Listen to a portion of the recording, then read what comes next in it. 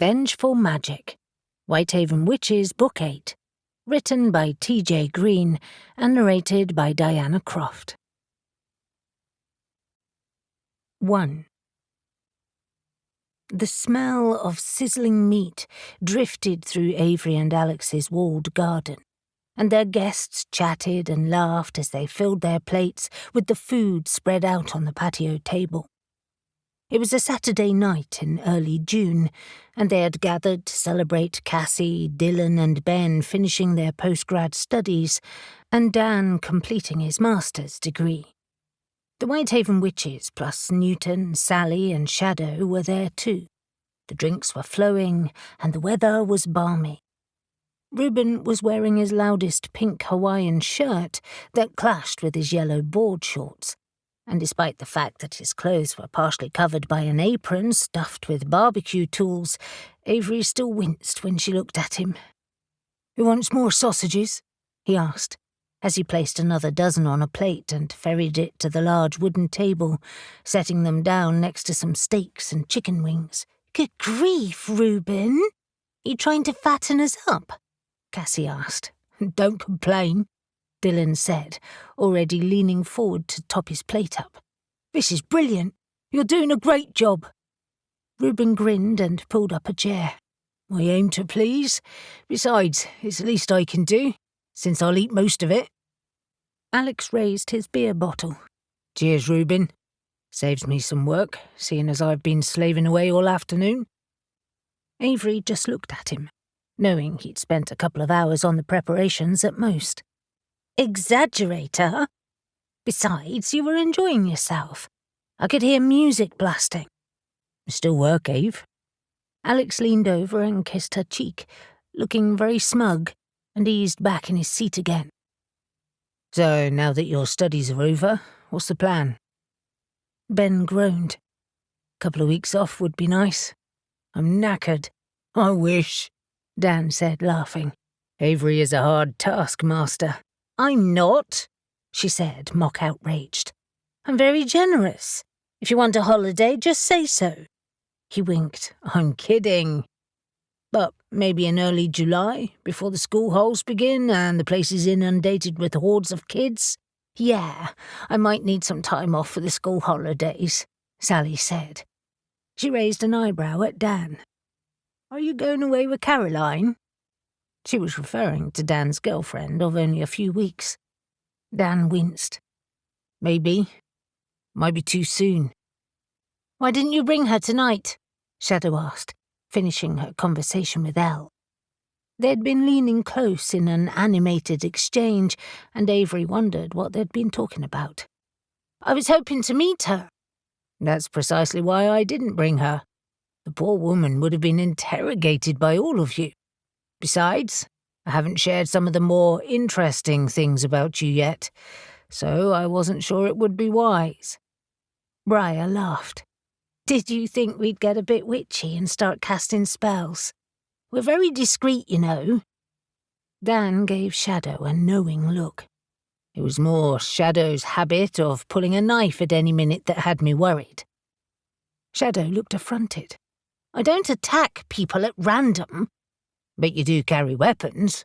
Always," Dan pointed out. "Regular people don't do that." She shrugged. A mischievous glint in her eye and a ripple of glamour made her hair shimmer. "I like to be prepared. Besides, they're hidden most of the time." "That's worse," Mariah said. "You whip them out of thin air. It's so unnerving." Newton just shook his head. He was sitting next to Mariah, and Avery was pleased to see their old friendship had resumed. 12 months ago, I can honestly say I didn't think I'd be sitting at a barbecue with 5 witches, 1 fae, and 3 paranormal investigators. He shot Sally and Dan a grateful look. "Thanks for being normal." "I hate to break it to you, Newton," Sally said, smiling. "But seeing as you're the head of paranormal investigations for the Devon and Cornwall police, you're not that normal anymore." "Yeah, well, I keep trying to forget about that." He looked at Shadow. "Your friend, Maggie Milne, has phoned a couple of times." Shadow looked suspicious. "Maggie is not my friend.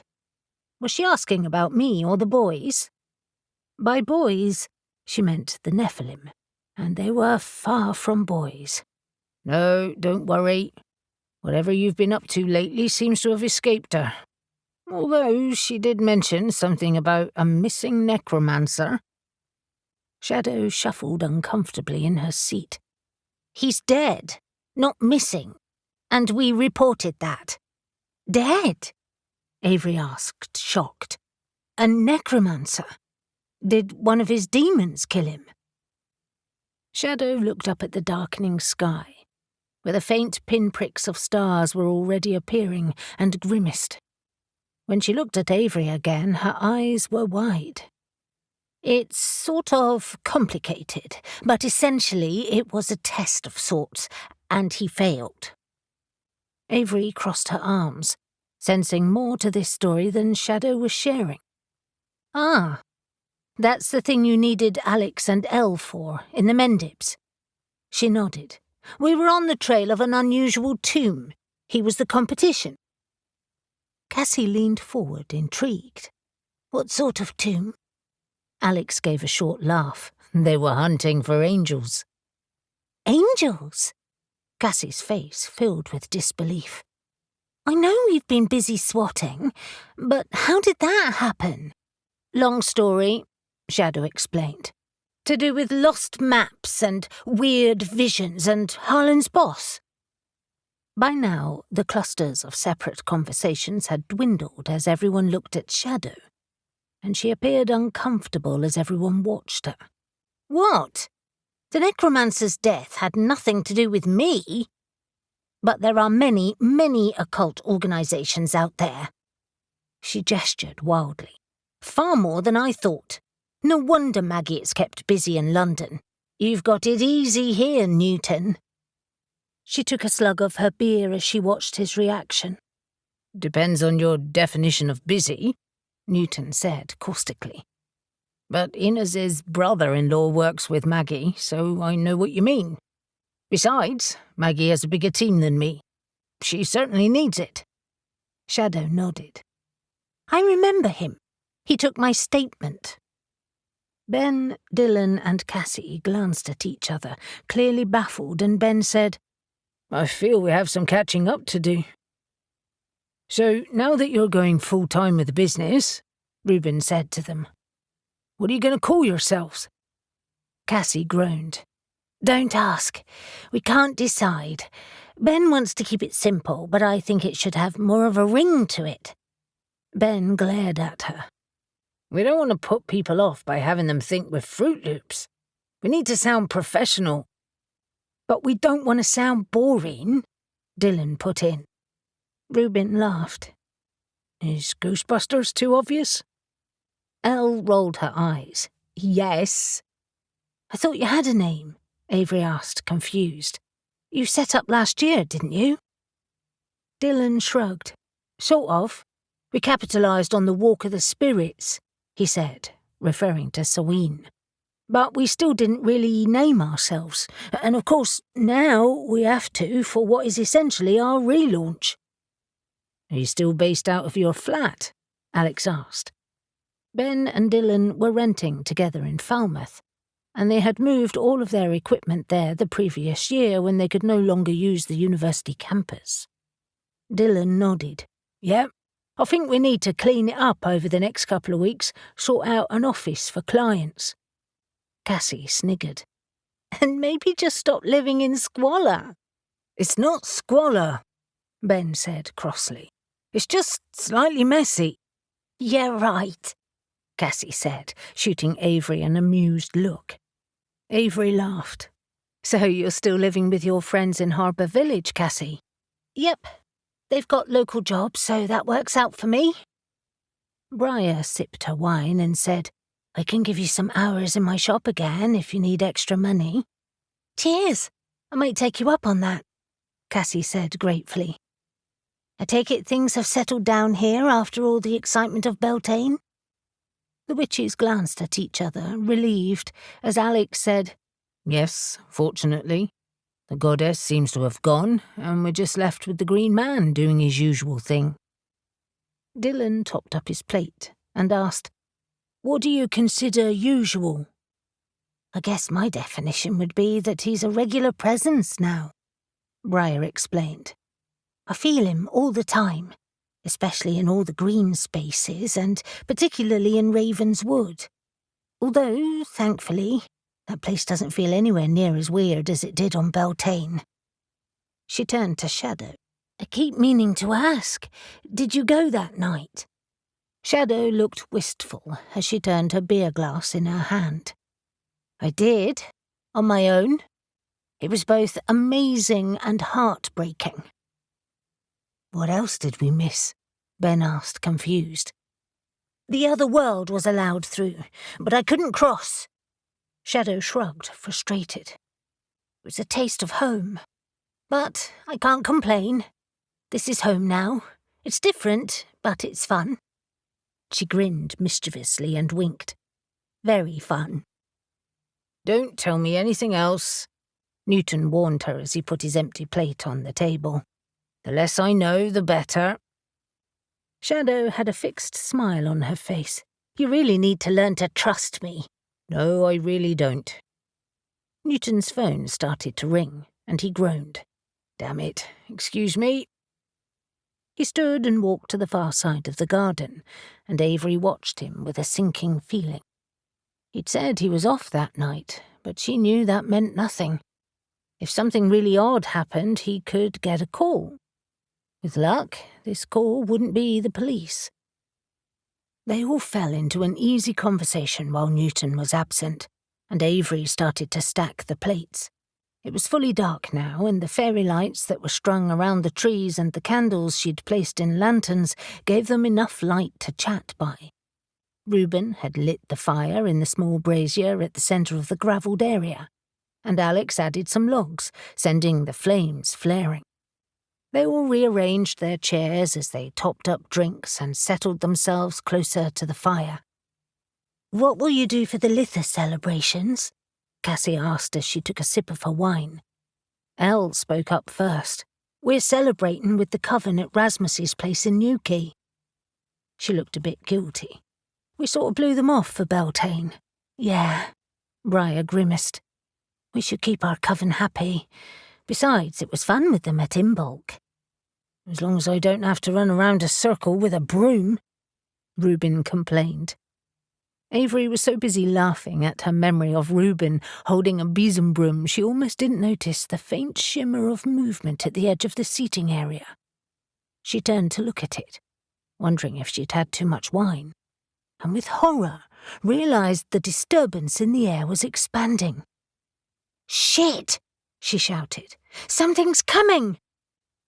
She dropped the plates on the table and raised her hands, summoning her magic, and heard the clatter of chairs as the others turned to look. Alex started to speak. "Avery, what a—" A wave of power flashed out from the centre of the disturbance, and something flew at her. Avery sent a blast of air, ripping through whatever was manifesting, and the window in her shed beyond smashed with its impact. But whatever it was counterattacked, knocking Avery off her feet. With lightning-quick reflexes, she threw air around her, cushioning the impact so that she floated rather than crashed into the ground, and simultaneously heard a disembodied shout.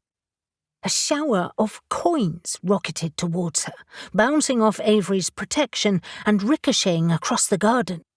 And then a face emerged in the darkness. Helena. 2. Alex jumped to his feet, overturning his chair, and ran to Avery's side, ready to join her attack. But whatever had manifested out of the darkness had gone. He hugged her as she lowered herself gracefully to the ground. "Are you all right?" He examined her swiftly for signs of injury, but although she was pale and her hair streamed across her shoulders from the wind that had buffeted around her, she was otherwise unharmed. "I'm fine," she said, but she was already distracted, her eyes turning to the dark corner of the garden. "Did you see that?" I saw something. What the hell was it? And what is this? Shadow asked, holding up a golden coin, her knife in her other hand. She was already standing by the shed, and Alex blinked. He hadn't even seen her move. By now the others were on their feet, Reuben and Elle already heading purposefully to where Avery had directed her magic, while Mariah scanned the garden with narrowed eyes. "Is that a coin?" Cassie asked, looking confused. She crouched and picked up something shining in the gravel. "Look! Here's another!" "Bollocks," Ben said, looking annoyed. "Why the hell didn't I bring my EMF meter?" "It's in the van," Dylan said, already running out of the gate. Sally, wide-eyed with shock, grabbed Dan's arm. "What happened? I don't understand.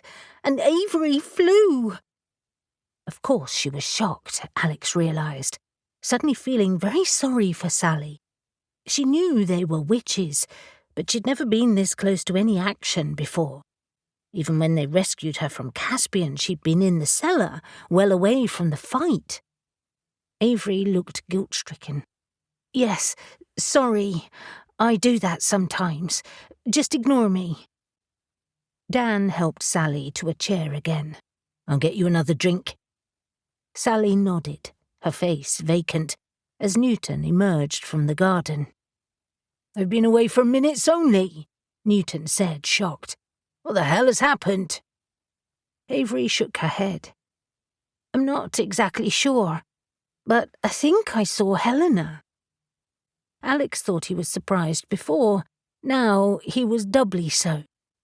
"Helena? Where?" Avery gestured to the area that Reuben and Elle were investigating. "There. I don't know how to explain it, but the air sort of shimmered, as if something was manifesting." She looked frustrated. "Sorry, that sounds ridiculous, but that's what I saw." Shadow reassured her. "I saw it too, but I couldn't make out anything in it." "But you saw Helena," Alex persisted. Avery grimaced. "Yes, initially it was just swirling darkness, but right at the end, for just a split second, I saw her face." Alex's anger was building. "I knew we should have banished her. I'm going to do it tonight." "No!" Avery turned to him, alarmed, her hand restraining his arm. "I think she was in trouble." "She attacked you." Alex had always been frustrated by Avery's inexplicable loyalty to Helena. He understood family ties, but she had tried to kill Avery. "We can't trust her." Her mouth was set in a stubborn line. "But she's helped us too. You know that. And besides, she wasn't attacking me." "How could you possibly tell that in a split second?" Mariah had joined them, and she shot Alex a warning look before speaking in her gentle, reasonable tone. "Why'd you say that, Avery? I think we're all a bit confused right now." Avery took a deep breath and exhaled heavily. "I think there was something else there with her. Did you hear the shout?" Alex met Mariah's worried gaze and glanced at the others, who all shook their head. "No, we didn't," he said. "What did it say?" "Nothing. It was just a scream or a cry," Avery said crossly. "And I'm pretty sure it was female. What if she's in trouble?" At that moment, Dylan came running, the EMF meter in one hand and his camera in the other. He thrust the meter at Ben. "Quick, we might get residual readings." He took in their tense faces. "What did I miss?" "Nothing but confusion," Alex said, resigned. "Whatever you can get will be great." He turned to Avery, knowing she was annoyed with him.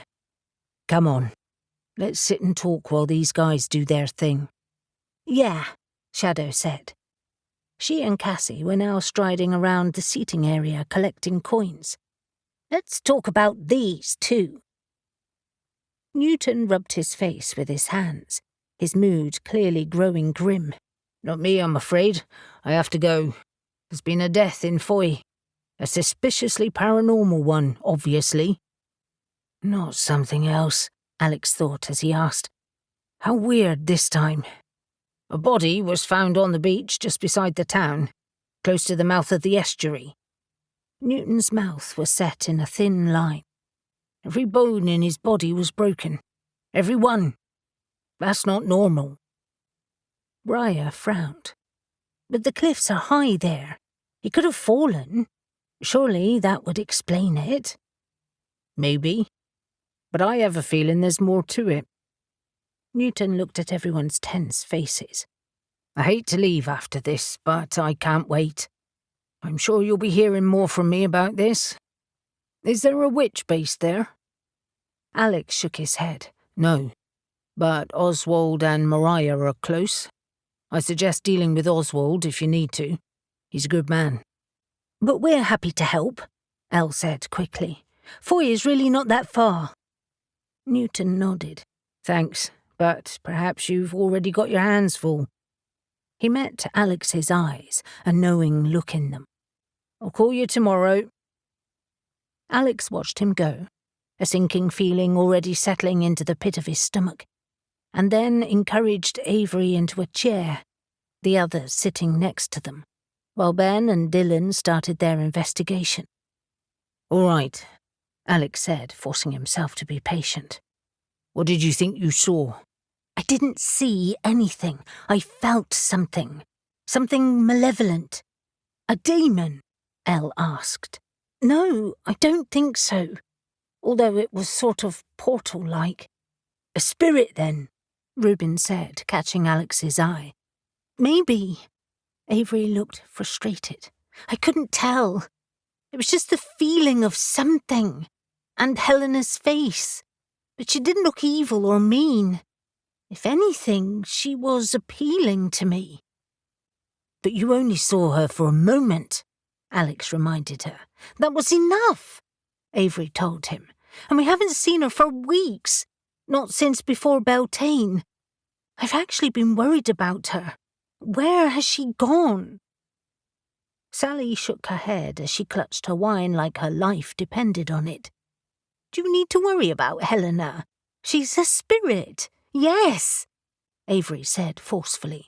She's my relative, and she could still be influenced by other spirits, okay?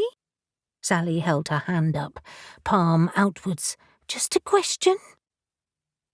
Alex looked at Avery, surprised. Something had touched a nerve with her tonight. She wasn't normally this tetchy.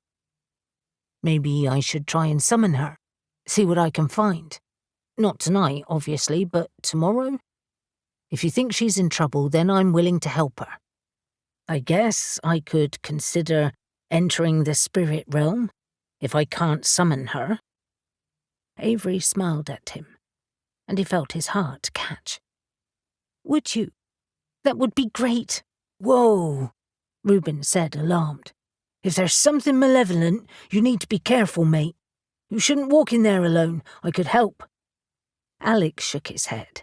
No, it's easier on my own, and I'm pretty good at this. No offense to you, but you're not as comfortable with the spirit realm as me. I could be your anchor here. Alex had often used the other witches for their power, and to ground himself while he communicated with spirits. Okay, let me think it through, and I'll let you know. And now, Shadow said, a clutch of coins in her hand, what about these? Elle reached over and took one from her. Gold coins! Wow, these look old. Are they English? Shadow shrugged. They're not Fae. Unfortunately, Cassie said, holding one up to the firelight, I know nothing about coins, but these must be valuable. She started passing them around until they all had one. How many have you found? Dan asked, squinting at his coin. Cassie and Shadow did a quick count, and Cassie said, We're pretty much all holding one. About a dozen, not many. We should take these to an expert, Dan suggested. Get them valued. and maybe find out some history on them. Shadow shook her head. Oh no, you'd have to declare them and everything. How are you going to explain that they came from some weird, ghostly portal? Dan's face fell. Good point. Is there someone we can trust? Elle grinned. Dante. He might know, and if he doesn't, we'll rethink. He owns a forge. That doesn't make him a coin expert, Reuben pointed out. But he studied art history and worked in a museum 1,000,000 years ago, Elle said. It's worth asking him. Mariah had fallen silent as she examined her coin, but she finally spoke. I think the most important question is, why are they here? Are they a warning to us, a clue to finding Helena, or something else entirely? She looked at them all one by one as the whine of the EMF meter finally fell silent. What has the power to carry a physical object in the spirit realm and then eject it? Whatever these mean, it isn't good. Ben and Dylan joined them, Ben looking grim. I agree with you, Mariah. I may only be picking up residual energy patterns, but they're strong. I'll analyse them properly tomorrow, though. What about you? Alex asked Dylan. Anything in thermal imaging? Nothing, he said, looking disappointed. But again, I'll look properly tomorrow. Maybe we should take a coin, run that through some tests too. Great idea, Alex said, passing him his. And now I think I need a beer. I'm hoping that's the end of our excitement for the night. Reuben laughed. Yeah. This time last year we were battling demons. I really hope we're not in for a repeat of that. True. Avery looked as if she was starting to relax, and she leaned back in her chair and sipped her wine. We were still hunting for our grimoires then. And Newton hated us, Reuben reminded her. And we, Dan said, gesturing to include Sally, had no idea how powerful your magic was. This year has been quite the ride. And tonight, Avery, he said, looking at her pointedly, was quite the demonstration. Sorry. She looked chastened. I didn't mean to scare you. It was instinctive. He smiled. That's okay. I'd rather you did that than get injured. What we all need after a nasty shock is sugar. Didn't you say you'd made some cake, Sally? Sally groaned. Some things do not change. Yes, I did. It's on the table. Allow me, he said, leaping to his feet as he headed to get everyone a slice, and Alex was suddenly very grateful for Dan's affability. Alex took a deep breath, relieved that some normality seemed to be descending on their evening again. But nevertheless, he couldn't really relax now, and neither could anyone else. An air of watchfulness had settled on them all and expectation. And what about Newton's dead body? Alex feared that whatever had happened tonight was just the beginning. 3. Newton looked at the body at his feet and inwardly groaned. Christ, the man was smashed to a pulp. It didn't look as if there was a single bone in his body that wasn't broken. Moore's deep voice rumbled next to him. A few kids spotted it while they gathered firewood. He gestured to where the remnants of a fire smouldered a short distance away, among the rocks at the back of the beach. Bloody hell. How old? Mid-teens. At least they weren't younger. Could the fall have done this? He asked, studying the cliff top above them. I doubt it. Not unless he bounced off every single rock on the way down. Newton grimaced as he crouched to examine the dead body. The man's limbs were splayed awkwardly, and his head was an odd shape, partially crushed on one side. Newton had a hard stomach, but he could feel his recently eaten food rising, and he quickly stood and took some deep breaths. Who was first on scene? PC Marshall. He gestured to the officer on the edge of the beach, a few minutes' walk away, where the path led from the car park. The kids were good. They called it in and said they hadn't touched the body. Are they the ones I saw in the car park? Newton had parked and headed to the crime scene quickly, nodding to Inez, who was talking to 3 boys. Yeah, Coroner and Socko will be here soon. I thought they'd have been here before me. Moore ran his hand through his red hair. Saturday night, there was a stabbing in Helston. Newton nodded, distracted. Any ID? I waited for you. Moore had recently been promoted to sergeant and seemed wary of overstepping his bounds, which was unusual. Most newly promoted officers couldn't wait to flex their new powers. Newton pulled his gloves from his pocket and, crouching again, felt in the man's pockets, finally pulling a wallet free. He quickly found the driver's license. Miles Anderson, 28 years old, with what looks like a Carlion Bay address. Moore frowned. Not far from home, then. Carlion Bay was about 15 minutes from Foy. He could have been there visiting friends or a girlfriend. We need to search along the cliff top, Newton said, quickly assessing their options. Let's see if there's any sign of a struggle. Newton squinted up again. It was too dark to see anything. The light will be poor. Is the coastal path close? I think it's set further back from the cliff top at this point. Moore speculated. But I'm not sure. It could be hazardous now. St. Catherine's Castle is on that point too.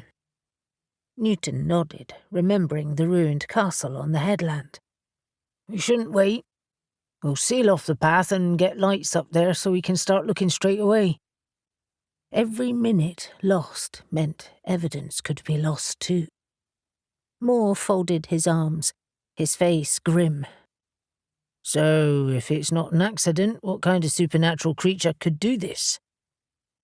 Might not be one, Newton said cautiously. Oh, come on, Gov. Have you seen the look on his face? I know he's badly damaged, but he looks terrified.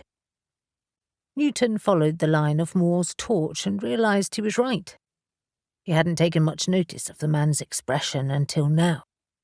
But his face, what was left of it, was frozen in horror. Fair point, Newton said, nodding. I have no idea, but I'll probably consult with our friends on this. Moore knew exactly who Newton meant. Good. They're useful. Does Inez know much about them? Not yet, although I'm sure she suspects, Newton said. I suppose I should share their unique abilities with her. She's been on the team a couple of months now. Moore laughed. She suspects, all right. She's on the team for a reason, Gov. True. Newton still felt he needed to protect the witches, wanting to keep their abilities known only to a few. But Moore was right. Inez was on the team now and wasn't going anywhere. Part of his reticence was to protect himself, too. I'll inform her tomorrow. More torches flashed at the end of the beach, and Newton sighed with relief. Socko is here. With a bit of luck, we might get some sleep tonight. Alex rolled over in bed the next morning and grinned. Avery was half hidden under the duvet, her red hair sprawled across the pillow, snoring softly. He leaned forward and kissed her outstretched arm, and her eyes fluttered before she settled into sleep again. Avery was not an early riser, especially after a late night, so rather than make her grumpy, he rolled out of bed, pulled his shorts and a t-shirt on, padded across the bedroom and headed down to the kitchen to make coffee. Circe and Medea, their 2 cats, circled his ankles, threatening to trip him up on the stairs, and he hissed at them. Bloody hell, kitties, if you kill me, you starve. As usual, they took no notice of him at all, and he fed them first before making his drink. He headed to the balcony, throwing open the French doors to a pale blue, cloudless sky. and sat at the small table to enjoy the early sunshine. It was going to be another warm day. There was hardly any wind, and the sea was calm and flat for miles. It was probably already busy on the seafront, despite the early hour. Some of the boats would leave early to take visitors on day trips, depending on the tide. He sighed, wishing he could take the day off, but he had to head to his pub for the afternoon shift, and he had a feeling it would be busy.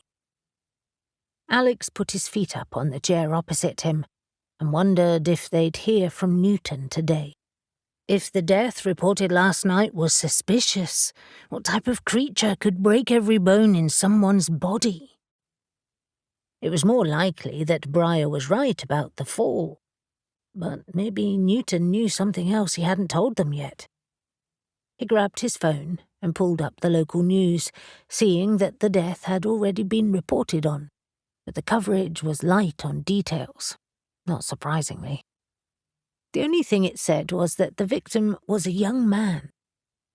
They had speculated on it the night before after Newton had left, but without any details to go on, it had been fruitless. Fortunately, the mysterious swirl of energy that had manifested hadn't returned either. They ended up suggesting ridiculous names for the 3 parapsychologists' business before they'd finally all headed home in the early hours of the morning. His phone rang, jolting him out of his reverie, and he answered it quickly. "Hey, Newton. I guess this is bad news?" "You could say that. They weren't joking about this poor guy's state. He was pulp." Newton sounded cranky. Alex groaned as a horrible image entered his mind.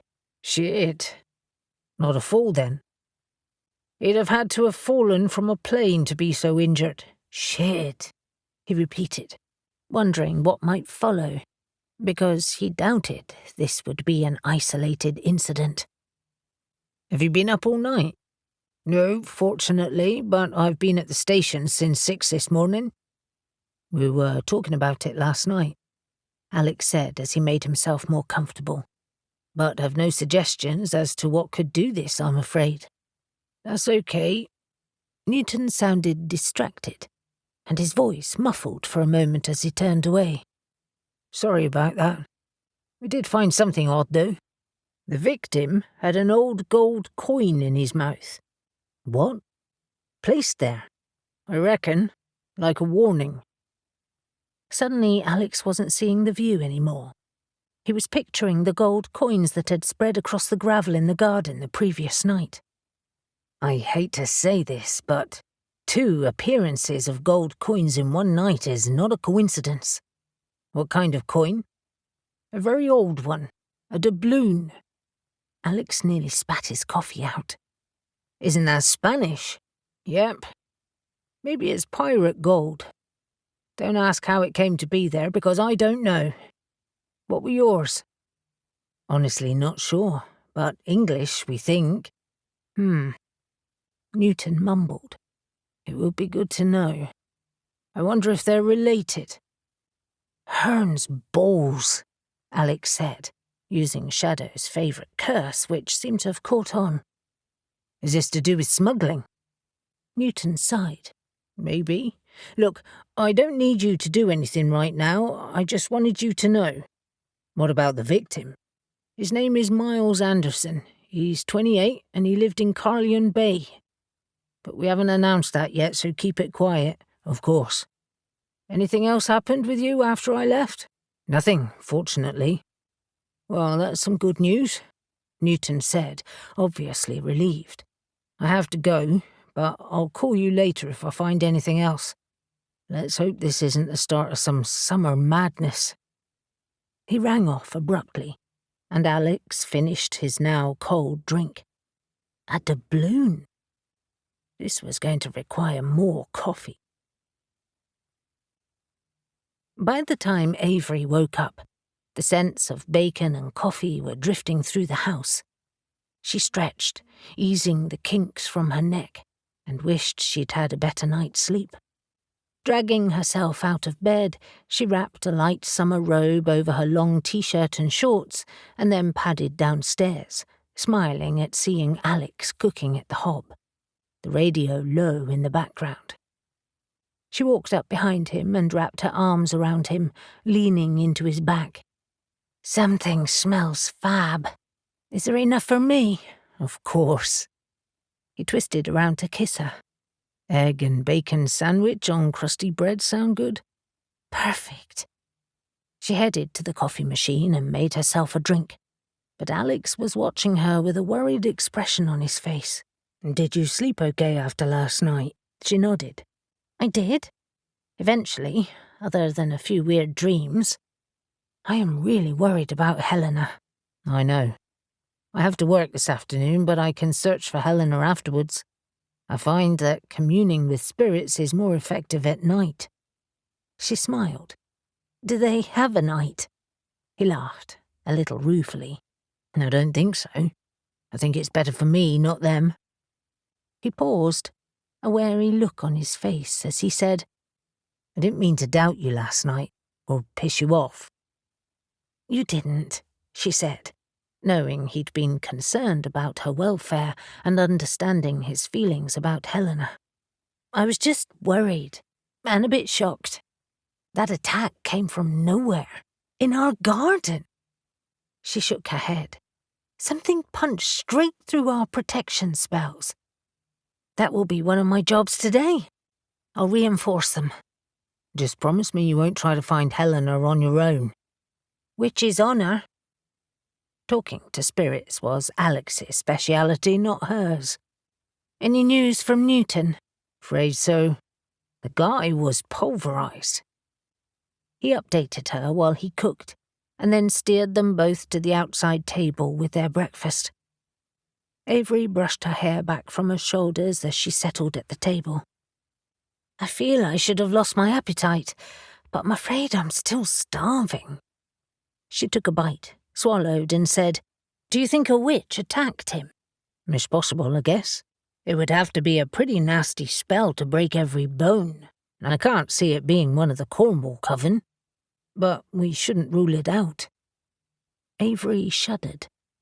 "I just hope his death was sudden. I hate to think he'd have suffered. But the doubloon is odd." "The Spanish attacked Mosul and a few other towns farther along. Not the Armada. It was a few years later than that.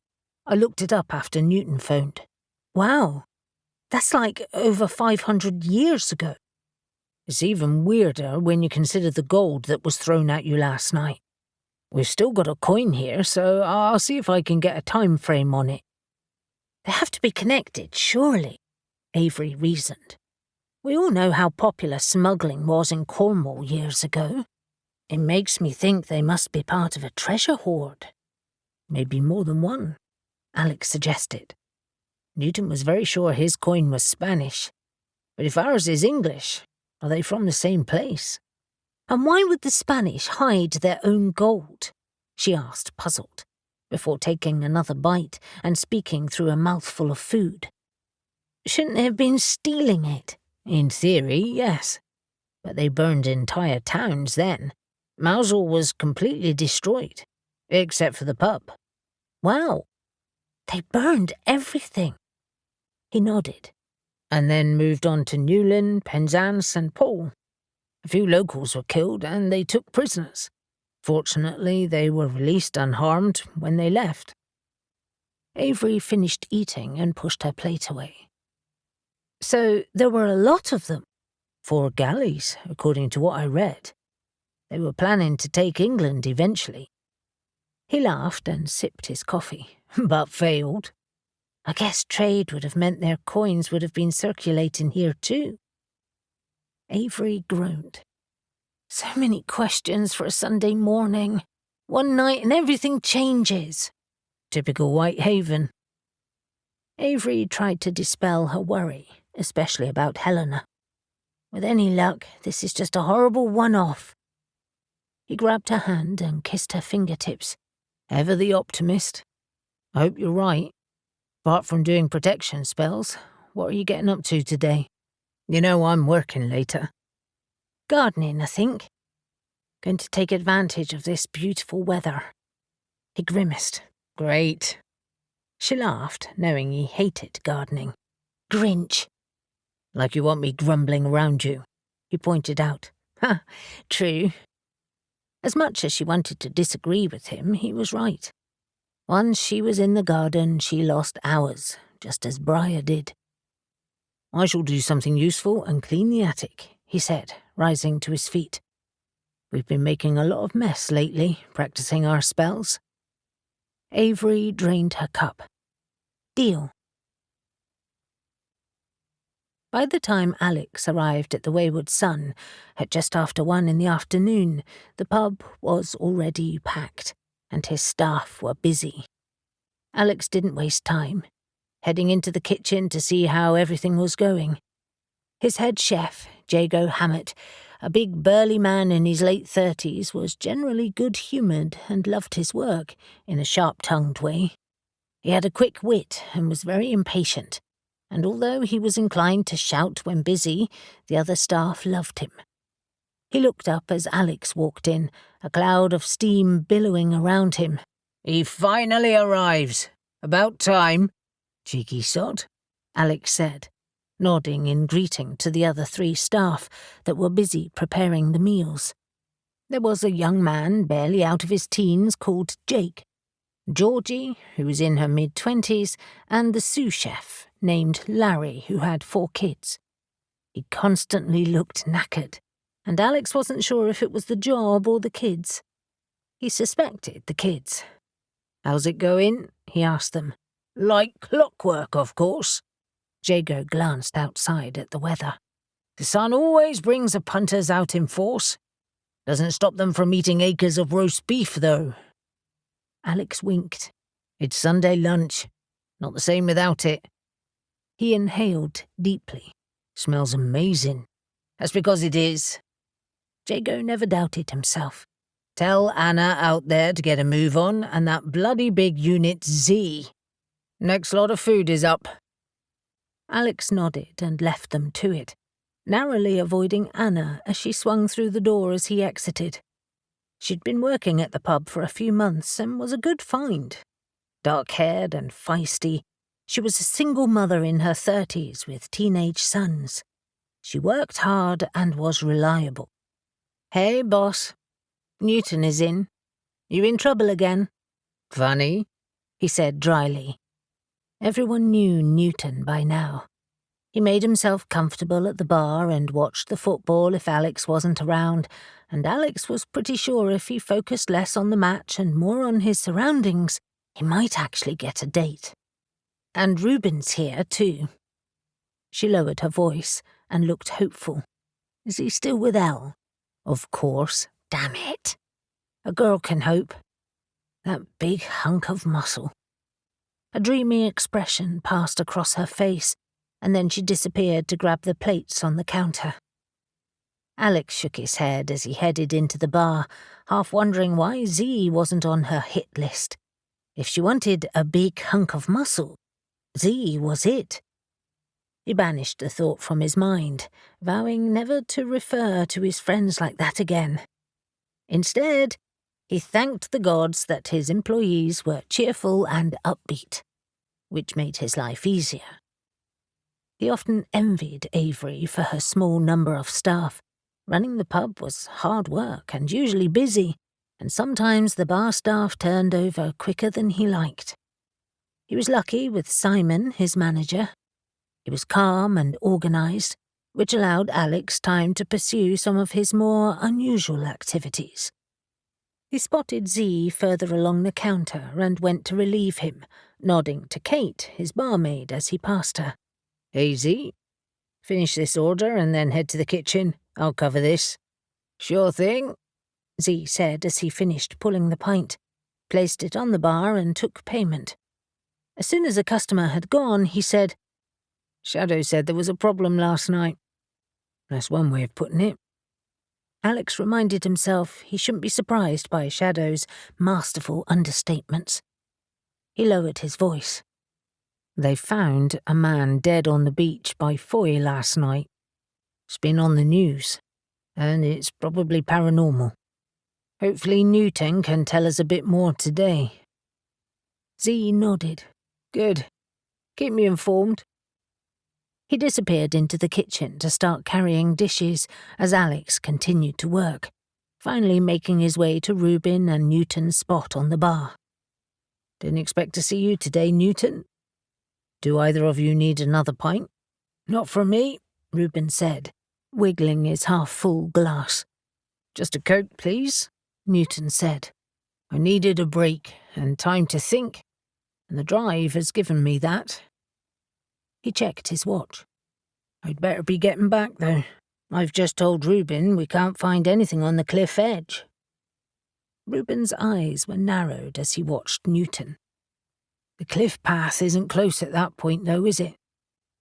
"No, there's a patch of open ground and a few stunted trees, all sloping towards the edge.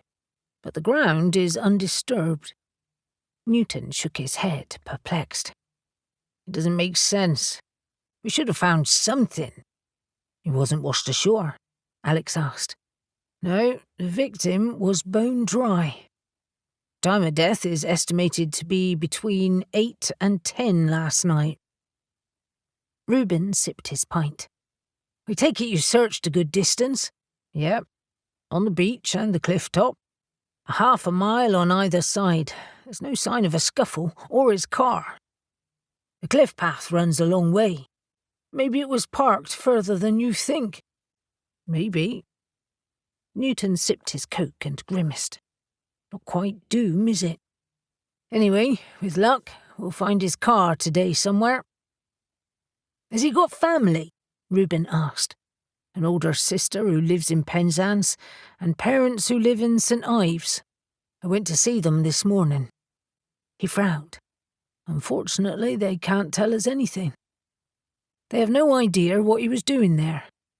He lives with his girlfriend, so I really need to find her. But so far, she's not at their house or answering her phone, and that's worrying." "Do you think they've been up to something dodgy?" Reuben asked. "Possibly. He had a very unpleasant death." Newton stared into his drink. "Something feels off. I don't suppose you've thought of anything that could smash someone to a pulp?" Alex shrugged. "Not really." He looked at Reuben. "I guess this could be demonic." "It's possible," Reuben said, nodding. "They are violent." Newton groaned. "I hope it's not. We might find something useful when we search his house. I'm heading there now." He drained his glass. "I had to get the identification confirmed first. His father did that. His mother was hysterical. Horrible." Newton rarely shared the details of his job, and Alex suddenly felt sorry for him. He'd never even considered the things such as victim identification. "Sorry, Newton. What a crap way to spend your day." "You never get used to it," he said sadly. "Anyway, must go, and I'll keep in touch." Reuben and Alex watched him leave, and Reuben said, "Demon is a good suggestion." Alex felt a heaviness settle in his stomach. But that means someone is controlling it. I'm really hoping it's something else. "Like what? An angry spirit? A poltergeist?" Reuben looked uncertain. "Sounds dubious.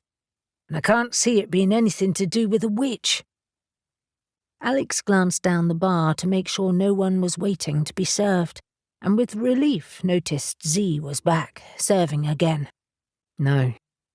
Hopefully not." Reuben pushed his empty pint glass to Alex, and he topped it up, absently saying, "I think we should call Oswald. He's a bit closer than us. We can see if anything odd has been happening up that way. I'll ask Avery to call him. She'll have time." "I've got time," Reuben said, looking slightly affronted.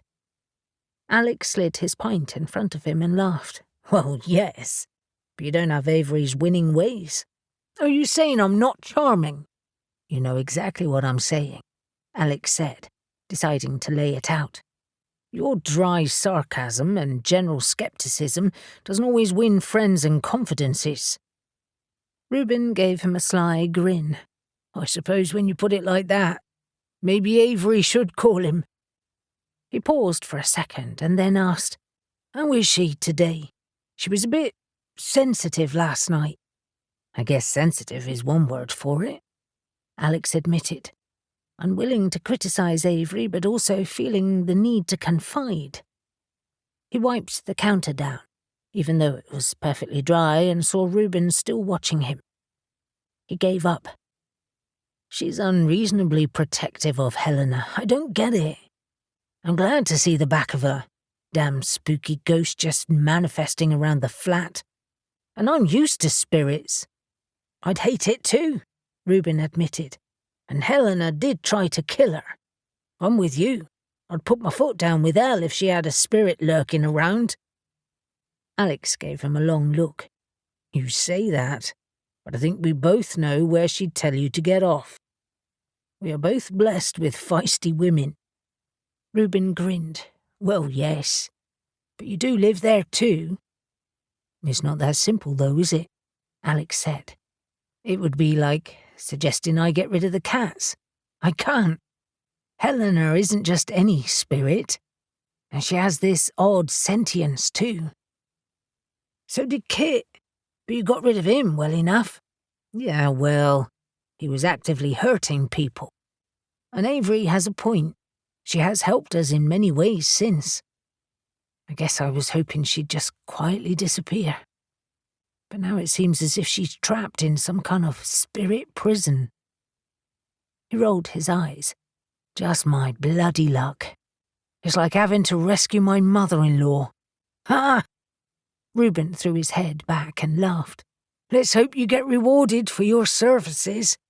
But seriously, what's with the gold coins? What is this, some kind of smuggler's revenge? They both stopped laughing then, and Reuben's eyes widened. Maybe Helena's past needs more investigation. The smuggling was well after her time. But were the 4. Avery finished weeding her herb beds with the aid of a little magic and stepped back, pleased with her progress. In the last couple of weeks, since the risk of frost had gone, she'd planted lots more annual herbs, trimmed the existing ones, and had harvested some to dry. A trug was on the gravelled path next to her, filled with cuttings. She filtered through her favourite gardening spells, decided on one that was best for this occasion, and said it softly under breath. Her magic rolled around her, and she smiled as she saw her plants respond. Satisfied, she headed back to the patio table where they had partied the night before, pulled the phone from her pocket, and called Oswald, as Alex had asked, smiling at hearing his warm but slightly old-fashioned mannerisms. Avery, I'd like to say this is a pleasure, but I sense trouble. You do? She asked, surprised. I have a sixth sense for these things sometimes, especially when I'm relaxed, which I was. And besides, you don't normally phone for a chat. Avery felt horribly guilty for disturbing his afternoon. I'm so sorry, Oswald, but we thought you should know about the death they reported this morning. He groaned. The young man found on the beach outside Foy. Go on. Avery updated him as succinctly as possible, but as soon as she mentioned the doubloon, she felt Oswald's excitement. What? How very unexpected, but exciting too. Terrible though this death is, the doubloon does lend an air of intrigue, and the suggestion of smuggling, dare I say. I guess so, she said, surprised by his response. I must admit we thought of smuggling too. It's a natural assumption when you hear of treasure, and a doubloon is undoubtedly just that. We all love a pirate story, and there's plenty of smuggling tales around here too. Avery leaned back in her chair, looking over her garden, but not really seeing it anymore. Well, true. But a doubloon is from a couple of centuries before the smuggling industry became really big in Cornwall. but it doesn't mean that they're not connected in some way." He fell silent for a moment, and then said, "I'm going to have to do some smuggling research." "But how could that be connected to the poor man's death?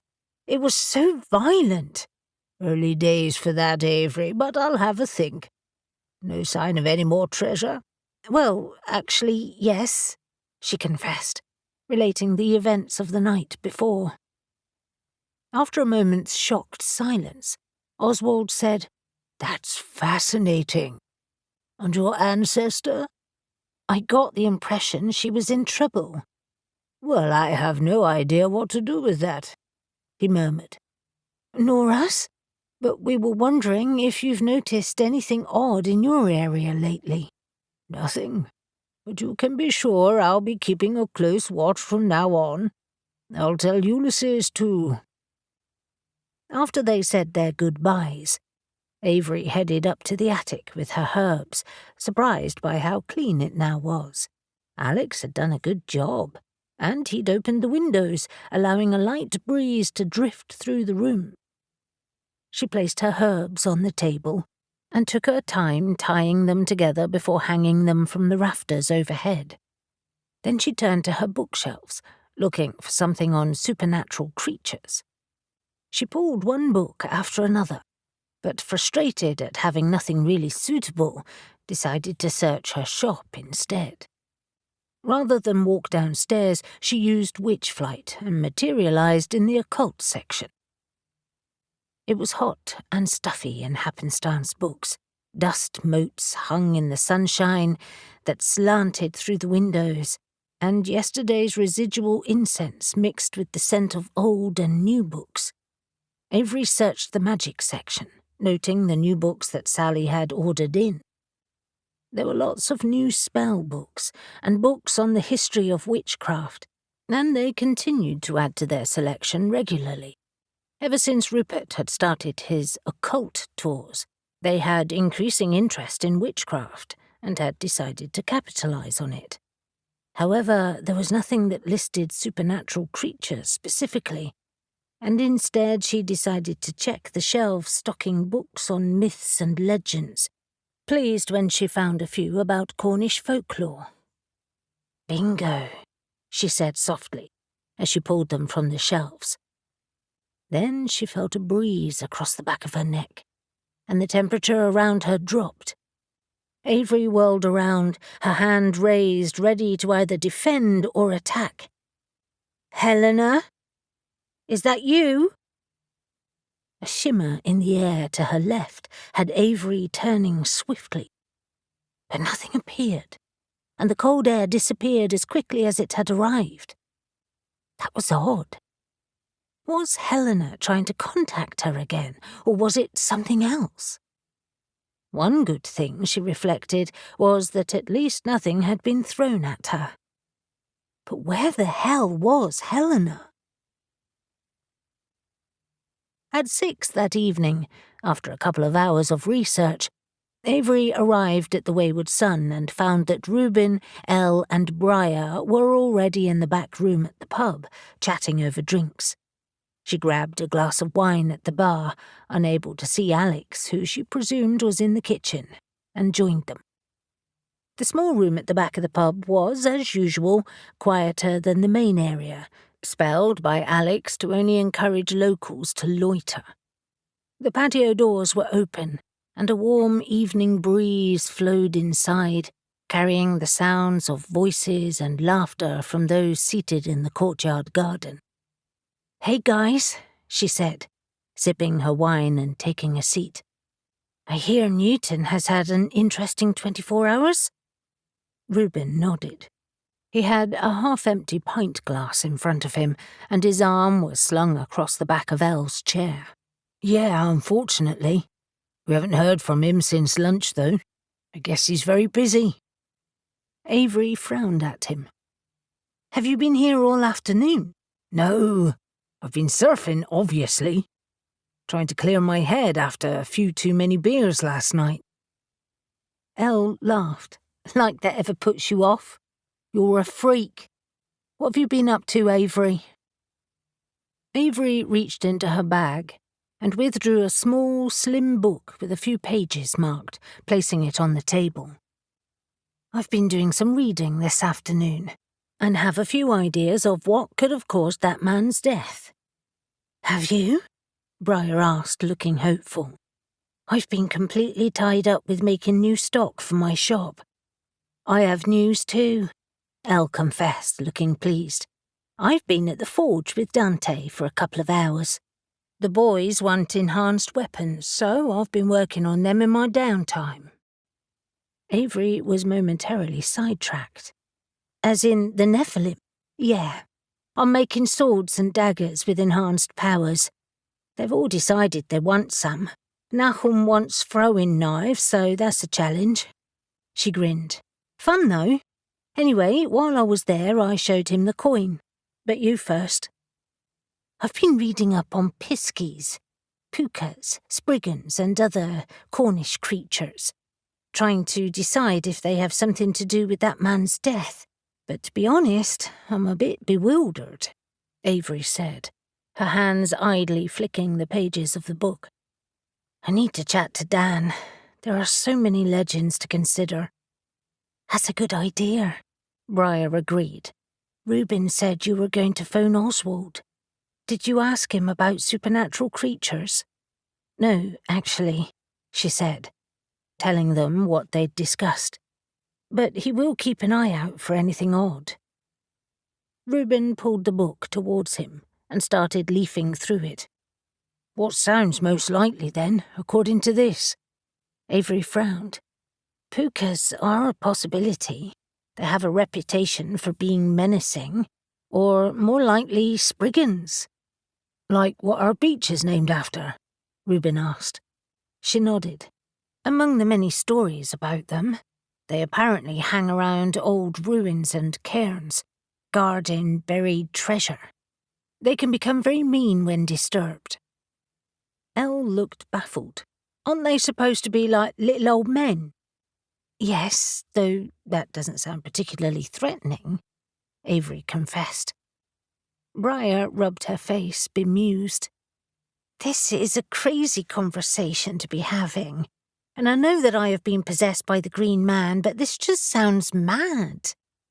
She leaned forward. Are we actually entertaining this discussion? Reuben tutted. Briar, of all the people who should be the most accepting of this, you go out with a shapeshifter. How is he, by the way? He hasn't been down for a few weeks. He's fine, she said, a flush colouring her cheeks. Just involved with pack business, and I know exactly what you mean. It's just that piskies, of all things, and other little creatures sound, well, make-believe. You're right, Avery admitted. I've been wrestling with this for the last couple of hours, persuading myself that I'm already mad just thinking about it. Elle laughed. You live with a ghost, and we've banished mermaids, spirits and demons, and seen the Raven King. Surely it's not that far-fetched. Her finger tapped her pint glass. Maybe we should speak to Shadow. She's Fae. Might know far more about them than what's written in that book. I hadn't considered that, Avery said, nodding. By the way, talking of ghosts, I had another odd experience this afternoon. She started to relay what had happened in the shop, and Alex arrived halfway through, taking a seat opposite her. Once she finished, he frowned. But you didn't actually see Helena? No, not this time. Avery took another sip of her wine. But I'm even more worried about her now. I wish I could say I miss her, Alex said. But I don't. However, I will look for her tonight, as agreed. Thank you. Avery hadn't wanted to make such a big deal about it. But now that he'd offered, she couldn't wait to see what he found. Realizing he hadn't heard her update about Oswald, she said, And I spoke to Oswald. He's going to make inquiries, but there's nothing much going on that he's noticed. Well, Alex said, looking pleased with himself, I found out that our very own Whitehaven Museum has a new exhibition on smuggling. It starts next weekend, and is only open for a short time, but it will be worth seeing. I've never been in there at all, Reuben confessed, slightly sheepish. Alex laughed. Well, that's not surprising. You're not exactly known for your love of museums and research. I could be persuaded to go, though, he said, if there's a pub lunch at the end of it. I'm sure we could manage that, Avery reassured him. I wonder if there'll be something about the West Haven tunnels there. The passages they had found that led from Rupert's House of Spirits connected to a network of tunnels, and they hadn't followed most of them, focusing only on finding vampires. Elle looked thoughtful. I'd love to know how far they go. There are smuggling tunnels all over Cornwall, but where has that doubloon come from? And what's its message? Mariah asked. It would have been better off leaving the man dead with no doubloon. Now we have a clue. Is it, though? Reuben said, ever sceptical. Or is it a diversion? So, what have you found out about our coins? Mariah asked Elle. They are guineas, British, and the one I have is 18th century, King George, I think Dante said, though not sure which George. She shrugged. But guineas were made in the 17th century too, so we may have a mixture. Are they worth anything? Alex asked. Sure, not millions of anything, Elle said brightly, but a few £100, depending on the guinea. The quantity of gold in them varies apparently, and they're worth more than their value to a collector. So, Avery reasoned, these are obviously a very different time frame to Spanish doubloons. I guess the question still is, are they connected? Is the death of the man in Foy and Helena's odd appearance connected? Surely they have to be, Elle said, appealing to them all. The others looked around the table blankly, and Avery realized that with so little to go on, they were speculating wildly. But at this stage, there was nothing else they could do. If we're going to look into smuggling, Mariah said, interrupting her train of thought, we should go to Bodmin and see the Jamaica Inn smuggling museum too. That's supposed to be good. She rose to her feet, wiggling her glass. Another drink, everyone? 5. Alex sat in front of the fire in the attic, in the centre of a circle of protection, with a single candle burning in front of him. Avery sat opposite him, cross-legged. She'd watched his preparations silently, her lips pressed tightly together. He tried to reassure her. Avery, I'll be okay. You don't know that. You've never done this before. She was right, and he was worried too. He had just spent the last hour trying to summon Helena, seated outside a summoning circle, but she had failed to appear. He'd sensed some kind of block, and unable to work out exactly what it was caused by, he'd opted to travel into the spirit world to find her. He squeezed Avery's soft, warm hands that were in his own. My own magic is now stronger than it ever was. I know. So I just ground you, give you some power, like when you spoke to the Nephilim in All Souls Church? Sort of. Just remember, I might take quite a while, but don't freak out. The candlelight flickered across Avery's face as she nodded, the rest of the attic in complete darkness.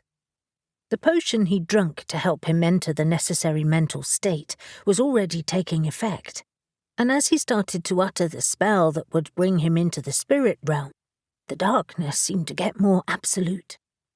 Within seconds, Avery's face disappeared completely, and he was surrounded by a shadowy void. Alex felt weightless, his body left behind, but still he felt Avery's warm presence, like a kiss on his consciousness. But she wasn't just there to support him. She was there to help him find Helena. Whatever he thought about their connection didn't matter. The important thing was that their connection was strong. He'd noticed similarities in their looks, around the eyes and slim build, not to mention a certain stubborn set to their features, but there was more than that.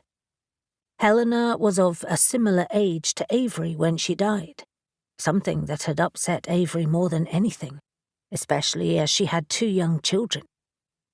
But where did she go when she wasn't in Avery's flat? And how had she corralled so many spirits on Samhain to walk through the town? Helena was unusual in that she wasn't a spirit at rest. She still visited the real world and had managed to retain some kind of control of her actions. For a few moments, Alex tried to orientate himself, and felt a tremor of unease as he realized that was impossible. There were no landmarks here, just shadowy presences that he sensed rather than saw. He was in a grey void. Was this what spirits saw? Or only him, as a live being moving in a place where he probably shouldn't be? Enough. Time to move. He willed himself forward, feeling presences brush past him, mostly harmless and curious. But the further he travelled, the stronger their curiosity grew. His spirit was bright in their realm, like a beacon. He paused, trying to detect Helena's presence, calling out to her with his spirit voice. But he couldn't feel her at all. Every now and again he felt an echo of her presence, but still pushed on, frustrated at her nebulousness. Something wasn't right, he knew it. He was deeper now, and the atmosphere had changed. Spirits flared before him, but with a flash of recognition and a feeling of victory. He picked up Helena's energy, but following it was like following a fine thread. She was so elusive. And then he felt something else, something that watched him, waited for him. No, there was more than one presence, there was many more, and he picked up a distant feeling of resentment from them. He ignored them and called for Helena, projecting his power outwards, and finally heard a cry. A glimmer of light flashed from what seemed to be a long way away before vanishing again. He was close, he knew it, and he continued on, regardless of the brooding menace of those watchful presences that were too close for comfort. Then he summoned his magic. Using magic here was very different to using it on the earthly plane. Spells didn't work as effectively, but his power would be visible to those around him. He flexed it now, so that it pulsed as a warning to others, and then pushed on, Helena's presence growing closer. Out of nowhere, something hit him, like a punch to the gut. It sent him spinning away, leaving him confused and disorientated, and feeling smothered. And worse still, Avery's presence had vanished. Alex tried not to panic. That was the worst thing to do. Getting lost in the spirit world was a sure way to die, but the feeling of being restrained was stronger now, as if a bag had been thrown over his head. He was suffocating, which should be impossible, but it was happening. It was a trap. Was this Helena's doing? Anger surged through Alex, and he flexed his power again, feeling a wave of magic roll around him. For a moment, he couldn't breathe. Just before he felt rough hands on him and smelt something sour and fetid. Alex fought back, desperately trying to break free, but with every struggle, his bonds grew stronger. What the fuck was happening?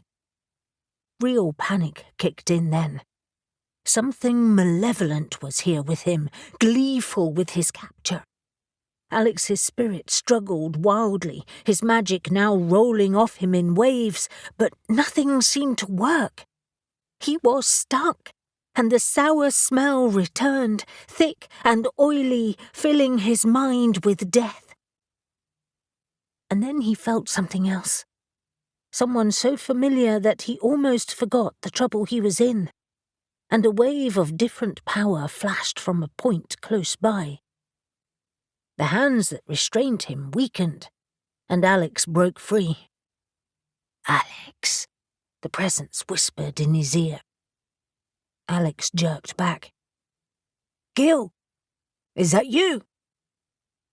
Gil's shimmering face appeared before him, its kind, comforting lines so familiar to him that Alex could have cried. "It is, old friend. You have ventured too far, Alex. It's dangerous here.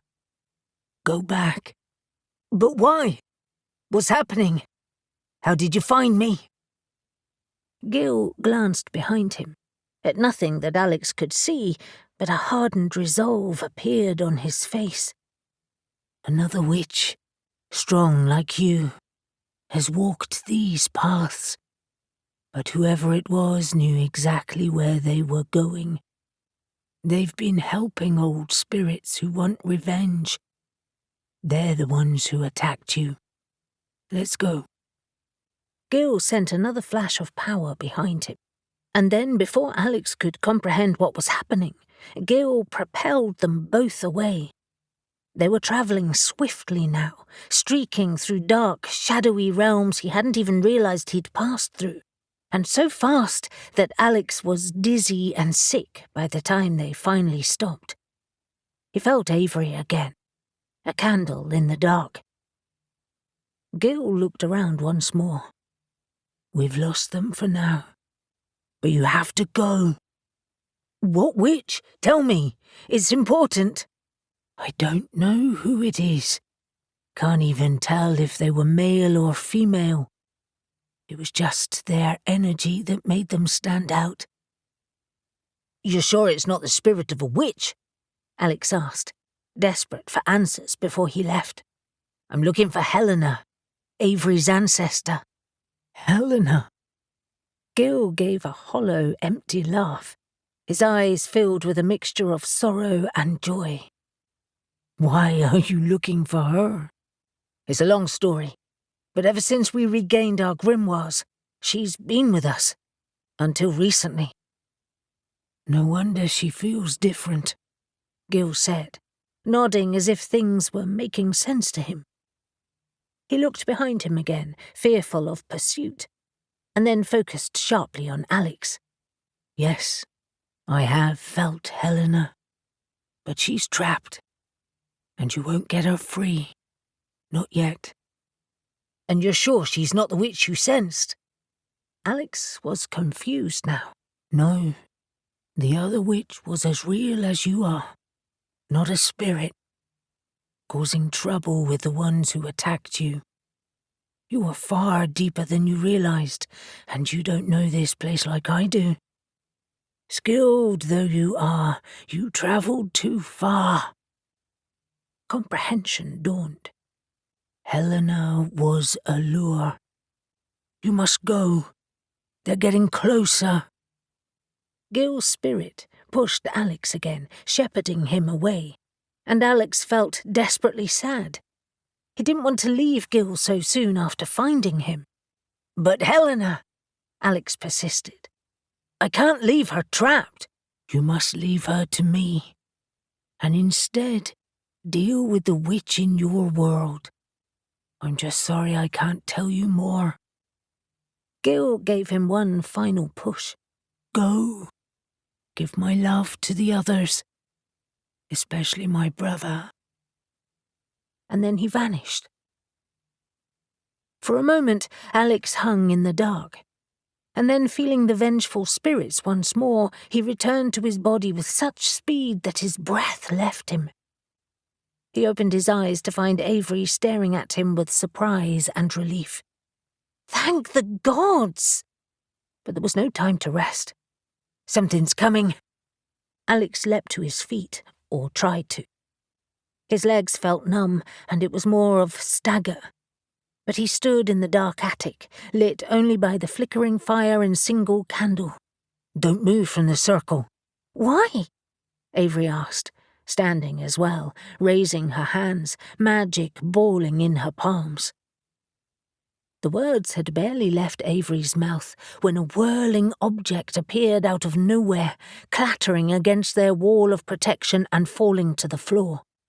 It was followed by a hollow-eyed spectre wearing rags, and then another, and another.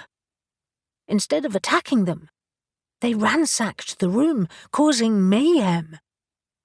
Alex cast his strongest banishing spell, and with a crack like thunder and flash of white light, he sent them back to the spirit world. For what seemed like endless minutes, they stood there, waiting, just in case something broke through again. But when nothing happened, Alex dropped his hands, satisfied that the door to the other world was sealed. He turned to Avery and sighed. Well, that was all kinds of unexpected. She looked at him with utter shock. Unexpected? What the hell happened in there? Been gone for almost 2 hours. Exhaustion hit him as his adrenaline ebbed, and breaking the circle, he dropped on the rug in front of the fire. Avery sat next to him, her hand resting on his arm. Alex, what happened?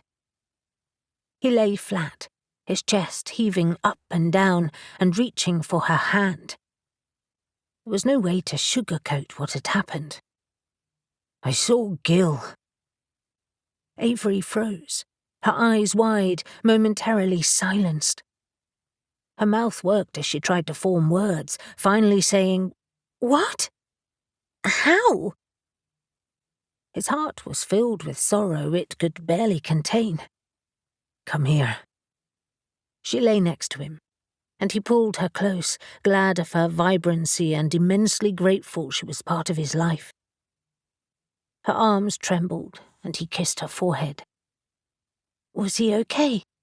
She mumbled into his chest. Sorry, that's a stupid question. It's not. Alex's breathing had settled, and she placed her hand on his chest as he said, He seemed well for a spirit. But it was a shock to see him. Avery propped herself on her elbow, watching him. I don't really understand how the spirit world works. Why haven't you seen him before? It has never crossed my mind that I should even try to contact Gil. It seems wrong somehow. But, he admitted, feeling guilty, I travelled too far into the realm, deeper than I realised. I was so intent on finding Helena, I didn't stop to think. I guess I was too sure of myself too. I got into trouble. Alex, I trusted you. You could have died. I'm sorry. It won't happen again. But I found her, sort of. She's a prisoner. Don't ask me how, because I've no idea. They used her to lure me to them. Avery was clearly more confused than ever. What do you mean? Who are them? Whoever those spirits are who followed me here. He rolled over to face her. Gil said they're seeking vengeance. On you? Us? I don't know. And neither did Gil. But he said another witch has been there, strengthening them, stirring their anger. He lifted his hand and ran his finger across her cheek. She was so precious to him, he hated to see her upset. Gil sends his love. Avery's tears welled up. It's almost a year since he died. I can't believe it. What happened in there? The spirits who have trapped Helena tried to trap me. Or kill me. Gil saved me. The feeling of being lost filled him with horror, but he tried not to show Avery that. I had no idea how far I'd travelled. I'd lost sight of you. I was an idiot. And what's worse is that I didn't even tell Gil how much I missed him. I was so focused on Helena. What a jerk. You're not a jerk, and Gil knows that. I will be forever grateful that he brought you back to me. But what about Helena? I don't want you to go back there again, obviously. But how do we rescue her? Gil said to leave it to him. We have another job to do. We need to find the witch who travelled there. 6. Behind the counter in Happenstance Books the next day, Avery was enjoying a mid-morning coffee and biscuit while updating her friends on Sunday's activities. "What do you mean you were attacked by ghosts?" Sally asked, horrified. "They whirled around our attic, making a bloody mess," Avery said crossly. "It annoyed the crap out of me." Dan looked at Sally and then back at Avery. "They followed Alex. He actually walked in the spirit realm." "Well, not exactly walked, but I know what you mean." Talking to Dan and Sally in the cold light of day, the enormity of what Alex had done hit her. It was nuts, really. I get so used to the odd stuff we do that I didn't even worry too much. She looked at their expressions of disbelief and tried to explain. "I mean, I know it was dangerous and I was worried, but not much. I trust Alex's power." Dan lowered his voice. "It's the realm of the dead, Avery. I didn't even know that was possible." "Mediums do that kind of thing all the time." No. He wagged his biscuit. "They summon spirits to them in this world. They don't enter another. That's very different." "He's right, Avery," Sally agreed, looking at her like she'd grown 2 heads. Actually, Sally had been looking at her like that all morning, and Avery had the feeling that was because she'd seen her float during the barbecue. "I don't think you realise quite how unusual your life is, compared to us mere mortals, at least." "Don't be ridiculous," Avery said. "I'm a mere mortal, too. I just happen to have a few special skills. And besides, I can't do what Alex did." "We're getting sidetracked," Dan said, breaking up what could have become an argument. "Who were they?" "We don't know. But Alex banished them pretty quickly." "Interesting," he said, nodding abstractedly. "Why are they targeting you?" "They're not," Avery said. "Not really." Dan rolled his eyes. "Avery, something appeared in your garden and threw coins at you. They lured Alex away by using your ancestor. I don't think that's a bloody coincidence." That reminded her of something else. "They threw something else yesterday. An old dagger. Fortunately, it hit our wall of protection, but that was worrying." "A dagger?" Sally said, almost squealing. A few customers turned and stared, and Sally immediately lowered her voice. "How can an object materialise out of nowhere?" Avery shrugged. "We've been debating that for hours, but think it's because they're abnormally strong." "Good grief, Avery," Sally said crossly. "Your capacity for trying to make nothing out of something is amazing." Avery looked at Sally with alarm. She really was cranky. But once again Dan waded in, asking, "How old was the dagger?" "Not sure, but it looked very old. I'm going to ask Elle to take it to Dante." He nodded. "To return to my previous point, this must be connected to Helena or you." "But Helena has been gone for weeks," Avery pointed out. "I think her disappearance was something entirely separate. For a while, at least." "Ha!" Sally grunted in a very un-Sally-like way. "Tenuous at best." "Whatever it started as," Dan said, "you are now connected to it big time." Avery groaned. "I know. It's really messy." Gil said another witch had walked the spirit realm too. A mortal, not a dead one. He suggested they were deliberately stirring up the ghosts who had imprisoned Helena, however that works. Dan and Sally exchanged worried glances as Dan said, "That's quite an important point, Avery, because it absolutely suggests you are being targeted. Who have you pissed off?" "No one." "Oh, come on. I thought there were a couple of witches in the Cornwall Coven who resented you being there." Avery sagged in her seat. Yes, there's Zane and Mariah, but just because they don't like us doesn't mean they would act against us. Well, someone is. Avery wanted to change the subject. It depressed her to think that another witch was responsible for Helena's capture and the attack on them. I need your brains, Dan. He nodded encouragingly. Of course. With what? I've taken some of those folklore books off our shelves.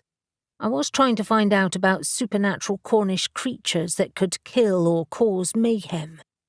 What about pukas or spriggans? Well, they're about as Cornish as you can get. Like any fairy-style myth, the creatures are untrustworthy, mischievous, and sometimes deadly. But why them? The man that died had every bone in his body broken. It could be spirits. The ones we've encountered this weekend are particularly violent. But we're considering other options. And, she added, spriggans are said to guard buried treasure and burial sites. Dan looked thoughtful. Well, that's true, and spriggans are also said to be the ghosts of giants, so are very strong. Giants? Sally's voice rose again. Now that sounds like a fairy story. But Cornwall is renowned for its giants, Dan reminded her. Jack, the giant killer, is supposedly based on a Cornish giant. Avery blinked. Hold on. Did you say ghosts of giants? I did. He scratched his chin thoughtfully. It's like the essence of a giant has been distilled into the wizened form of a grumpy old man. Well, whoever killed that man would have been very strong, Avery reasoned. So maybe our vengeful spirits, whoever they are working with them, or at least one of them. As weird as that idea was, Avery felt a glimmer of intrigue. Is there such a thing as a pack of spriggans? Dan laughed. I hope not. But I wouldn't put it past you to find one. I think they should have a better collective name, though. Sally looked disbelievingly between them both. I can't believe you're making light of this. A man is dead. Pulverized. It's horrible. Yes, it is, Avery said quickly. Sorry, Sally. I'm not making light of this, but all of this is really odd. A fire began to smoulder behind Dan's eyes. And you said there was a doubloon in the dead man's mouth? Yes. And you had guineas thrown at you and a dagger. Maybe the dead guy actually found buried treasure and someone's not happy about it. That's why we're going to look into smuggling, she admitted. It must be related. We thought we'd take a trip to Jamaica Inn and our very own Whitehaven Museum. Of course, Sally said. They have a new display. Doesn't open until the weekend, though, so you'll have to wait. That's okay, Avery said, nodding. We've got plenty to keep us going. What are you going to do about Helena? Sally asked. I don't know. I hate the thought of her being trapped, but equally I'm terrified that Alex could be too. I guess at the moment I have to trust that Gil will help. Sally crossed her arms. And will you tell Reuben about Gil? Avery nodded nervously, knowing how upset Reuben would be. Yes, we're inviting the others around tonight. I don't want to tell him in the pub. Maybe you should be a little less blasé when you tell him, she said, before draining her coffee and marching across the shop, leaving Avery looking after her, dumbstruck. Reuben looked at Avery and Alex and felt a lump forming in his throat. You saw my brother, in the spirit realm. Alex nodded at him, his eyes narrowing with concern. Yes, it was completely unexpected. I promise I didn't go looking for him, he just swept in to save me. Are you sure? Reuben asked, suddenly suspicious. Because when I offered to help you, you refused. Was this why? Alex jerked back in his seat like he'd had an electric shock. Of course not. Bloody hell, Reuben. I would never summon Gil to do my bidding." Reuben felt sick and suddenly hot, and he stood up abruptly, almost upending his chair as he stalked to the small balcony off Avery and Alex's living room. It was Monday evening, and they had just eaten dinner together. But for the last hour he thought they looked worried about something, and he couldn't work out what. Now it was obvious. He leaned on the balustrade, taking deep breaths and trying to blink back tears. He'd done enough crying over Gil's death and didn't think there could possibly be any more, and yet... Elle appeared at his side, sliding under his arm and wrapping hers around his waist. "Are you all right?" He looked at the sea in the distance, the waves sparkling in the evening light, but he wasn't really seeing them. Instead, he was seeing Gil's broken body on the ground in the cave on Gull Island. "Reuben, please talk to me," Elle said softly. He blinked away his tears and looked down at her. "Sorry. I'm in shock."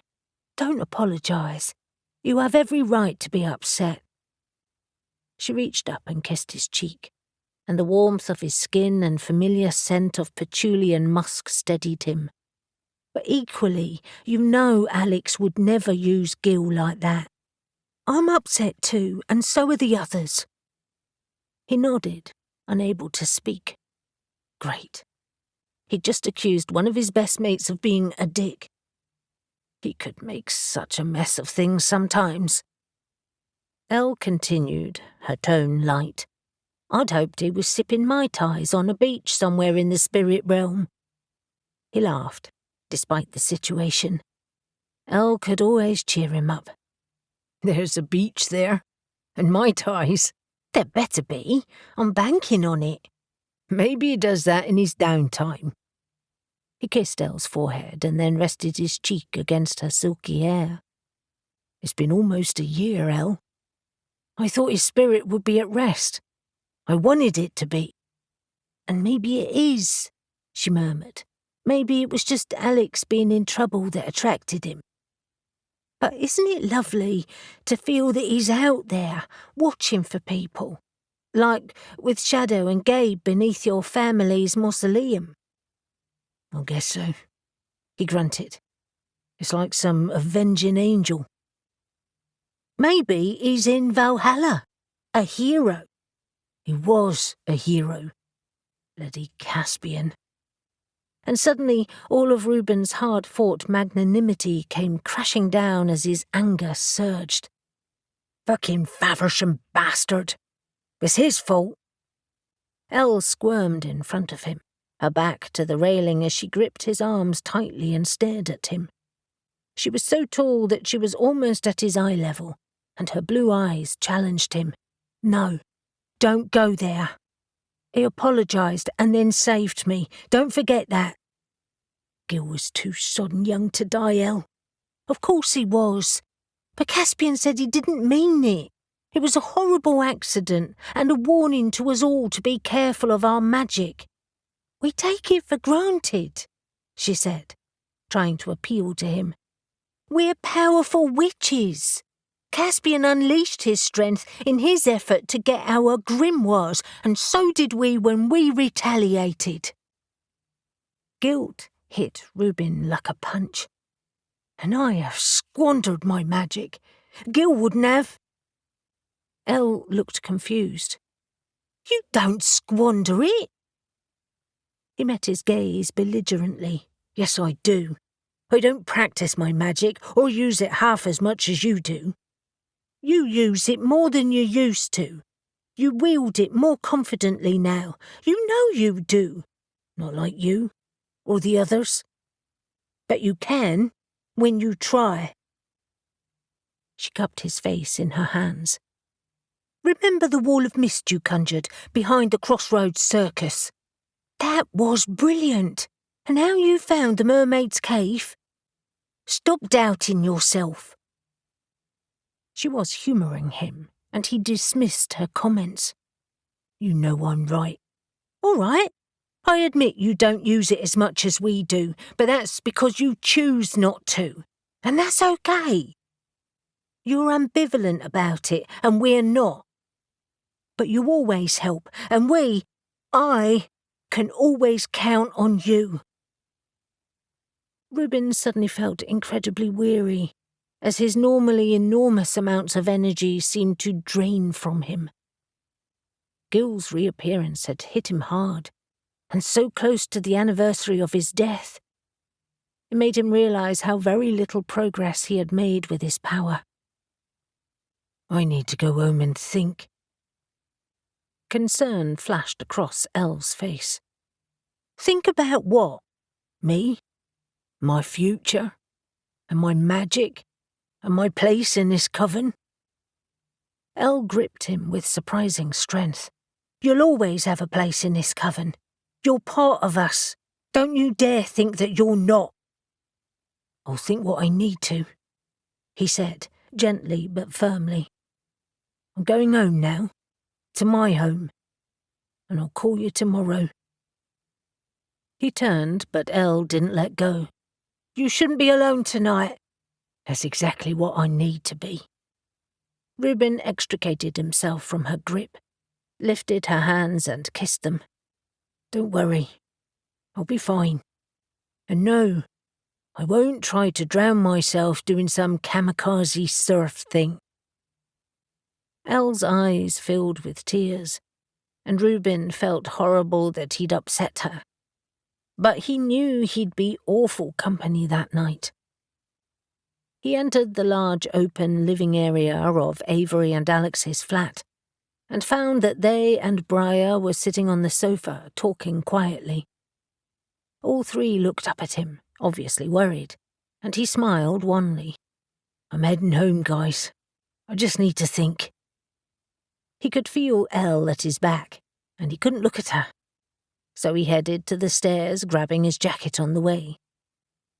They leapt to their feet, Mariah saying, Don't go, Reuben. Stay and talk. You talk. You can fill me in another time. He didn't wait, and almost ran down the stairs and out of the back door, pausing to take a deep breath in the lane behind the house. But within seconds, Alex was next to him. Reuben, I meant it. I didn't do it deliberately.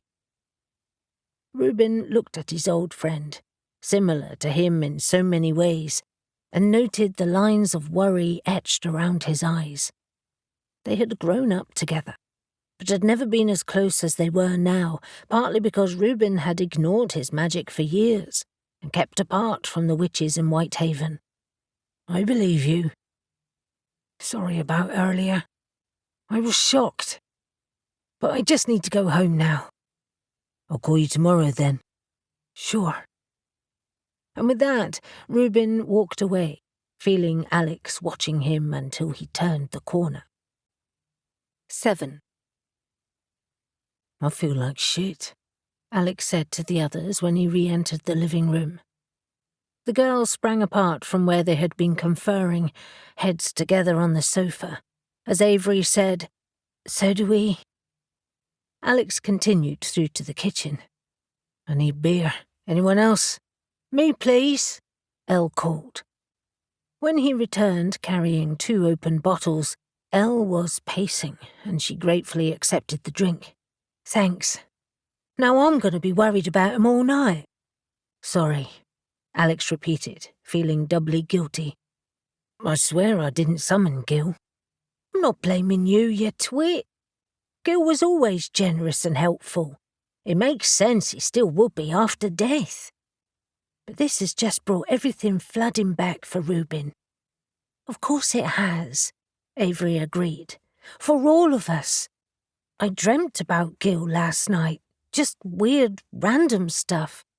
And I know it's unexpected, but I'm so grateful that he helped Alex. Alex dropped into the squishy armchair.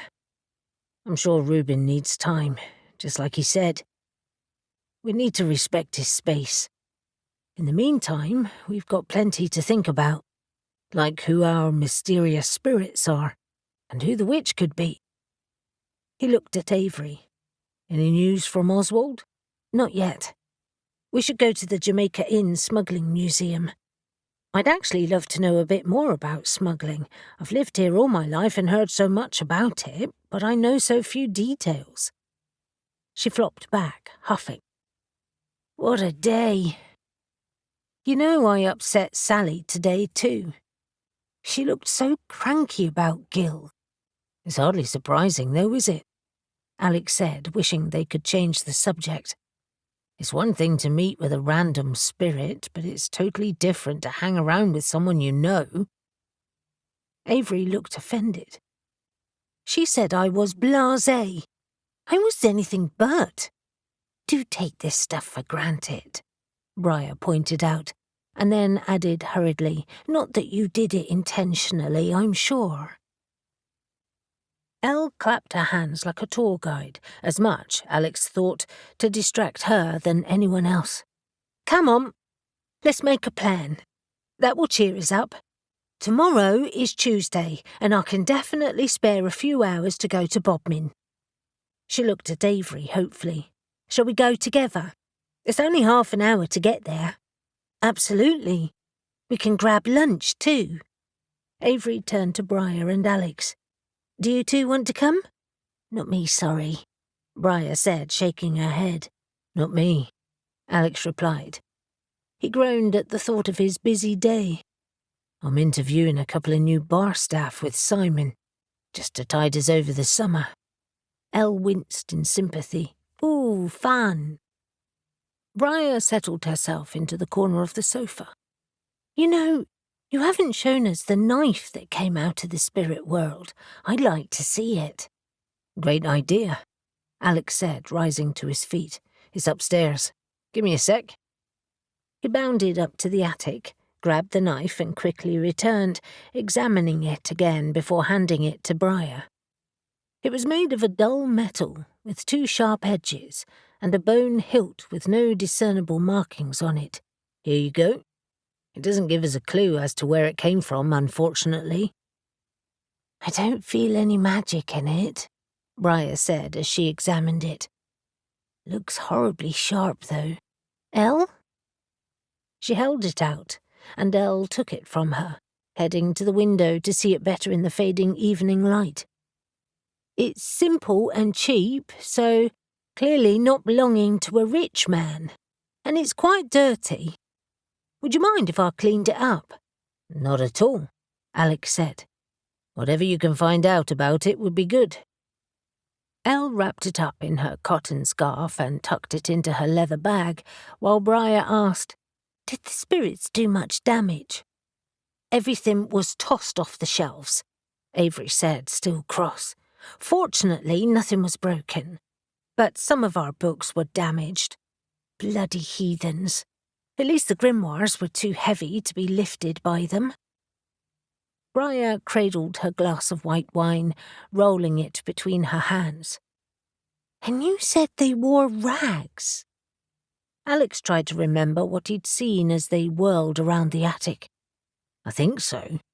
I'm pretty sure they were male, and I think they wore long, loose trousers. No, Avery interrupted. A couple had 3/4 trousers, and one wore a kind of bandana. How many were there? 4, Alex said, very sure. They looked unkempt, Avery added, with long hair and scraggly beards. I mean, Helena always looks clean and wears her long dress despite the manner of her death, so I presume this means they were unkempt in life. She wrinkled her nose. Am I making assumptions? Mariah laughed. Maybe. But the 3/4 trousers is interesting. They could be sailors. True. That would fit with smuggling, Avery agreed. Or it could be that they were wrecked sailors, killed by pirates who were seeking revenge, Elle suggested. Yes, maybe they are seeking revenge on the townsfolk who abandoned them and let them die. Avery tried to recall what he'd sensed of them in the spirit realm. They smelled sour, like I could smell their breath. That was horrible, actually. I could feel them pressing around me. Ah! Mariah shuddered. Alex rubbed his cheek, feeling his stubble and realizing he needed a shave. It felt more like a beard. I can't see how one spirit can imprison another, but I guess it comes back to the other witch who walked the spirit realm. Avery looked distracted and worried. Dan said I should consider Zane and Mariah, seeing as they are openly resentful of us. Unfortunately, Alex said, hating to admit it, I think he's right. I bet it's freezing here in the winter, Elle said to Avery as she exited her Land Rover on Jamaica Inn's car park. Jamaica Inn was actually a collection of grey stone buildings in the middle of one of the highest points of Bodmin Moor, situated on the main road with a large car park and a sign with a scowling pirate on it. Outside the main pub was a cobblestoned area filled with tables and benches, and hanging baskets were overflowing with flowers, right against the grey building. It was full of oldie-world charm, and huge cartwheels were propped in plant beds to add to the theme, as well as a set of stocks. Avery nodded. Yeah, I bet the wind howls over the moor. It's very atmospheric. Maybe I should persuade Reuben to stay here one night. She said his name lightly, but she was actually worried sick about him and didn't want Avery to know. They had avoided the subject in the car, talking about anything else. Have you heard from him? Avery asked. Just a text, she admitted, saying he's fine. I'm just giving him some space. That's good. Avery hugged Elle briefly as they found the entrance to the museum. It was inevitable he'd take it hard, especially considering the timing. I know. Elle was grateful she didn't ask any more questions. They'd headed through Pedlar's restaurant to get their tickets, and she admired the low roof with dark timber beams and stone walls. It was cosy, and because it was midweek, not too busy. Did you know it has a farm shop? Elle said, and a gift shop too. We must go before we leave. And get a pub lunch, of course. Avery laughed. I'm sure we can manage that. They're advertising cream teas too. The museum focused on the smuggling scene of the late 1700s and early 1800s, and was filled with wooden and glass cases displaying weapons, examples of smuggled goods, and even small scenes depicting wrecking crews. For a while they split up, and Elle drifted around on her own, fascinated by the displays and the history. Smuggling was a cutthroat business. While it may have originally been opportunistic, started by looting wrecked ships on the shore, it quickly escalated, and soon looters were luring ships in with false lights instead.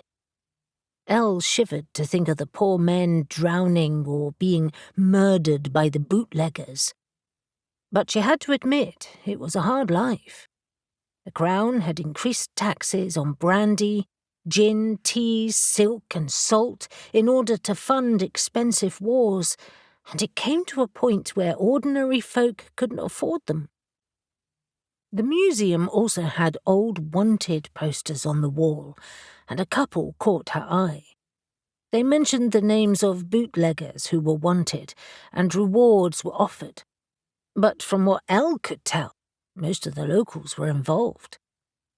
She found a display about the Carters of Prussia Cove, and she called Avery over. Have you seen this? Avery nodded and started to laugh. John Carter, the King of Prussia. Self-styled, I guess. He and his brother Harry really put smuggling on the map here. They had 2 huge ships and plenty of crew. I wonder if these could be our spirits. Elle shook her head. Doesn't sound like they came to a sticky end, though, so maybe not. She moved on to another display. What about this guy? Cruel Coppinger. His gang was ruthless, and his ship was called Black Prince. Her eyes widened as she scanned the text. Wow, he sounds like a nightmare. There aren't many details here, though. Avery took her phone out and snapped a few pictures. Something to look into, though. And this inn was the central hub, Elle said, to store all smuggled goods before they were moved out of Cornwall. Apparently, they estimate that there were potentially 100 hidden routes to get here from the shore. Avery's mouth dropped open in shock. 100? Yep. It was totally isolated in the 18th century and the moor was boggy and wild. Can you imagine how dangerous this place would be? Elle had a vision of the moor under moonlight, clouds scudding across the sky and the wind flattening the heather as men made their way with their goods. Were they excited or scared? Did their blood race, or were their feet like lead in their boots? The threat of pursuit ever present. And the inn is rumoured to be haunted. Why the hell don't I come here more often? Good question. Avery had to acknowledge. Elle spun on her heel, looking around the room. This has been really fascinating, but I don't feel any closer to finding out about any mysterious buried treasure. Me neither. Avery pointed to Daphne du Maurier's memorial room. Come on, let's have a look at that before lunch. I love the book Jamaica Inn. I love Rebecca more, Elle admitted, heading across the room. Lots of gothic mystery. She was almost on the threshold when she realised she'd lost Avery. Elle turned, wondering where she'd gone. Avery was staring at a poster and plaque on the wall, and Elle hurried to her side, curious as to what had caught her attention. What's up? And then she too stared at the picture of a middle-aged man standing next to a familiar figure, and her mouth fell open in shock. Elle, it's Mariah. And that's Ethan James, the man who had oversight of the modernisation of the museum. Elle was still reading the text. It says that Mariah donated an old ledger that belonged to Zephaniah Job, the smuggler's banker. She scanned the room again. I saw those, but didn't see Mariah's name. She grabbed Avery's arm, tugging her to where a collection of papers were displayed in a glass cabinet, and squinted at the writing on a card. No wonder I didn't see her name. The writing is tiny. According to this, Avery said, reading it too, Job was based in Polperro, and most of his records were burned after his death. No wonder they were excited to find one of his ledgers. Elle straightened up, biting her lower lip as her mind raced with possibilities. Intriguing. This was several years ago, but it means Mariah has a link to smuggling that we can't ignore. Come on, let's see this memorial room and then have lunch. I can't think on an empty stomach. Almost 2 hours later, after they had eaten lunch in the smuggler's bar, stocked up on local produce in the farm shop, and indulged in the gift shop, where Avery bought a couple of interesting-looking books on smuggling, they headed home, still musing on their findings. Avery's phone rang, and she quickly answered it. Hi, Oswald. Any news? Elle focused on the road, half listening to Avery's conversation and half wondering if Reuben was feeling any better. She'd wanted to call him many times but had resisted, knowing that Reuben hated being crowded and she was desperately trying to respect that. But she also knew that underneath his devil-may-care exterior he could be incredibly vulnerable, and she hated knowing that he thought he was letting them down. She was glad when Avery broke her train of thought. Oswald said there have been some unusual incidents around Foy lately. Strange, paranormal events such as lights on the moor and unusual noises, she told her without preamble. Some of the older folk are talking about piskies and spirits haunting the town too. For how long? Just the last few weeks, from what he could tell. Avery laughed. Good old Oswald. He just sat in a pub and started chatting. He said the locals were intrigued, especially the older ones, thinking it was part of Cornwall's charm, but they do admit something odd is happening. I guess the advantage of being old is that you can gossip without impunity, Elle said. She noted the moors streaking past, still wild and remote once away from the road. And what about the death? The victim had been spotted in the area a lot, hanging around St. Catherine's Castle, with another man who no one has seen in days. Wow. Elle glanced across at her. That's great. Any local theories?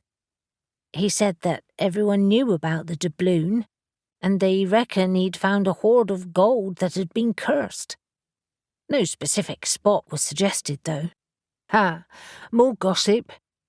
They found the victim's car, though. Did you hear? No? Where? On the National Trust car park, just out of the town. The goddess knows why he ended up on the beach, Avery said, and she fell into a thoughtful silence, allowing Elle to start worrying about Reuben once again. 8. Avery wound through the stacks at happenstance books, greeting some of the regulars before heading to the counter to talk with Dan and Sally. Hi, guys. Anything thrilling happen while I was away? She asked. Haven't you heard the news? Sally asked, surprised. There's been an accident in Looe. Looe? Avery shook her head. We weren't listening to the radio. What happened? There was a cave-in on the cliffs above the town. A sinkhole, really, Dan corrected, and Sally shot him an impatient look. Whatever. Anyway, it's lucky no one was killed, because this massive area just collapsed, revealing this huge cave beneath. Oh, wow. Was anyone hurt? Avery asked. Looe was a beautiful Cornish town situated on the south coast, further north than Whitehaven. It was a popular spot for tourists, too. Fortunately not, Dan told her. But it was what they found at the bottom that had more interest. There was a speculative look on his face that worried Avery, and warily she asked, What? He raised his eyebrows. 3 skeletons, rotting casks, and a few empty chests. Holy shit! Smuggler's remains. Looks like it. Well, let's hope so, or it could be their victims, said Sally. She still looked disgruntled, but Dan was trying to suppress his excitement, probably so as not to annoy Sally. Avery sank onto the spare stool as she considered the implications, and it was Dan she addressed next. Do you think this is linked to... Dan didn't even wait for her to finish. Absolutely. Something has been set in motion, Ave. He lowered his voice. Something wicked this way comes. Oh, good grief, Sally said, exasperated. How can you be excited about potential disaster? Dan just rolled his eyes dramatically, and Avery had the feeling she had arrived in the middle of a bigger discussion. Get over it, Sally. A man died in Foy. Horribly, yes, but why? What was he doing? He and others are meddling in something that should have been left alone. He crossed his arms like an old fishwife. You mark my words. Now it was Sally who rolled her eyes. Drama queen. Slow down, you two, Avery said, interrupting their squabble. When did this happen? Middle of the night, apparently, Sally said. Not far from the coastal path. The police and the council have been on site to secure it, Dan added. Once they made sure it was safe, a couple of climbers headed down there. But guess what was more interesting? There's more? Avery said, surprised. Dan nodded. Oh, yes. Sally butted in, her excitement now clearly overriding her irritation. Someone was in there recently. It looks like whatever was stored down there had been recently stolen. But how can they tell? Avery asked. Surely the fall of rock and earth would have covered up all the evidence. Something about specific damage to the chests, Dan said. They were to the side of the cave, beneath an overhanging bit of rock, so they were relatively protected. And there's a passage leading off the cave that shows sign of recent use. Wow. I wonder why the cave suddenly collapsed. Avery mused on her earlier conversation. You know, Oswald phoned me this afternoon. Apparently, Foy has been experiencing paranormal events recently. I wonder if Looe is as well. Sally opened the drawer and pulled a pack of biscuits out, took one, and then offered them around. Is there someone representing the council in Looe? Avery knew she meant the witch council and nodded as she accepted a cookie. Mariah. She's a sour-faced puss. Well, with me at least. One of Caspian's old cronies, Dan asked. Yes, and a friend of Zane from Bodmin. He hates us too. Avery crunched her biscuit. We did find out something interesting about her this morning, though. She donated one of Zephaniah Job's accounting books to Jamaica Inn. Bloody hell, Sally said. That's an impressive name. Who's he? He was the smuggler's accountant. Got very rich himself, too. He was based in Polperro. Dan's eyes lit up. Foy, Polperro, Looe. They're all very close and very entwined in smuggling back then. How did she find the ledger? In old family papers, apparently. Not that her family was in any way linked, of course. Avery laughed. The museum was very keen to point that out. Doesn't mean she's not your spirit-walking witch, though, right? Dan said softly. Avery nodded. She'd been debating that since finding out, but didn't want to accuse her just yet. She didn't like Mariah, but that was no reason to vilify her unjustly. Nothing supernatural reported on the news, I presume? Nope, Dan said, having a second biscuit. Avery thought for a moment, and then said, I'll wait, see if Newton or Genevieve call, and if not, I'll call them. They paused their conversation when Mary, one of their older regulars, appeared at the counter with a stack of books. She smiled apologetically. Sorry to interrupt your chat, but I'm just topping up my romance selection. You never interrupt us, Mary, Sally said, starting to serve her. That's what we're here for. We're just gassing about Looe. Mary's hand flew to her chest. Such a terrible thing, that poor man. Confused, Avery asked, What poor man? I thought there'd just been a cave collapse. Didn't you hear the lunchtime news? A man was walking his dog along the cliff path this morning and never came back. They found his body just before lunch. She lowered her voice conspiratorially. He'd had his throat cut. Despite Mary's age and very proper appearance, her blue-grey hair was rigidly set in a perm that hadn't changed in decades. She looked morbidly fascinated. Ear to ear. It almost beheaded him. Bloody hell. Dan exchanged a nervous glance with Avery. That's terrible. I know. My cousin is in a right old flap about it. She lives close to the coastal path at the top of Looe. Heard the big rumble in the night and a very strange blood-curdling cry. By now, all thoughts of the sale had vanished, as Mary leaned forward on the counter, eager to impart gossip. She was quickly joined by Fred, another local who was a very similar age. You talking about the murder, Mary? He asked, leaning in next to her. Bad business, that. Very bad. Doesn't do to go disturbing smugglers' remains. They'll have their revenge, they will. Avery could barely believe her ears, and she almost stumbled over her words. Well, dead men can't kill people. Someone else must have killed that poor man. Fred fixed her with his steely blue eyes. You should know better than that, my dear. You more than anyone. He wagged a finger, Spirits are walking this coast now. 2 deaths in 2 days. Won't be the last of them either. Be away with you, Fred, Sally said impatiently, her accent broadening as she chatted. Mary chimed in, settling shoulder to shoulder with Fred in solidarity. Don't be so foolish, girl. These are smugglers we're talking about. They lived violently and they died violently. That makes for a restless spirit. Mark my words, there's more to this than meets the eye.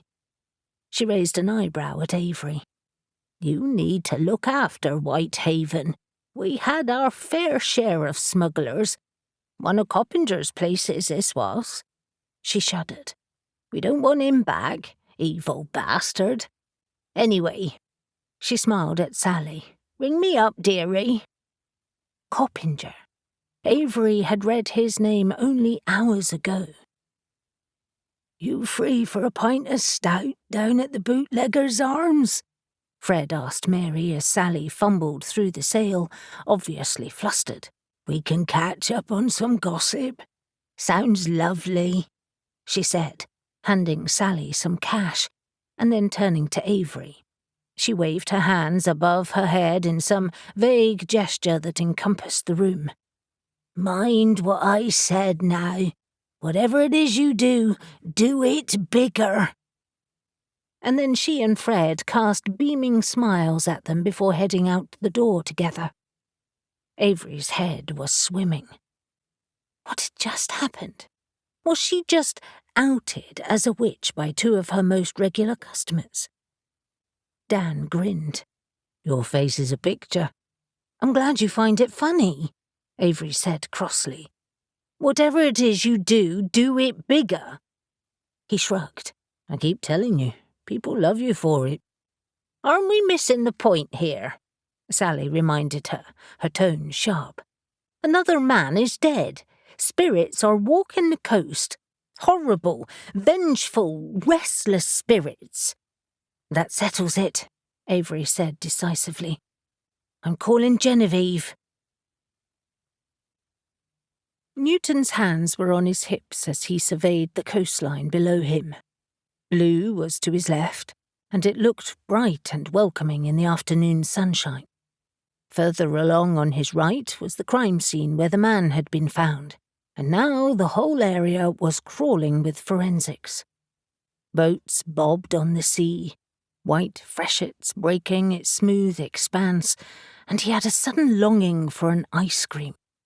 That, however, would have to wait. Another coastal town, another violent death. He sighed heavily, and then turned to survey the expanse of green behind him, unable to see from here the deep pit that had opened in the night. Bollocks, he muttered to himself. What was that, Gov? Inez said, as she finished her phone call and joined him. Mine just swearing. Bloody paranormal bullshit. Inez laughed, her wide smile illuminating her face. You could always apply for a transfer, but once you know this stuff, you can't unknow it. I know. And to be honest, I'd rather deal with this than some snivelling little thief or sex offender. Oh, I'm sure restless spirits or other paranormal creatures could be those things too. The victim's body had already been removed, but Inez gestured to where the white-suited team, tiny from this distance, searched for clues. Are we sure this is supernatural? It could just be a vicious murder. It could, but it's close to the cave, and the coroner reckons he was already dead before his throat was cut. Does he? Why? Very little bleeding. There should be arterial spray everywhere, but there isn't. Maybe a heart attack? Inez was shorter than Newton, and she squinted up at him now, shielding her eyes from the sun with one hand and restraining her hair from whipping around her face with the other. Well, that could be natural. Then why slit his throat? And did you see the look on his face? She winced and nodded. Just like the other victim, horrified. Newton recalled the wide-eyed stare and silent scream frozen on the man's face. And there was rust in the very ragged wound. A dodgy knife. That happens.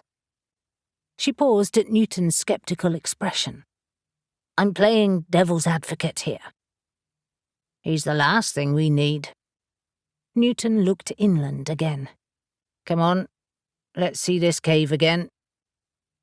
Inez fell into step beside him, and they walked across the springy turf on the cliff top. Where's more? Interviewing the victim's wife. But I doubt if you'll find much out. Is the dog okay? He smiled as he cast her a sideways glance. He's upset. We found him whimpering at his master's side, but is otherwise unharmed. Within minutes, they ducked under the police tape, and after a short walk, reached the sinkhole, looking down the rubble-filled sides. The whole area was an uneven circle with a sheer drop on some sides, but in front of them was a gentler gradient, allowing for a safer descent to the cave itself. On the far side was the section that had been least affected, because of the overhanging rock that sheltered the remains and the old chests. The area had been thoroughly checked that morning, and declared safe, to the police at least, which was why a couple of police climbers had descended to investigate. A safe route had been marked out, and Newton glanced at Inez. I'm heading down there. Newton, there could be a bigger collapse. Maybe, but I want to see it for myself. Stay here if you want. I don't think so, she declared, gesturing to her trainers and jeans. I can manage. Inez Walker dressed smartly most of the time, but Newton noticed she had a distinct leaning towards jeans, trainers and sweatshirts whenever she could get away with it. That was fine with him. If he weren't the inspector, he'd be more informal too. All right, after me, and be careful. They both edged their way down the rocky slope, gently testing their way, despite the assurance of the marked path, and Newton sighed with relief when he reached solid ground. The cave was a decent size and about 50 feet down from the surface, well above the shoreline. Inez examined the cave with a critical eye and pointed at the rubble they had descended. Do you think there's a passage here from the beach, hidden under that? He nodded. This coastline is riddled with tunnels from smuggling days, so there must be.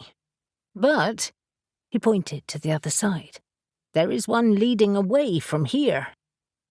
He made his way carefully across the debris to a narrow tunnel entrance. Extracting a torch from his pocket, he illuminated the darkness. You're not going down that, surely? Inez asked, startled. Nope, not yet anyway. But I'd love to know what's down there. Me too, she admitted. But death by suffocation doesn't appeal to me. Newton wondered how safe it would be. The tunnel looked clear, from here at least. The ground churned up around the entrance. But Inez was right. Being buried alive under a mountain of earth was not appealing. However, he had other options. I might try it with one of our friends. I presume you mean your friends, the witches? No, I meant ours. Inez looked amused at his response. What? They are. They have been very helpful to our investigations. I know they have, but they are good friends of yours, too. Personally, I mean, and there's nothing wrong with that. When he told Walker about the witches a couple of days ago, she had taken the news quite well. I take it you don't object to witches, then? She shrugged.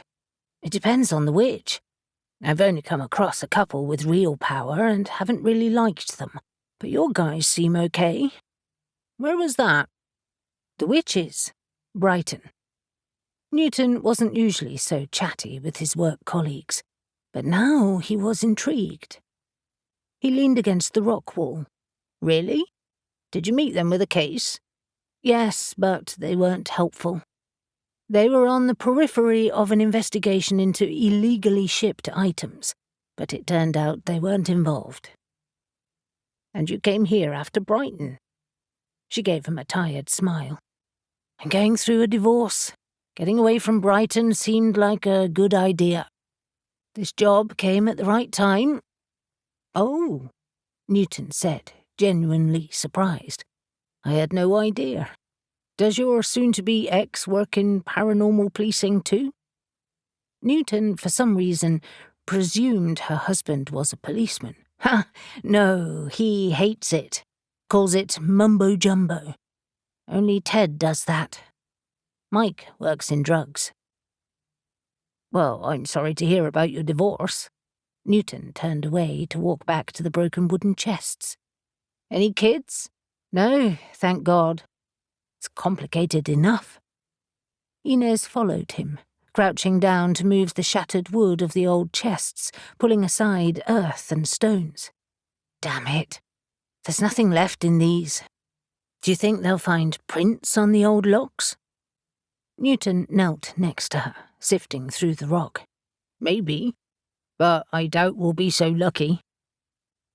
A couple of hours ago, they had removed the old broken locks from the 2 chests that provided evidence they had been forced open recently, and they were being processed by the lab. But this wasn't urgent, and they couldn't really connect it to the murdered man on the path. They had also removed the skeletal remains for examination, certain they were very old. I'd love to know where that passage goes, though.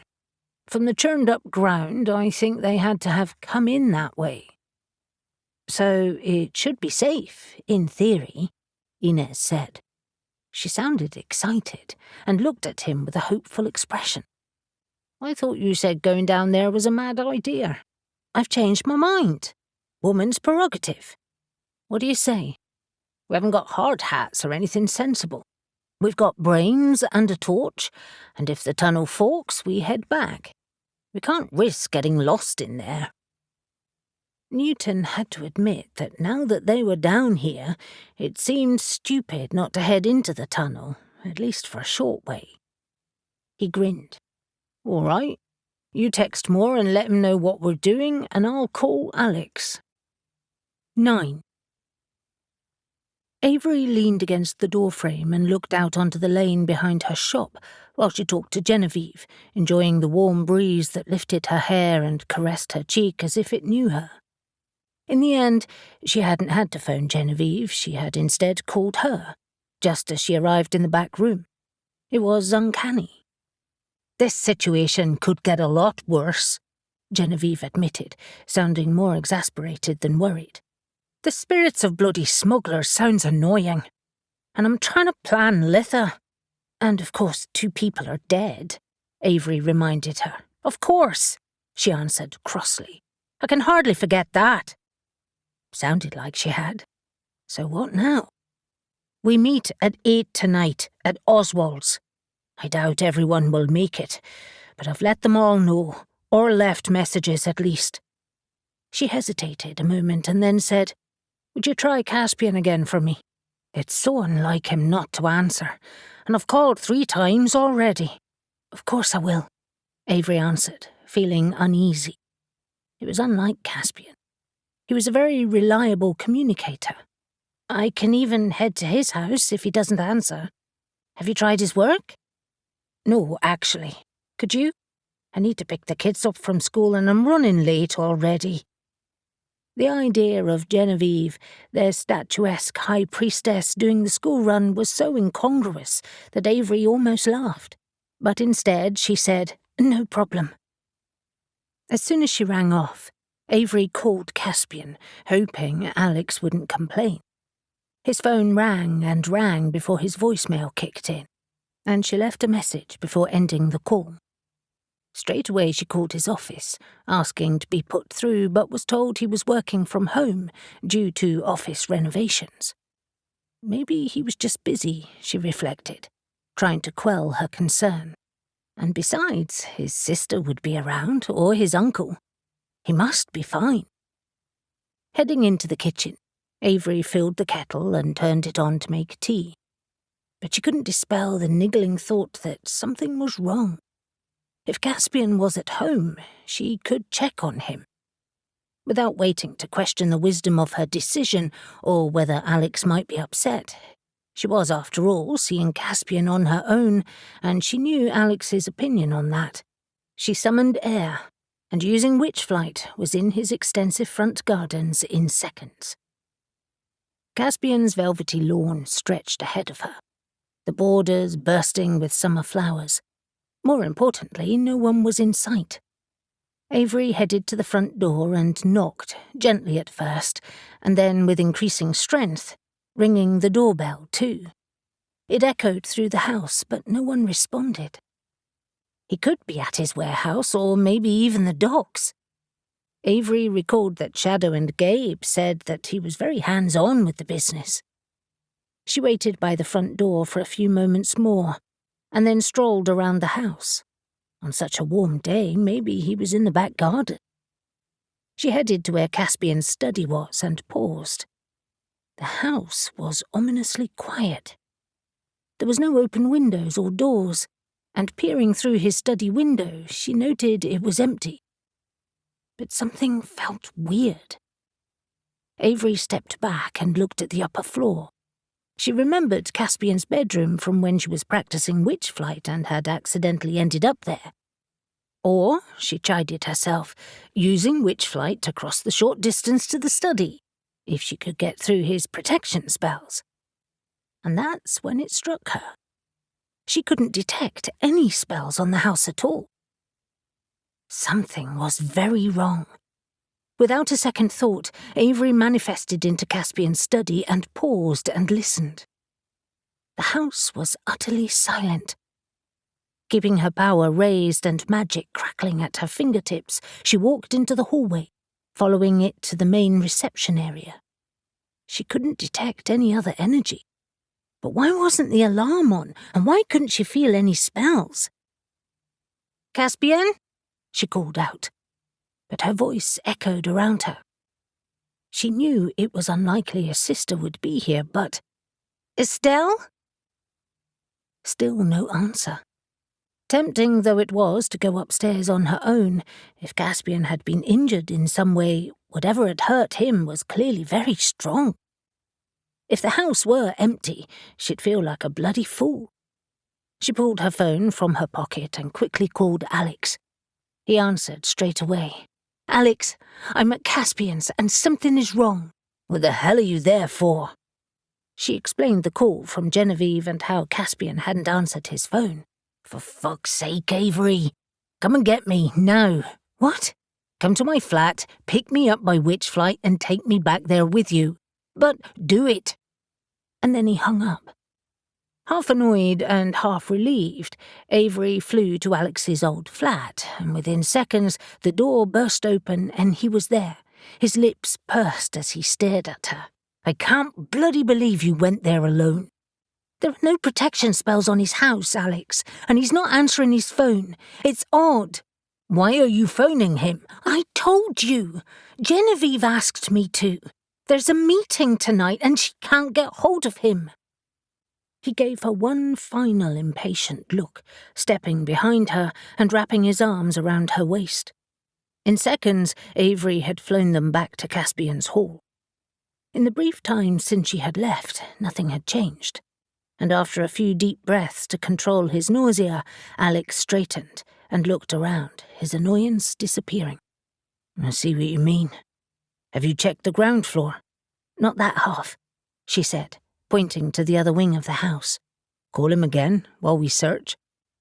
Alex marched down the hall, but Avery waited for a second, hoping Caspian would answer or she'd hear the phone.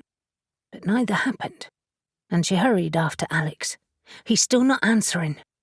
"What's worrying me," Alex said, pausing on the threshold of a large lounge, "is that I can't even feel any residual magic. What if he's—" He looked at her, his gaze serious. "Don't even suggest that," Avery said. Not feeling any remnant of magic might mean Caspian was dead, and Avery didn't want to entertain that thought at all. And she was glad to see Alex didn't either. For all that Alex resented Caspian flirting with her, he would never wish him ill. By now, they were almost running through the ground floor of the enormous house, and they raced upstairs, finding the next floor as quiet as below. But this level was cold, far colder than it should be on a warm June afternoon, and they paused on the landing, wary of what they may find. "Something's here," Alex whispered. "Something is watching us." Avery felt a prickle down her spine and a cold draft on her neck, and she whirled around, hands raised, to find a knife whirring towards her. She batted it away with her magic, shouting, "Alex, duck!" The dagger smashed into the wall, but it was followed by more, shooting out of nowhere like darts. She ducked and rolled and immediately smelt brine and seaweed as a shower of coarse sand hit her, almost blinding her. A wave of Alex's magic rolled above her, and she heard him cast a banishing spell. But he couldn't finish it. A dark, shadowy figure hit him, throwing him to the floor, and together they rolled down the hallway, smashing into the wall and upending furniture. Avery leapt to her feet, bewildered as to what to do. If she mistimed a fireball, she could hit Alex, and she wasn't even sure if it would be effective against spirits. And then icy cold, wet hands slipped around her throat and started to choke her. She used witch flight and manifested behind the spirit just in time to see the shade of a ragged-clothed man spin and jab at her with a knife, a rictus grin revealing blackened teeth and vacant eyes. She leapt back and smacked it with a lightning bolt of energy. It sizzled through the spirit, hitting the wall behind with a burning spell, and the spirit vanished. Hoping there weren't many more ghosts to contend with, she raced down the hall to where Alex was still fighting. She could see the figure clearer now. Like the other spirit, it was wearing old-fashioned, ragged sailor's clothing. He sat on Alex's chest, pinning him to the floor. His arm was across Alex's neck, and Alex struggled to get his hands free. Without hesitating, Avery propelled a powerful wind at the spirit, picking it up like driftwood and tossing him down the hall. Alex leapt to his feet, and with a sure and commanding voice, banished the spirit into the void. For a few seconds, they both stood there, poised for further attacks. But an eerie silence descended on the house. Alex swept his tangled hair back and glanced at her. "Are you okay?" "Yes, you?" "A bruised ego, but that's all." He rubbed his throat. "He felt all too real. I know. I was attacked too, and I'm not entirely sure that it's gone." Avery headed to the closest door, nudging it open to check the room beyond. It was a bedroom, but no one was in there. "Empty," she said, relieved. "I'm really worried, Alex." "Me too," he said, already checking the room closest to him. Avery headed down the passage, giving the rooms she passed a cursory glance before rushing to Caspian's room, Alex right behind her. "This is his room," she told him, summoning her courage before she opened the door. Alex froze, and his eyes hardened. "How do you know that?" She knew that admission would make him suspicious, and she laid her hand on his arm to reassure him. "When I practiced witch flight, I accidentally ended up here, that's all." He nodded, his expression relaxing. "Yes, of course. Sorry." Avery opened Caspian's door, peering inside cautiously, and saw a crumpled heap next to the bed. "Alex, he's hurt!" They both ran in, Avery abandoning all caution as she raced to his side. Caspian was lying on the floor wearing tracksuit bottoms and a dirty, sweat-soaked t-shirt. His face was bloodied and bruised, and she only saw the knife in his side once she was kneeling next to him. Blood pooled on the floor, already thick and sticky. "He's been stabbed." She reached for his pulse, his skin cold beneath her fingers, and relief swept through her as she felt its faint, thready beat. "He's still alive, just barely. I have to get him to a hospital." Alex knelt next to her, half watching her and half scanning the room. He laid a calming hand on her arm. Briar first. You know she's better, but—" Alex's phone was already in his hands, and he called Briar, while Avery gathered her power. Alex was right, but Caspian might need a blood transfusion or surgery or— She could barely think straight, and was hardly listening as Alex summarized the situation before hanging up. "Take him to the back room of her shop, then come back for me later. I'm going to search the house." For the first time since she had entered the room, she took in the damaged furniture that indicated a chaotic fight, terrified that the same fate would befall Alex. "It's not safe for you on your own. In that case, don't be long." He kissed her cheek. "Go." 10. Briar watched Avery manifest in the middle of her herb room situated at the rear of her shop, and hurried to Caspian's inert, pale body lying twisted on the floor, quickly assessing his condition. "By the goddess!" she said, falling to her knees and examining his wound. "He's lost a lot of blood." She held his wrist, feeling for his pulse. "He's been stabbed by a ghost." Avery looked beside herself, her green eyes wide with shock. "How can a spirit do this, Briar?" "I'll worry about that afterwards. I want him on the table. Can you lift him?" She needed to keep Avery focused. "Yes, of course."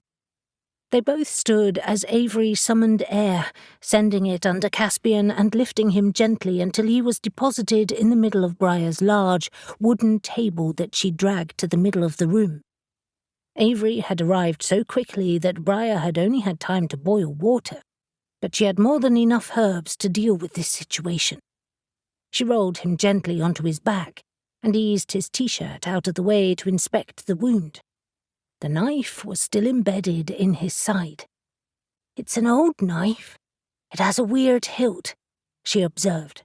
"But his wound, is it deep?" Briar glanced up at Avery's pinched expression. "It's hard to say until the blade is out." It was low on his left side and caked in blood, but there was only one stab wound. He was lucky there weren't more. But as her eyes travelled across his hard-muscled physique, she noted a myriad of cuts and bruises across his chest and face. He'd been beaten severely. She pointed to his throat. "Finger marks. It tried to strangle him, too." That was odd. "I don't understand why they left him alive." Briar heard the door open and shut as Eli came in, crossing quickly to her side. "I've locked up," he said, his tall frame dwarfing her. "What do you want me to do?" "Make a poultice using yarrow and shepherd's purse," she instructed him. "When I pull the knife out, I want to be able to fill the wound with it. Avery, pour some hot water from the kettle into a bowl, grab the cotton gauze and bring it here." Within moments, the hot water appeared next to her, but rather than use it straight away, Briar wanted to scan Caspian's body first and assess his energy levels. However, Avery's anxiety was washing off her in waves, and Briar looked at her perplexed. She knew her and Caspian's relationship was complex, and respected her silence on it, and her wish to keep Caspian as a friend. It was pretty obvious to all of them that Caspian wanted more than that, but Avery's mood wasn't helping now. "Where is Alex?" Briar asked her. "Still at Caspian's. I need to get back to him." Briar smiled. No wonder she was anxious. She was worried about Alex, too. "Go. I have Eli now, and we'll be fine. Are you sure?" "I'm sure." After a moment's hesitation, in which Avery cast another worried look at Caspian, she disappeared in a swirl of witch flight, and Eli crossed the room to stand in her place. Eli was one of the 7 Nephilim, with honey-brown hair and gentle brown eyes, and was charm personified. He was also a very good apothecary, and had taught her things about herbs that had long been lost to time. That was one advantage of working with millennia-old Nephilim. He was also calm, competent, and kind. He reached for Caspian's wrist, taking his pulse. "It's weak. He could have internal bleeding. I'll prepare a herbal drink when we've finished." Briar nodded, pleased with the suggestion. I'm going to scan him now." She held her hands over Caspian's abdomen. She could feel his blood flow as well as energy levels. She needed to concentrate, and she fell silent for a few minutes as her hands travelled across him, inches above his skin. He was covered in a sheen of sweat, his breathing shallow and quick. She detected swelling around his windpipe and could feel the sluggish flow of blood around the wound where it had already clotted.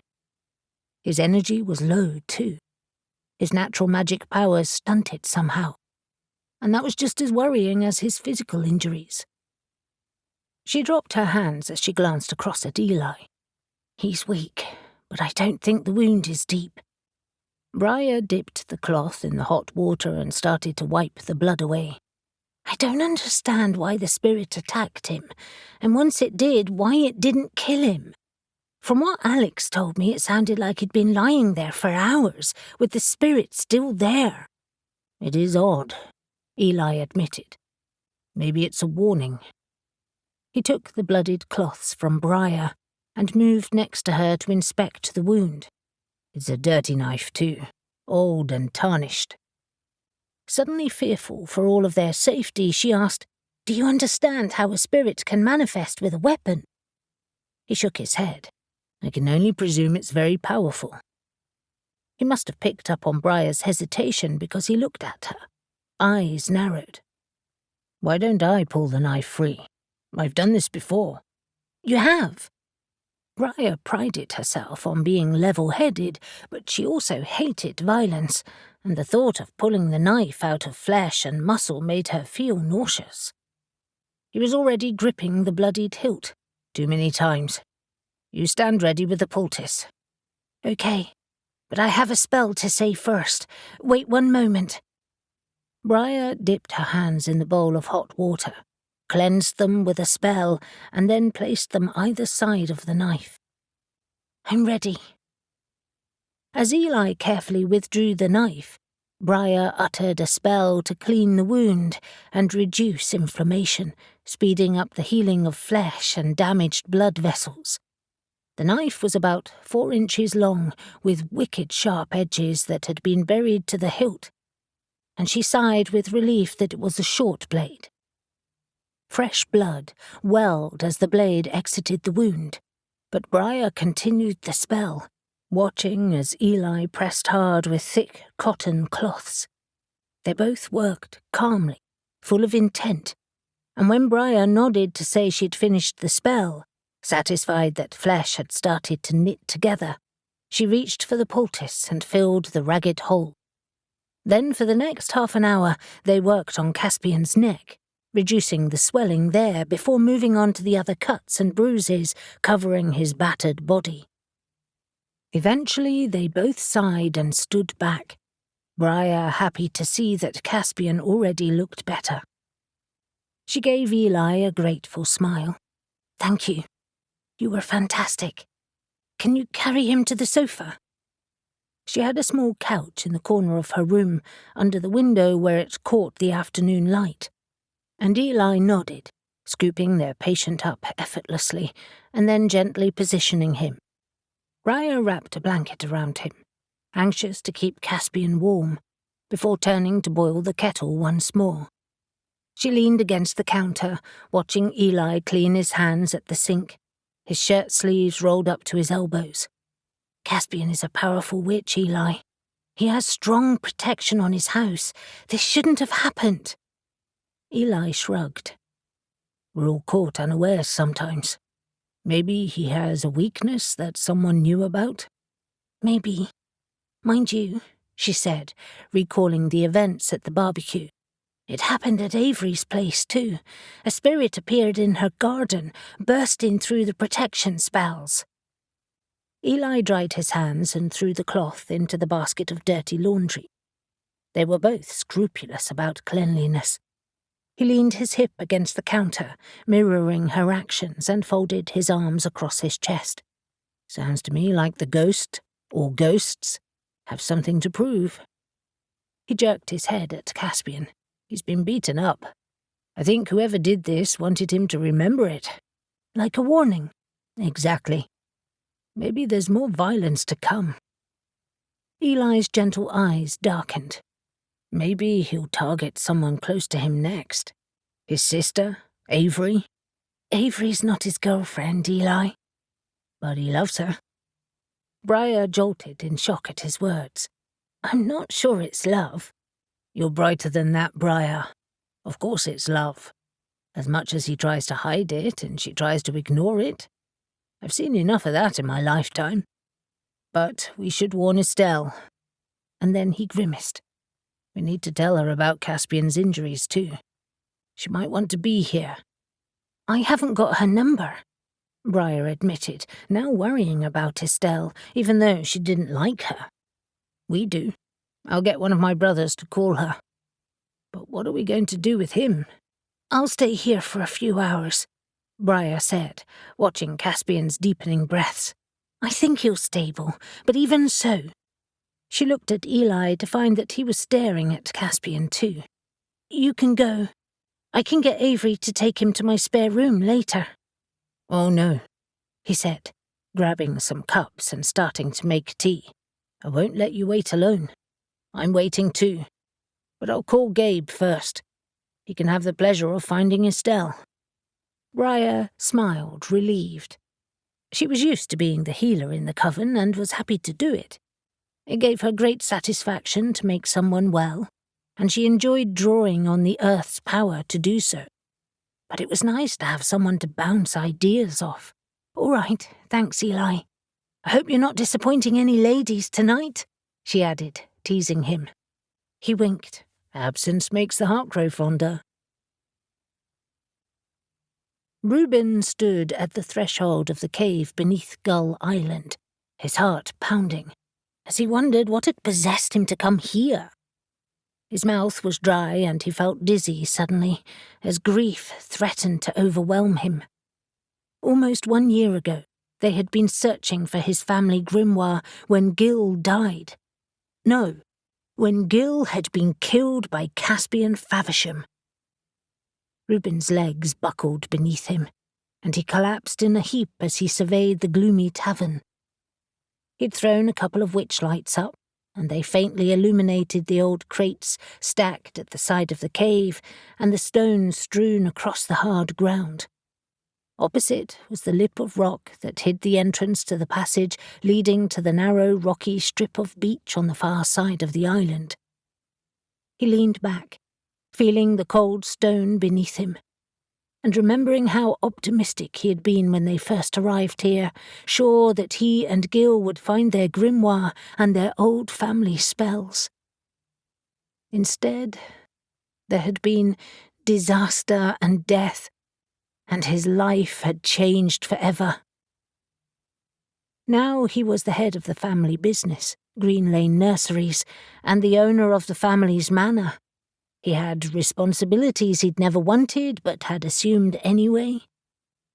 And sitting in the dark, damp cave, all of his doubts about his abilities were magnified. He wasn't doing any of it as well as he should be. He looked at the spot where he had found Gil's crumpled body. After all that violence, the grimoire hadn't even been there. And if it wasn't for Avery taking Caspian unawares, there might have been more deaths too. He rubbed his face with his hands, trying to be rational, and reminding himself that Caspian had apologized, that he had been under as much pressure from his father as they had been to find their grimoires. But he couldn't subdue the sharp spike of anger that was always so close to the surface. Yes, he tried very hard to bury it, and most of the time he did. But now wasn't one of those stronger moments. Bollocks. He was being morbid.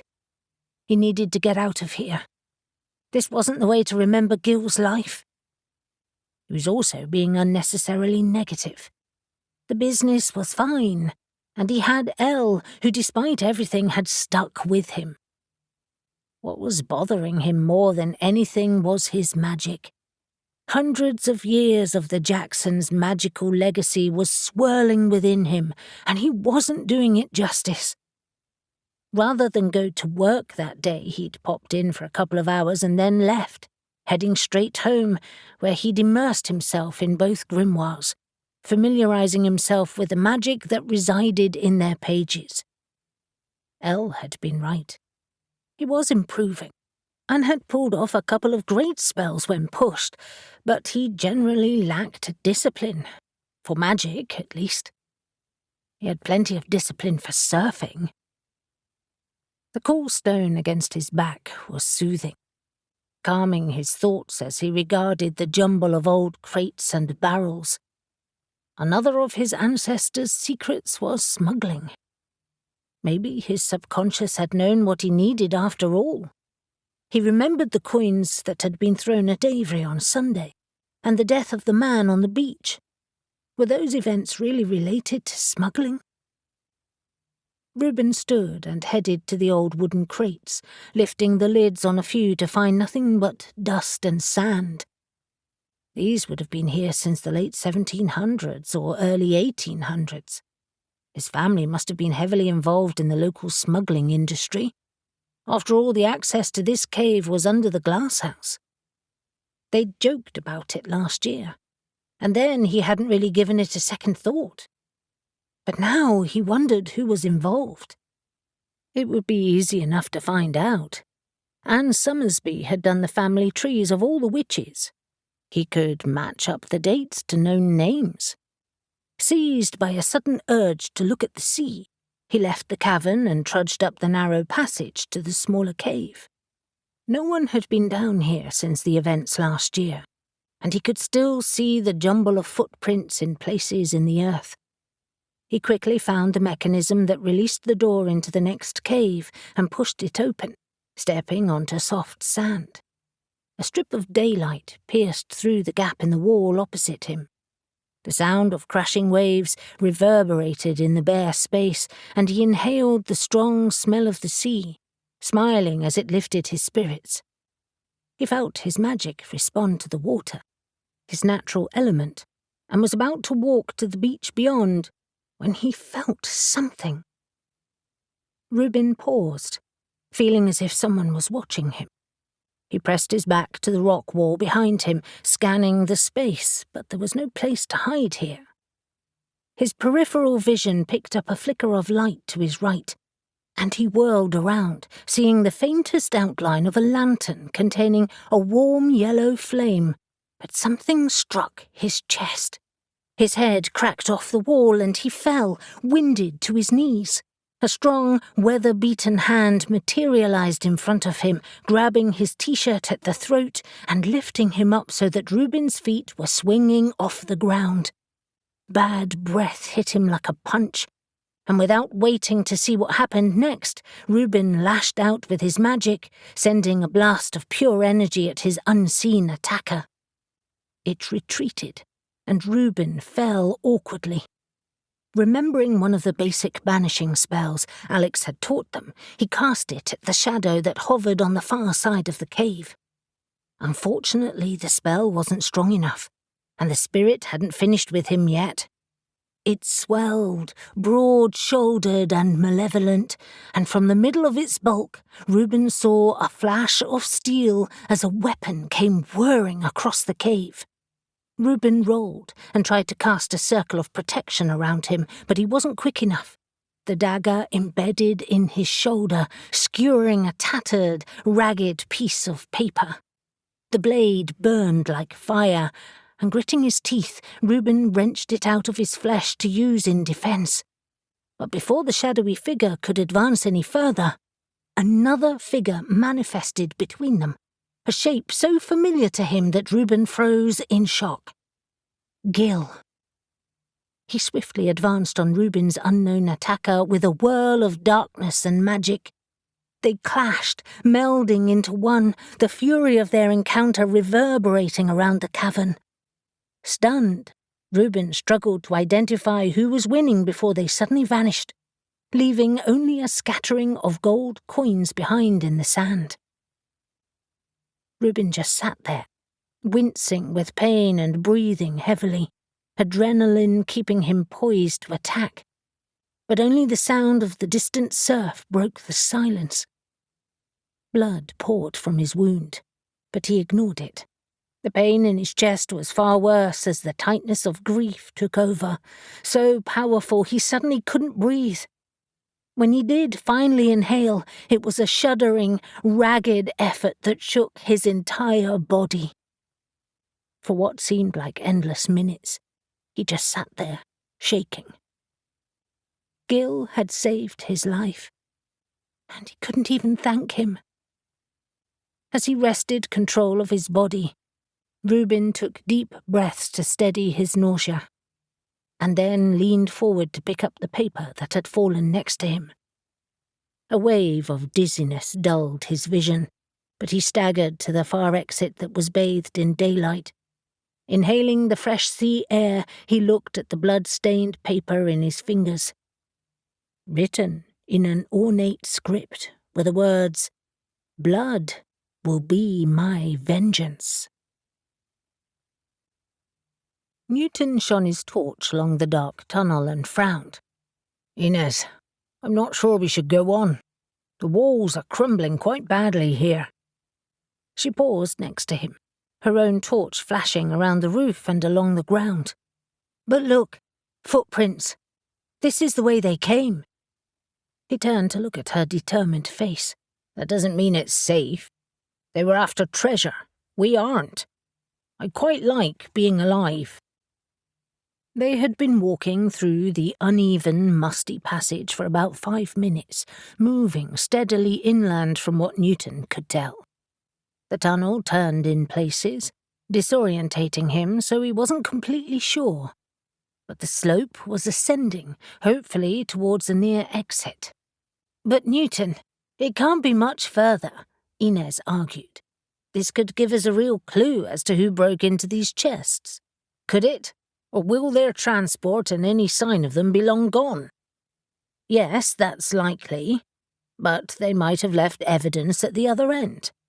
We might even get a clear footprint, not like these sludgy ones that we can see here. They're so trampled.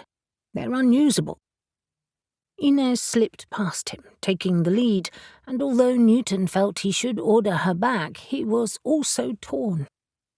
He liked Inez's enthusiasm. She was very different to Moore's calm and even-tempered approach. In places there were trickles of water down the tunnel walls, and the air was damp and stale. Newton couldn't help but wonder how often this place had been used in the past. At intervals, he paused to examine the thick wooden beams overhead and the sturdy supports along the side. This passage had obviously been shored up at least once, but he also thought that it had started out as a natural rock passage that had been enhanced over time. The sound of Inez's footfalls vanished, and he shouted, "Inez, wait!" He hurried to catch up, noting the passageway had turned up ahead. He couldn't even see Inez's torchlight. A scream broke the silence, and Newton ran, forgetting any pretense of being careful. He rounded the corner, but the passageway snaked onwards, and over the sound of his pounding feet he heard an ominous thump and the slither of falling rock. Shit! Had she triggered a landslide? Had the tunnel collapsed? Suddenly wary of being buried alive, he slowed, rounding the bend ahead cautiously, and then blinked with shock. The passage had widened, and outlined in the bright beam of light from Inez's fallen torch, something small dashed across his path, rasping and wheezing in a distinctly non-human way. He whipped around, trying to see the figure. It leapt at him, and he instinctively swung his torch, his only weapon, connecting with something hard. He heard a solid crack, and the impact shuddered up his arm. An anguished grunt and hiss made his skin crawl, and then the figure skittered away. Without stopping to think of what he'd just encountered, Newton dashed forward, seeing Inez's body lying on the ground beyond her torch. He crouched over her, shouting her name. But as her head flopped heavily towards him, he saw that her skull was crushed and her eyes were lifeless. Inez was dead. 11. Alex searched the first floor of Caspian's house, hoping he would find something to indicate who had attacked Caspian while Avery was gone.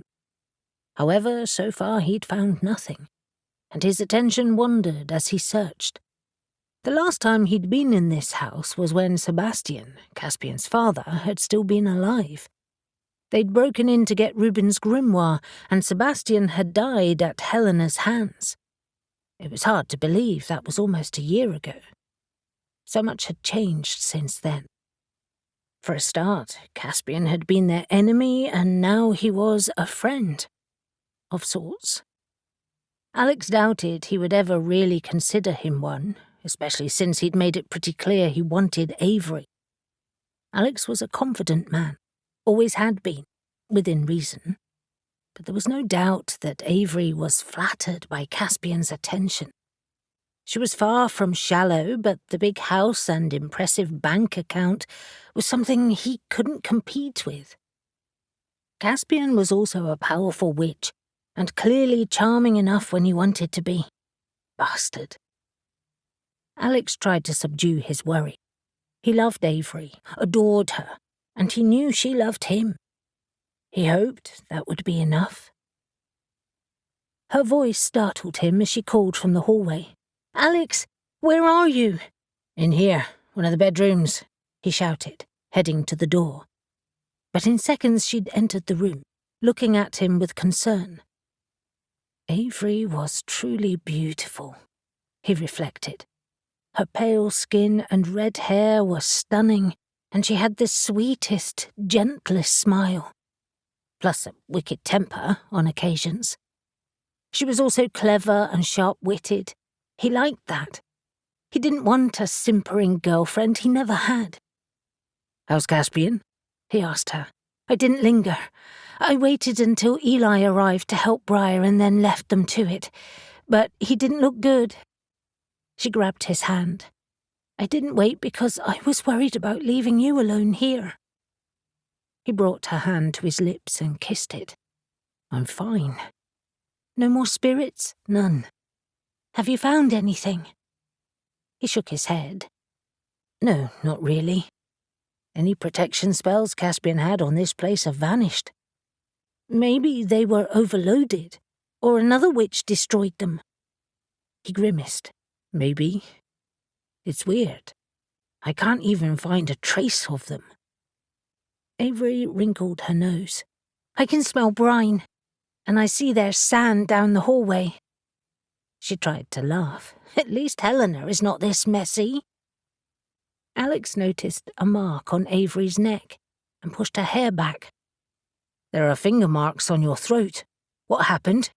"While you were being tackled, I was attacked from behind." Her hands touched the marks and she shuddered. "Horrible, cold hands. Helena can't touch me. How are these spirits so strong?"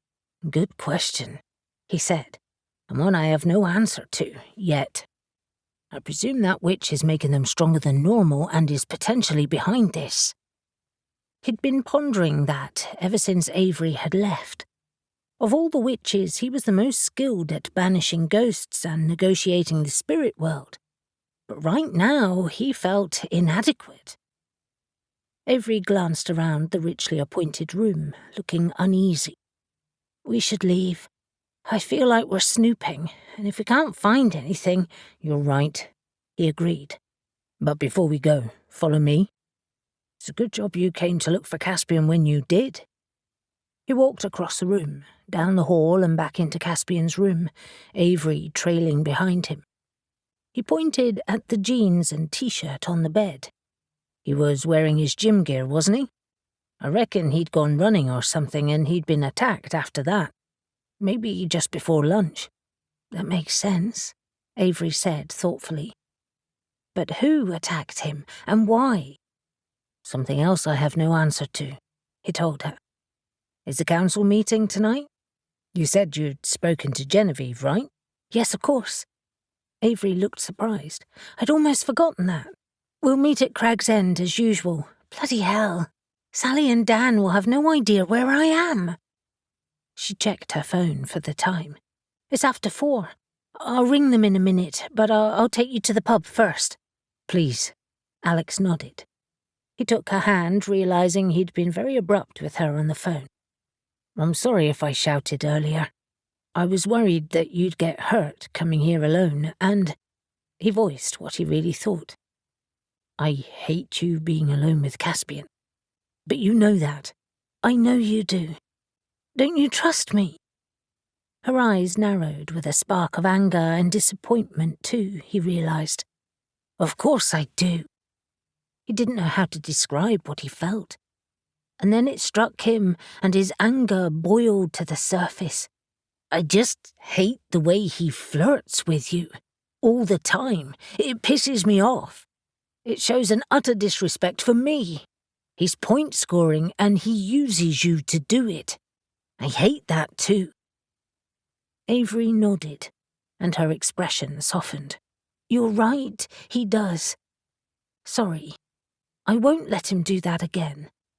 But he is still our friend, and right now he's in a bad way at Briar's. With luck, Eli will have found a way to contact Estelle, and we need to go. Ready? He pulled her close and kissed her, leaving her breathless, and then he grinned, happy to know he could still bring a flush to her cheeks. Yes, let's get out of here. Within seconds, they were back in Alex's flat, and he fell to his knees as the expected nausea and dizziness hit him. At least it lasted only mere seconds now. Her hand appeared in front of his face. He grabbed it, and she hauled him back to his feet, saying, Come on, cowboy. We must bid you a glass of something after that. All right. I'll stand you a glass of wine. Before the words had even left his mouth, Alex felt his phone buzz in his pocket, and then it started to ring, and at the same time so did Avery's. He frowned and headed across the room to answer, telling Avery, It's Newton. I've got Elle, she said, answering quickly as she turned away too. Hey, Newton, Alex said, looking out at the sea from the kitchen window. How's it going? Badly. Very badly. Newton sounded grimmer and angrier than he'd ever heard him, in recent months at least. He'd yelled at Alex often enough when they first met. Alex's stomach twisted and he glanced at Avery, hoping his friends were okay. But she was still talking too, her brow furrowed. What's happened?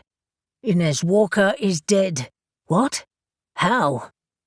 An image of Inez flashed into Alex's mind, replacing the view in front of him, and he leaned against the counter behind him in shock. Something jumped us in the tunnel. She was alone and I wasn't there. Fuck it. Fuck. Newton sounded on the edge, as if his voice was about to break. Alex overcame his momentary shock.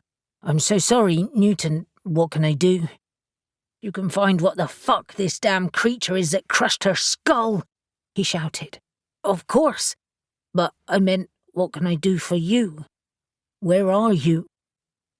Alex was more worried about the living than the dead at this moment. Newton took a deep breath and exhaled heavily. I'm with Moore, at the station. But I've only just arrived here. I've been at the bloody site all afternoon. What site? The place where the sinkhole collapsed into the cave, Looe. Come to the pub when you're done. We can talk. Pints are on me.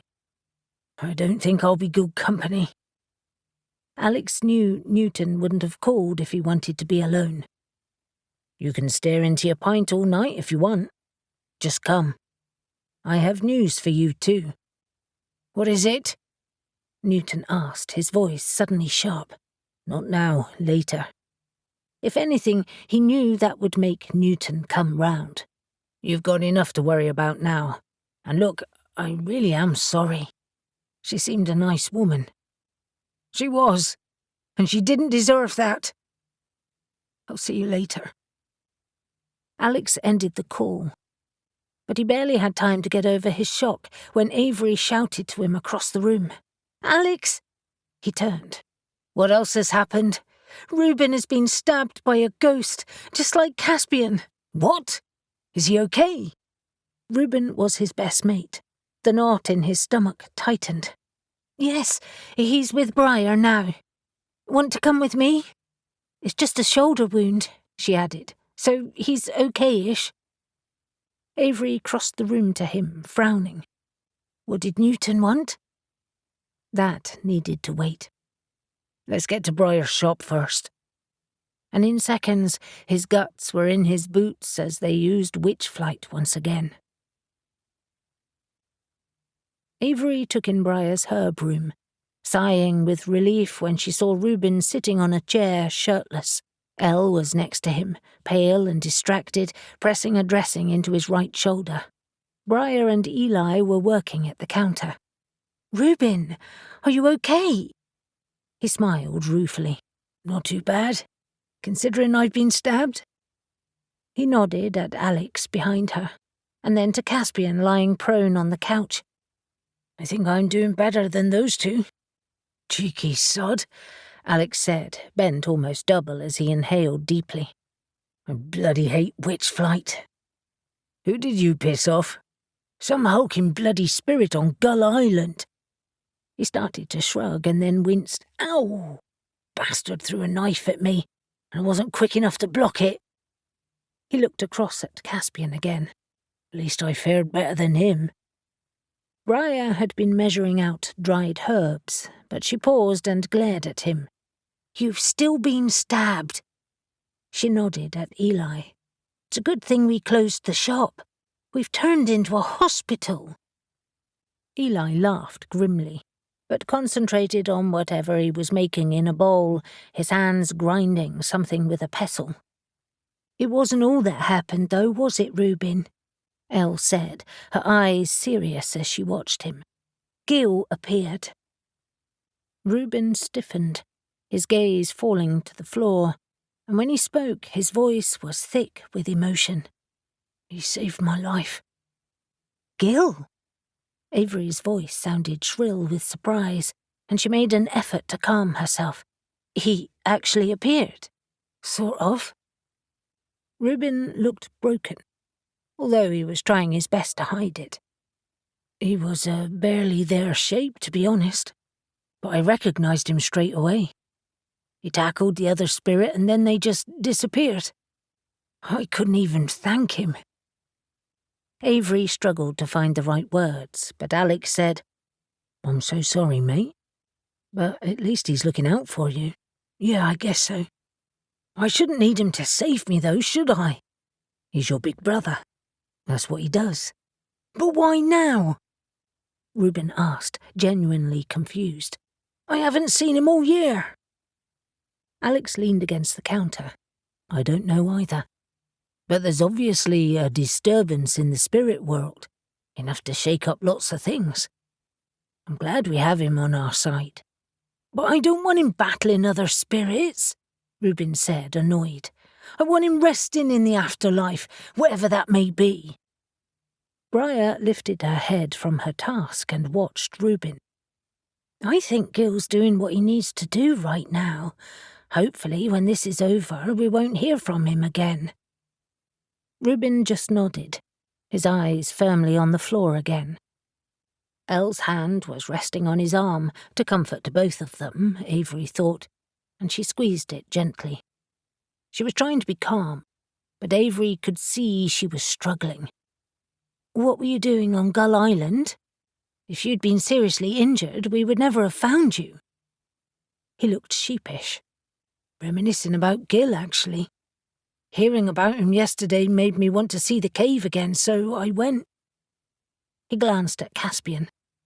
"I got a bit angry, and then I started thinking about smuggling and who exactly would have been involved in our family. Anyway, I headed to the cave by the beach. Remember it, Avery?" he said, looking at her. She nodded. "Of course. It had the hidden catch in the stone door." She remembered how Reuben had found the mechanism, allowing them to enter the cave beyond that led to the rocky beach. "That's where I was jumped." His eyes took on a faraway expression. "I saw a lantern. A ghost lantern. Who knew there could be such a thing? And then I was hit in the chest and lifted clean off my feet. That's never happened before. Avery imagined not. Reuben was a big guy. And then, he continued, a knife came out of nowhere. With this. He reached into his pocket with his left hand and pulled out a blood-stained note.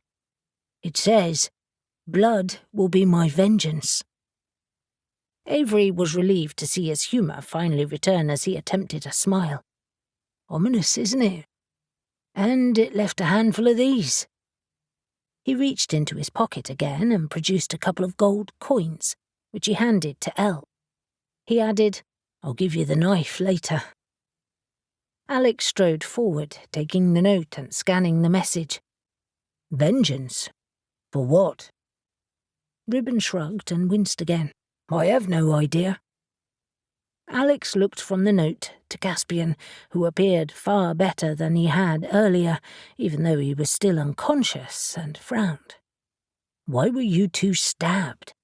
I don't know, Reuben said. You're the one with a crystal ball. Alex looked at him impatiently. Thanks. He started to pace. If restless spirits want vengeance on you, then it suggests that your families must have pissed them off in the past. Reuben looked at Caspian suspiciously. I hardly think we'd have worked together. You might have, Avery said.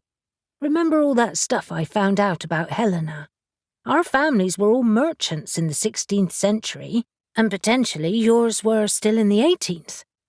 You could have been affected by smuggling and decided to combat it together. Reuben shook his head, his face wrinkling with disdain. But we were involved in the smuggling business from what I can tell. That doesn't make sense. Intriguing, Elle said, and worrying. You could be attacked again. Eli stopped grinding herbs and leaned on the counter to look at them all, arms crossed over his broad chest. Potentially, you could have been more badly injured than you were, if not for Gil. The spirits certainly could attack you again, Caspian too. It's odd that he could have been killed, but wasn't. Sounds like the spirit is biding his time. Or their time. This could be just the start. Avery saw Alex flinch. I have some bad news too, I'm afraid. Inez Walker was killed today. Everyone gasped, and Avery asked, How? Her skull was crushed by some kind of creature. She was with Newton in the tunnel that led off that cave collapse in Looe. He held his hands up. That's as much as I know. Mariah's voice was sharp. And Newton? He's uninjured, I think, but upset. Angry, actually. I told him to come to the pub later. Avery's legs suddenly felt weak, and she needed to sit down. She sank onto a stool and used the table to prop herself up. I had a weird conversation this morning in the shop after we came back from the museum, Elle. Of course, I'd forgotten to ask about that, Mariah said, pouring hot water onto the herbs they'd prepared and releasing their pungent scent into the room. She dropped the cotton cloths into it, keeping busy as she tried to hide how upset she was.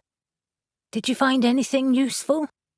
A few interesting things, but my customers mentioned a smuggler that I read about at the museum. Cruel Coppinger.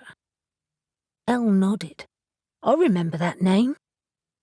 According to them, he was very active in Whitehaven, maybe Harecombe too. I think we should focus on him. I'll ask Dan to help.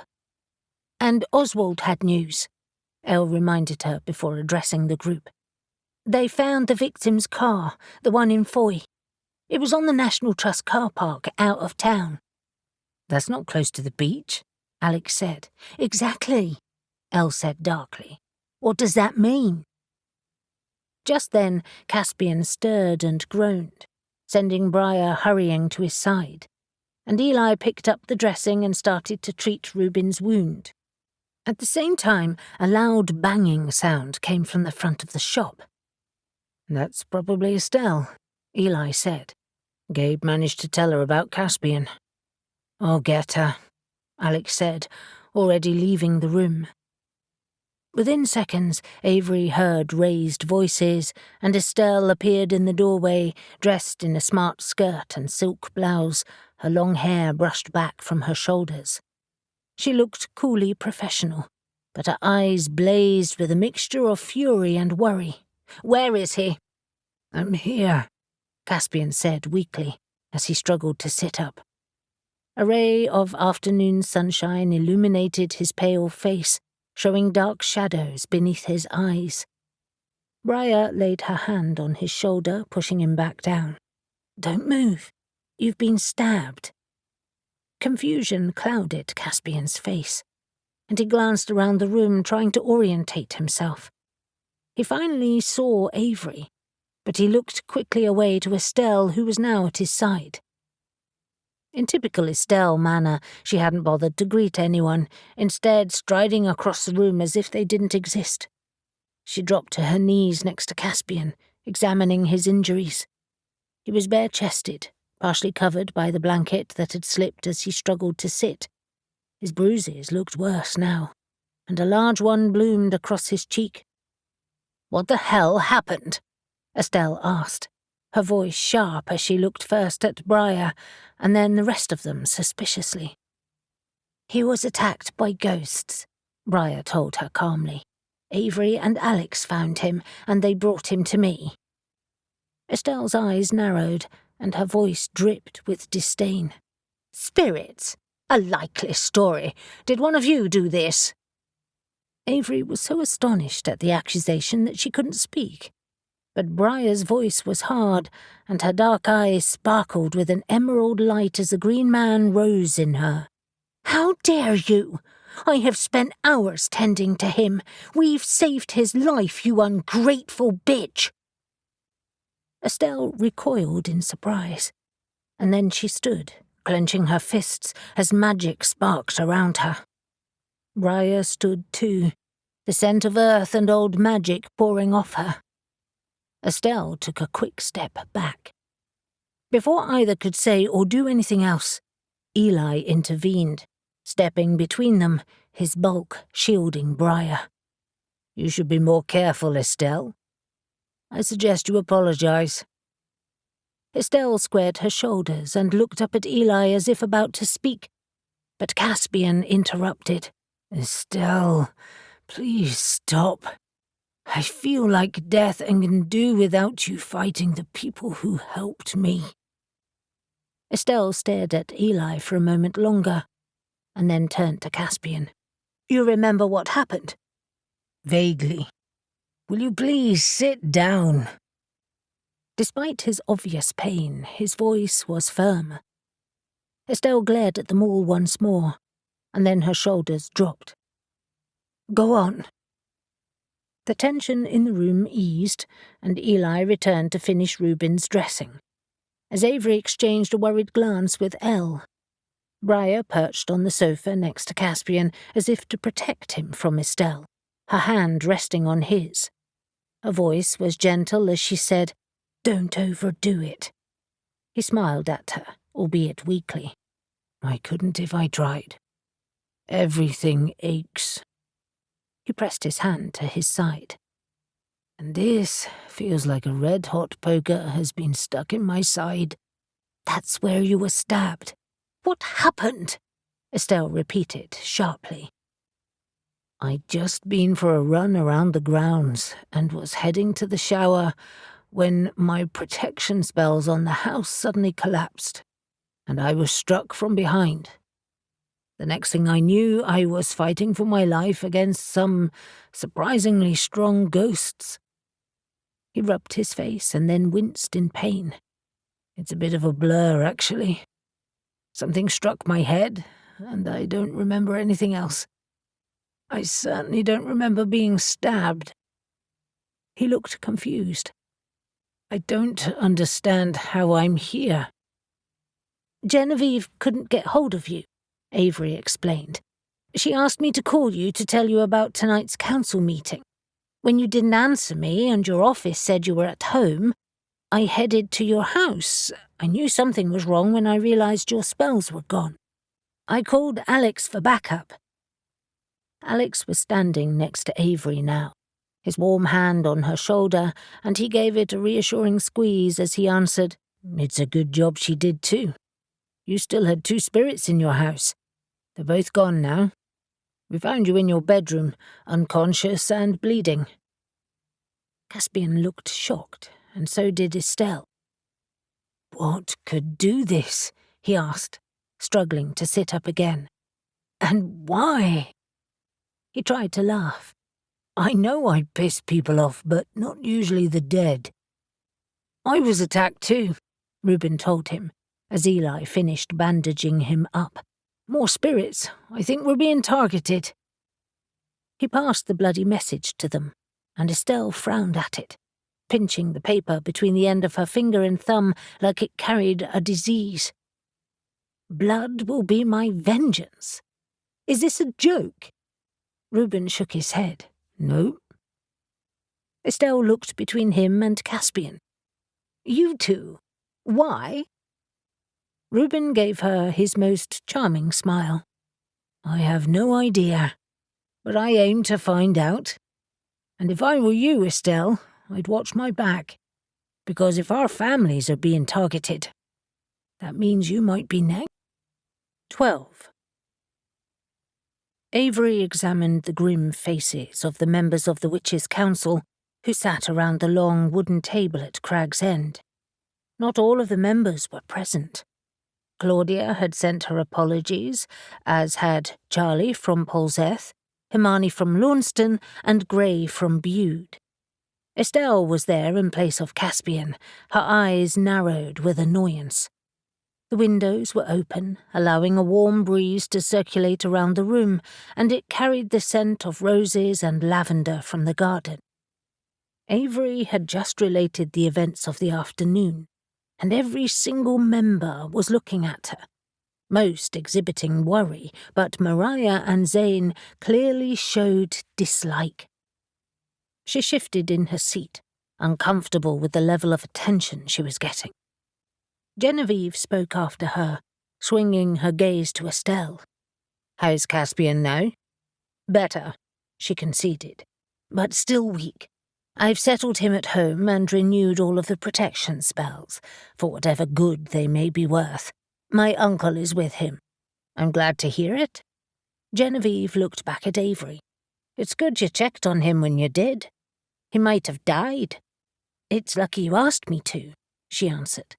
"He was very weak, but it is odd. The spirits could have killed him at any time, and yet they didn't. I don't understand what's happening." "Of course," Zane said sharply. "There is only your word to go by on this." Avery was too tired to argue and just glared at him. "Oh, shut up, you idiot!" Her disdain was more shocking than if she'd argued, and Zane's mouth fell open in surprise. Rasmus's gravelly voice broke the stunned silence. "Well said. We trust each other in this group, and Avery has more than proven her worth here, as have the other Whitehaven witches, which is more than can be said for you, Zane." Ignoring Zane's furious face, Rasmus turned to Oswald, who was trying to conceal his amusement. "Oswald, I understand you have been looking into the death in Foy." Oswald nodded. "The victim, a young man called Miles Anderson, was found on the beach, with pretty much every bone in his body crushed. His car was parked out of town, not too far from the coastal path." "Someone could have picked a fight with him and then pushed him over the cliff," Eve suggested. "But," Avery said, "Newton thinks the fall wasn't enough to have broken so many bones, and there was no sign of a struggle at the top. They searched quite a large area, I gather." Oswald continued. "The locals also report an increase in supernatural activity. Nothing concrete, of course, and certainly no ghosts looking like sailors. Just rumours about piskies. But they did say that the young man had been seen about town recently and hanging around the castle ruins." "He could have been looking for something," Rasmus suggested thoughtfully. but it really doesn't give us much to go on." Eve was sitting opposite Avery, and she looked at her sadly. "I'm really sorry to hear about the policewoman. That's awful." Avery had updated them on all of the recent news, and she smiled at Eve. "Thanks. I hardly knew her, but it is terrible. And it sounded as if Newton was upset. I'm hoping he's at the pub now speaking to Alex." "There are several things worrying me," Genevieve said. "Obviously these unnaturally strong spirits and what could be a very destructive supernatural creature. They both seem to have appeared very recently, simultaneously." Her arms were resting on the table in front of her, and she leaned on them, staring at Avery. "Tell me what Newton saw again." "Well, I only know what I heard via Alex, but he said that something scuttled down the tunnel, something small. He hit it with his torch, but didn't get a clear picture of it because it was too dark. But if he hit it, then it's not a spirit." "But you said you felt the spirit's hands around your throat earlier," Zane said, "and that one picked Reuben up. Therefore it must have some physical presence. It could have been a ghost that Newton encountered." Avery looked at Zane's accusatory glare and nodded. "It's possible. But Newton is a policeman, which makes him very observant. And he reacts well under stress.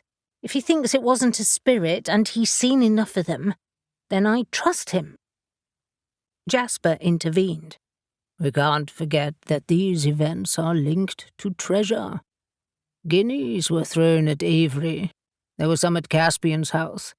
A few were left when Reuben was attacked, and one was placed in Miles Anderson's mouth.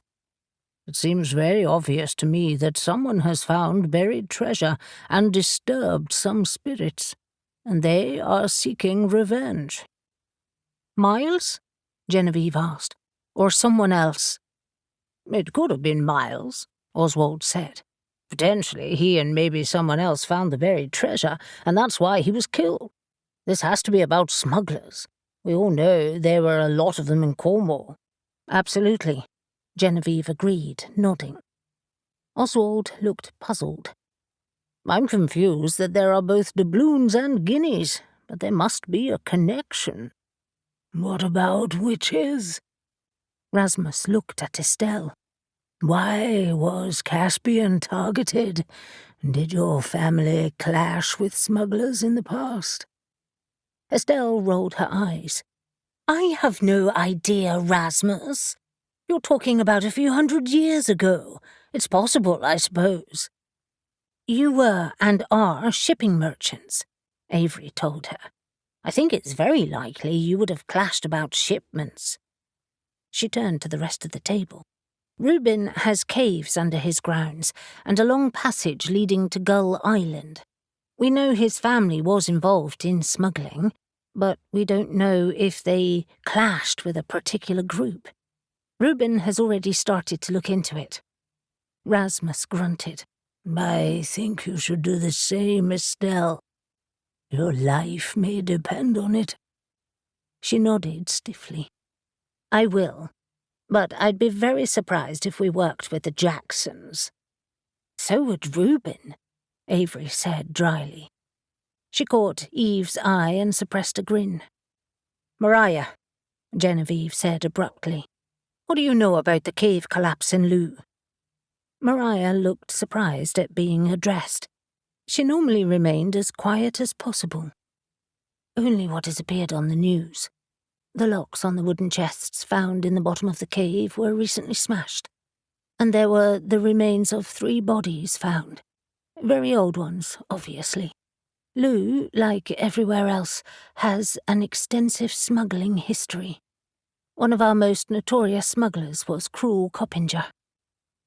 Avery watched her while she talked, not wanting to reveal that she'd seen her photo at Jamaica Inn's smuggling museum. She also hadn't told the group about a witch walking the spirit world. If it was someone around this table, she certainly didn't want to alert them to the fact that she knew, or that Alex had walked there too. She glanced around the rest of the table. but no one looked guilty or worried at all. Mariah was warming to her subject as she continued to address the group. He didn't earn the name Cruel for no reason. He and his posse beheaded a revenue officer. He was considered almost supernatural. His gang was called the Cruel Gang, too. They controlled much of this part of the coast. Avery recalled her earlier conversation with her regulars at the shop. Including Whitehaven and Harecombe? Yes, Mariah confirmed. Why was he considered supernatural? Eve asked. He arrived in the middle of a storm, his ship breaking up on the shore. The locals had come to watch the wreck, as they often did, hoping for bounty, and he strode out of the waters, leapt up behind a local woman on her horse and absconded with her. This was on the north coast, not the south. She became his wife, somewhat unwillingly, I gather, she said, eyebrows raised. Anyway, he was huge, Danish, a Viking striding out of the past. Some called him a demon. You seem to know a lot about him, Oswald said. Do I recall correctly that you gave something to the smuggling museum once? She nodded, unconcerned. One of Zephaniah Job's ledgers. He was the smuggler's banker, and very good at it, apparently. My grandfather was fascinated with smuggling, and an old friend left him all his papers when he died. He found the ledger in the collection and was determined to donate it. Most of them had been destroyed in a fire after Job died, probably deliberately. I just organised it. He told me all sorts of tales as a child, and of course, Cruel Coppinger is well known in Looe. We have a pub named after him. Mariah smiled, looking at everyone's expectant faces. And what's more intriguing is the manner of his end. He just disappeared into the sea one night and was never seen again. Drowned? Eve asked. Mariah shrugged. A ship was seen anchored offshore, and he rowed out to it on a small boat. Avery leaned back in her chair. That's intriguing. So he has no grave here? No, but plenty of his gang would have had burials here. I'm just not sure where they would be. This could be related to him, even with that enigmatic exit, Genevieve said. I'm just wondering what could have set this whole thing off. Something must have happened recently. Avery smiled. Whitehaven Museum is putting together a new exhibition about smuggling. It's not open to the public yet, so I have no idea what they're planning to show, but maybe that has something to do with it. Very possible, Genevieve said, nodding. Perhaps a researcher discovered something they shouldn't have. She looked around the table. We need to work together on this. Anything that we can find out could be valuable. Reuben and you, Estelle, should check your family histories carefully. Estelle didn't look impressed at being given instructions by Genevieve, and she gave an abrupt nod of acknowledgement. Genevieve's gaze swept around the table. Is there anything else before we go? The council members shook their heads, and Avery noticed many of them appeared worried by the turn of events. All right, she said with a sigh. In the meantime, I suggest we all watch our backs and enhance our protection spells until we know what we're up against. Alex poured Newton another pint and set it in front of him, concerned about his friend. Concerned about both his friends, actually. Reuben sat on the bar stool next to Newton, nursing his own pint. He was stoic regarding his injury, but every now and again he winced, and he used his left arm to pick up his pint, not his right. Elle sat next to him, casting him surreptitious, worried glances. Mariah was next to Newton. Her dark eyes that were now ringed with emerald fire were full of concern. On Tuesday nights, the pub was usually half empty, and tonight was no different. They had the freedom to talk easily without being overheard by anyone other than Z, and Alex didn't mind him listening. Newton had arrived an hour ago, looking more depressed than Alex had ever seen him, and he leaned on the bar, struggling to maintain his composure. Since he'd arrived, he'd run through a range of emotions, from fury, sadness, and frustration to feeling like a failure, and now he'd settled into a brooding determination to avenge Inez's death. "And worst of all," Newton said, talking to his pint rather than meeting their eyes, "we didn't even find one scrap of evidence to indicate who might have broken into those old chests. It was all a fucking waste of time." Mariah squeezed Newton's arm. "It feels like that now, but we will find out what did this." Newton turned his troubled grey eyes on her. "We better. I feel sick." Alex glanced up as he saw Avery arrive, her face pensive but also determined, and he relaxed at the sight of her. He turned automatically to grab a wine glass and pour her favourite red wine, and by the time she'd drawn up a stool, he slid it in front of her. She smiled at him and murmured her thanks before turning to Newton. "Newton, I am so sorry about Inez." He brushed it off. "Thanks, but I won't rest until I've caught who did this." He shook his head. She was starting a new life, post-divorce. She should have been safe here. Avery nodded. Yes, she should have been. I have a feeling, though, that this could escalate even further. "Why? What happened at the meeting?" Elle asked, alarmed. "Nothing there, particularly," Avery confessed. "It's just this general feeling I have. However, Oswald told everyone about the supernatural events around Foy." "What events?" Newton asked straight away. "Just local accounts of the feeling that spirits are in the area and the idea that piskies are stirring up trouble.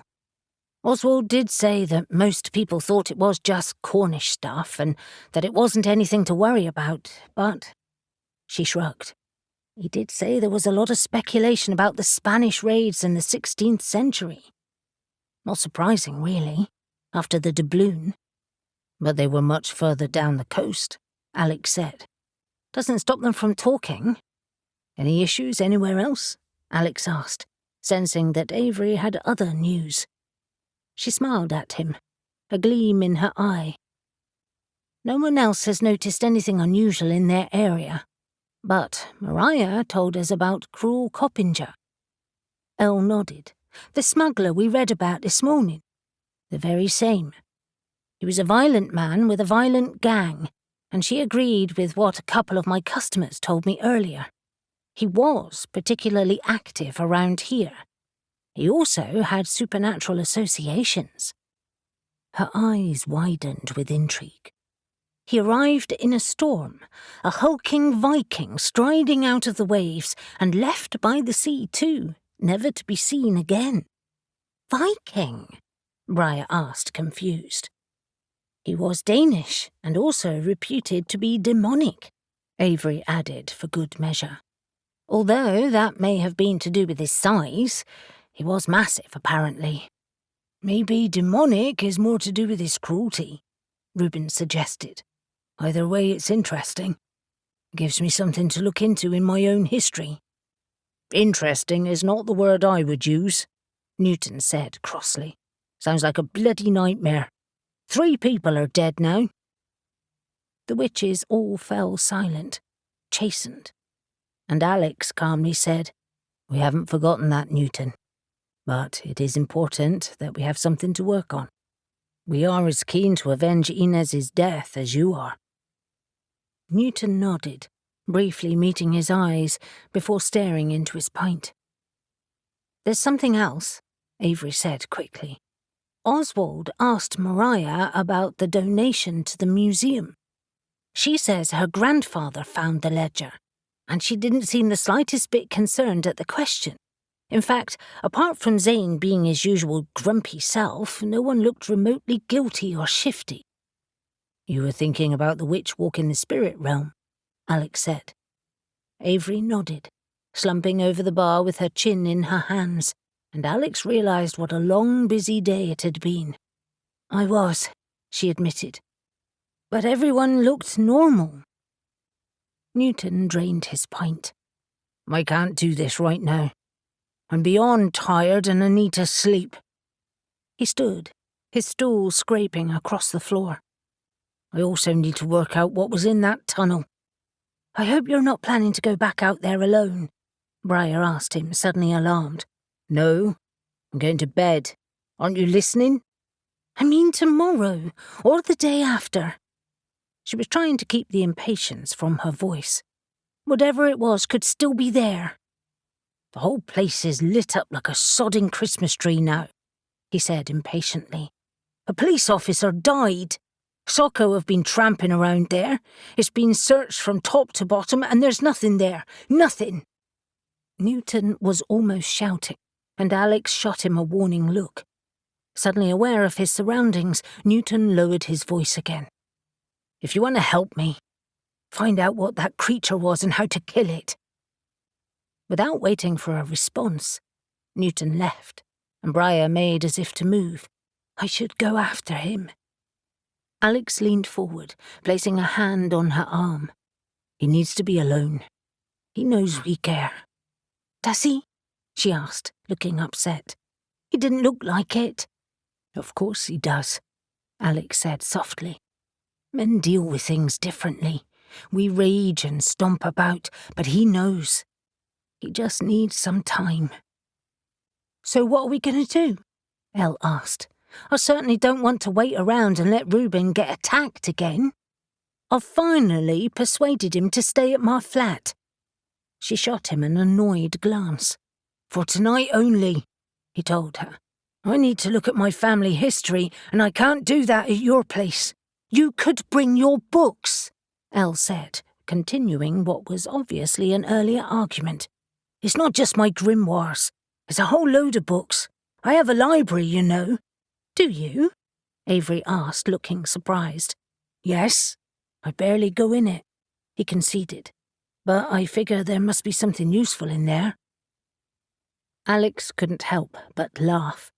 Only someone who doesn't like reading could look so underwhelmed at having his own library. He shrugged. Sorry, I don't even know what's on the shelves. Avery's mouth hung open, emitting a strangled cry. What? Wow, you've just committed the cardinal sin in Avery's eyes, Alex told him. He rubbed Avery's shoulder. It's okay, babe. Don't have a stroke. Avery looked at Reuben, horrified. But Reuben, you could have first editions in there, and leather-bound masterpieces. I could. I admit it. I'm a heathen. Feel free to check it out sometime. He smiled at Avery, an attempt to appease her. This isn't helping, Elle said, narrowing her eyes at Reuben. We need a plan. How do we find out what's happening? Well, Alex said decisively, I think this new exhibition in Whitehaven Museum is worth looking into. Let's see if we can find out more about it. The theme, who's organising it, etc. I know it's not open yet, but we could visit the museum anyway. Look around the other exhibits and ask a few questions. I can go tomorrow morning. Good idea, Elle said. I'll come with you, while Reuben here fulfills his family history obligations. Alex was aware of Z's looming presence next to him, as he sidled closer. May I make a suggestion? He asked. Sure, Alex said. You mentioned supernatural creatures. Why don't you talk to Shadow? She's kicking her heels around now and driving us all mad, he said, rolling his eyes. She sees piskies on the moors. Perhaps she sees other things. Piskies? Mariah said, amazed. She's never told us. Z shrugged. She doesn't like to advertise it, and may not thank me for mentioning it. But it sounds like you need help. Mariah nodded. Thanks, Z. I'll call her first thing tomorrow. In that case, Avery said to Reuben brightly, guess who's helping you tomorrow? Reuben groaned. You're going to be such a taskmaster. Yes, I am. It's your own fault, she admonished him. and Alex tried to suppress a smirk at her peremptory tone. "You should never have mentioned your library." 13. Caspian reclined on the cushioned sofa in the informal lounge that overlooked the back of his house, watching Estelle pace back and forth in front of the unlit fireplace. The patio doors to the garden were open, and the night sounds carried inside. The hoot of an owl, the tinkle of the fountain, and soft sough of the warm summer breeze through the leaves. Caspian had been waiting anxiously for his sister to return from the witches' council meeting, and he'd been forced to listen to his uncle moaning about their obligations. He'd been too tired to object, and could only hope that Estelle hadn't alienated everyone. He'd worked hard to make connections over the last year, separate from those of his father. He wanted friendships that were on a more equal footing. However, Caspian also knew that his uncle, Maximilian Faversham, resented Caspian's approach, and so did Estelle. He didn't care. They could complain all they wanted. He was the head of the family and the business, and he called the shots, even now, while recovering from his attack. "Estelle," he said, more aggressively than he should have been, "you're making my neck ache. Will you please sit down and tell us what happened?" Estelle shot him a look of pure loathing. "I don't know how you stand that group. We don't need them, never have. Listening to them planning and plotting all night was excruciating. What do we care about the other covens or bloody smuggling?" Caspian couldn't believe her short-term memory. He was still bloodied and bruised in front of her. "Have you forgotten already, Estelle, that I was half dead when Avery and Alex found me earlier? If it weren't for them, there'd be no half about it. And," he continued when she fixed her steely glare on him, "Avery only came looking for me because of Genevieve." Max looked sheepish. "That's true, Estelle. They do have some uses." Max was his father's younger brother, shorter in stature, with a thinning head of dark grey hair. Like his father, he had a mean streak in him, but he was also cautious. Years of doing business had taught him that. He headed up their overseas branch and spent half of his time in France. Like all of them, though, he was a skilled witch, and his strongest element was fire. "I should have known you'd take his side," she said scathingly, before stalking to the drinks cabinet and pouring a stiff gin and tonic. That was a joke in itself, Caspian thought, catching his uncle's eye. He almost never took Caspian's side. They both still seemed to blame him for his father's death. When Estelle finally turned around, she looked more composed, and she sat down in a deep armchair opposite their uncle and next to Caspian. "There seems to be some consensus that cruel Coppinger could be behind this, or should I say, his spirit." "The notorious smuggler?" Max asked. "Yes. It seems he had control of this area, although I can't see what that has to do with us."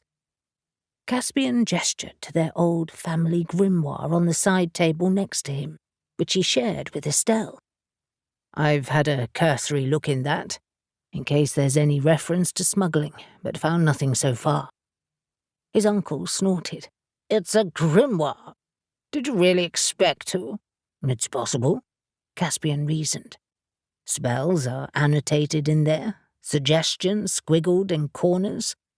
There may have been a reference to a useful spell, but—" He fell silent as he considered the vast number of spells in there, and the almost indecipherable writing in places. "I admit it's a long shot. Tomorrow, when I have more energy, I'll look in the study. There are some local histories in there that might be of use." He appealed to both of them. "If our business was threatened, we would have retaliated. I take it, Uncle, that you don't remember any family stories about smuggling?" Max shook his head. "None. But you're right, we would have hit back if our livelihood was threatened." "But," Estelle countered, we would also have led any smuggling enterprises in this area if there was profit in it. Maybe Coppinger wanted a cut, or wanted to take over our area." Caspian tried not to roll his eyes, and failed. "We are legitimate businessmen. We couldn't have been thought to be smuggling. We were rich. We had a position in society to maintain." "So how do you explain the Jacksons' involvement? Avery mentioned that cave today, the one where you killed Gil. They were clearly involved in it." Caspian winced, not from the pain of his stab wound and all of his bruises. "His death was an accident. I didn't mean to kill Gil. Whether you meant it or not doesn't matter. The fact is, you did kill him." Estelle looked at him, almost triumphantly, rubbing his nose in something he so deeply regretted, something he would never forgive himself for. "You shouldn't look so pleased about it. I hate that I did, and you should too. If I was in your position, I'd have done the same thing, and been proud of it," she sneered. "Don't be ridiculous." Caspian struggled to sit up, and wished he hadn't as a searing pain pierced his side, and he broke out in a cold sweat. "You have no idea how it feels. I wouldn't wish that on anyone." "Maybe Avery can come over and comfort you," Estelle said, uncaring as to the pain she was causing him physically and emotionally. "Although she actually can't. She loves Alex, not you. Thank the gods." Fury flashed out of Caspian, rising up like a cobra, and before he could even think, he had willed her mute. He watched as Estelle struggled to speak, her hand at her throat and her lips pressed closely together as if stitched by an unseen hand. Her eyes flashed as she tried to hurl a spell back at him, but he was ready for her. His protection spells were strong after what had happened that afternoon, and more than ready for her magic. Estelle moaned, her face contorting as she stood, and her fists clenched. Max leapt to his feet. "Caspian, stop that now!" He ignored him and glared at Estelle. "I've had enough of your vicious tongue. Say one more word against Avery and I'll rip it out." Caspian blinked at the force of his own anger. He wasn't about to back down now. Although he couldn't stand up, power radiated from him, and he noted both Estelle and his uncle took a step back. "You have never known love, Estelle, but one day you will. Then you'll understand. You'll know how it feels to have your heart ripped out when you're rejected because you're such a miserable, spiteful bitch. I wonder if that will be Barack." He smirked, even though what he said gave him no pleasure. "I've seen him watch you and you watch him, but he's far nobler than you can ever be. I hope I'm there to see him break your heart. Now get out. When I hear your car leave the drive, I'll release the spell." For a moment, Estelle didn't move, looking at him wide-eyed with utter shock, and then those eyes narrowed with a calculating look that promised revenge. She turned, grabbed her bag and stalked out. His uncle stood, uncertain. "You'd better go too," Caspian said. "Talk her down from taking her revenge on some poor, unsuspecting bugger." "I'll be fine. I know she can be difficult, but she is your sister, and you're injured. Go," Caspian insisted, suddenly eager to see the back of both of them, and realizing he could always call Gabe for help. "I need to be alone." His uncle gave him a long look, as if about to say more, and then he shook his head, put his glass down and left. Caspian waited, tense, listening to the sound of slamming doors and the whine of retreating engines as they drove down the drive. When silence finally fell, Caspian dropped back against the pillows behind him, releasing the spell on Estelle. What had he done? He'd crossed a line, and he doubted that Estelle would ever forgive him. He recalled the fury in her eyes. Would he have to protect himself from her now? And all because she'd taunted him about Avery. He thought he was over her, that he'd buried his feelings too deep for them to hurt him again. But he was a fool. Love didn't work like that. And it was love, as much as he hated admitting that to himself. He had never said the word aloud, especially not to Avery. But she knew. She had to. He'd hidden it for months behind flirting and sarcasm. But the night of the Crossroads Circus, it had broken free, and he couldn't help himself. He looked out at the dark garden, but he saw only Avery, swirling in the centre of the crossroads, majestic with power. And he saw her pity when she looked at him. No, not pity. Sorrow. She loved Alex. That was obvious. There was no place for him in her life. Another time, another place, maybe. What burned more than that, though, was the fact that Estelle knew of his feelings, and Alex knew too. Alex looked at him with wariness and resentment, maybe fear too, at the possibility of losing Avery. He shouldn't. He was sure of that. But at least he didn't crow about his victory. Alex was too classy for that. And that meant that probably everyone knew how he felt. Caspian hated that. He felt exposed, raw, and the only way he could deal with it was to embrace the pain of his rejection. At least he knew he was alive. He shook his head and sipped his whiskey, feeling its warmth softening his despair. At least he had something to distract him now. He wanted to solve the mystery of why his family had earned the enmity of unknown spirits, and how they were strong enough to have breached his very strong protection spells. With the help of his uncle, Caspian had layered them again on his return, making them stronger than before, and adding in specific protection against ghosts. But he should do the smart thing and call Gabe. Extra help wouldn't go amiss, and maybe he should add additional security to the warehouse too. It was a huge place, stocked with all manner of shipments and equipment, and his staff. If he'd been targeted here, they could be too. He reached for his phone. "Sorry about yesterday," Avery said to Sally. "Everything went a bit mad after I called Genevieve."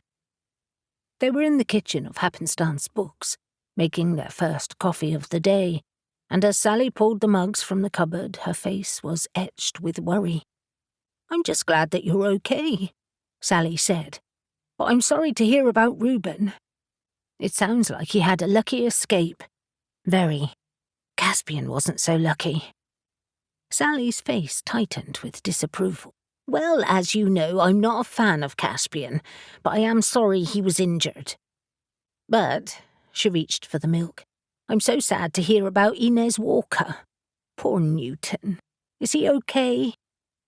Avery sat in a chair at the table, recalling his anger the night before.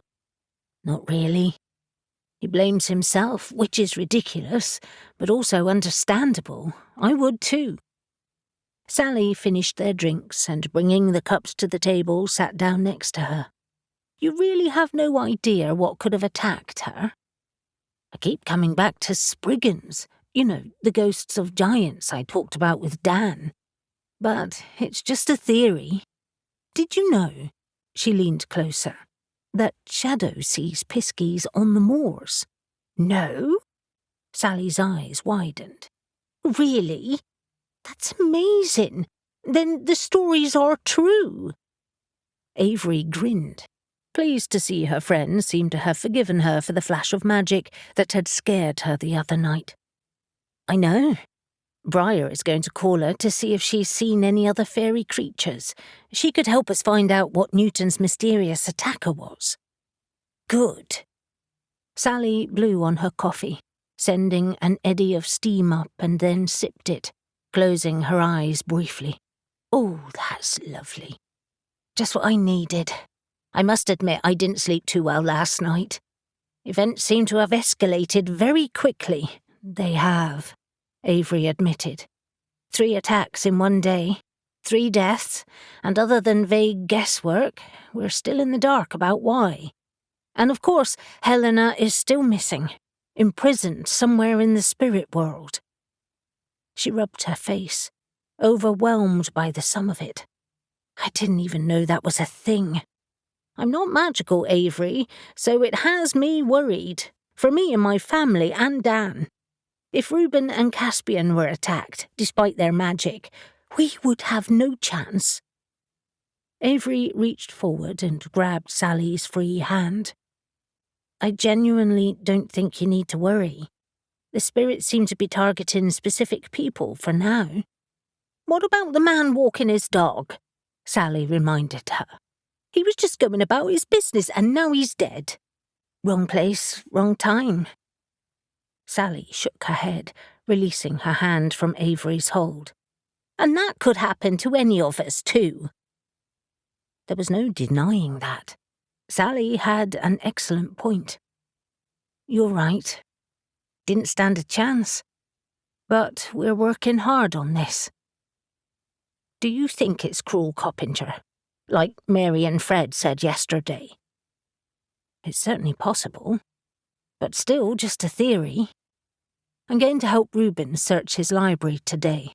I may know more then. She smiled at Sally with what she hoped was a reassuring expression. I'll go mid-morning, if that's okay. That's fine, Sally said, rising to her feet.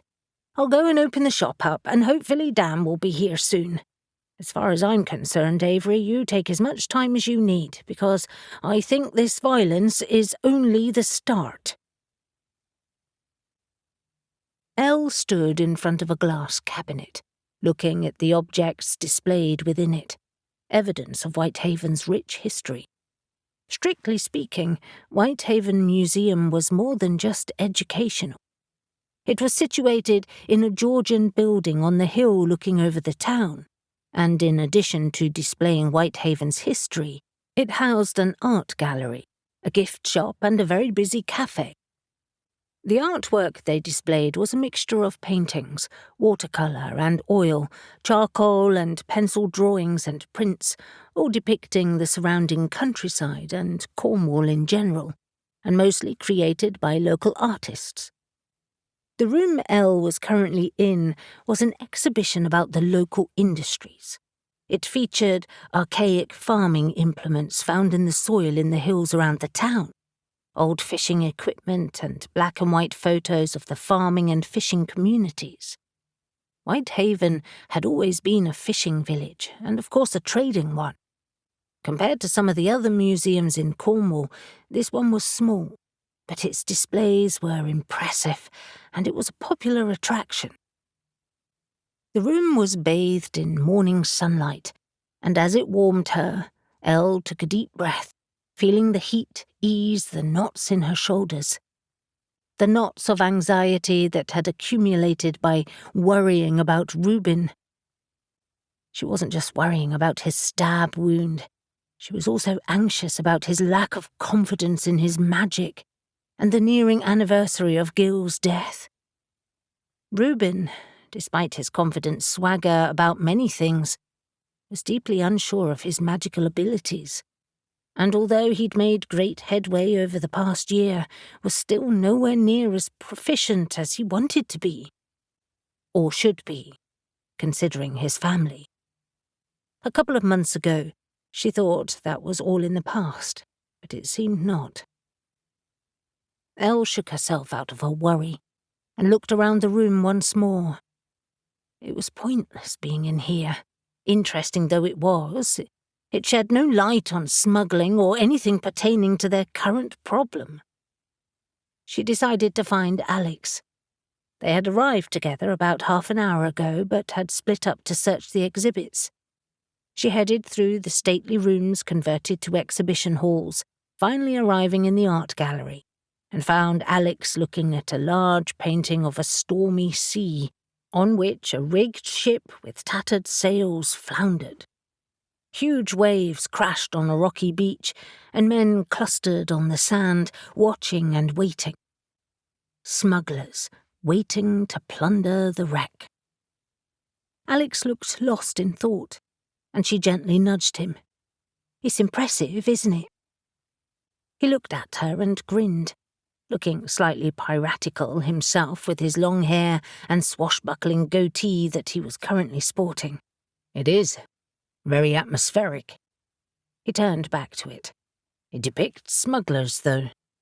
I'm wondering why it's here, if they're setting up a smuggling exhibit."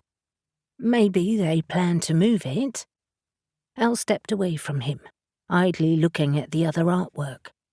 She stopped to admire a watercolour of Whitehaven in bold purple, black and grey, thinking how good it would look on her wall. "Did you see the entrance to the new bit?" She jerked her head towards the other rooms. "It will be in the room at the back of the building." He nodded and pushed his hair away from his face, wrinkling his nose with annoyance. "I did. Doesn't give much away, does it?" "No, but we could ask someone." "Before we do, come and see this." Alex led the way across the gallery to the image of a man with a scowling face, a heavy beard, red-rimmed eyes, and dressed in old-fashioned sailor's clothing. His hair was as black as night, and he stood on the deck of the ship, staring, it seemed, right at Elle. She shivered. "He's unpleasant looking." Alex raised an eyebrow. "I'm not surprised. It's Cruel Coppinger, or an artist's representation of him at least." He pointed to the small printed card on the wall. "Wow!" Elle looked at the image with new appreciation. "So that's the demon pirate. I feel he's looking right through me." "Maybe we should talk to the local artist. It's the same one who's done many of the seascapes, including the one I was just looking at." Elle looked at him, perplexed. "I suppose we could, but why?" "They might have done some research that could help. Could save us some time." Elle shrugged. Avery and Alex loved their research, but she was a bit more like Reuben. She found it time-consuming and annoying, but Alex was normally right about these things. "I guess we could try," she conceded. She saw movement in the corner of her eye and turned, momentarily alarmed, to find it was an older woman in a museum shirt. She smiled at them. "I notice you're interested in our painting of Cruel Coppinger. It's brooding, isn't it?" Alex stepped back to allow her room. "It is. We were just admiring the artist's other work, like the seascape over there." The gallery assistant nodded. "Anthony Carter. He lives quite close to here. He's kindly agreed that we can display these in our new exhibition that opens next week." "We were wondering about that. Will Cruel Coppinger be part of that exhibit?" The woman smiled, excited. "Oh yes. The curator has been doing some wonderful work." She bounced on her soles, a curiously childish gesture, Elle thought, for a mature woman.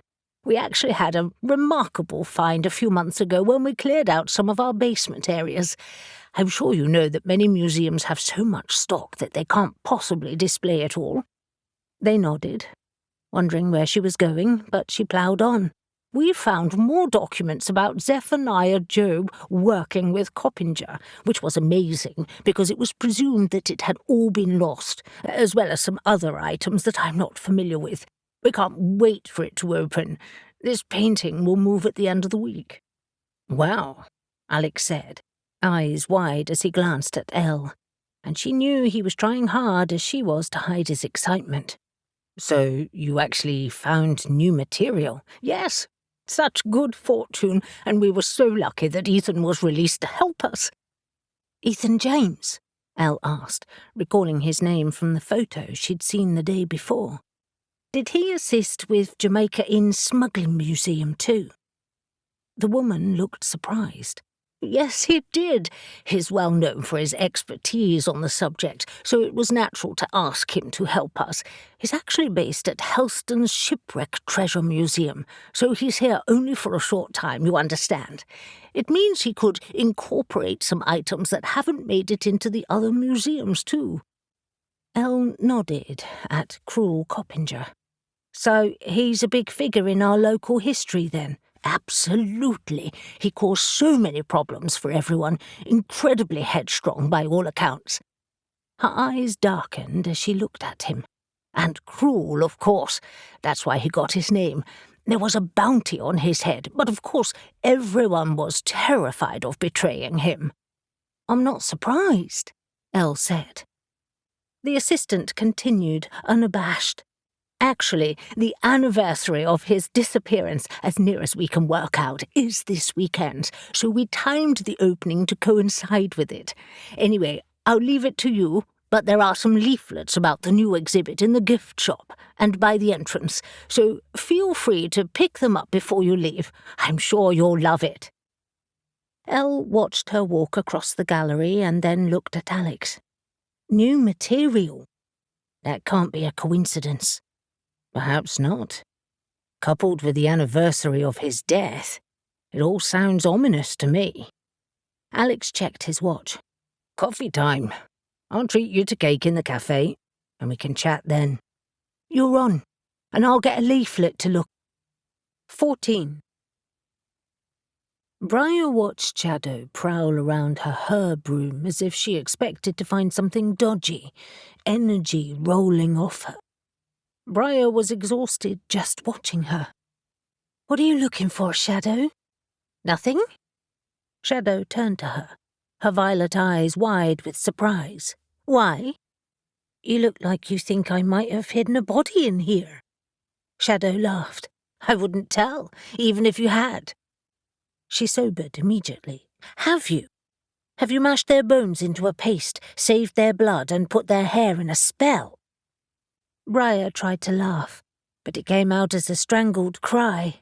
Of course not, you daft idiot. What kind of witch do you think I am? Shadow just winked. Never mind. Briar stopped chopping the geranium leaves she was preparing and dropped them into hot water, inhaling the scent with pleasure, and then readied the next herbs, eyeing Shadow while she worked. Are you bored? Shadow wagged her head. Maybe, but I am intrigued by your random spirit attack. And of course Caspian was attacked too. You heard about that. Caspian phoned Gabe last night. He wanted additional protection for his house and the warehouse. For his house? Briar asked, surprised. I can see his reasoning, but still, I'm surprised. A mischievous grin spread across her face. He argued with Estelle. Did he?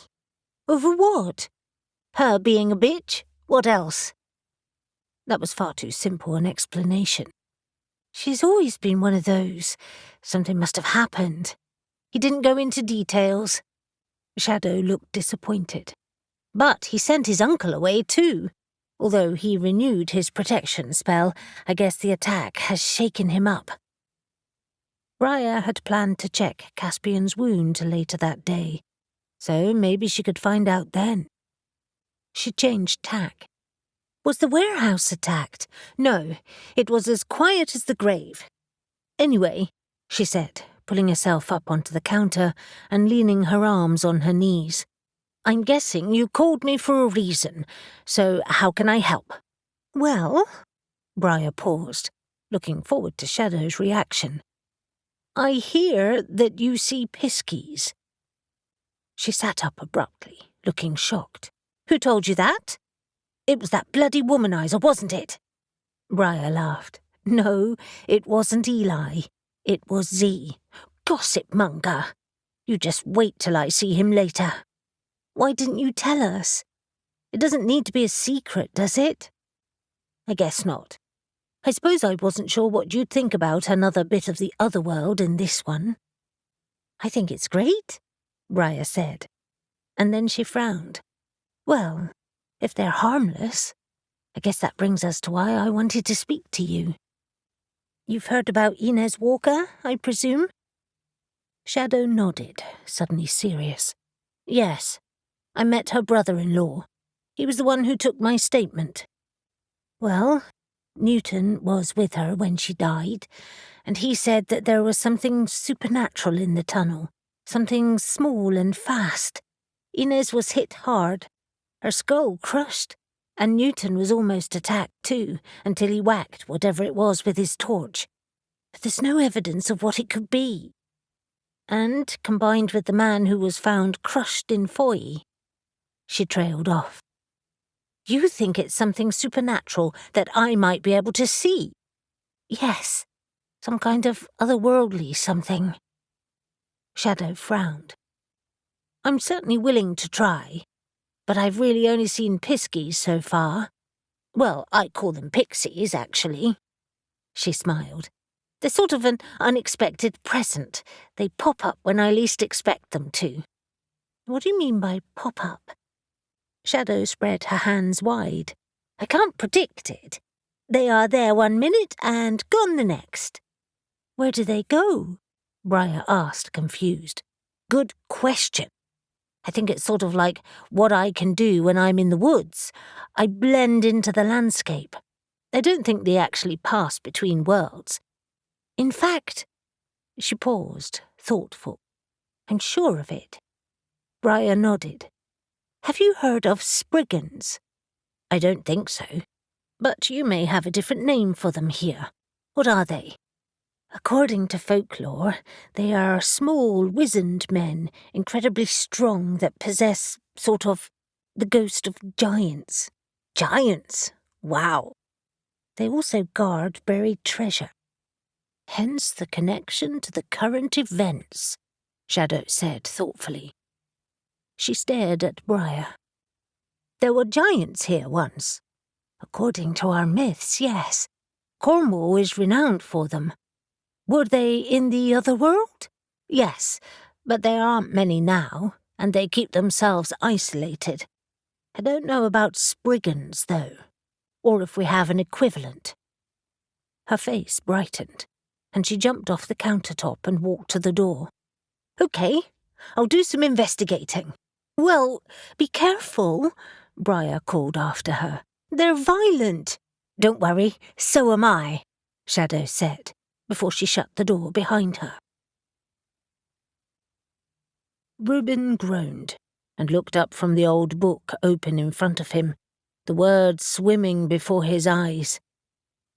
He was reclining in a deep armchair in front of a large stone fireplace, currently unlit due to the summer heat. This is so tedious, he said to Avery.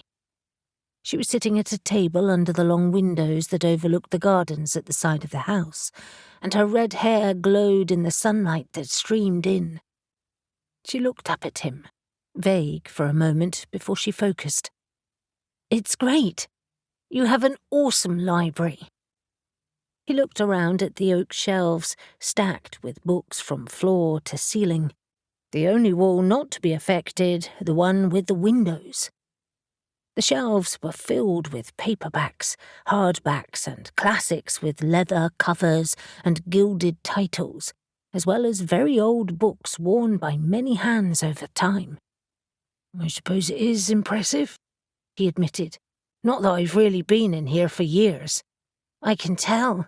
It has an unloved feeling. At least it's clean. That's what cleaners are for. You should get this catalogued. You can have all sorts of hidden gems tucked away in here. You could do it. Avery shook her head. I'm not a rare book dealer. I wouldn't know what I'm looking at. You need a professional. You sell books? Regular books. 2 completely different things. It sounded like a lot of hard work to him, but he wanted to keep Avery happy. Maybe I should, one day. Have you found anything anyway? When Avery had arrived a couple of hours before, they searched the library and found that the shelves had been organized into categories. They had discovered a section full of books about Cornwall that encompassed a mix of history, myths, and folklore. but nothing that was particularly relevant to Reuben's family history. Nevertheless, they had pulled a few pertinent titles and started to read them. "Not really," she said, disappointed. "Just information that we already knew about Spriggans, Pukas, and Piskies. What about you?" "Only some generic smuggling stuff. Nothing about the Jacksons specifically. This book talks about Coppinger, and he really does sound like he was an evil bastard. He extorted, smuggled, tortured, and murdered people, and generally terrorized the neighborhood. North Cornwall in particular. I can't imagine we would have worked with him, but then again, our families did some questionable stuff in the past." "They did," Avery admitted. "But they also did good things. Maybe your family fought with him for the rights to smuggle here. You know, force him back to the north." "It's possible." He leaned back and looked thoughtfully at the shelves again. "If we had been involved with Coppinger, we wouldn't be likely to leave evidence just lying around, would we?" A recollection of old boxes filled with papers in the attic made him sit upright suddenly, jerking his injured shoulder, and he winced. "Ow! I just had a thought." "Did that hurt your head?" Avery said, teasing him. "Funny. There are some boxes of letters in the attic. The regular side, not the spell room. I remember seeing them when we moved some old furniture up there a few years ago. I wonder if there's something in those." "Letters? Reuben, they sound fascinating." What was it with Avery and the written word? They could be full of boring crap. And they could be full of Jackson's secrets. She was already standing, her face flushed with excitement. "Come on, let's check." Alex watched Elle over the rim of his coffee cup, worried about her. She looked distracted, and although her makeup had been applied with her usual skill, she lacked her typical energetic glow. He knew she was worried about Reuben, just like him, but he also didn't want to pry and upset her. They were seated under the window on the second floor of the museum, looking out to the street below, a glimpse of the sea visible through the gaps between buildings on the opposite side of the road. He decided to talk about one of her favourite subjects instead, weapons. "Have you had a chance to inspect those daggers yet?" "I have." She dunked her marshmallow in her mocha latte and popped it in her mouth, eyes widening with pleasure. "This is so good. I was so hungry, I thought I might die." "It's a marshmallow. How can it possibly fill you up?" "That's what the cake is for, idiot," she said, gesturing to the large slice of lemon drizzle cake beside her cup. "This is an amuse-bouche." "I have honestly never thought of a marshmallow as one of those before." She gave him a wicked grin. "It's the sweet version." He laughed. "You've got a hell of a sweet tooth, Elle. You're as bad as Reuben is with curry. Well, just about anything, really. So what have you found?" "Well, I popped in to see Dante earlier, and he agrees that they are late 18th century. The one that was thrown at you has a double-edged blade, which is typical, and a bone hilt. Once I cleaned it up, I found tiny initials on it. CG. Cruel gang." "Could be," she said, forking a mouthful of cake up.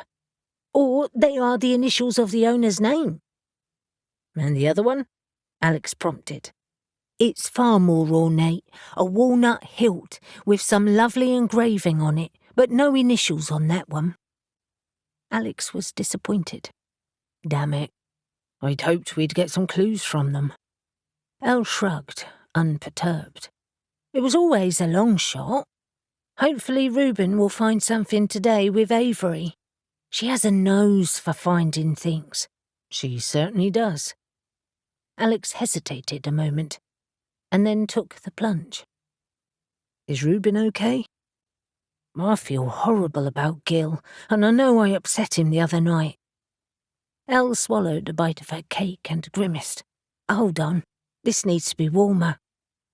Glancing around to make sure she wasn't being watched, she held her hands above her cake, and Alex felt her magic flare as she warmed it up. She took another bite and smiled. That's better. I can concentrate now. So, Reuben. Yeah, I think the initial shock has worn off, but it's the other stuff that it has set off that worries me. Alex gripped his coffee cup. Like what? Elle stared at her fork, as if she wasn't sure how much to say, and then she met Alex's eyes, resigned. He's doubting his magical abilities again, and is consequently disappointed with himself. He feels he's failed Gil and isn't living up to his family legacy. That's rubbish, Alex said angrily. His magic is strong. He just needs to use it more. I know, and I've told him that. But it's almost like he shies away from it sometimes. Elle rested her fork on the table, her cake half finished. It's like he's in denial. But he's done some fantastic spells. The fog he conjured at the circus, the spell to find the mermaids. And he never turns away from a fight. He tackled the vampires head on. Elle laughed, despite her worry. Yes, he did, with that ridiculous water gun.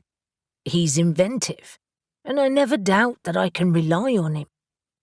But it's not courage that he lacks, Elle pointed out. He's strong and quick and very loyal to us.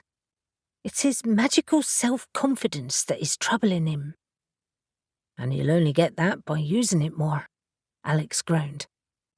I wish I knew how to help him. He did fight off a spirit the other day, though, he said brightly. That must have boosted his confidence. True. Elle picked her fork up and speared another piece of cake. But I think it's more deep-seated than that. I doubt it helps being in that big house all by himself. Oh, he loves that. He doesn't use half the rooms, but he really enjoys being there. Elle looked at him speculatively while she chewed her cake. And when she swallowed, she said, Do you like living with Avery? I love it. He didn't hesitate. It's the best thing I've ever done. And I'm relieved she puts up with me. I just wish Caspian would back off. Elle froze. What's he done? Alex almost choked on his coffee. You haven't noticed? I've noticed that he flirts with her, but that's okay. You flirt? His anger rushed back, and he wished he could control it more. But Caspian annoyed the crap out of him. It's more than flirting. He's made it very clear that if I wasn't around... He trailed off, his meaning clear. Elle reached across the table and squeezed his hand. It doesn't matter. Is Avery flattered? Sure. Who wouldn't be? He's rich and good-looking, and is less of a dick than we first thought. But he isn't meant for Avery. You are, and she knows that. You two are adorable together. Adorable? Alex winced.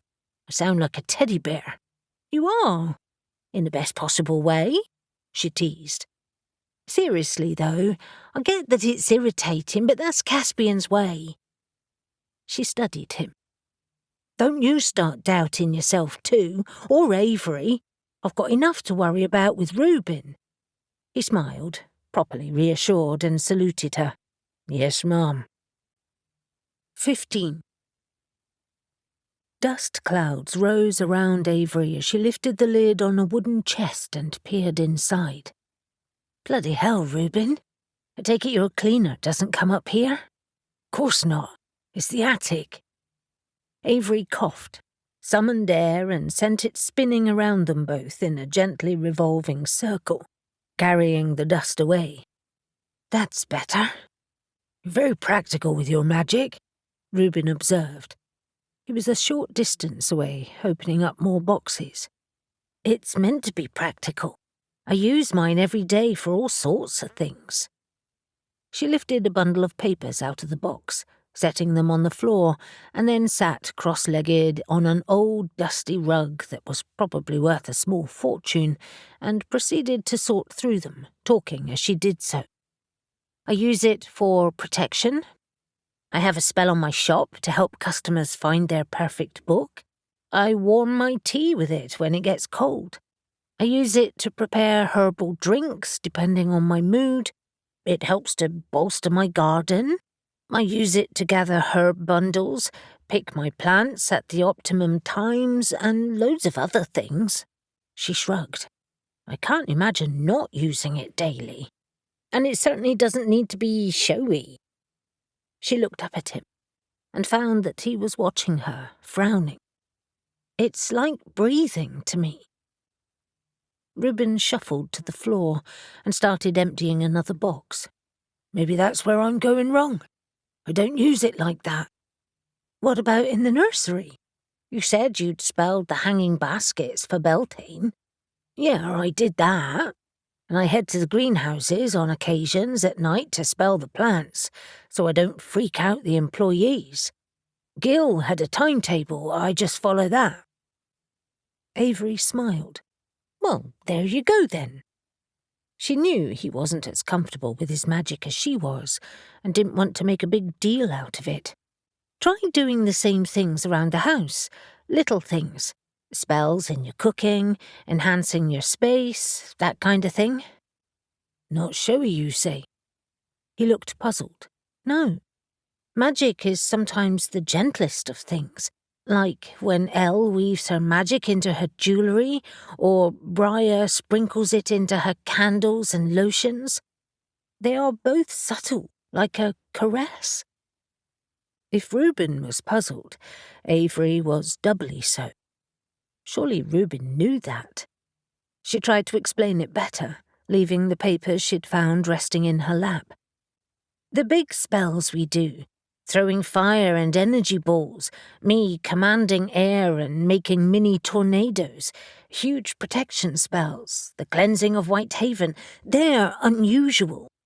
Until this last year, when we've been practically forced to because of everything that's happened, I hardly ever did those showy things. Personally, I feel that magic is more effective when it's subtle. She tried to make him laugh. Sneaky, I know. And also far more dangerous, potentially, because you can do things to people and they have no idea. Which is why we don't, obviously. Blessed be and harm none. Reuben's expression seemed to clear, and he smiled. I haven't thought about magic like that for a long time, but you're right. That's exactly how it should be. It's become this big thing in my head, and I don't think it needs to be. No, it shouldn't. But, having said that, we also shouldn't forget how lucky we are. We're gifted, and we shouldn't squander that or neglect it. Anyway, she said, not wanting to lecture him, you have a huge collection of private papers here. She gestured to the boxes and wooden chests littered around them. The attic was huge, running the length of the main area of the house with a proper set of stairs leading up to it. The far end had been opened up to reveal Reuben and Gil's previously hidden spell room. The rafters were high, with narrow windows set under the eaves, and lots of old, heavy furniture was stored there. The place was an antique dealer's dream. It's a good job it's so dry up here. Yes, it is. It's odd that these papers aren't in the library. Maybe they were deemed too personal. She winked. I guess we'll soon find out. An hour of searching had gone by when Avery finally found a name she wasn't expecting. Both she and Reuben were now surrounded with bundles of letters, old diaries, estate accounts, invoices going back decades, and more personal things like party invitations. It was a fascinating insight into life at Green Lane Manor. They had called back and forth, shouting at what they'd found, and Avery was itching to start cataloguing it, wishing she had family archives this extensive. The years were completely jumbled up. Letters from the 19th century mixed up with those from the 18th and before. Some family members seemed to have saved lots of things, and yet there were big gaps in time periods too. But now she suspected she'd found something useful. "Reuben, this letter is from Seraphina Faversham." He looked up, startled, a smear of dust across his cheek. "What? Are you kidding?" "No, it's to someone called Virginia." "Seraphina?" He looked horrified. "What kind of a bloody name is that?" "The posh kind. Any idea who Virginia is?" "Hold on." He dug into his jeans pocket with his left hand. His right he was still hardly using, and extracted a crumpled piece of paper. "I noted down a few names from my grimoire and family tree." "Blimey," Avery said, surprised. "That's organised of you." "How dare you? I do take some things seriously. Like getting stabbed?" He scanned the paper. "Yes, I have a Virginia listed, as well as Jerome, Adele, Talwyn and Looe. Their names across about a 70-year period, just in case. Virginia, Talwyn and Looe are also in my grimoire." "Super cool names," Avery observed. "Well, this is just one letter. Hopefully there are more in this bundle." The paper was creased and brittle, and before she handled it any further, Avery said a quick spell to preserve the paper, satisfied when she felt its effects. "What's it say?" Reuben asked impatiently. Avery frowned as she read the contents, and then looked up at Reuben triumphantly. "Essentially, after much polite dithering, Seraphina has asked for help dealing with the troublesome Dane, and she suggests a meeting. Despite our differences, we have much to gain." She picked up a couple of letters from the same bundle and passed them to Reuben. "I think it's pretty clear who the Dane is. Check these out. I think we're onto something."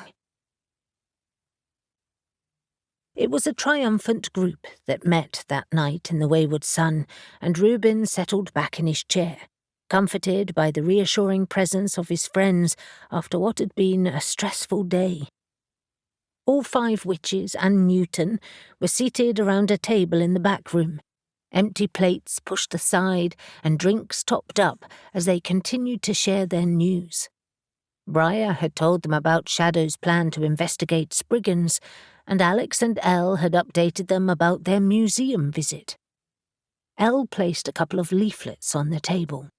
"Unfortunately, these don't tell us much. They've kept the contents of the exhibition very vague." Reuben watched as Avery picked one up. He'd read it earlier. It was a single-page flyer, basically saying the exhibition would highlight the complicated smuggling history in the region and focus on some colourful characters. "You're right," she says as she scanned it. "I doubt it can differ that much from the one we saw in Bodmin." "I think it will be smaller," Elle told her, "but it will be more localised too. They might mention the local beaches and caves that would have been used, that sort of thing." Reuben laughed. "Maybe my family's smuggling history will be revealed. Although I would have thought I'd be contacted if that was their plan." It wasn't something he was worried about, but he was curious to know if the tunnel to Gull Island was recorded elsewhere. "I think what's more interesting is the stuff they found in the museum basement." "Absolutely," Mariah said, agreeing with him. "Perhaps Ethan found directions that led to buried treasure. Potentially Coppinger's treasure? Perhaps he's aiming to keep it for himself." Avery looked sceptical. "A highly respected museum curator? I doubt it." "I guess we'll just have to do more digging," Elle said. "I'll look into him," Newton said. He'd recovered his composure from the previous night, although a grim determination had settled over his hard features. He'd listened more than chatted so far. "You'd be surprised what disgruntled employees can get up to." "You two are looking very smug," Alex told Reuben and Avery. "Like you found something exciting." Reuben grinned. "We have?" My stash of paperwork in the attic revealed that Virginia Jackson was approached by Seraphina Faversham to help tackle the Dane. He said it ominously, like it was a pantomime. Really? Newton asked. Did she say yes? It seems Virginia agreed, because the next letter detailed a time to meet. Neutral ground in West Haven, the coastal path. And there was one more letter after that. Seraphina thanked Virginia for her ideas and suggested another meeting. Reuben sipped his beer. That was it. No details. Sensible, really, Newton said. Anything that is written can be incriminating. Alex tapped his glass, impatient. So there's no suggestion of what they actually did? No, Avery answered. We searched lots of other letters, but nothing gave us any clues. And essentially, we have no idea if they were successful or not. Did you tell Caspian? Mariah asked. Reuben shook his head. Not yet. We thought we'd tell him tomorrow. I've decided to go to his place. Are you sure that's wise? Elle asked. She was sitting next to him, and she nudged him gently, her gaze searching his face. He knew why she was worried. He'd been furious about Caspian when he reflected on Gil's death, but he'd since pushed it aside, with difficulty. Our families are linked together with this. We were then and we are now. I'll show him the letters. Hopefully he'll have family records too. Newton nodded. Let's hope he has. Your old families and massive attics have probably got all sorts of secrets stored in them. I haven't found any others, Reuben protested, although I must admit that I haven't searched all that stuff up there. I will keep looking. Elle nodded, but she still looked concerned. Do you have any idea about Virginia's magic? No. Her name is in my grimoire, but I can't identify any spells that are written by her. I'll keep looking. As much as Reuben was struggling with Gil's death, he had to admit that this mystery was giving him something positive to focus on. Well, Newton said, clearing his throat, I have heard from Cassie. They've started investigating Foy and Looe, but I've told them to be very careful. I can't have another death on my conscience. You shouldn't even have one on it, Mariah said firmly. Inez's death is not your fault. He shrugged, but it was pretty clear Newton wasn't letting go of his guilt that easily. Reuben also thought that Cassie, Ben and Dylan would keep digging, regardless of Newton's advice. Have they found anything supernatural yet? Alex asked. A few heightened readings, but nothing conclusive.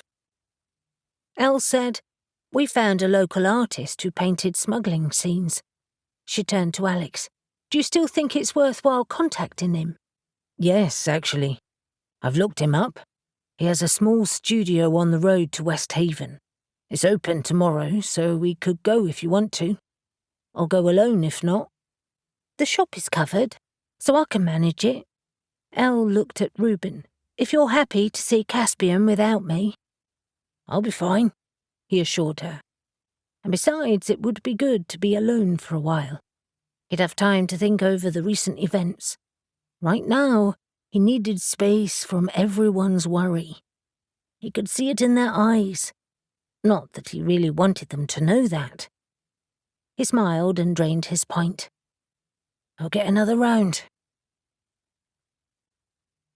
Newton sighed as he looked at the body at his feet, her eyes glassy as she stared up at the cloudy night sky above. He crouched next to her and gently shut her eyes. It was a little past 3 in the morning when he had been summoned from his bed, and it was now just after 4. Dawn was close. He could feel the subtle change in the air, and that intense silence that seemed to fall just before the sky started to lighten. He looked at Moore, who crouched next to him. Tell me again who found her? A guy walking home from his girlfriend's place. Moore stood and pointed. Newton followed suit, staring in the direction of Moore's outstretched arm. His girlfriend works in the caravan park, staying on site. And he lives—" Moore swung around, pointing to the outskirts of Perranporth. "Over there. He's a baker and has an early start. He decided to walk across the sand. It's the easiest route. Not that he'll get there on time now, poor bugger." They were standing on the edge of Perranporth Beach, close to the rock bridge. The girl's crumpled figure was almost lost in the darkness at the base of the cliff face. Not far from the path that led to the town. That was the only reason the man had seen her. "Her face is completely battered," Moore observed, shaking his head. "It's almost impossible to make out her features. Who would do this? Or what? And her body is battered too. It's like she's been put through a mangle," Newton added. "Where's the bloke?" At the top, giving his statement. "He's pretty shaken up. He thought he'd be accused." Newton stared at the cliff face towering over them, and the holes scattered across the surface. Adits. Relics from the mining industry. "Bollocks," he said as recognition dawned. "They'll lead away from the mines, won't they?" Moore turned to see what Newton was talking about, and then nodded. "Yeah, the tin mining was extensive here. There'll be miles of tunnels." Newton flashed his torch across the ground and spotted some crumpled metal. He carefully made his way towards it and realized it was the remnants of a grill. "More! This has come from one of those adits. She must have come through one of them." He groaned and rubbed his face, horribly weary. Moore looked horrified. Why would a young woman be poking about in those mines? They'd be dangerous, especially if you didn't know your way. I bloody wouldn't risk it. A thought struck Newton, and he marched back to the victim again, crouching next to her. "That reminds me," he said, pulling some gloves on and gently opening the victim's mouth. His torch picked out a dull gleam. "Well, this confirms it." He extracted a gold coin and stood up. "Another one. She is linked to the other deaths." "The lure of bloody treasure," Newton said, infuriated at what people did for greed. Moore watched him slip the coin into an evidence bag. "Is this her retribution for discovering gold? And is she part of a larger group?" "Fuck knows," Newton said angrily. "Someone has found some kind of map," Moore said. "That's the only conclusion. Unless there's a serial killer around here with a gold coin fixation. I think we both know this is something else. Your supernatural encounter still hasn't been explained, and something forced that grill and this victim out of the adit." Moore's head jerked upwards. "Someone has been in the mines, looking for Smuggler's treasure, and maybe found it. They must have disturbed something." "More treasure, you mean?" "We've only found a few coins so far, and some empty wooden chests," Moore pointed out. "That doesn't really tell us anything." Newton handed Moore the evidence bag, frustrated with the amount they still didn't know.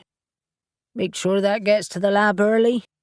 We're presuming this is a supernatural death, but what if she stumbled across the thieves and was killed? Are there more dead bodies in the mine? Why highlight that her death has to do with gold at all? Wouldn't it be better to keep that a secret?" Newton groaned. "None of this makes sense." Movement up above caught Newton's eye, and he realized the coroner had arrived. He watched him descend the steps, a precise but slightly shabby man called Arthur Davidson. He nodded at Newton and Moore. "Morning, gentlemen." He didn't waste time with pleasantries, immediately crouching to examine the girl. He swore under his breath. "She looks like she's been through a mangle." "I know, and I can't explain why," Newton said, frowning at the horribly unnatural angles the girl's body was in. Davidson spent a few moments examining her, and then straightened. "Hard to say right now, but the broken neck was most likely the cause of death. though obviously she suffered severe trauma. She's covered in scratches and contusions, too. I can tell you more later, of course. What was she doing here at such an early hour? He looked at the cliff top. A fall, I suppose. Maybe, Newton said uncertainly. We think she came through an adit. Really? Davidson looked alarmed. She was in the mine. Just a theory so far. Any ID? None. Well, I need to remove the body now, Davidson said, all business. He frowned and then added, I'm sorry about your colleague. I'll be doing her PM today. I presume you'll be there? Newton closed his eyes briefly, wishing he could turn back the clock. Yes, I'll be there. In the meantime, Gov, Moore said, checking his watch, let's grab an early coffee while Socko does their thing. He gestured across the sand to where a cafe was already opening, ready to serve the surfers who were arriving in the dawn light. Newton had forgotten this was a surfing beach. He nodded, knowing he needed something to fortify him for the day ahead. Sounds good. 10 minutes later, Newton had a steaming hot coffee and a bacon and egg sandwich in front of him. A green wash of colour lined the horizon, of which they had a perfect view. He and Moore sat in a window seat in the nearly deserted cafe, watching the surfers prepare themselves. Although clouds were rolling in and the warm weather of the previous few days was cooling, it wouldn't stop them from surfing. Newton took a bite of his sandwich and tried to organise his jumbled thoughts, but it was Moore who started the conversation. We need to find the connection between these deaths. A firm one. Not vague conjecture about something supernatural. But I did see something supernatural in the tunnel. I know, and I don't doubt you. But other than gold coins, empty wooden chests and old bones, we have nothing that really indicates buried treasure, and nothing that suggests a supernatural creature killed the other 3 victims. What about the mangled mess of the first guy, Miles Anderson? Newton asked through a mouthful of food. But the second? Although he looked horrified, it wasn't a particularly supernatural death. Maybe not, but Inez's was, and this could be.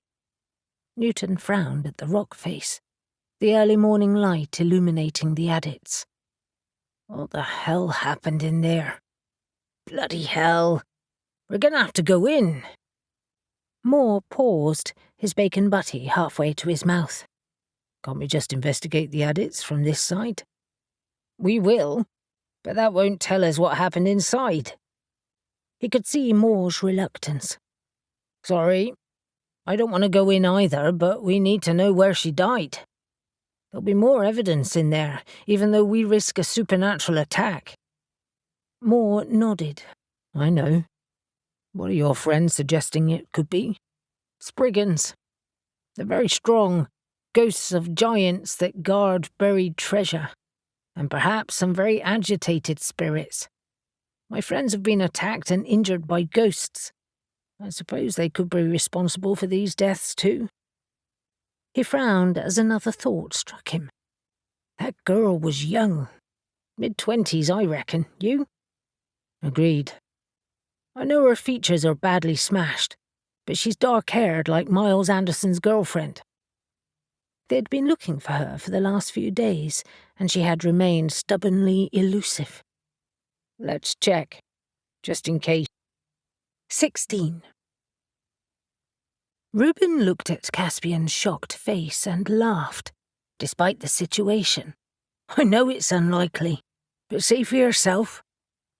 He handed him the 3 letters they had found, and while Caspian read them, he watched him out of the corner of his eye while pretending to look at Caspian's study. Caspian looked better than he had 2 days before, but he was still pale, and he leaned back in the big leather office chair, his hand resting on his wound. There was a tightness to his lips that Reuben thought was more to do with the pain of his injuries than the letters. He had a sleek computer on his desk, and it seemed that although he was injured, he was determined to work. It was just after 9 on Thursday morning, and Reuben had set out early, wanting to find out as much as he could before the day advanced. On the way into the grounds, Reuben had seen Barack patrolling the perimeter, and he'd waved, the big man waving back before he continued his rounds. He'd thought that interesting. Caspian clearly wasn't taking any chances. Caspian put the letters down and looked at Reuben. Interesting. You say you found them in your attic? Reuben nodded. Have you any family letters anywhere? Caspian's gaze drifted around the room and then finally back to Reuben. Maybe. Not in here, certainly. We could look in the attic. He attempted to smile. I guess, like you, we have all sorts of skeletons up there. Metaphorically only, I hope. He nodded to the window in the gardens beyond.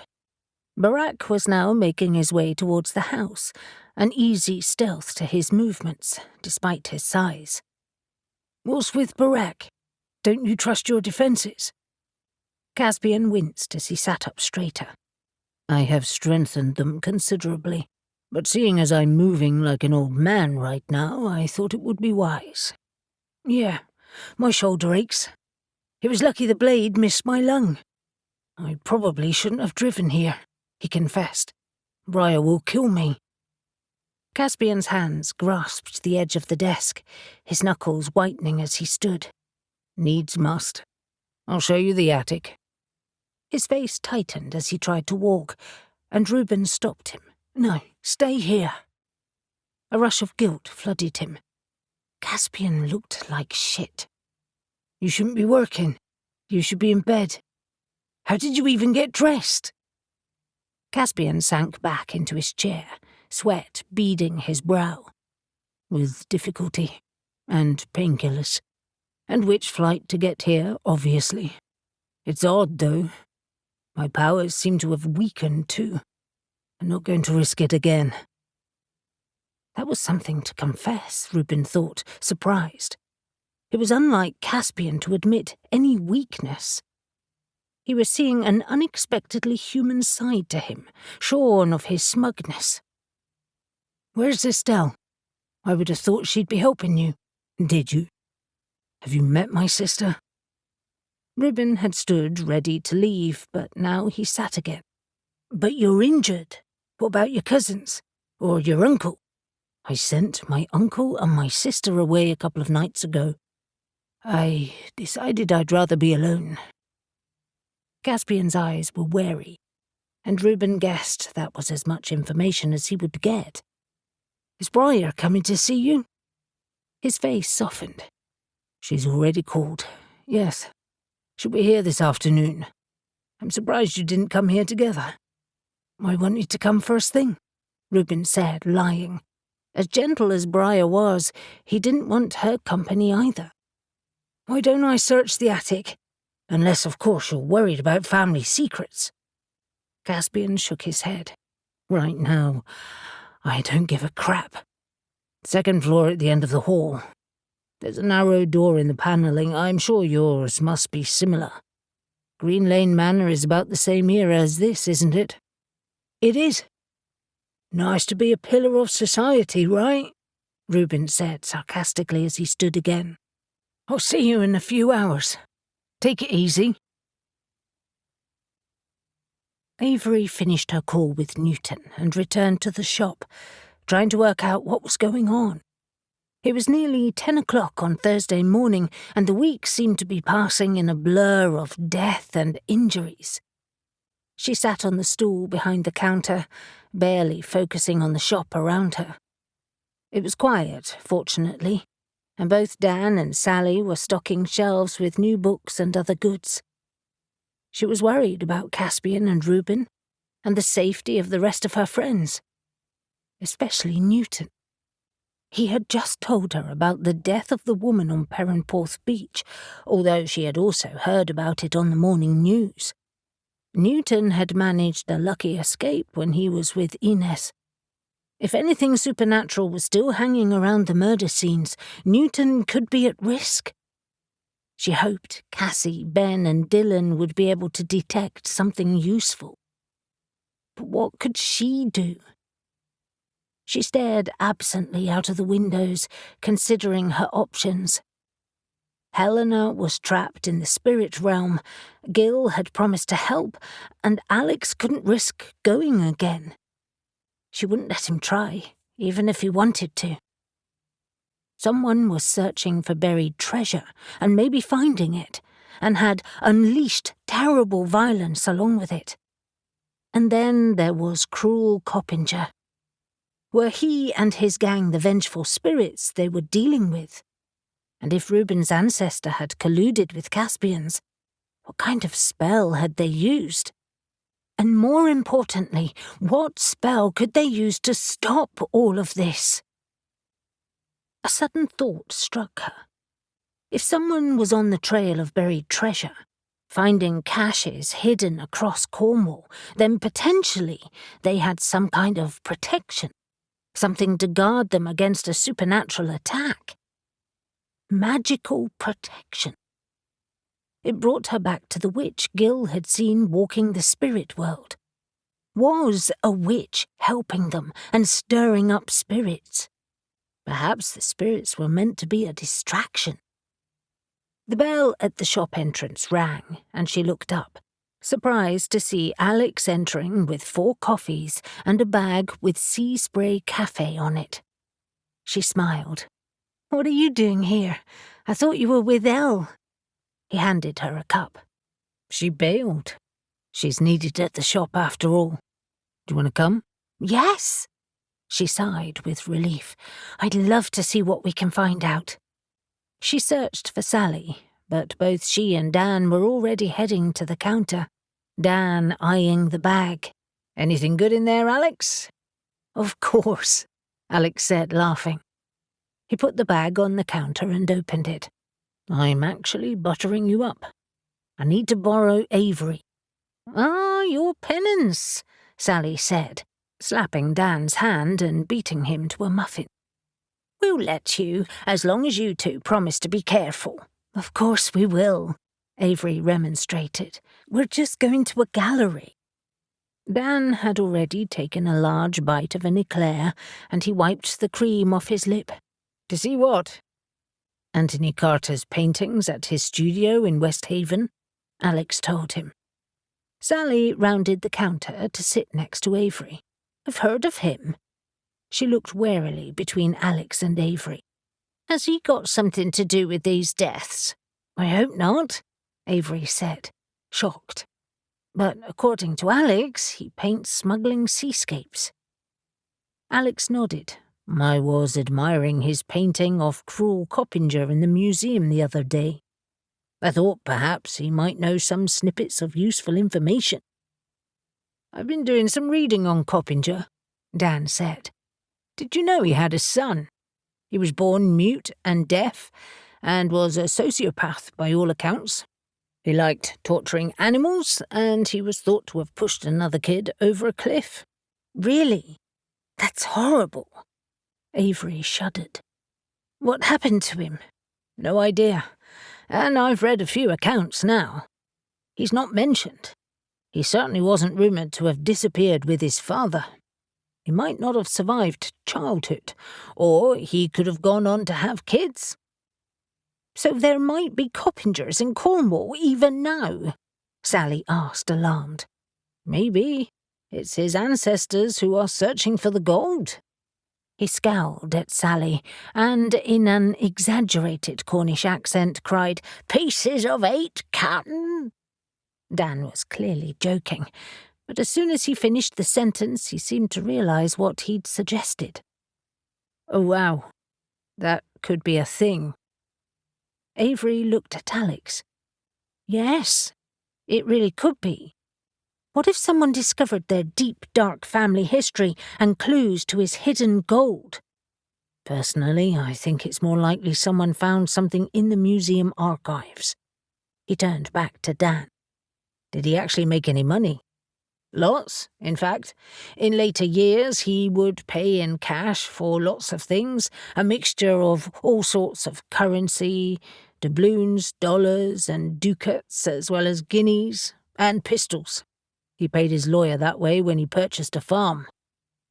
Alex almost spit his coffee out. The doubloon found in the first victim's mouth. That would explain the link. Avery was about to have another bite of her pastry, and it hovered inches from her mouth, forgotten. Who did he marry? Can you remember? Somebody Hamlin. Dan's face wrinkled with concentration. I'll have to check. But from what I can tell, and these accounts are fantastical, no one disliked his wife. They felt sorry for her. She was a victim too. Okay, Alex said, frowning. Coppinger's body was never found, right? No. He supposedly rowed out to a ship in a storm and was never seen again. His own ship was called Black Prince. I don't know what happened to that either, or if that was the one he sailed away on. Avery nodded. Mariah told us that. Weird, isn't it, that he arrived and left in a storm? It sort of adds to the myth around him. I wonder how his disappearance ties to Reuben and Caspian's family, Alex mused. Sally was brushing crumbs off the counter and generally tidying the area ready for customers. But she paused, looking between Alex and Avery. What are you talking about? Avery quickly filled her in on what they'd found the day before. Reuben is going to see Caspian today and find out if he has any letters in his family archives. Wow. Dan looked puzzled and then suspicious. The Jacksons and the Favershams working together. Wonders will never cease, unless of course it was a double cross. What? For the second time that day, Avery looked at Dan astounded. I didn't even think of that. You're too nice, Avery, that's why. But you should know better. The Favershams are slippery characters, even now, if you ask me.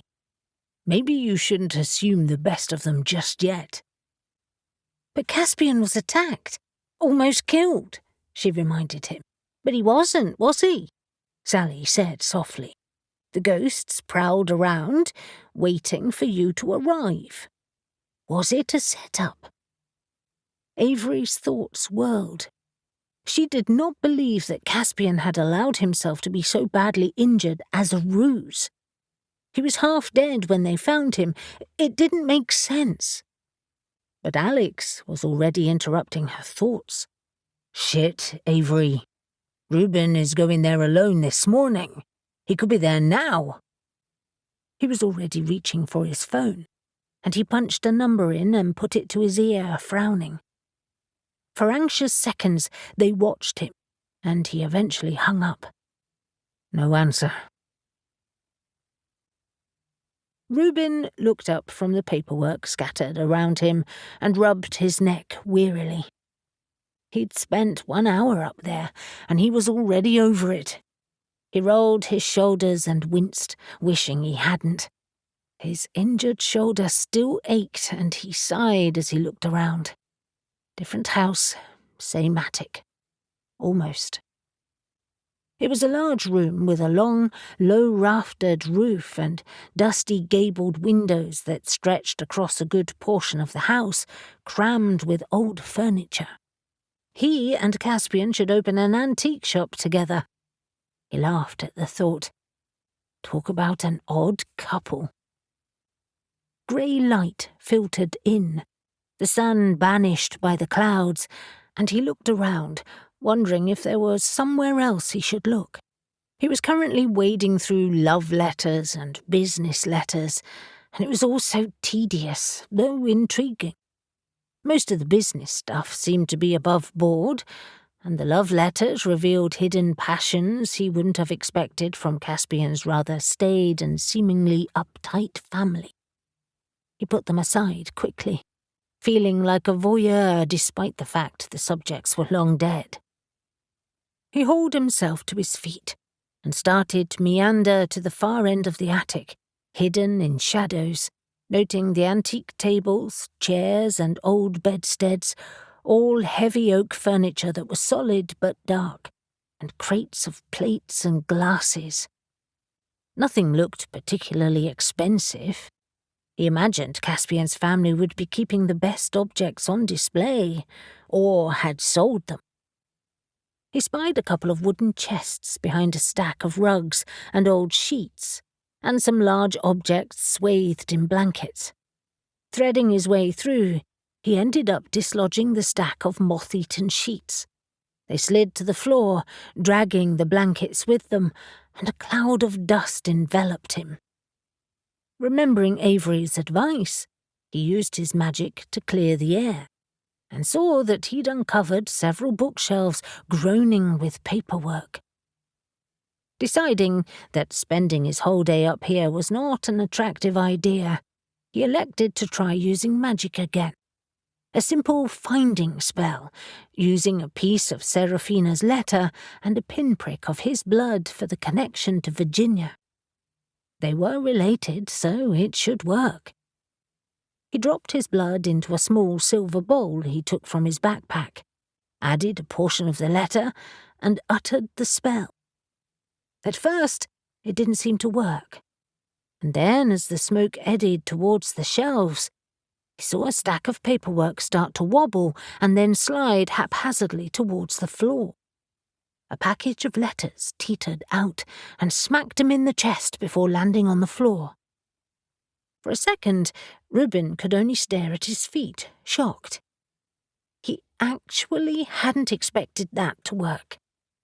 He crouched and scanned them, ignoring the dust, and realized he'd found Virginia's responses.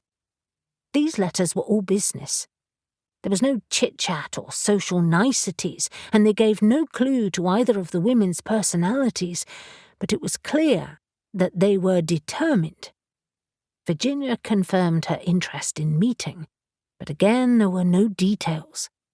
The next letter from Virginia said she had considered the plan they had discussed and agreed with it in principle, but suggested a different time of execution. But there was no hint of what that plan was. Damn it! These women were sneaky.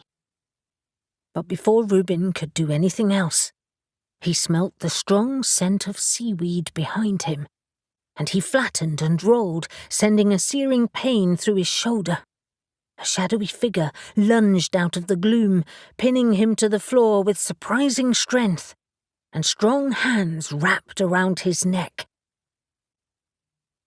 Once again, Alex stood next to Avery on the grounds of Harecombe Manor, quickly subduing his dry retch as Avery hammered on the front door. They had debated trying to use witch flight to get inside, but neither wanted to surprise Caspian or risk injury from his protection spell. They both had a shock when Barak answered the door, and Alex noticed the impucer's blade was in a scabbard, strapped to his side. His bulk blocked most of the hall behind him, and he peered down at them, his frown quickly turning to smile. "Hey, guys, come to join Reuben?" "Is he okay?" Avery asked, quickly shoving past him and entering the house. Barak looked at them puzzled. "Yes, he's fine. Why wouldn't he be?" Avery's eyes were darting everywhere, her fists clenched, and Alex could feel her power growing as she asked, "Where is he?" "In the attic." Apparently, Barak could feel her power building too. "What are you doing, Avery? You look ready to fight." Alex didn't want to accuse Caspian of deception. After all, they might be wrong. "I think we're both a bit jumpy after the events over recent days. We decided he shouldn't be alone," he hedged. A whirling blackness manifested in the corner, and all three of them jumped. But it was just Caspian, looking sallow-skinned and clutching his side. "What's going on?" He looked between them all, and then especially at Avery. "Why are you glaring at me?" She stuttered, and then said, "I read the cards and saw that Reuben was in danger. Where is he?" In the attic. He offered to search alone. He grimaced. I'm not that steady on my feet right now. Alex studied him. This was no ruse. Caspian looked awful. And to be honest, Alex knew deep down that Caspian had too much regard for Avery to hurt one of her best friends. If he thought he'd stand any chance with her, he wouldn't risk that. Avery started to speak. Maybe we should check on him, just— Something's up there, Barack interrupted her, his head jerking upwards to stare up the stairs. In seconds he'd shed his t-shirt, revealing his muscled chest, and his wings appeared. They were enormous, the feathers so inky black they had a blue sheen to them. He soared up through the huge stairwell to the upper floor, and in a flash Avery had vanished too. Alex couldn't believe she had abandoned him. Then again, he was still feeling sick from the first trip. He ran for the stairs, yelling, "Avery, wait for me!" Even as he was saying it, he knew it was pointless. She'd already gone. Caspian was curiously silent. And Alex glanced down at him as he rounded the landing and then skidded to a halt. Caspian was backing away from a shimmering figure that was coalescing in his hall. A spirit. Caspian was in no position to fight. In fact, from this angle he looked horrified, scuttling backwards as quickly as his injury allowed. Alex wondered why he wasn't using witch flight, but maybe he was too weak. Alex was torn. His girlfriend and best mate were above somewhere, and who knows what they were facing. But Caspian was here, unarmed and clearly too weak to fight back. Caspian didn't even look up at him. He either thought he'd already gone or was buying him time, because the spirit that was slowly taking shape, solidifying into the lean, weather-beaten figure of a smuggler, replete with old-fashioned clothes and a wickedly sharp dagger, hadn't seen him. The spirit scowled, showing blackened teeth, and Alex caught a glimpse of a long scar that ran down the side of his face, puckering his lip. Alex uttered the words to the modified, rune-binding spell he'd been researching only the night before, and a flurry of runes dazzled in the gloom of the hall, wrapping themselves around the spirit. The blade flashed, tearing through them, and he stopped his advance, turning to leer up at Alex. But Alex was already on to his next spell as he ran back downstairs, and runes again filled the air, this time composed of fire. He started to banish the spirit. But it ran towards him heedlessly, his all-too-real blade flashing in the light. Then the runes wrapped once more about the now snarling ghost. As quickly as his blade flashed, destroying the runes, more appeared until he became overwhelmed. And Alex advanced with his hands outstretched, a wall of power building as he pushed the spirit back, cornering it in the hall. The spirit was thrashing now, and a low, unearthly moan seemed to come from his core, setting Alex's teeth on edge. With the final word of his spell, he thrust the heel of his hand outward, and the rune started to eat into the spirit's shimmering form. His mouth opened wide in a soundless scream as it vanished. Alex whirled around, defences raised, wary of another attack. But the hall felt eerily empty. Caspian had collapsed on the floor. Reuben's vision started to blacken, but he was damned if he was going to be killed by a ghost. The spirit now felt so unnervingly solid that Reuben brought his leg up beneath him and kneed the spirit in the groin. He wasn't above playing dirty. Besides, did spirits even have genitals? It appeared they did. It grunted, emitting a powerful blast of stale breath in Reuben's face. Before the spirit could respond, Reuben punched it with his left fist that was loaded with magical energy. His attacker flew backwards, landing in the pile of blankets. Reuben tried to grab his backpack. He'd brought the shotgun with him, loaded with salt shells, but his hand scrabbled and grabbed only air. The spirit lunged at him, but Reuben rolled to the side, vaulted to his feet, and threw a ball of pure fire, catching it squarely in the chest. It flew across the attic, its clothes smouldering on its withered frame. But it didn't stop. Instead, it disappeared, reappearing seconds later mere inches from him.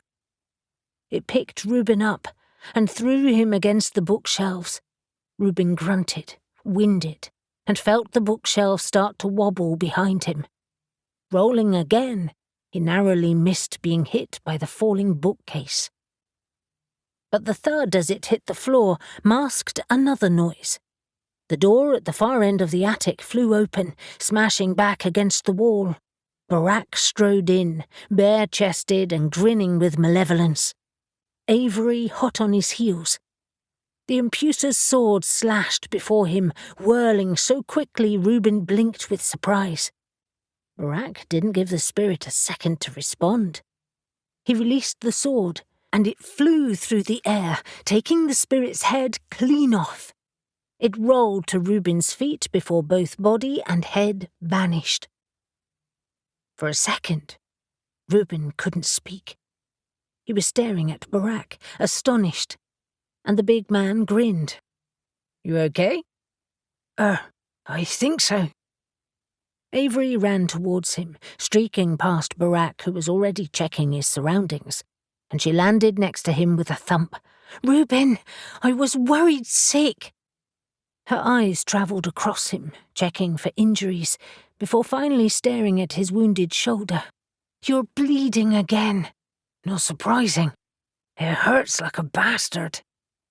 He leaned back against the wall, wincing as the pain burned through his adrenaline. She sat next to him, taking deep breaths. "I thought we'd be too late." "For what? Why are you even here?" She paused, frozen, words stuck in her mouth before she finally said, "I thought it was a trap." He considered her words and nodded. "I think it was." Her eyes widened and he could see the disappointment there before a steely resolve settled. "Caspian?" "No. Have you seen him? He looks like death." "No, this was something else. Help me to my feet and let's head down." 17. Newton was beyond tired. His head pounded from his interrupted sleep, and it wasn't helped by the pressure coming from his DCI demanding results. And burning beneath that was the fury of Inez's death. He was seated at his desk, which was situated at the police station in Truro, in an unobtrusive corner of the building. The best place for the small but increasingly busy paranormal division, apparently. That was fine with him. The less people he saw right now, the better. But he did need to recruit a new officer to replace Inez. He shook his head. That could wait. What was important right now was finding who was behind this spate of deaths, and if there was a connection between the victims. Newton started sifting through the files again, lost in the details of Miles Anderson's life, jerking his head up with surprise when Moore knocked and walked in. "Success with the ID." Moore leaned against the frame, a triumphant smile on his face. "She's Jasmine Connolly, 26 years old, from Carleon Bay." "Miles' elusive girlfriend? That's brilliant." Newton realised that sounded awful. Well, not really, but you know what I mean. He stood up and started to pace his office. "Where'd she been for the last few days?" "Bunked up with their accomplices, I guess. If there were any. It might have been just those two, but..." Newton sighed. "There'll be more. I know it."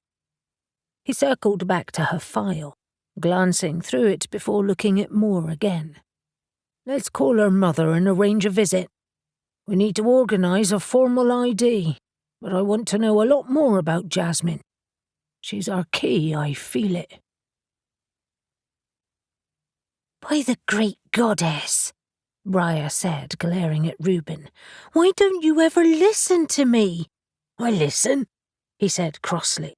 "How was I to know that I was going to get attacked at Caspian's? Can you feel the protection on this place? How did they get in?" Mariah was too furious to answer, although she had to admit he was right. Caspian's house vibrated with magical protection. Mariah, Alex, Avery, Barak, Reuben and Caspian were gathered in Caspian's living room that was next to the hall, the closest and easiest place to get Caspian to. He was lying on a sofa, clearly exhausted. Reuben was pacing, holding his shoulder awkwardly while Barak, Alex and Avery conferred in the corner. Mariah turned her attention to Caspian, kneeling next to him. His face was covered with sweat, and he was watching her. He was scared, and her fury vanished as worry took over. "You should have stayed in bed." "I'd probably be dead by now." "Maybe not," she said softly, sensing his frustration. "It was a good idea to get Barak here." Caspian glanced over at Alex. "It was Alex who saved my life." His eyes looked haunted. "My magic is so weak." "It is odd," she confessed. "I know you're physically weak, but your magic should be unaffected." "Maybe I'm cursed." "I don't think so. Hush a moment." She hunched over Caspian, her hands once again on his wound, and she sent her healing powers down through his skin and muscle. She could almost feel the damage, the torn flesh that struggled to heal. Mariah closed her eyes and, reaching deep into herself, accessed the green man. His wild, earthy energy filled her senses and bolstered her magic, and a gentle heat radiated from her palms.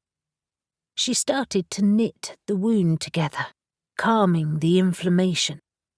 When she was satisfied that was done, she ran her hands over the rest of him, a few inches above his body, feeling his energy. She frowned, sensing it had changed. When she opened her eyes again, Caspian was staring at her. "You found something?" "Your energy feels off. I don't know why yet, but you can't stay here. You can move in with me." "This is my home." "I don't care. Unless Estelle will help you." Caspian's eyes shuttered. "No." Reuben's voice startled them both. "Your house is the size of a teacup, Briar. Caspian can stay with me." Caspian twisted his head to look up at him. "You want me to live with you? Well, not forever. I'm not asking for your hand in marriage." Despite his pain, Caspian laughed out loud. "Thank the gods for that. I'd have had to disappoint you." Mariah smiled up at Reuben, her heart swelling with pride. How unbelievably generous he could be, and to Caspian of all people. "I think that's a fantastic idea. Thanks, Reuben." Mariah realized Caspian still looked doubtful, and she needed to convince him. "Reuben's place is close to all of us, if there are problems. Better than here, and I can come and see you together. Please say yes." For a moment he didn't answer, clearly not comfortable with the idea, but eventually he nodded. "All right. If you're sure, Reuben. I'm sure." "But," Mariah pointed at both of them sternly, "you are not to overdo it. I'll ask Elle to watch over you." Reuben moved to the end of the sofa so that Caspian could see him better. "We need to work together to find out what spell our ancestors used. With us both under one roof, we can work quicker and protect ourselves better too." Barak must have overheard them because he headed to his side. "And we can defend your place too." Reuben nodded. "Cheers. I think we'll need it." He looked back at Caspian thoughtfully. "I think I know why they didn't kill you the first time. The spirits hoped to get to me through you." That sounds far too organised and sentient to me, Caspian protested. Spirits don't plan, surely. But they got past your defences again, Mariah pointed out. No, they didn't, Avery said, as she and Alex finally finished their quiet chat and came to join them. They never left. Caspian's enhanced protection spells just sealed them in. What?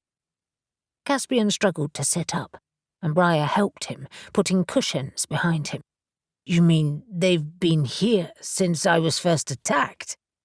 We think so. Avery glanced at Alex and said, Alex banished one, but the one that attacked me disappeared, and we stupidly assumed it had gone. The one that attacked you, Reuben, looked like the one that attacked me. The other one must have been here all along, too. I didn't suspect a thing. Caspian looked horrified. Neither did we, Avery admitted. These spirits are getting assistance from a witch. Gil told us as much. We have to find who and stop them. The good thing, Alex added, is that the defences you've got now are solid, and we can do the same at Reuben's. Specific spells to block spirits and ward the property. He looked thoughtful. We can cleanse your house, just to make sure, and then do the same at Green Lane Manor. I think we should all work together to protect your place, Rue. We can go over there later, get Elle too, and our combined powers will do it. Sort of like what we did on Samhain, Reuben said. Good idea. You agree then, Caspian? You can bring anything you need, but I'd like a few papers from the attic too. Caspian looked surprised. You found the letters then? Just before I got slugged by the ghost. He pulled them out of his jeans pocket. But I want to make sure there's nothing I've missed. I'll come up there with you, Barak said, already moving to the doorway, the impucer's sword in his hand. And I can pack some stuff for you, Caspian, Alex offered. Thanks. Yes, please. And Caspian looked slightly uncomfortable. Thanks for your help earlier. It would have killed me if you hadn't stopped it. I'm sure you would have done the same for me, Alex answered, brushing it off. But now it's payback time. I'm sick of being on the defense. We need to fight back. Avery assessed the front of West Haven Gallery as Alex parked the car. It was situated on a side street that led to the beach, just off the main road between Whitehaven and Harecombe. It was technically part of West Haven Village, even though the majority of the settlement was on the other side of the main road, where Rupert lived in the House of Spirits.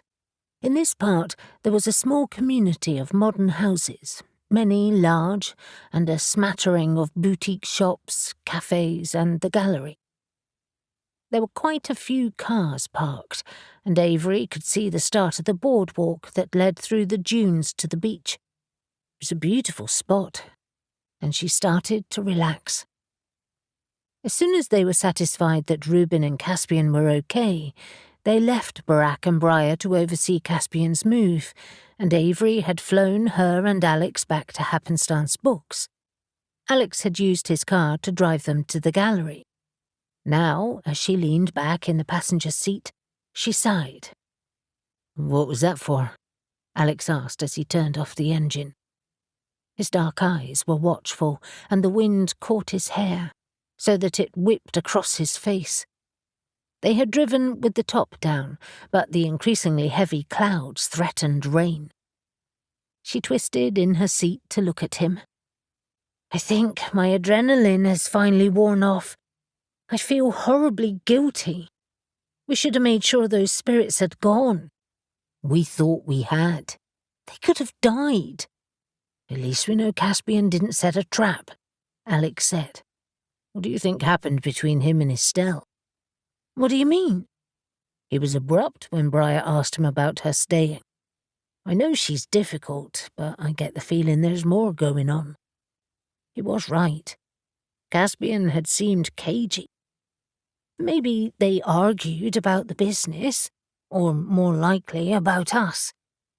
She was so prickly during the meeting the other night, so superior. Well, with luck, she'll never have to go again. He nodded towards the gallery. We better go in. Let's hope the artist is there. They exited the car and entered the gallery, and Avery paused to take in the clean white walls lined with artwork as well as the prints, cards, sculptures, and local pottery on display. They meandered around the space, stopping and starting, idly picking up prints and cards, before coming to a section filled with smuggling seascapes. A large, stormy image caught Avery's eye. It was moody, showing a wrecked galleon half swallowed by the waves, its cargo of casks and crates strewn across the beach as figures scurried around. Alex was at her shoulder, and he asked, "Can you imagine living in those times?" "It sounds quite lawless, but I guess it's something you learnt to live with. But these paintings really draw you in." She moved on to the next. They were doing the locals a favour, though. Import taxes were huge. No wonder they turned to illegal activities. For a moment, with gulls calling outside the shop, and the breeze carrying the scent of the sea and sand in through the open doors, Avery could almost imagine herself on the cobbled quays and the rough beaches as a storm rolled in. "It almost seems romantic." Alex laughed. "You would think that. I saw Jamaica Inn on the sofa last night." He was referring to the book by Daphne du Maurier, and Avery looked at him sheepishly. "I must admit that the visit to Bodmin put it in my head, so I snagged a copy from the shop. If anything, that book certainly dispels the romance. It was brutal." "I spy an artist," Alex said, nodding to a large archway and a light-filled room beyond. A grey-haired man with a large beard was seated in front of an easel, painting, oblivious to the few customers who were watching him. They headed to his side and watched him quietly for a moment before Alex said, "Excuse me, are you Anthony Carter?" For a moment he didn't respond as he finished his brushstrokes, and then he looked around, startled. "Sorry, did you speak?" "Yes, sorry," Alex said. "I didn't mean to disturb you." He repeated his question, and the man smiled. "I am. Sorry, I get very focused when I paint." Avery smiled, amused at all the sorries. It was so English. She wondered how Anthony could possibly concentrate with people watching him, and asked, "Do you do all of your work here?" "Heavens, no. I spend a couple of mornings here a week, just to be visible, really. But I work mainly in my studio. I live close by." He looked as if he really wanted to get back to painting, so Alex spoke quickly. "You have a lot of smuggling themes. Just wondered if you were an expert on the subject." "Not at all," he said, topping his palette up with paint. "I have a keen interest, of course, but I think the images of wrecked ships are quite evocative, and so do my buyers. They're my most popular paintings, so I keep doing them." "I saw your painting of Cruel Coppinger," Alex told him, "in the Whitehaven Museum gallery. That's what drew me here, really. Do you know much about him?" Anthony laughed. "Oh, that old devil. I know just the folklore around him. He had quite a reputation. Obviously, I have no idea whether he really looks like that, but he was supposedly a giant of a man, demonesque, with a fearsome reputation." He tapped his head. "That's how I see him." "I gather he was active in this area," Avery said. He nodded. "I believe so. He was expanding his territory from the north, but ran into some trouble here. I think some locals worked against him." "Really?" Avery asked, glancing at Alex. "Any idea who?" "No idea, but I believe they were successful eventually.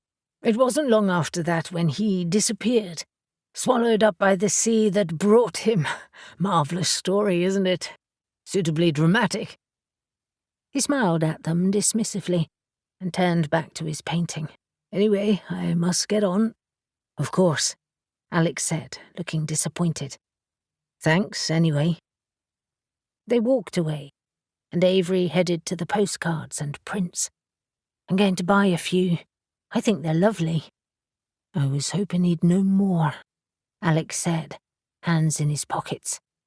He glanced around the gallery while Avery searched.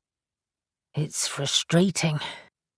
It seems like Coppinger's story is all folklore and no facts. She looked at him and winked. But there's a kernel of truth in there. This was a long shot anyway. Treat me to coffee? I raise you to a pub lunch. She made her final selections and grinned. Deal. Elle tried to subdue a smirk as she watched Newton stare between Caspian and Reuben, exclaiming, Seriously? Caspian's staying here? It was just before 7 in the evening, and they were in Reuben's cosy living area that was situated off the kitchen, commonly called the snug. Caspian, looking the part of the invalid, was set up in the corner of the sofa, his feet up on a Turkish-style ottoman. The other witches and Ash, the Nephilim, were seated around the room, and various drinks and snacks were placed on the central coffee table. Newton had just arrived, helping himself to a beer, and he perched on the end of an armchair, confused. Yes, Mariah said abruptly, trying to head off an uncomfortable conversation. It's best they're both here, and Caspian can't stay on his own. Newton frowned. So there was another attack today. Elle reached for the bowl of chips and grabbed a handful. I'm afraid so. I must admit, I've been worried sick all afternoon. I couldn't get away from the shop. We've been fine, Reuben reassured her. You were beaten up by a ghost. All in a day's work, he said, shrugging nonchalantly. Despite the pain the movement was clearly causing him. Idiot. Elle knew he was making light of it, to reassure her more than anything. But it wasn't working. Reuben was being stalked. A sudden thought struck her. You know, both of you being here could be a bad idea. You're both being targeted, and now you're conveniently here together. But it's double the magic, triple with you here, he said, smiling roguishly. Except my magic is not what it was, Caspian reminded them. It will be, Mariah said. I think you have residual bad energy left from the spirits, and I'm going to purge that soon. She gestured to the kit at her feet. I have everything I need. And I will be here all night, patrolling, Ash told them. He was currently at the window, surveying the grounds. With the sword, of course. But your protection feels strong. We'll add to it anyway, Alex said. How was the gallery? Elle asked, disappointed she couldn't go. Zoe hadn't been able to work that day, and she'd had to go in. Alex wrinkled his lip, looking unimpressed. It was a nice gallery, but not that useful as far as information went. Anthony did say that some locals banded together to get rid of Coppinger, and that they were eventually successful. I'm not sure what that means. He shrugged. Anyway, the result was that Coppinger disappeared, getting on board a ship in the middle of a storm, never to be seen again, but we already knew that. What year was that? Caspian asked. I was talking to Dan about it, Avery answered. It was sometime in 1805. And he arrived when? Newton asked. 1792. Dan told us something else very useful too. Coppinger was so wealthy by the end that he paid in cash using all sorts of currency, including doubloons. Newton nodded. That helps explain a few things. I have news too.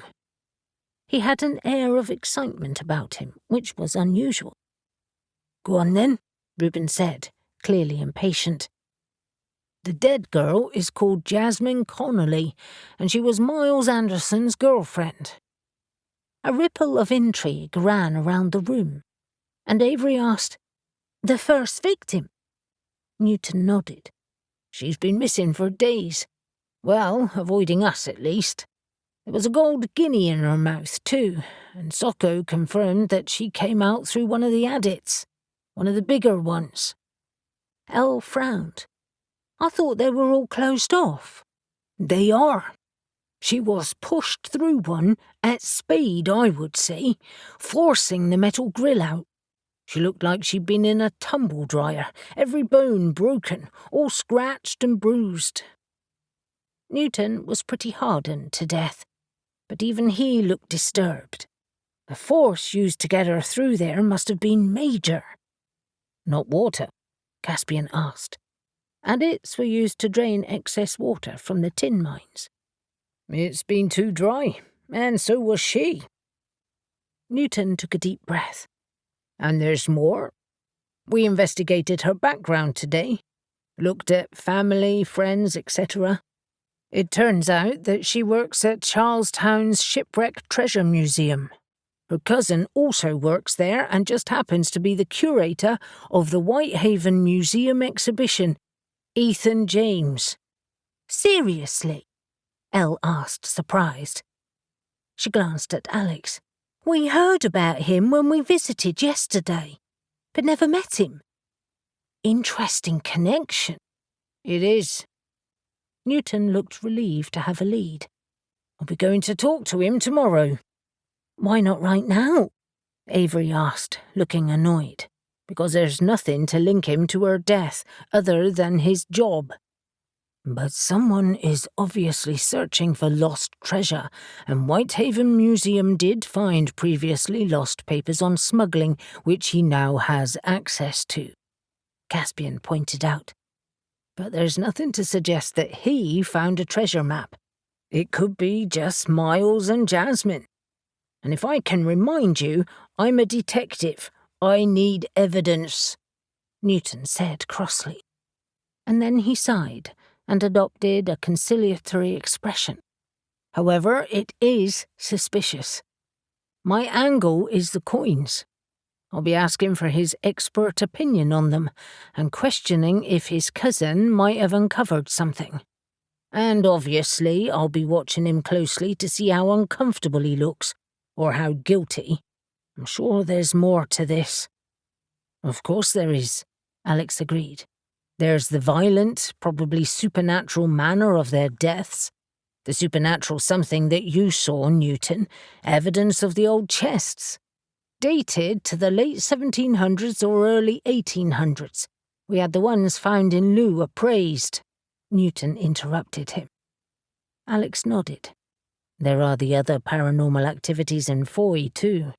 And the unnaturally strong ghosts. Plus," Reuben added, "evidence that our ancestors colluded to stop a smuggler. The Dane, who must have been Cruel Coppinger." "What are the dates on your letters?" Ash asked. Reuben frowned and swiped the letters from the table where he'd placed them. He grinned. 1805. Same year as when Coppinger disappeared." He turned to Newton. "Is there anything fishy about Ethan?" "Not that I can tell. We ran a quick background check on him late this afternoon. He's worked in Charlestown at the Shipwreck Treasure Museum for years. No police record. Liaises with Jamaica Inn's museum too.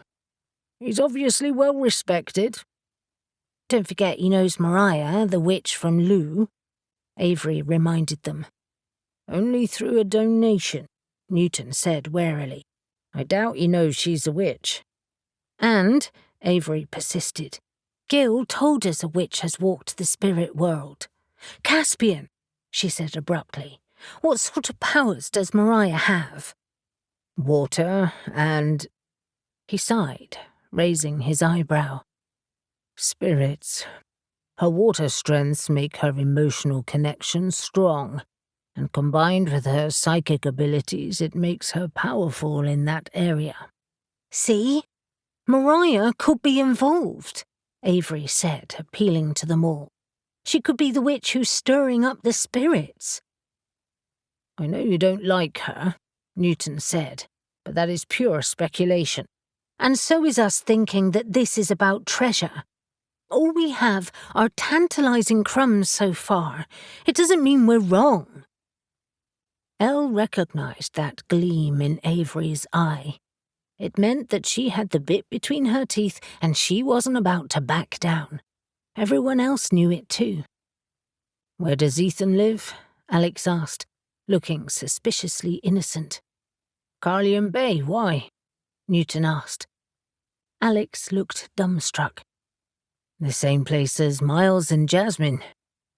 "The very same," Newton admitted. But he held his hand up in a stop sign. "But I am not leaping to conclusions." "I am," Alex said. "I think we should watch him tonight. Very carefully, of course." Newton sipped his beer, considering his suggestion. Finally, he said, "If you know you won't be spotted, then I think that would be an excellent idea." Alex looked at Avery. "What do you think?" "I like it. A lot."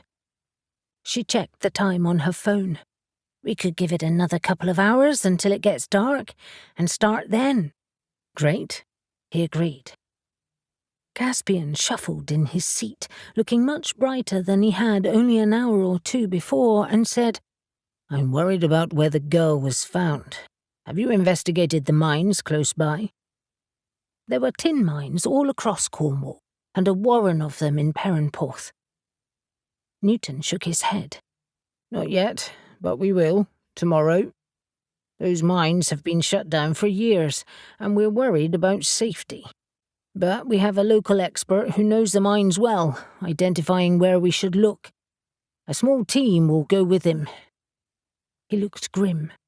"We have to do this, but I'm worried what we'll find, especially if there's something supernatural there."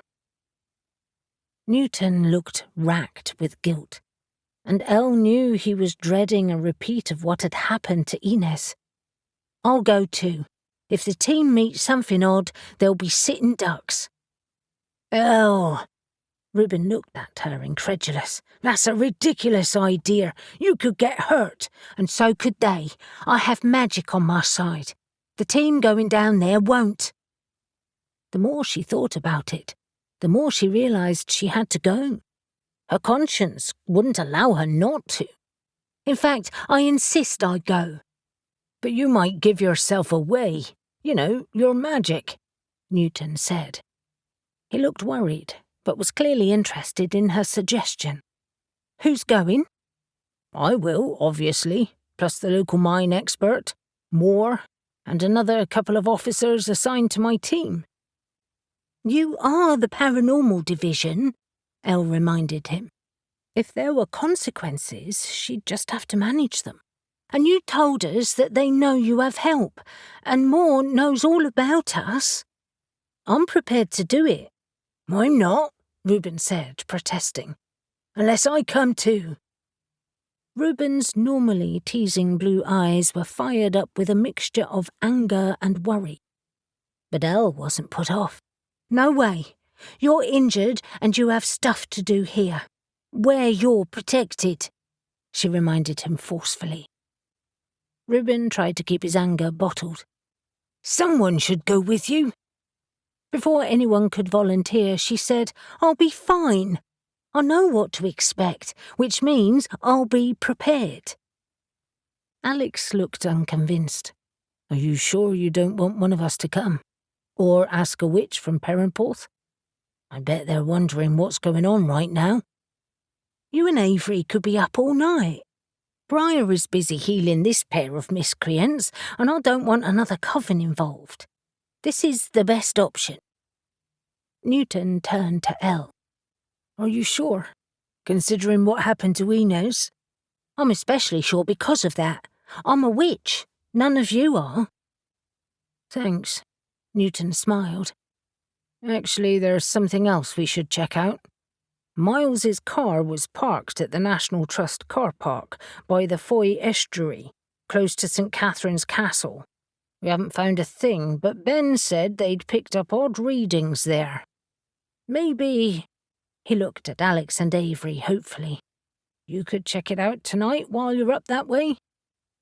Sounds like a plan, Alex said, looking at Avery for her approval and getting it. I think you're right, Elle. This could be a long night. 18. Avery and Alex pulled to a halt on a quiet street in a housing estate in Carleon Bay, just to the north of Charlestown. It had been years since Avery had visited Charlestown, and she had forgotten what a charming place it was. They had driven through it before heading to Ethan James's house, passing the Shipwreck Treasure Museum. It was obviously closed, but it was a large place, very well maintained, and it also had a clay mines exhibit too. Maybe we should visit the museum tomorrow, she suggested as she settled herself in the passenger seat of her van, ready to watch James's house. Alex had offered to drive, and she was pleased to not have to concentrate on the drive. He shook his head. I'm giving up on museum visits. Whatever's going on now certainly won't be advertised in there. I guess you're right, Avery admitted, feeling like they were still clueless. I think this might be useless too. What if he sits inside all night? We'll learn nothing. If nothing happens tonight, we come back tomorrow. He turned to her, and she saw his frown in the light from the street lamp. Jasmine was his cousin. It's too much of a coincidence. Potentially, if he's involved, he'll be laying low tonight. Do you think he was there when she died? Perhaps. If he was, he might be terrified. It could spell the end of whatever's going on. Avery stared down the street, not really focusing on the houses in front of her, instead imagining the mangled body of Jasmine. So far, all of this is happening on the south coast. I'm a bit baffled as to why Perranporth is involved. It's an almost straight run across the country. Maybe whoever hid this treasure wanted to spread it around in an effort to confuse anyone who might search for it. Well, other than those who were meant to find it. So you think Ethan has stumbled upon a map, or clues, or something? He must have. Alex barked a laugh. This is so suburban, though. It's hard to think there's skullduggery among the hedgerows. I guess his house is at least a bit more secluded, Avery noted. But you're right. A nosy neighbour would spot something. I've already noted twitching curtains, Alex confessed. Let's throw a veil of illusion over the van before someone calls the police on us. They combined their magic, and with a whoosh, a shadow swept over them. And by mutual agreement, they fell into silence to watch the house. Unfortunately, an hour later, nothing had happened, except someone had walked past with their dog. I can't even see a light on in the house, Avery said, feeling restless and stretching the kinks out of her shoulders. Maybe he's out. Or we're too early for him to be going out, and he's lurking in a back room. Avery glanced at her watch. It's close to 11:30. Maybe we should head to Foy and come back here later. Agreed, Alex said. He turned the engine on and pulled out, and Avery quickly dropped the spell. Avery studied the isolated spot as Alex parked. The National Trust car park in Foy was situated down a country lane, offering access to the woods, walks, and the coastal path. It was pitch black outside, and they were completely alone. When they stepped out of the van, Alex flashed his torch around. A light breeze blew off the sea, and the land seemed hushed around them. He lowered his voice, seemingly hesitant to disturb the silence. This will be a tricky walk in the dark to the castle. I could fly us there. Alex's tone dripped with sarcasm. Fantastic. I'm so glad you learned to fly. She poked him in the ribs. I'm very useful, you know that. That's the only reason I keep hold of you, he teased her, kissing the top of her head affectionately. And maybe a few other things. You're so cheeky, Mr. Bonneville. I know. Isn't that why you love me? Most of the time. Your cooking helps. He laughed at that, but a wild cry disturbed the night, and Avery whirled around. "It's just a fox," Alex reassured her, "from over the fields." "Of course," she said, feeling like a fool. "Sorry, I'm jumpy." They walked to the start of the track that led to the cliff top, and the moon edged from behind a cloud, lighting the landscape. Alex gave a small cheer, and she could hear the relief in his voice. "We can see enough in this light. I think we should walk some of it, or at least head into the woods first. Miles was here for a reason. We need to find it." "Agreed," Avery said. "But I also know you're avoiding witch flight. So would you if it made you sick." She laughed and pointed in the direction of Coombe Farm Bed and Breakfast. "Let's head that way. The path will lead us through the woods to the coastal path and the castle." Alex turned his torch off, and once beneath the trees, the night sounds erupted around them. They both draped themselves in shadows and progressed quietly, Avery raising her awareness as she searched for any sign of magic. They had been walking for several minutes when she detected a strange energy. She placed her hand on Alex's arm. "Do you feel that?" "I think so," he said cautiously. She grabbed his hand. "Come on." Their progress slowed as the path began to get harder to find in the dark, but she followed what increasingly felt like wild magic, finally plunging into the undergrowth. "This way." "We're going off the path." "The magic is getting stronger. I have to follow it," she whispered back, afraid to break the spell that seemed to have fallen around them. Without another word, she forged onwards, fighting past branches and tripping over tree roots until they came to a clearing that led to the sea. She could see the moonlight on the waves and hear the crash of the surf, and still following the wild magic, headed closer to the coast before veering back into a dense patch of trees. She finally halted in front of a jumble of huge boulders. "What's going on?" Alex asked, turning on his torch again. "Can't you feel it? We're surrounded by old magic, ancient magic. It's at its most powerful here." "I don't know how you do that," Alex confessed. "I don't feel it as strongly as you." He played his torch across the area before them. "You know, this looks like a collapsed tower to me, or a folly." Avery squinted at the jumble of stones. "You might be right." "Okay, you focus on the magic, I'll hunt around." Avery quieted her mind, wishing Mariah were with them, as she was more attuned to the earth.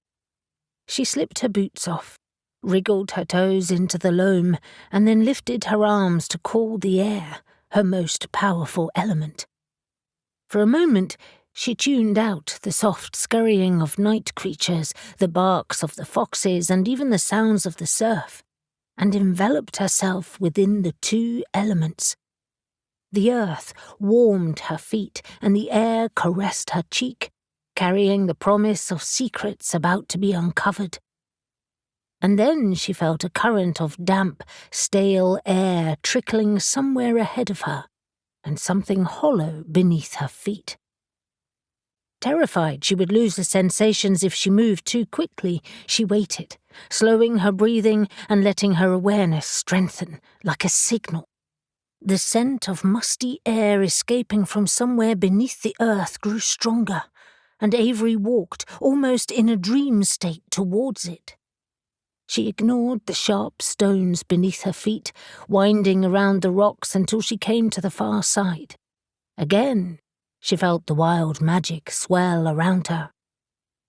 Alex had completed his search and followed her cautiously, and now he stopped too, flashing his torch around. "What have you found?" She pointed a couple of feet away to the base of a block of stone. "I feel something hollow beneath us, and I think the entrance is there. It must be a tunnel." The scent of things long buried was stronger now. Avery went to advance, but Alex's arm flew out to stop her. "Wait." He trod forward, carefully testing the ground with his weight, and examining the earth underfoot before he nodded. Okay, it feels fine. Stand back. I'm going to use air to move that. I'm sure there's an entrance beneath it. It's huge. Are you sure you can? She nodded, excitement stirring her blood. I'm sure.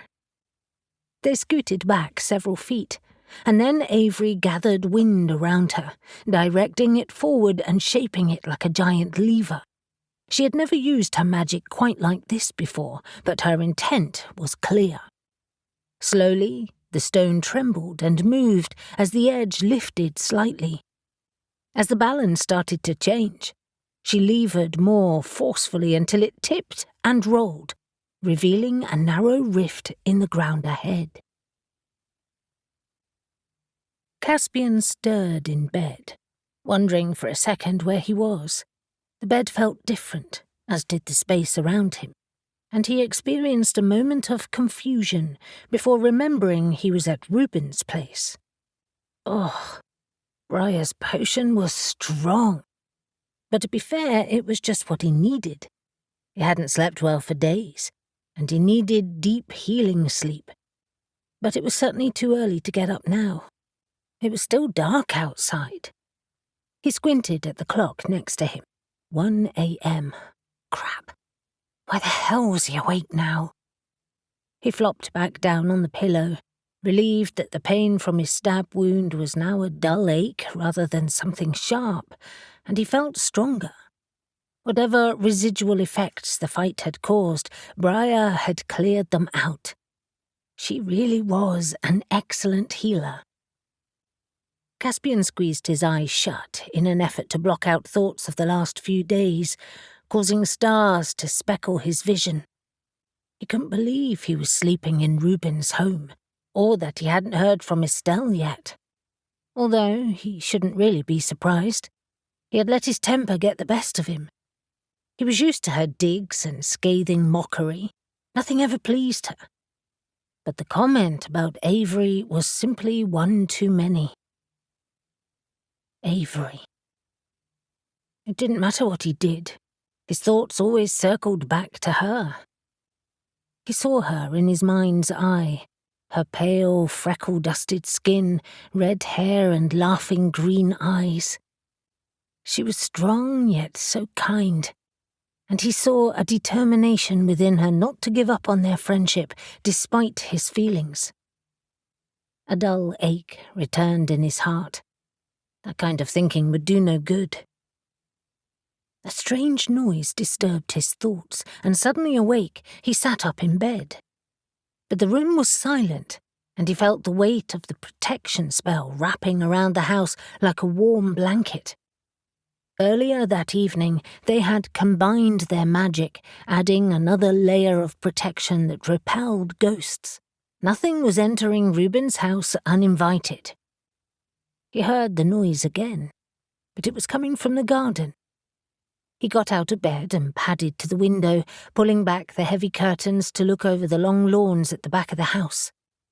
The noise was louder there, a kind of whispering or shushing that had nothing to do with the surf crashing on the cliffs at the garden's edge. Something shimmered to his right, and he focused on the glass house, dappled in moonlight. A spectral body emerged from the shadows, accompanied by a dull clinking. It seemed to limp, or rather lurch across the garden. And then there was another, and another. There were half-formed ghosts that seemed to hover between worlds. One of them looked up, and Caspian stepped back, alarmed, but it was too late. It had seen him, and it fixed him with a malignant grin as a shaft of moonlight fell on it fully. It was the ghost of a smuggler, dressed in 19th century clothes, the glint of metal in his hands and fire in his eyes. Next to him, his fellow looters lined up, 6 in all, looking up at his window. Then they separated as they made their way towards the house. Caspian's mouth went dry. They were planning to attack. 19. Alex insisted on leading the way down the steep stairway that led into blackness. A witch-light bobbed ahead of him, revealing rough-hewn walls and stone steps worn smooth from the passage of many feet.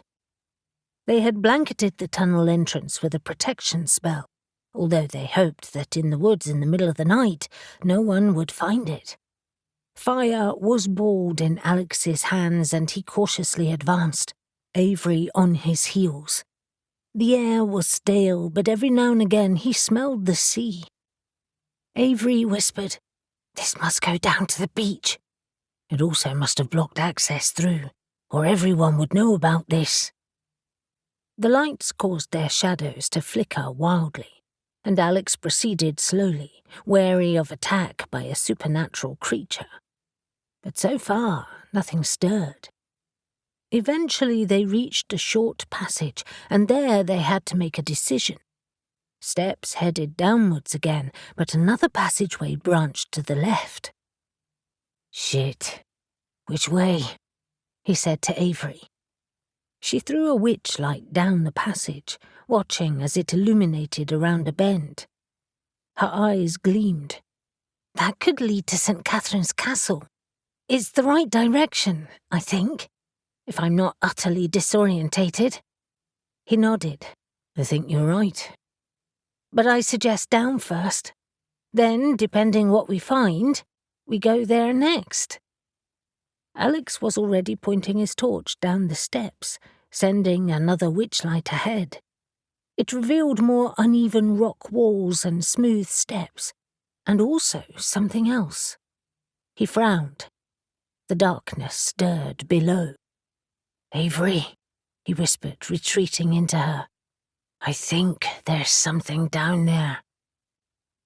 "There's something the other way too, I can feel it." "What? Where?" Hardly daring to turn away from whatever was below him, he followed Avery's stare. Alarmed, Alex saw the witchlight still visible at the bend, and in its pale illumination a shadow stretched and changed, becoming outlandishly large in the tight space. He glanced down the stairs, horrified to see something approaching from down there too. "Shit, Avery, we need to back up." Before he could even finish his sentence, the unknown attacker was streaking up the stairs, and without hesitation, Alex hurled a fireball.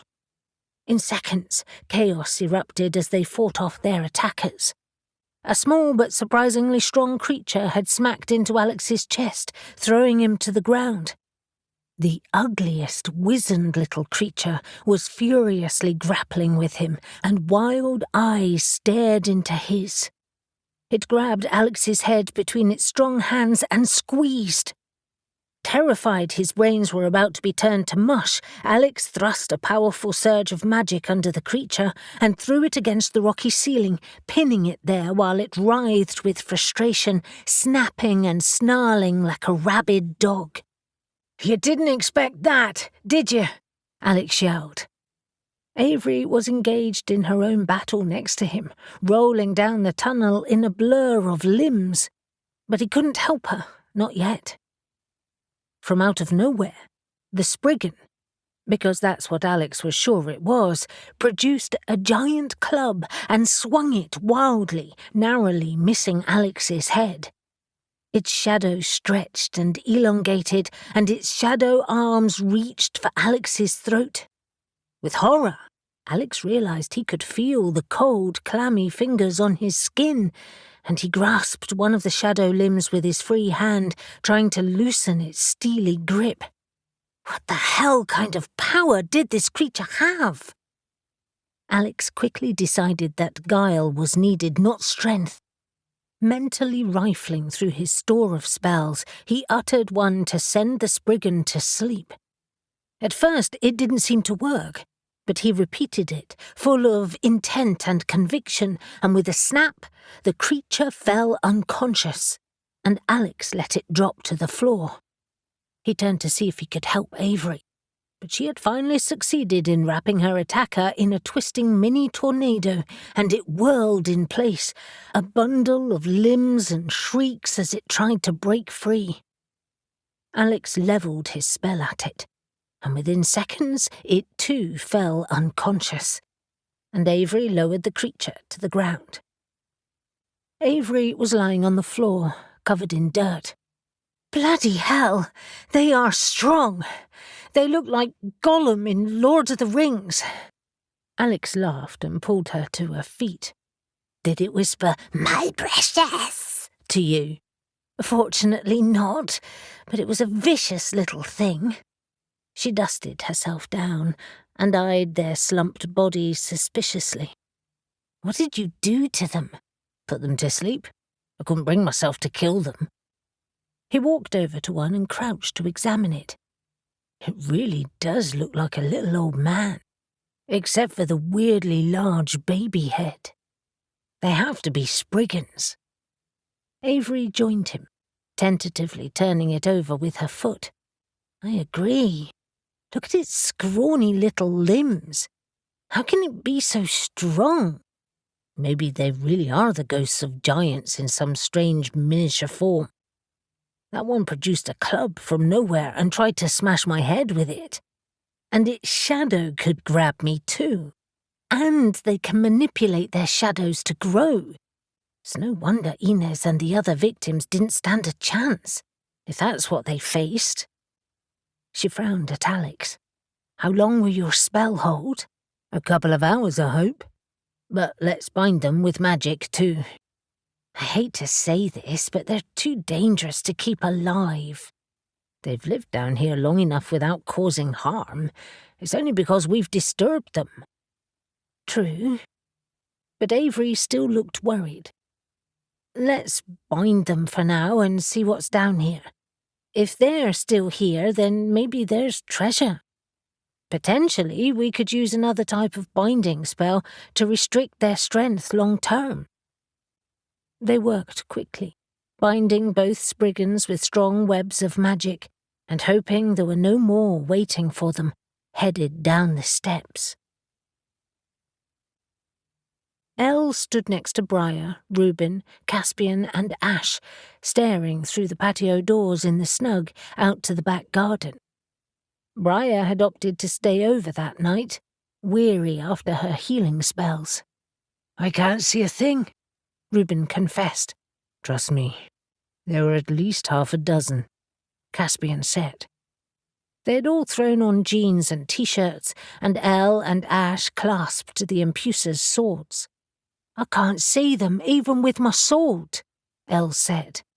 She stepped closer to the window, trying to see down the side of the house. "The good thing is our protection feels strong. They won't get in." Ash shook his head. "I still don't like it. They're planning something." "They can plan all they want." Reuben looked coolly confident. "What are they going to do? Attack my roses?" "They could attack the greenhouses and the nursery," Ash said, looking at him thoughtfully. "That's your livelihood, and you employ a lot of people, including me. Or they could creep into the town." Caspian's arms were folded across his chest as he stared at the garden. "It's interesting that they seem to come from your glass house, and that there are so many of them. Maybe our ancestors wrecked the ship that supposedly carried Coppinger away and killed all of the pirates, not just him. Perhaps the wreck is close by."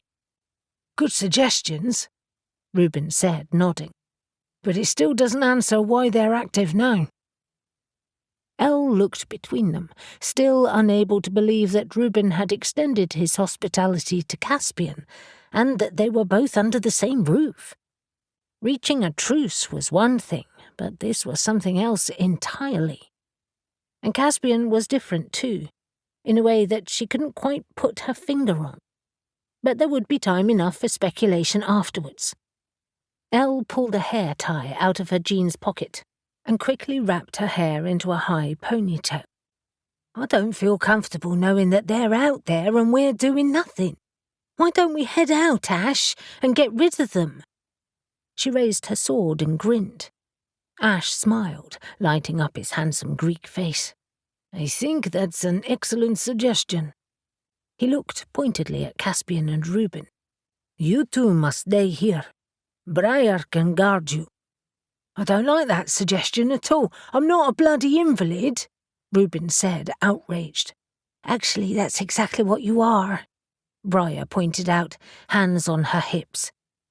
Reuben looked as if he wanted to say something very rude to Briar, but he turned and glowered at Elle again. "What's with you? Have you got some sort of death wish?" She knew he felt useless because of his shoulder, and tried not to snap. "Of course not. I have magic and the Impucer's sword. We'll be able to see them. Don't you trust my abilities?" She cocked her head to the side, amused. Reuben tried to speak, but got all tongue-tied. He glared at her, eventually admitting, "Of course I do. There we go then. And besides, if they try to get in by breaching one point, you three need to stop them. This is our safe retreat." "Don't worry, we can handle it," Mariah said, not giving Reuben a chance to respond. Ash and Caspian watched the exchange with amusement, and Ash said, "Great. It's settled then. Allow me." He unlocked the door and exited. Elle followed, blowing a kiss at Reuben as she did. He gave her one last, furious glare before locking the door behind them. Avery studied the small cave at the bottom of the steps, disappointed. "No treasure." "But there are bones." Alex pointed to a corner of the cave where a jumble of bones and a skull rested, rotting clothing still visible. "Wow!" Avery hurried over, hoping a spirit wasn't about to emerge and attack them. "His weapons are still here." Next to the bones were a rusting dagger and flintlock lying on the sand. Alex grinned at her. "Brilliant. An actual pirate's body." He surveyed the space and gestured to a wall of rock through which they could hear the crash of the waves. "There's no access to the sea." "Yes, there is. Look, a pool of water at the base of the rock." It was almost imperceptible in the darkness, and they hurried over to investigate. Avery shone her torch into the water. "I bet this feeds into a sheltered cove, right under the cliff face, and I would also bet it's only a short passage. This is so cool." "We should come in the daylight sometime. Maybe use Ulysses or Nils to bring us here. But for now, let's go up the other passage." After a quick sweep of the cave to ensure they hadn't missed anything, they hurried along the next tunnel, passing the unconscious and bound Spriggans, soon arriving at the base of more steps leading upwards. Before Alex had time to push ahead in his protective way, Avery headed upwards, eager to see what was at the top. After a steep rise, she came to a small square landing and a heavy wooden door. "This is old," Alex observed. "Maybe as old as the castle, which was what, 15th century? 16th, Avery told him, examining the thick iron bands that bound the wood. Dan said it was built in Henry VIII's time, like a lot of the castles in Cornwall, once we'd left the Catholic Church. Although St. Catherine's Castle was smaller than many, more of a keep, really, it had served to protect the Foy estuary and was perched on the rocky promontory, affording good views of the town and sea. It had also been used in the Second World War. While they talked, they tried to open the door, but it was shut tight. "Is there any suggestion of dungeons or cellars below the castle?" Alex asked. "I don't think so." "Maybe we're under another building. Or it's just a cave." "I think it's time to use a little magic to find out." Avery laid her hand over the ornate keyhole and used a spell to unlock it. Then, running her hands around the edges, she loosened the swollen and buckled wood, and together they pushed the heavy door open. A wave of musty, damp air hit them. The witchlight glided ahead, revealing a cavernous space on the far side of which were 3 heavy wooden chests, all bound with iron. Next to them were casks of varying sizes and bundles of rotting cloth. Alex couldn't keep the glee out of his voice. Hearn's bloody horns! Pirate treasure! 20. Elle and Ash crept to the left, along the side of the house, pausing to peer cautiously around the corner. "I can't see them," Ash confessed, pulling his t-shirt off as he spoke. For a moment, Elle couldn't work out what he was doing, and quite frankly was trying not to be distracted by his muscled chest. She kept her eyes fixed firmly on his face, reflecting that actually Reuben's physique was more than a match, which made her feel a little smug. "What are you doing?" she asked him. "Flying, of course." In a flash, enormous wings erupted from his shoulders, and Elle blinked with shock. While she knew the Nephilim had wings and had seen them from a distance, she had never been so close before. Holy crap, they're impressive. Ash's wings were a beautiful golden brown, or at least they appeared to be in the moonlight. "Thanks," he said with a knowing smile. "I'm sure I'll spot them from up there. I'll keep an eye on you, too." "You won't need to," she said, raising an eyebrow, "but thanks and good luck." She watched Ash soar upwards, and then kept heading left towards the far corner of the house. Green Lane Manor has been added to over the years, so that although the main building was medieval, there were other, more modern additions, and by that she meant Elizabethan and Victorian, giving the building odd angles and a quirky layout. For a few minutes, she couldn't see a single ghost, not even in the distance, and was beginning to think they were either at the nursery or that the sword wasn't working. And then up ahead, in a small courtyard edged with service rooms, she spied a couple of ghosts looking as real as she did. Well, sort of. They were blinking in and out like a weak signal, and Elle realized they were trying to pass through the walls of the house, but were being blocked by the protection spell. The section of wall shimmered with each attempted breach, and she grinned. Their spells had worked. Without hesitating, she ran, sword raised.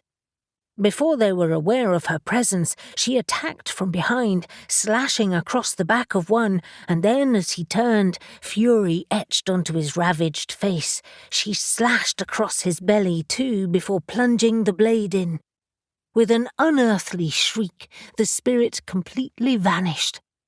But before she could attack the second, it charged her, tackling her to the ground and raising its knife. Elle punched out with a ball of fire and air, knocking it backwards, and then, while it was spread-eagled against the wall behind, plunged the sword into its stomach. A whirl of activity in her peripheral vision caught her attention, and she spun around in time to see another spirit run at her from the old stables. He was short but stocky, with a full, dirty beard and ragged clothing. He hurled a knife at her, and she swatted it away with magic, and then he pulled a nasty-looking sword from its scabbard. With a leering grin, he rasped at her, his strong Cornish accent and old dialect making him almost impossible to understand. "So, young maid, you seek to fight old Tom Trenary. I'll give you a fight you won't forget." He swished the blade in front of him, daring her.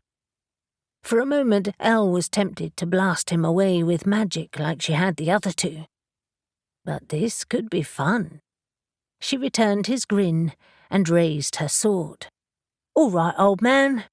Let's see what you've got." Alex gazed at the hoard of gold coins and jewellery in the chests they had broken apart, and couldn't stop his mouth from falling open. He couldn't believe that after all their speculation, they had actually found treasure. "By the gods! This is worth a small fortune." Avery dipped her hands into one of them, like a cup, and lifted out a pile of golden guineas, her eyes wide with excitement. "Wow! Actual pirate treasure! They had thrown several witch lights up, and the gold and jewels glittered in their light. "We have to declare this." "Not yet, we don't. Not until we've solved this." She dropped the coins back in the chest. "This is what Miles was searching for." "And was killed for, by the Spriggans guarding it." "So why is this still here?" "Miles was looking on his own," Alex said. "That's the only reasonable explanation." Avery shook her head, looking perplexed. "Maybe whoever is involved is planning to come back for it. After all, they took the treasure from Looe, despite the fact that there's a Spriggan there." "Maybe. I still think we're missing something." Alex walked over to the casks, pulled a bung out and sniffed before recoiling. "Christ, that smells rancid. I presume it was brandy." "And these," Avery said, crouching by the rotten bundles of cloth, "would have been silks and fine linens." She lifted a few pieces, but they disintegrated quickly. She stood, wiping her hands on her jeans. "What a waste!" Alex started pacing. "Originally, these must have been hidden with the plan to come back to claim them later, and something stopped them. Either they were caught or killed. Maybe they were caught by Reuben and Caspian's ancestors' spell." Alex nodded, his thoughts racing with scenarios. "We're getting closer to working this out, I'm sure. But I don't think we should leave these here." "Agreed." Avery looked thoughtfully around the space. Why did Miles get attacked? The fact that he was killed by the Spriggans suggests that he must have been either in here or close by. But the entrance above was sealed. He could not have got in here that way. The stone is far too heavy for him to have shifted alone, and it looked undisturbed. Alex nodded.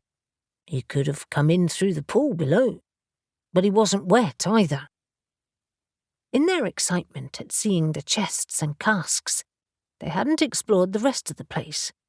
And now Alex's gaze swept around the room.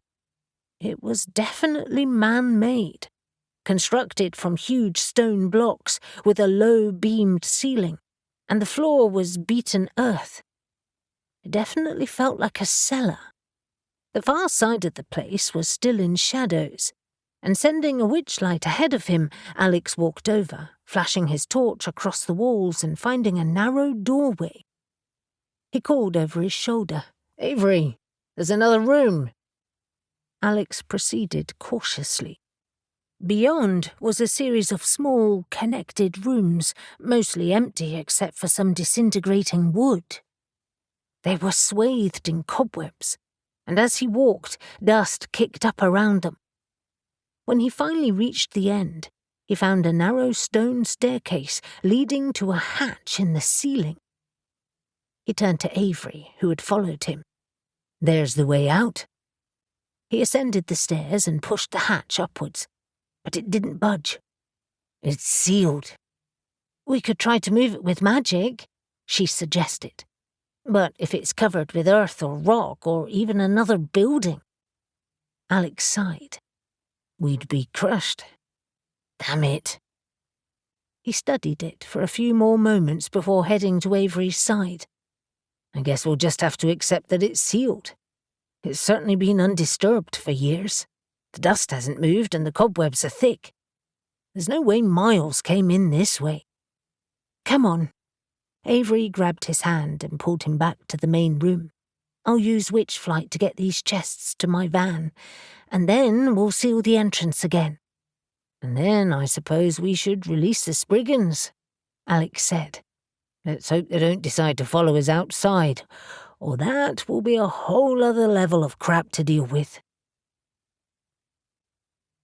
Elle was working up a sweat.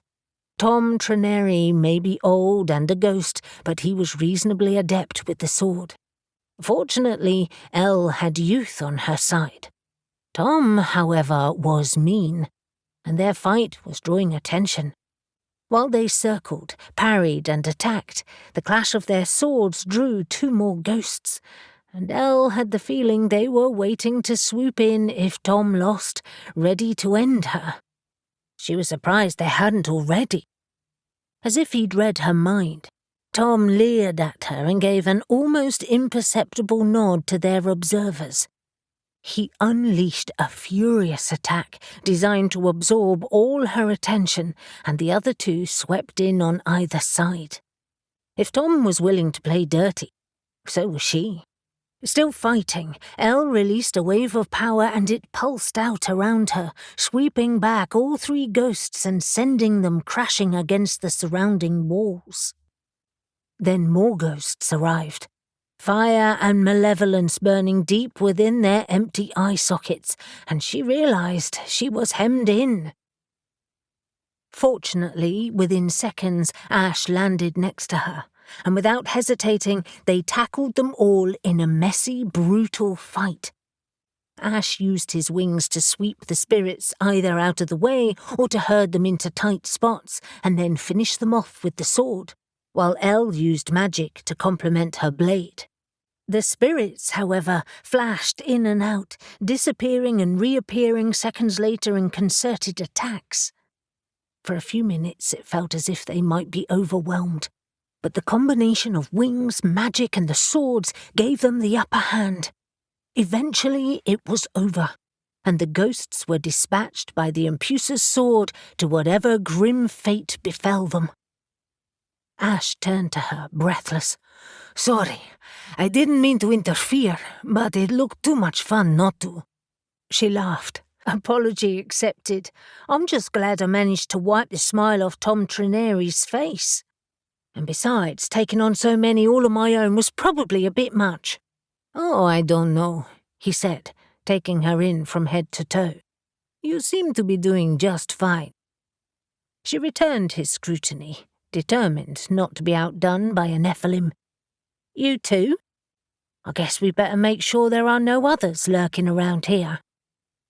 Ash folded his wings behind his back and led the way out of the courtyard and further around the house.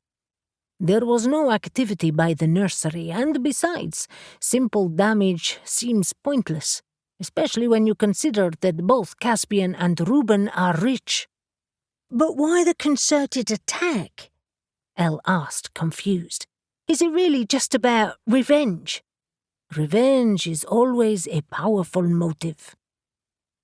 A loud explosion broke the silence of the night. They both froze, looking at each other in shock, and then Elle ran towards the noise and Ash flew. As Elle rounded the corner at the far end of the house, she saw a plume of smoke and flames.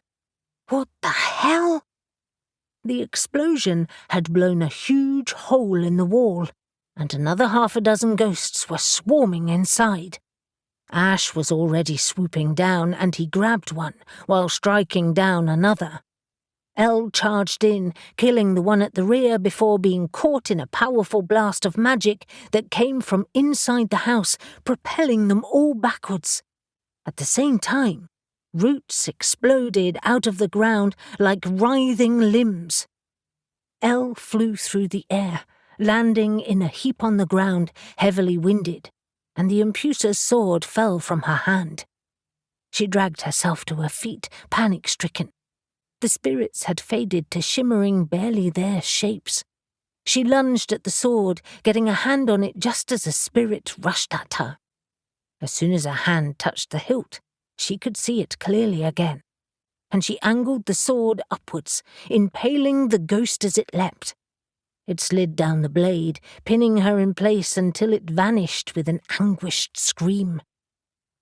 The roots snaked through the air, trying to pin the spirits in place, but it was difficult. They moved constantly, manifesting elsewhere in the blink of an eye, trying to avoid the thrashing roots that managed to spear a couple of them, shattering bones like glass. Ash and Elle waded among them, ducking and dodging, finally finishing them off with the swords.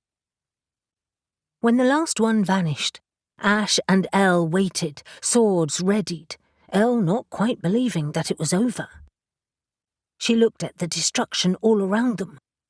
The earth was a churned-up mess of roots and fallen masonry, and a 10-foot hole had been blown in the house. Reuben! Her heart in her mouth, Elle was about to run inside when he appeared in the gap, flanked by Caspian and Mariah. His hands were on his hips as he surveyed the mess, and he pursed his lips at Elle and Ash. "That's the last time I let you two out to safeguard the house." Avery and Alex sat in the Bedford van, down the street from Ethan James's house, and Avery yawned, struggling to keep her eyes open. "I'm knackered now." "Let's just give it another half an hour," Alex said, checking his watch. "But I doubt we'll see much tonight."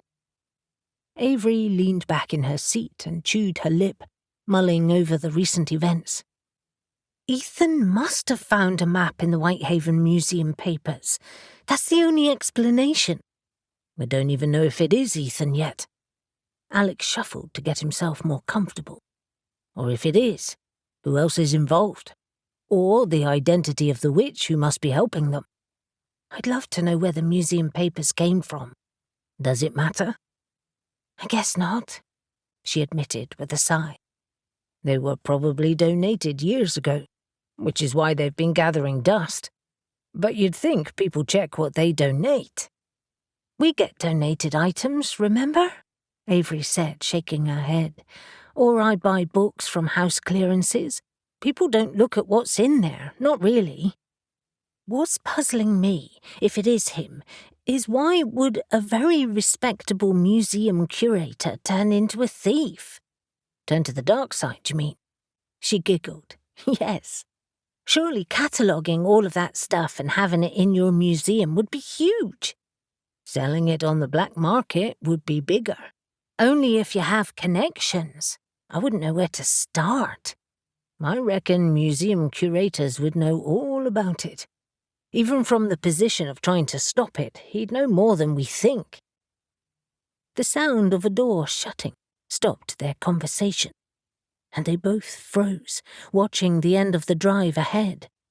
Avery used the binoculars, watching a slight figure wearing jeans and a hoodie emerge onto the road, the hood pulled over their head. They crossed the road, heading to a car parked on the opposite side, facing them, and Avery and Alex slid down in their seats. Avery grateful they had used their shadow spell again. The figure looked furtively to either side. It wasn't until they passed under a street light that Avery got a glimpse of their face, and she groaned as their suspicions were confirmed. It was Mariah, the head of the Looe Coven. 21. Reuben studied the hole in the wall of his billiards room and mourned one of his favourite spaces, a place where he and Gil had spent many happy hours. Well, what a bloody mess. I suppose I should be grateful that they didn't blow the whole bloody house up. The dust had finally settled, but bricks were strewn inside and out, and the billiard table was upended, as were other items and furniture.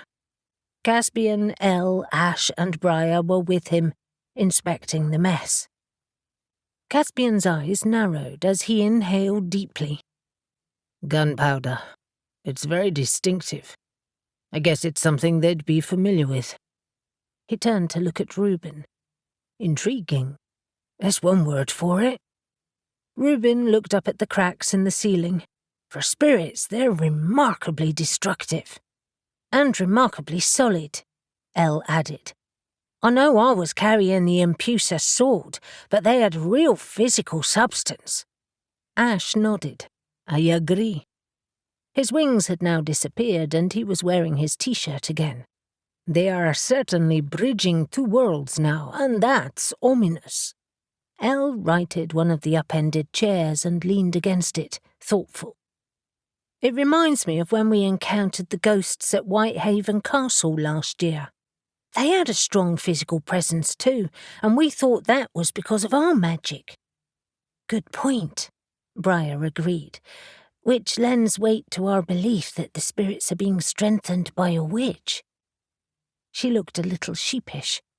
Sorry about your garden, Reuben. I'll fix that in the morning." "No need to apologise," he said breezily. "You helped get rid of them. Thank you." Reuben was always amazed by how much power Briar wielded in such a small frame. "The important thing," Elle said, moving next to him and sliding her arm around his waist, "was that they didn't get to either of you. But wow, your families must have really pissed them off." Caspian scratched his head. "That's something I know we've been good at for a long time. And this, to me, has the feel of a curse. We were good at those, too." Just then, a door banged at the front of the house, and Avery shouted, "Hello?" "Down here," Reuben shouted back. He had called Alex after the attack, taking a chance that they'd still be up and wanting to make sure he and Avery were okay. Alex leapt at the chance to come over, telling him they had news. In a few minutes, Alex and Avery stood next to them, mouths hanging open. "Bloody hell," Alex said. "I thought we'd had a crap night. What happened here?" "Ghosts," Ash said dryly. Alex looked sceptical. "With explosives? Or was that one of you?" Reuben laughed. Well, he tried to. It got stuck in his throat. "Nope, that was them." He finally turned away from the hole in his wall and had a good look at the new arrivals. They were both dishevelled, their clothes rumpled and their faces smeared with dirt. "You're filthy. What have you been up to?" "Spriggans and buried treasure," Avery said, unable to suppress a grin. Everyone's attention now left the smoking ruins and switched to Avery. Briar almost stuttered. "You found treasure?" Alex and Avery were both grinning insufferably, but at least it was taking Reuben's mind off repair bills and feeling like he had a death warrant on his head. Alex preened. "Yes, and if you fix us a drink, we'll bring it in."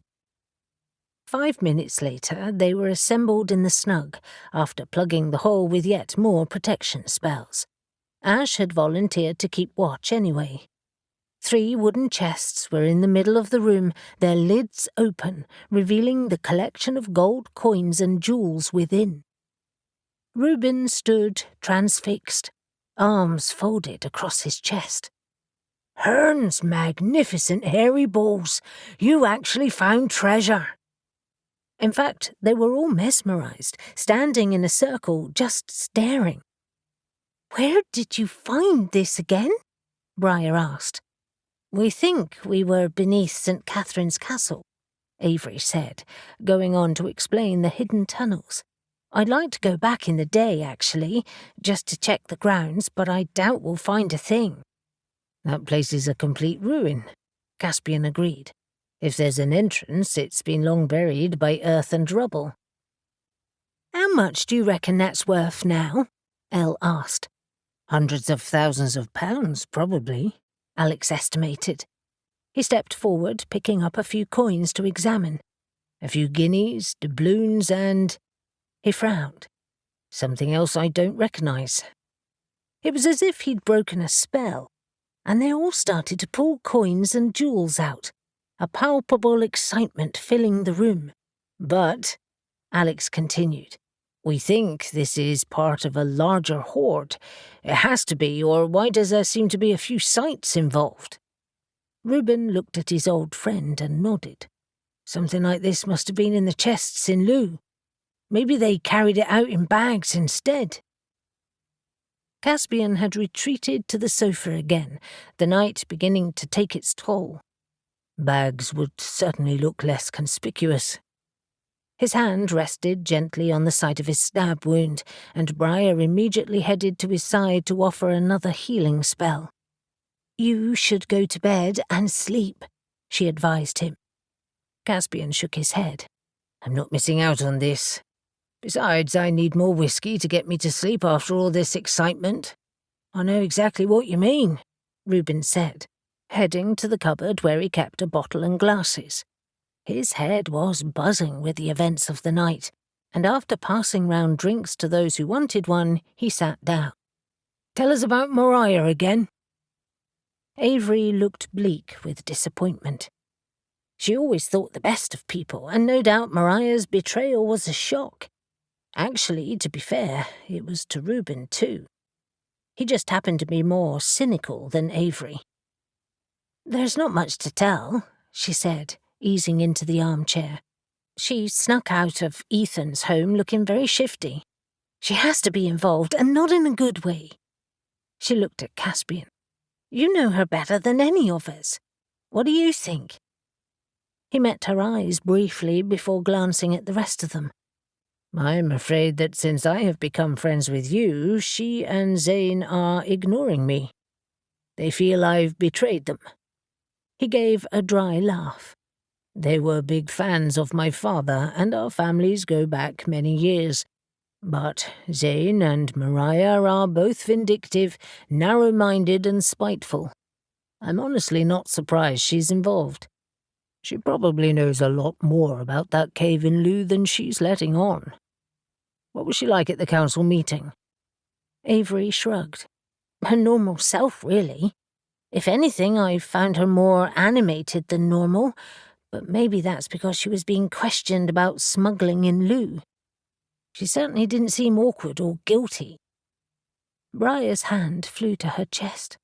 "I hope she wasn't behind Inez's death, or the man on the cliff top." Alex shook his head. "I think that's the Spriggans, but she must be responsible for the superpowered ghosts." "Wow," Mariah said, flabbergasted. "Should we tell Genevieve yet?" Avery answered immediately. "No. We're sure she didn't see us, and what if other witches are involved?" "But Genevieve wouldn't be. We can trust her," Elle said. Reuben looked at his friends' pensive faces. "I think Avery's right. Let's keep this between us. Whatever her reasons are, she's involved. Maybe she's connected to pirates in some way, or maybe she's a close friend of Ethan's, and he's getting a cut of the treasure. I don't actually care. The important thing is working out how to stop her." "Agreed," Avery said decisively. "And Elle, you should tell Newton in the morning, before he sees Ethan." "Well," Reuben said, sipping his whiskey to fortify himself, "I guess me and Caspian must persist in finding out what our families did, although they seem to have covered their trail very well. If you struggle, I could try to summon one of their spirits," Alex suggested warily. Avery rounded on him. "You are not going into the spirit world again." "I'm not suggesting I do," he said patiently. "I'll call them to me. In a full circle of protection, too. They might even have a way to help Helena." "Okay," Reuben nodded. "We'll keep that option in mind. And now, before I collapse and my adrenaline wears off completely, tell us about these Spriggans." Avery looked at Dan and Sally's shocked faces and laughed. "It's incredible, isn't it?" They exchanged bewildered glances, and Sally said, "I guess that's one word for it." She lowered her voice and looked around the shop, making sure it was still empty. "Where is it now?" "At Reuben's. Neither he nor Caspian are leaving the house, and it's fully protected. So that seems like the best place." She grimaced. "I mean, there is the slight issue of the hole in the wall in Reuben's billiards room, but I think they're trying to fix that with magic today." They were behind the counter at Happenstance Books at just after 9 the next morning, discussing the treasure. Despite the fact that Avery had slept for only a few hours, she had awoken refreshed and energized, fueled by their success the night before. Sally's eyes narrowed with suspicion. "I am still shocked that Caspian has moved into Reuben's place. Are you sure Reuben will be safe?" Avery tried to reassure her. "I'm certain. He was seriously injured. They're both being targeted, and they're helping each other." "So you're sure now it wasn't a setup to get Reuben?" Dan asked, referring back to their conversation of the previous day. "Positive. I told you, if we hadn't arrived there yesterday, Caspian might be dead." "All right. I'm convinced." Dan turned to Sally. She is a good judge of character." Sally still looked doubtful, if a little too willing to see people's good sides sometimes. Avery was annoyed. "Sally!" Sally looked contrite and hugged her. "I'm sorry, I just worry about you. Honestly, the things you get up to lately, and I'm still freaked out by your flying thing." Avery felt terrible and hugged her back. "I'm so sorry about that. It was instinctive. I didn't mean to scare you." She held Sally's hands and looked at her worried expression. If she'd been in Sally's shoes, she'd be worried too. Avery's life was odd, and she was lucky that Sally and Dan accepted it so well. "In fact, I apologize to both of you. I take you for granted, and I shouldn't." Sally smiled softly. "No, you don't." Dan pretended to vomit. "Ugh, pack it in, you two soppy idiots.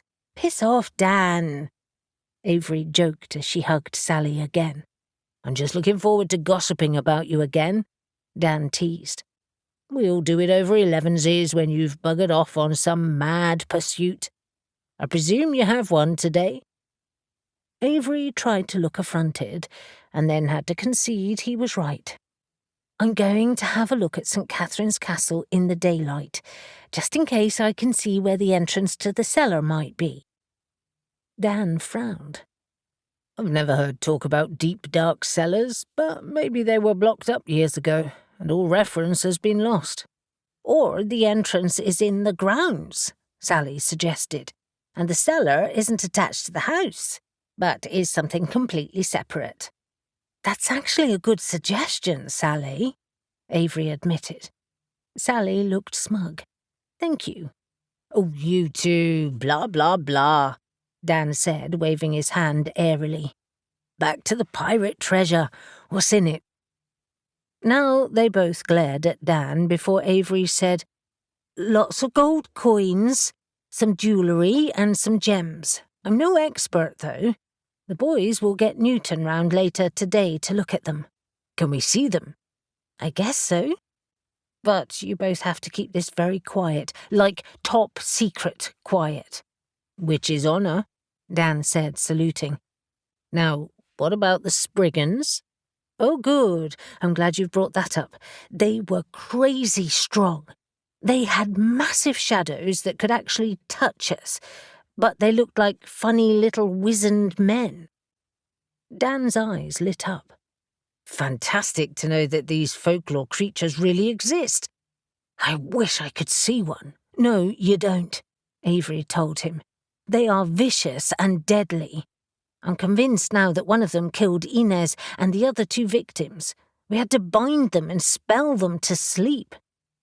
"I'm glad you didn't kill them," Dan said, relieved. "And it means the law is right. They do guard treasure. Fascinating.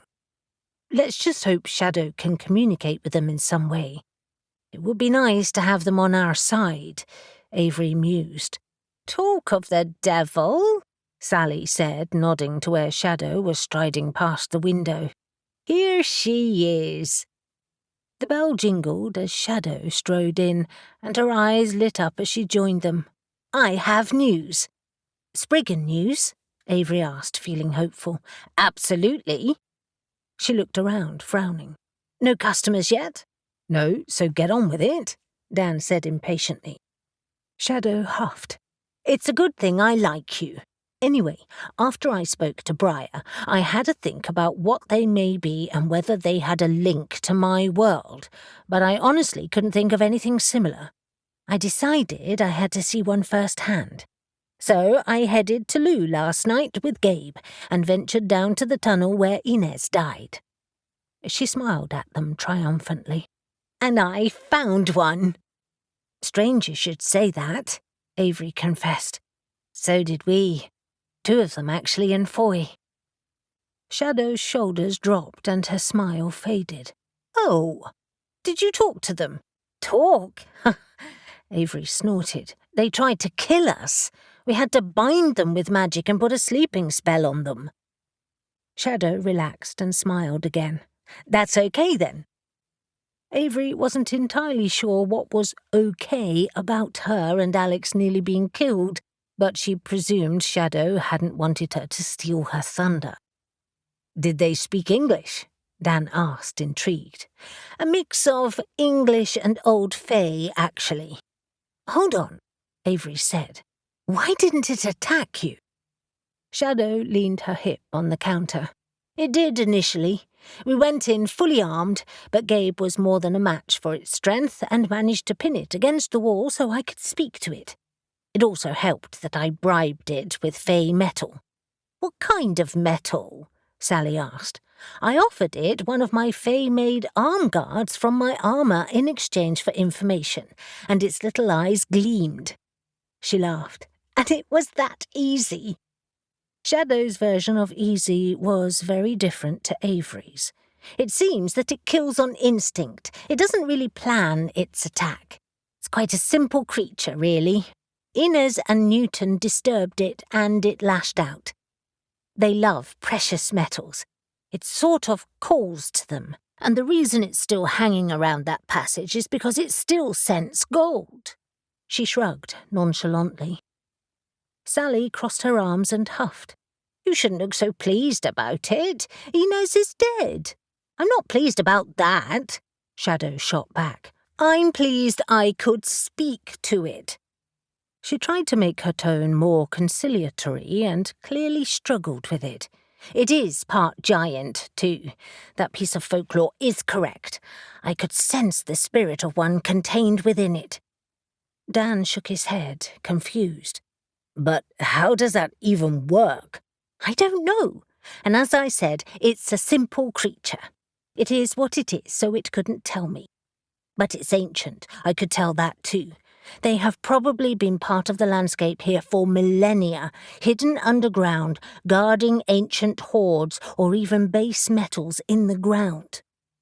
"I felt it, actually," Avery said, recalling the ancient magic she had sensed the night before. "Old, powerful magic, and you're right. It's completely rooted in the earth." "Did it know anything about the pirate treasure?" she asked. "Or had it been motivated by someone in some way?" Shadow shook her head. "It didn't know anything. From my admittedly limited interaction with it, it's like a bloodhound. Or should I say dragon?" She nodded to herself as if confirming her own idea. "Yes, that's exactly it. Dragons love gold too. It calls to them, and they sniff it out and sit on it. Spriggans are the same." "So it couldn't tell you where other treasure might be, or whether more Spriggans are there?" Avery persisted. "No, but at least we know a way to stop them from being violent." "Have you spoken to Elle about this yet?" Avery asked. "She's going to Perranporth to investigate the tin mine this morning. This will be really important for her to know." "No, but in that case, I'll go to see her now." Shadow pulled her phone out of her pocket and quickly texted her, and then patted the messenger bag she carried. "I've got a few trinkets in here for all of you, just in case." Dan's eyes widened. "Fae metals." Shadow grinned as she pulled out another arm guard and some Fae coins and placed them on the counter. "By the gods," Dan said, examining the armour. "This is amazing workmanship." He was right. The engraving was intricate and breathtaking, but the metal was light, too. "Not by the gods, but Fae masters," Shadow said, her eyes taking on a faraway look. "Such skill." Sally looked at her, concerned. "Are you certain you want to give these away, Shadow? Surely they're precious to you." "They are, but I've kept the bigger pieces, and besides," she addressed the counter rather than them, "my friend's safety is more important." Avery, Dan, and Sally shared astonished glances before Shadow looked up at them again, her violet eyes bright. And Avery once more reflected on what a contrary creature she could be. She smiled at her. "Thank you. We appreciate it." "My pleasure." Shadow said, dropping her gaze shyly. Anyway, I'll leave these with you and go see Elle. She shouldered her bag and then paused. Oh, I knew there was something else. Have you seen the news this morning? They all shook their heads, and Avery said, No. Why? That blonde reporter was on doing a piece about Whitehaven Museum. She was interviewing Ethan James. It turns out that part of the stuff they found was Zephaniah Job's old ledgers. They contain a mine of information about smuggling connections and money across Cornwall, apparently. Avery nearly spat her coffee out. Seriously? Wow. Does that help you? Avery's mind raced with possibilities. Yes, I think it might. Great. Call me if you need me. They watched her go, and then Dan slid her gifts under the counter as they watched a couple of customers enter before turning to Avery. So, Zephaniah Job. His ledgers weren't destroyed after all. He could have all sorts of secrets in them. I agree. Now I'm convinced that Ethan found a bloody treasure map. 22. Caspian walked around Reuben's kitchen while he spoke to Gabe on the phone, moving gingerly so as not to aggravate his injury. Are you sure there's no damage? None at all, he reassured him. Gabe had phoned him to explain that the large warehouse in Harecombe was attacked by ghosts during the night, but the protection spells had held. Barack and Neil said they could just about see them, and it was a half-hearted attempt only. I'm hoping they won't bother again. I think there must have been a dozen here last night, as well as the ones at my place earlier. How the hell many are there? Gabe grunted in his usual non-committal way. Hard to say. Depends what your ancestors got up to, doesn't it? Yes, it does, Caspian conceded. No injuries, then? None. They sent the regular staff inside, so all good there. Gabe fell silent a moment and then asked, Is there anything we should know about his Stell? No, why? Caspian answered quickly. What had she said now? Nothing, she's just a bit, crankier than usual. Well, that's Estelle for you. He refused to elaborate. He couldn't anyway. Who the hell knew what she was thinking right now? Caspian heard Reuben enter the room, and he turned to see him head for the fridge, nodding at him in greeting. Caspian nodded back. Gabe continued to update him, telling him how he and Shadow had found a Spriggan as well. Caspian paused in front of the patio doors, not really noticing the fine drizzle starting to fall as he absorbed the news, and then they chatted about the business for a few more minutes before hanging up.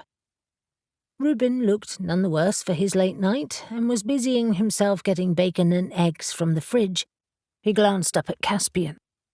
Breakfast? Caspian didn't normally have breakfast, preferring only coffee before heading to the office. But this morning it appealed to him. Perhaps it was the overcast weather or the odd, bunkered-down mood he found himself in, sharing Reuben's house. He nodded. Yes, please. Sounds great, actually. Bacon and eggs always does. Did I hear you mention Spriggans? He nodded and updated him on Shadow's success with Fey treasure. Reuben paused, about to put the bacon in the frying pan. Is she telling Elle? Apparently, although she headed to Avery's first. It was strange. He found himself reluctant to say Avery's name, as if he might give his feelings away. But Reuben was too worried about Elle. And besides, he didn't strike Caspian as the type to discuss love lives, or the lack of them. He doubted Reuben had ever had a lack of love life, ever. He watched his easy, laid-back attitude, and noted he was like that with everyone, a subtle but supreme confidence in himself. Caspian exuded confidence too, and a tinge of arrogance. He'd been accused of it often enough. But he also knew that he didn't always feel that way, and he doubted Reuben did too. Reuben just nodded and continued to cook. Good. I'm worried about Elle, but she's headstrong and magically strong, so I have to trust her. Have to?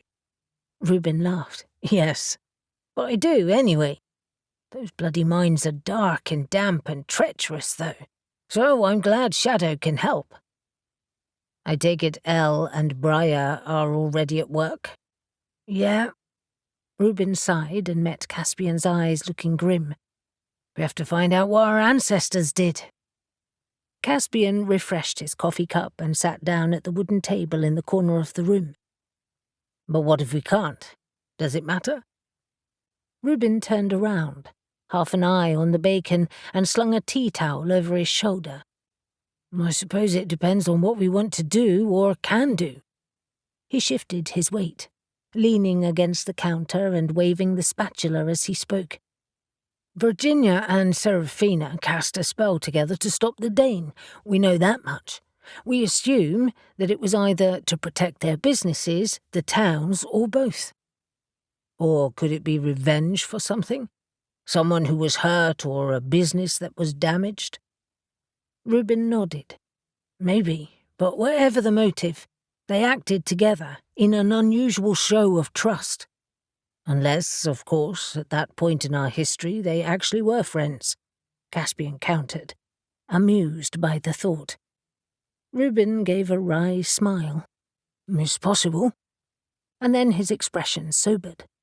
But why not go to the Witch Council? That would be their obvious support, right? Actually, I don't think the council existed then. And remember, it was harder to communicate between towns far away. Penzance would have meant hours of travel unless they went by boat. The roads were probably awful. Closer would have been better. He tried to recall what his father had told him. I don't think the council existed until later on in the 1900s.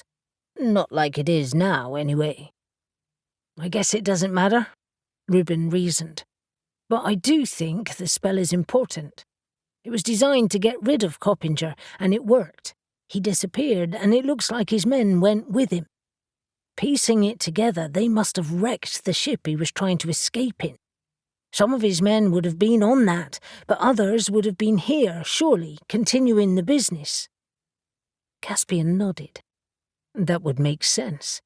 He had a big operation, was ruthless and surely energetic, when you consider he was moving down from the north of Cornwall.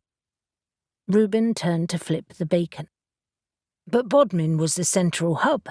A network carried smuggled goods there from all over Cornwall, and then on to the rest of England. They would have all known each other, or of each other at least, and would have probably divided Cornwall between them. Reuben laughed. But there's clearly no honour among thieves, is there, if Coppinger was moving into other areas? I would imagine he was universally disliked. Actually, hated is more likely. He terrified people. Caspian had also been reading the books about smuggling that Elle and Avery had bought in Bodmin.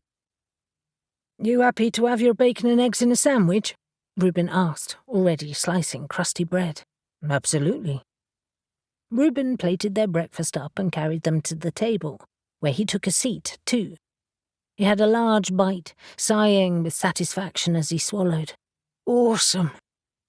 So, I suggest we head up to my attic where my spellbooks are, take yours there too, and search them thoroughly. I honestly think the key to understanding what's happening now is to understand what happened then. Caspian wiped crumbs from his mouth. I'm not so sure it will help, but what else are we going to do locked up in here all day? Reuben looked at him, surprised. I really want to know what we did that was so bad we're being targeted all these years later. It must have been the mother of all spells. Big juju.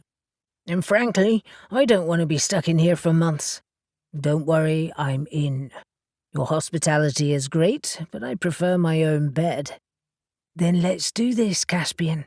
Come on, before we even go up there, in an exercise in narrowing down our search, if you were to stop a murderous madman who was terrorizing the country and risking your business right now, what would you do? What would you do? Caspian asked, slightly affronted. I'm not the only one with magic. But I'm charming and guileless, Reuben said, his blue eyes wide and a huge smirk on his face. I haven't got a mean bone in my body. You're the sneaky shit here with the family history of making curses and holding momentous grudges. Okay, so they were at this stage in their strange truce. Fair point, he grudgingly conceded. He took another bite of his sandwich and leaned back in his chair, running through his options while he chewed. The word truce resonated, and an idea struck him. Okay, I'm a rich businessman who needs to bring my shipments in, but the damn pirates are trying to scuttle my ships and steal my goods. The man at the root of all my troubles is also threatening the locals, forcing them to work for him and generally making the place hell. So, rather than plan an outright attack because he has a lot of men, I decide to make a truce. In exchange for a cut of my profits, he allows my ships free passage. But Caspian gave a victorious smile. I double-cross him. But not just him, his gang too.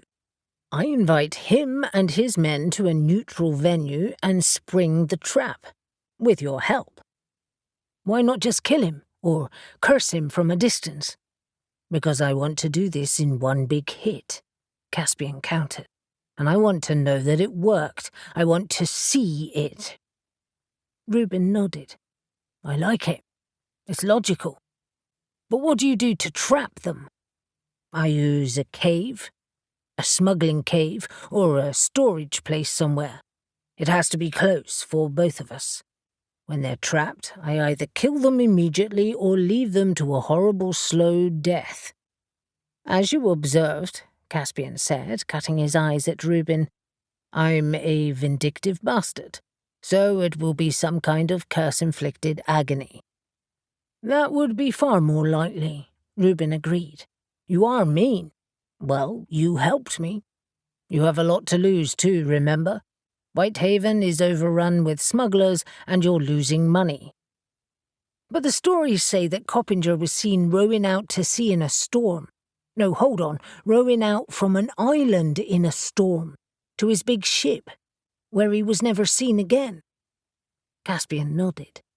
True, but it could just be a fanciful story. Or... Reuben leapt to his feet and started pacing, and Caspian almost spilled his coffee in surprise. That's exactly what happened. Why come to Harecombe across country? I'd bring my ship, Black Prince, and weigh anchor off the coast, bringing some of my men ashore, but not all of them, because frankly, rumours have reached me that you are a sneaky, not-to-be-trusted businessman. That's kind of why I like you. We're the same. Thanks, I think. Or maybe I think this is a sign of weakness and I decide to pounce. He rounded on Caspian and pointed at him. You are offering a truce, but I want it all. I am Cruel Coppinger, the demon smuggler, used to having my own way. I decide to attack you. Caspian had to admit he was enjoying this ridiculous role-play. It was fun and actually productive. Clearly, Reuben thought so too, as he strode about his kitchen, swishing his spatula like a sword. Caspian pointed back to Reuben. But you, Cruel Coppinger, don't know that I've enlisted the support of my neighbours, the do-gooding, simpering, too terrified to say boo Jacksons. Ha! You may think that's an insult, but it's to my advantage. I lure people in with charm, and then, aha! I attack like a ninja assassin. I flank the Cruel gang and add to your curse to overcome them. I thought you were Cruel Coppinger. Reuben looked startled. Oh yeah, I am. Okay. He paced again. I come ashore to meet at the agreed rendezvous point, but some of my men have arrived before me and are laying in wait to attack you and your family, or whoever you bring with you. When you arrive, we go through the motions until I feel the time is right and then attack. But I'm prepared, and at a given signal the Jacksons attack too. Furious, and knowing I'm outmanoeuvred, but not outgunned because I have backup, I abandon my men because I care more about me than them and retreat. Caspian continued. I go after you, but am delayed because of your men. We manage to kill or curse some of them, and then as soon as I can, I pursue you. But I'm way ahead by now. Though I daren't take my boat, I'm a sitting duck. It's too obvious. So I flee into the tunnels. Reuben looked at Caspian. So this is where it gets murky. Caspian roared with laughter. This is where it gets murky. I think the whole thing is bloody murky. Oh, ye of little faith. Reuben strode across the kitchen again. I head down the nearest tunnels, because I know them all by now. I am a cunning pirate, the biggest badass of the sea, and I flee to where I don't think anyone can find me, right under the sneaky Jackson's nose. Their own tunnels. Reuben stopped dramatizing and turned to Caspian. We were smugglers, in some way. I'm not sure why or how. I mean, you're right. We were in trade. Maybe we thought we'd get better profits. Maybe we were coerced by Coppinger. Caspian shook his head. You're witches. You wouldn't have been coerced. You might have thought it was a good deal at first, and then realized that you got in bed with the devil. No, that doesn't work. We'd have still done something about it. Caspian looked at him thoughtfully. You had your own smuggling business, just some local-level stuff. You're the lord of the manor, the simpering, do-gooding, look-after-your-own, look-after-the-village kind of family. Maybe Coppinger was moving in on you. Maybe he had something on you, and remember, you don't do curses. You're trying to manage it. You want my help. I know, I think we're close with this. Our reasoning is good. I agree. And it could be that he fled to Gull Island. The stories talk about Gull Rock, but it might not be. But we've both seen the caves on Gull Island, Reuben said. There are no rotten bones there, or treasure. Caspian met Reuben's gaze, knowing they were both thinking of the fateful night of Gil's death. No, there weren't. But there were a lot of old chests and crates in there. What if there's a hidden tunnel under all that? Did you ever check?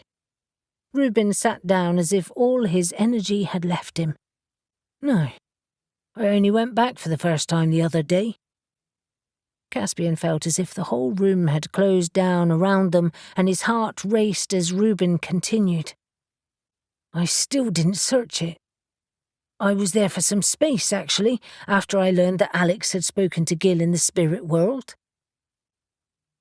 Caspian was suddenly unsure of what to say. He'd apologized before, but it had been short, in passing, something he was embarrassed to talk about. He was also scared of breaking whatever strange accommodation they had arrived at between them. And then he frowned. Was that where you were attacked? Yes, in the cave leading to the beach. I didn't see that one. It's just beyond the big one. Reuben's face was carefully schooled, but Caspian was sure there was a lot going on beyond that calm exterior. He had another thought. Where else has a lot of tunnels and is neutral ground? Reuben looked puzzled and then said, West Haven. We didn't explore all of those tunnels. But the police did. Did they? What if there was another disguised doorway, or access to another section? What if there's another tunnel that leads to Gull Island? Another cave? Lupescu's cave, wasn't it? That's for sure, Reuben pointed out. Caspian remembered the attack from the night before. I saw those spirits emerging from your glass house last night. What if the place where cruel Coppinger was finally defeated was on Gull Island all along? They both looked out of the window to the small isle that lay draped in mist and drizzle. Reuben spoke first. Another cave. He nodded and sighed. We know goods were smuggled ashore there. The big cliff on the far side shelters the beach from the mainland. It's possible. Caspian turned away from the view and focused on Reuben again. I would chase him down and finish him straight away. I wouldn't allow him to regroup and strike back. And when I was done, I would hunt down his remaining men, or just extend the curse to the rest of them. And I'd be with you. Once we'd started this thing, there would be no going back. We had effectively started a war. And if I couldn't track down all of his men, which would be tricky, Caspian admitted, even with magic, I would curse his treasure, ensuring that anyone who tried to move it would die, or something of the sort. If we cursed the treasure, wouldn't that mean it would still be cursed? Reuben asked, looking through the door and into the snug where the old chest still sat. Caspian eyed them warily too, and unable to detect anything remotely like magic coming from them, said, Maybe not the treasure then, just the men. What about the ship? Did it get away, or did we sink it? Or did the storm do it? Or did we summon the storm and bring the ship down? Caspian asked. Reuben huffed out a deep breath and leaned back in his chair. Wow. Double-crossing him and cursing his gang would be a very good reason to come after us now. But don't forget they've been enhanced somehow, probably by Mariah, who has to be the witch Gil detected walking in the spirit world. Maybe her family was involved all those years ago, and this is her chance to have her revenge on us. Or maybe this is just opportunistic. They found out the connection to us and decided to have fun. Reuben sighed. Whatever. We need to stop them, for good. They're strong in the spirit world too. They've captured Helena. Caspian nodded, so I gather, and set Gil in action. Of course, the other option is that the curse tied them to the treasure or their bones, meaning they couldn't rest. He frowned. Seems short-sighted, though. You'd want them gone forever. He stood and carried his plate to the sink. Come on, Reuben. Enough maybes. Let's find this damn spell and work out what they did.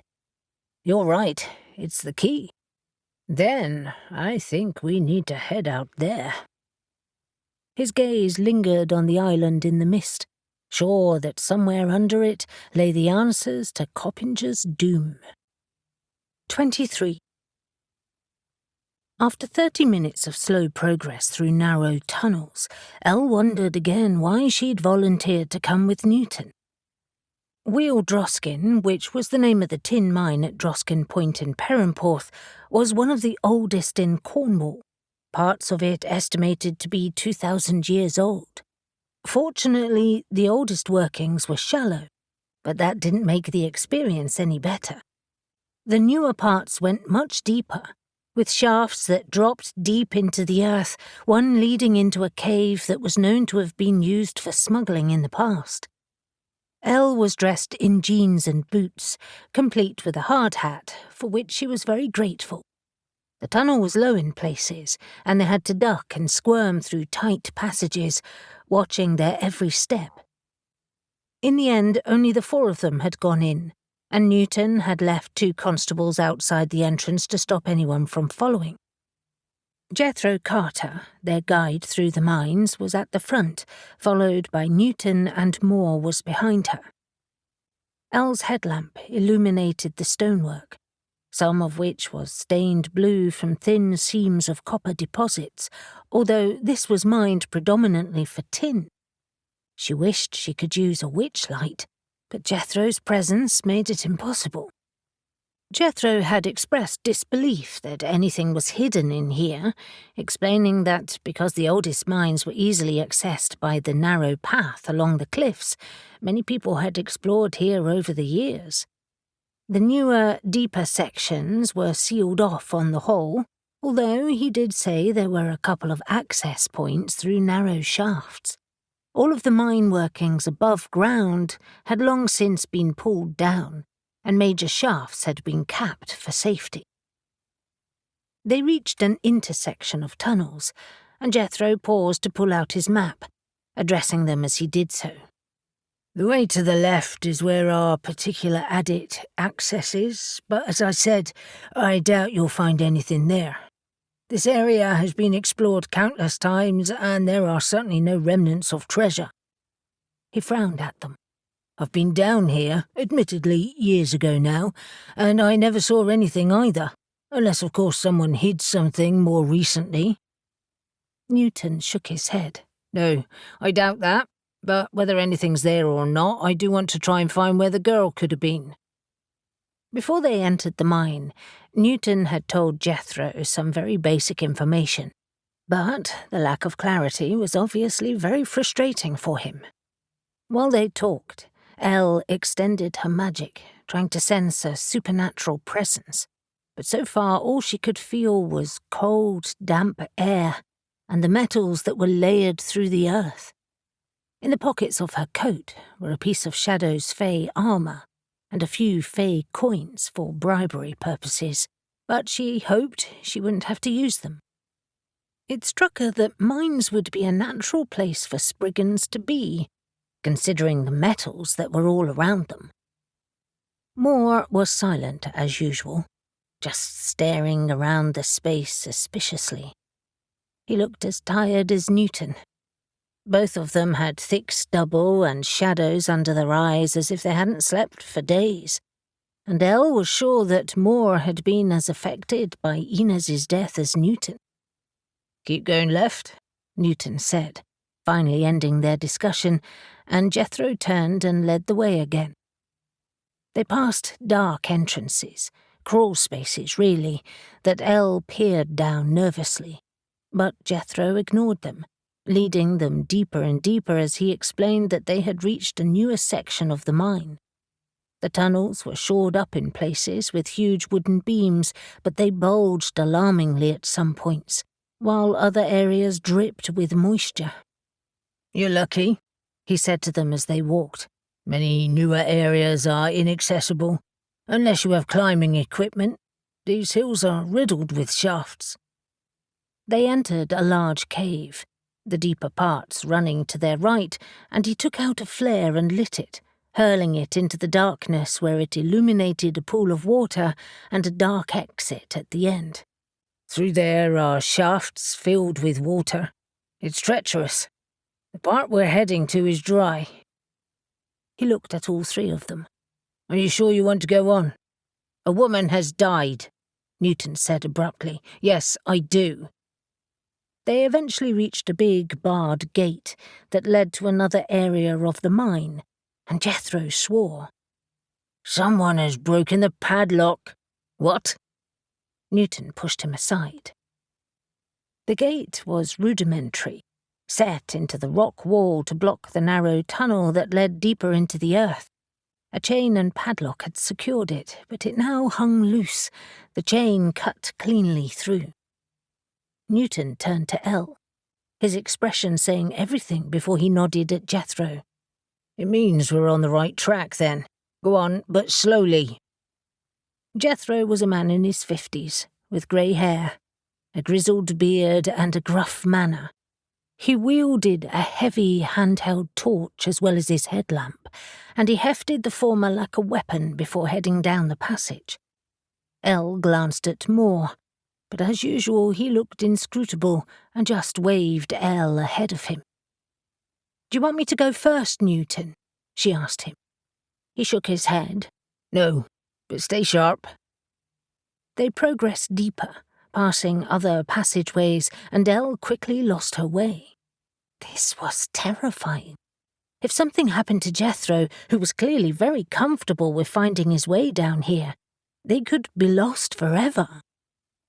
Eventually he called over his shoulder. "We're nearly there. The adit runs off this tunnel." The tunnel widened, and the roof lifted, finally bringing them to a larger area. However, when they reached it, Jethro swore again. "What the bloody hell?" He trailed off, looking dumbstruck at a hole in the rock face. "That's new." "It is?" Newton asked, excited. "Absolutely.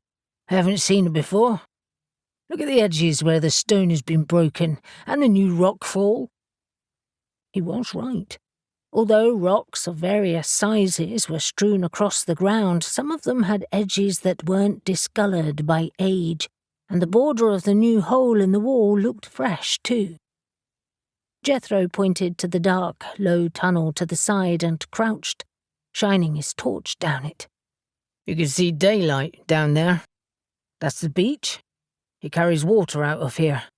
As you can see from the damp ground, it can get very wet in here. We're lucky it's only drizzling." Elle crouched, spying a tiny pinprick of light at the far end. This is where it happened. Jasmine was killed here.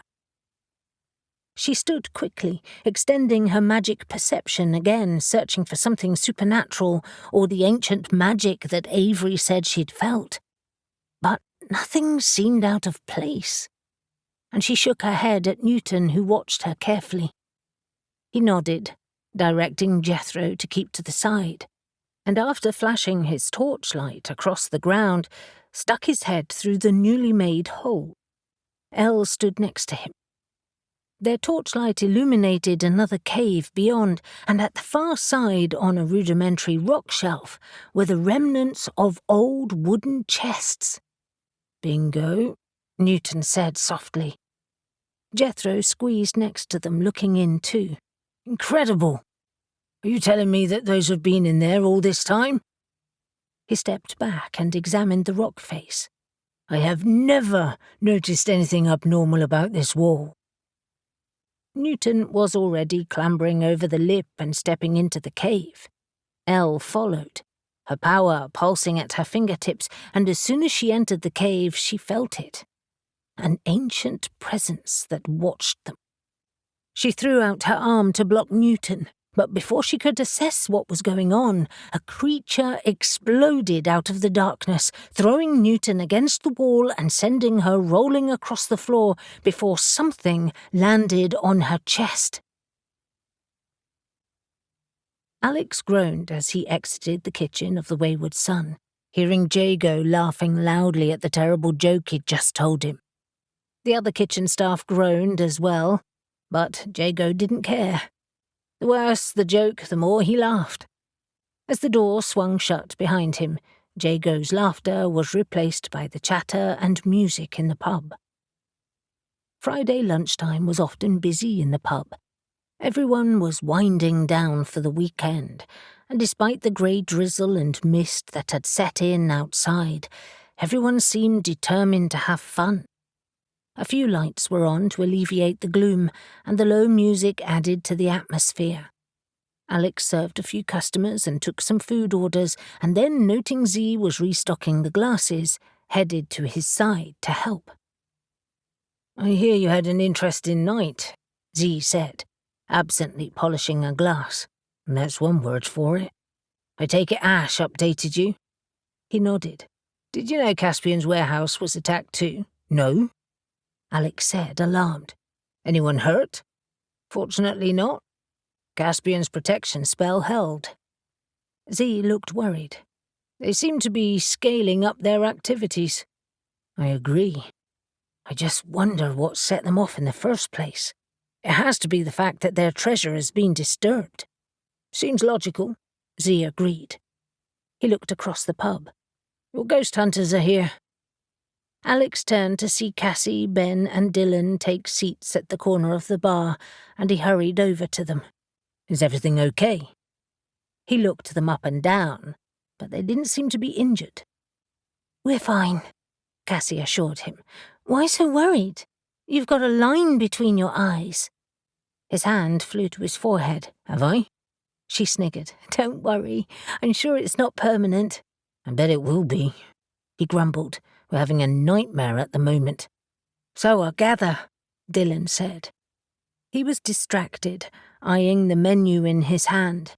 "Let's get a pint and some food, and then we'll tell you what we've found." Alex nodded, quickly sorting their drinks and taking their order, and then Ben lowered his voice and leaned forward. "We decided to take some general readings in the areas that have been affected by current events. Newton told us. Foy, Looe, here, and Perranporth, Dylan explained. And we noticed something odd. Odder than spirit activity? Yes, Cassie answered, sipping her cider. We've calibrated our instruments based on what we've learned over the last year, so that we're more specific in our searches. Alex was confused. Isn't that counterintuitive? But you fail to pick up on stuff? Ben shook his head, impatient. No. We search wide and then narrow it down, and we position ourselves above towns too, which is pretty easy in a lot of Cornish coastal towns. We can set ourselves up on the hill and take readings for the whole place. Especially at night, Dylan added, using the thermal imaging camera. All three of them were looking very excited as they started explaining, and Alex was intrigued. We've been taking base readings over the last year, Ben said, as a matter of course, and knowing how interesting Cornwall can be, and we've definitely found changes. Hold on. Alex looked at them amazed. You took readings across Cornwall. Wasn't that a huge amount of work? They all shrugged, and Cassie said, Sure it was. But we did it over months, more as data gathering really for our website. Dylan's eyes widened. You'd be amazed at the sort of supernatural energy that's out there. We're going to study some of the old sites next, dolmens, stone circles, remains of old forts, and put all that on our website too. He grinned. We're kind of making a map of the spookiest places in Cornwall. Wow. Alex was impressed. That's great advertising for you, and very useful for us. Exactly, Ben said. So all of this work is valuable all around. Anyway, considering the recent events, we went back to the places where the deaths occurred and noticed another type of energy. Your type. What do you mean, my type? Alex asked, confused. Which type? You can differentiate? Sure, Cassie nodded. We took your readings, remember? Your energy signature is different. Well, when you do magic. I guess that confirms what we suspected, especially after last night, he told them, and quickly updated them on spotting Mariah leaving Ethan's house. Dylan looked pleased. Great. So that corroborates us too. Not that we really doubted that. So where is our type of energy? Alex asked. Well, we see it in the centres where you witches are based. The Coven members, I mean, Ben said. Obviously, there was a big cloud of magic over Whitehaven, but that's gone now. Looe and Foy are hot spots, and that's to be expected. But, he faltered, glancing at the others, there's some over Gull Island too. Alex gripped the counter in alarm, and then tried to calm himself. I guess that sort of makes sense. Reuben's house was attacked last night too, and he was attacked in the caves there. It's big, Alex, Cassie said, eyeing him nervously. The energy pouring off that place is very strong. Alex started to feel very uneasy. It may be an island, but there was a path running from it to Reuben's house. Was last night's attack the start of something bigger? He should phone Reuben just to check on him. And then he thought of Elle and Newton heading down Wheel Droskin. Unpleasant images of them lying dead and broken in a mine shaft filled his head. Did you see anything over Perranporth? Elle and Newton are there today. Oh, yeah, Dylan said, huffing. We've saved the best till last. We saw a really old energy signature there. We even went onto the beach to check. Not too close because of that girl's death, but close enough. It's enormous. Giant-sized. Elle slammed her power against the creature on her chest, sending it flying, and then lashed at it with a wave of fire, throwing it back against the rock face. She dropped the fire, but used air like a battering ram to hold it in position and staggered to her feet. She could feel seams of metal behind the Spriggan and decided she could use it. Her magic was particularly attuned to metals, especially after years of working them, and she reached for them now. Tendrils of tin emerged from the earth, and she fashioned them quickly into a cage, securing the Spriggan in place and enhancing its prison with magic. Out of the corner of her eye, she saw Moore wrestle with Jethro, trying to keep him from entering the cave. Moore couldn't see Newton, and Elle heard the panic in his voice as he shouted his name. Wow, he actually spoke. "I'm okay," Newton shouted back. Well, groaned would be the better word. "Stay back."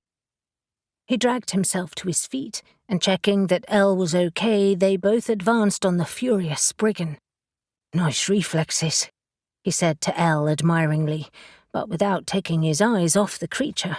"I should have been quicker." She was annoyed with herself. She had known they would likely be attacked, and had still ended up on her back. Newton was preoccupied with their prisoner.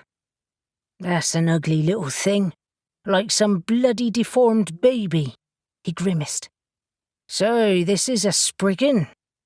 "It seems so," Elle murmured, taking in its odd appearance. She pulled the fey metal out of her pocket, waving it in front of the Spriggan's eyes. It immediately watched it with ill-concealed greed. "This is yours, little man," she said, "if you promise to behave." It shot her a calculating look as it grasped the bars of its cage. "Understand me?" she asked, studying it. "Or I can do worse than pin you to the wall." She hated to threaten it. It was like Shadow had said, it acted on instinct, but that's what made it even more dangerous. "Wait," Newton said. "Do you think it can answer questions?" "You can try." She continued to hold the fey armour in front of it as a reward, as Newton said, "This is yours if you tell me who came here." It hissed, looking at Newton malevolently, and for a second Elle didn't think it either could or would answer. And then, with a horribly grating voice, it said, "4 humans came, 3 left, 1 death for 1 death." Elle and Newton glanced at each other, puzzled. "What do you mean?" Newton asked. It snarled, and then pointed to the far end of the cave, lost in darkness. Newton flashed his torch that way, lighting up the tiny, lifeless form of another Spriggan. Elle felt rage build within her. Someone had killed it. Logically, she knew that Spriggans were violent, but still it was sad, and it had obviously retaliated, killing Jasmine. Newton pressed on. "Men or women?" "2 men, 2 women." It flicked its angry, beady eyes at Elle. "Hair like that one." "Blonde?"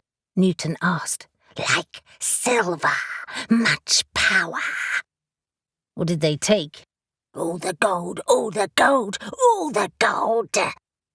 It kept repeating it over and over again in its rasping little voice, making Elle's skin crawl. "Give me the fey treasure." Its hands flexed with greed. Newton looked balefully at Elle. "I doubt it can tell me anything else." "I have a question." She turned to the creature. "Why are you still here?" "More gold, more gold, more gold." Again it glanced nervously to the side, and in the light of Newton's torch they saw a few spilled coins. "Okay," Newton said. "We're going to give you this, and then you leave for good. More men are coming, and I don't want to hurt you, and you need to take your friend." It looked as if it was about to argue, but it clearly understood what Newton was saying, because it nodded. Elle released her magic, dismantled the cage, and handed it the armour. In seconds, it scampered across the ground, grabbed the other body, and disappeared through a barely there crack in the wall. Elle kept her magic readied, just in case. "What now?" "Now I get a team in here to examine every inch of this place to see if we can find some evidence of who was here." He shook his head, frustrated, as he looked around. They must have found an old map with this hidden cave and worked out how to get to it. They're determined, I'll give them that. It has to be Mariah. I agree. And I think it must be Ethan, too. Like you guys, I don't believe in coincidences, and there are too many connections. And there's someone else, another man. He has a brother. It could be him or maybe a colleague. He patted Elle's shoulder and gave her a weak smile. Thank you for coming. My pleasure. She hesitated and then said, Well done for not wanting to kill it, even after what one of them did to Ines. Yeah, well, like you said, it acts on instinct. I'll save my revenge for those who started this whole thing. Elle smiled. Fair enough, but I'll hang around here just in case. Despite the fact that the Spriggan had vanished, she didn't want to take any chances. If you can explain me being here. The team were okay in Looe. I think the crowds put it off attacking again. She shrugged. I'm here now. Let me be useful. All right. I'll think of something. When are you going to interview Ethan? This afternoon. I'll leave Socko to it here if you're okay with that. Absolutely. Catches up with a pint later? My treat. You're on? He nodded to Jethro, where he stood looking at both of them wide-eyed with shock. And you might want to glamour that one. Make it good. Alex stared at the three investigators. When you say giant, do you mean just a big wave of energy? No. Dylan looked excited, the complete opposite of Alex's feelings. We mean an energy field in the shape of a giant was visible on the cliff top. Just briefly, and then it vanished. A giant? An actual giant? Yes, Ben nodded, also grinning. That piece of footage may actually get us on the news. It must have something to do with those Spriggan creatures you mentioned. Fuck it. Elle and Newton are there today. Alex tried to be logical.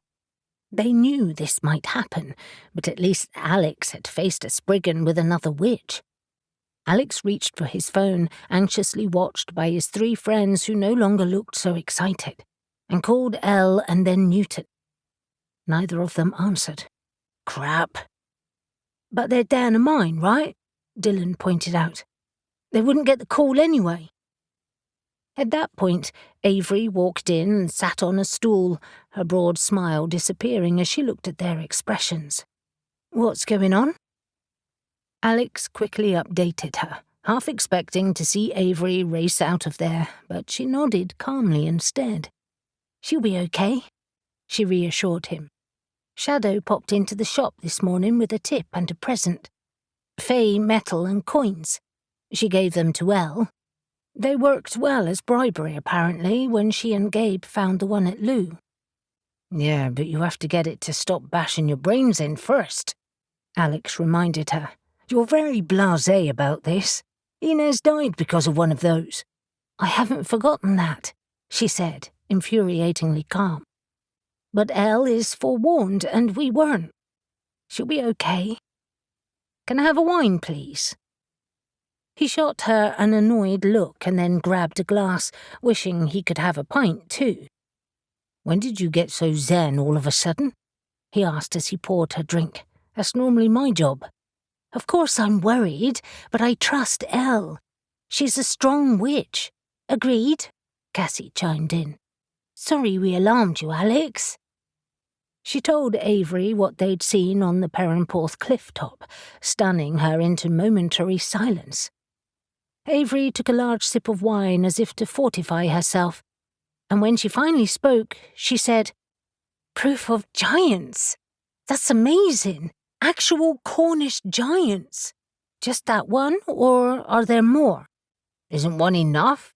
Alex asked. What was the matter with them all? Only one so far, Ben answered. But now that we've seen one, I think we should check other areas that folklore tell us had giants. Their spirits could still be there, striding the landscape. Alex groaned. They could be. but I really hope you don't find any more, and that this little spate of attacks has been stirred up by these events."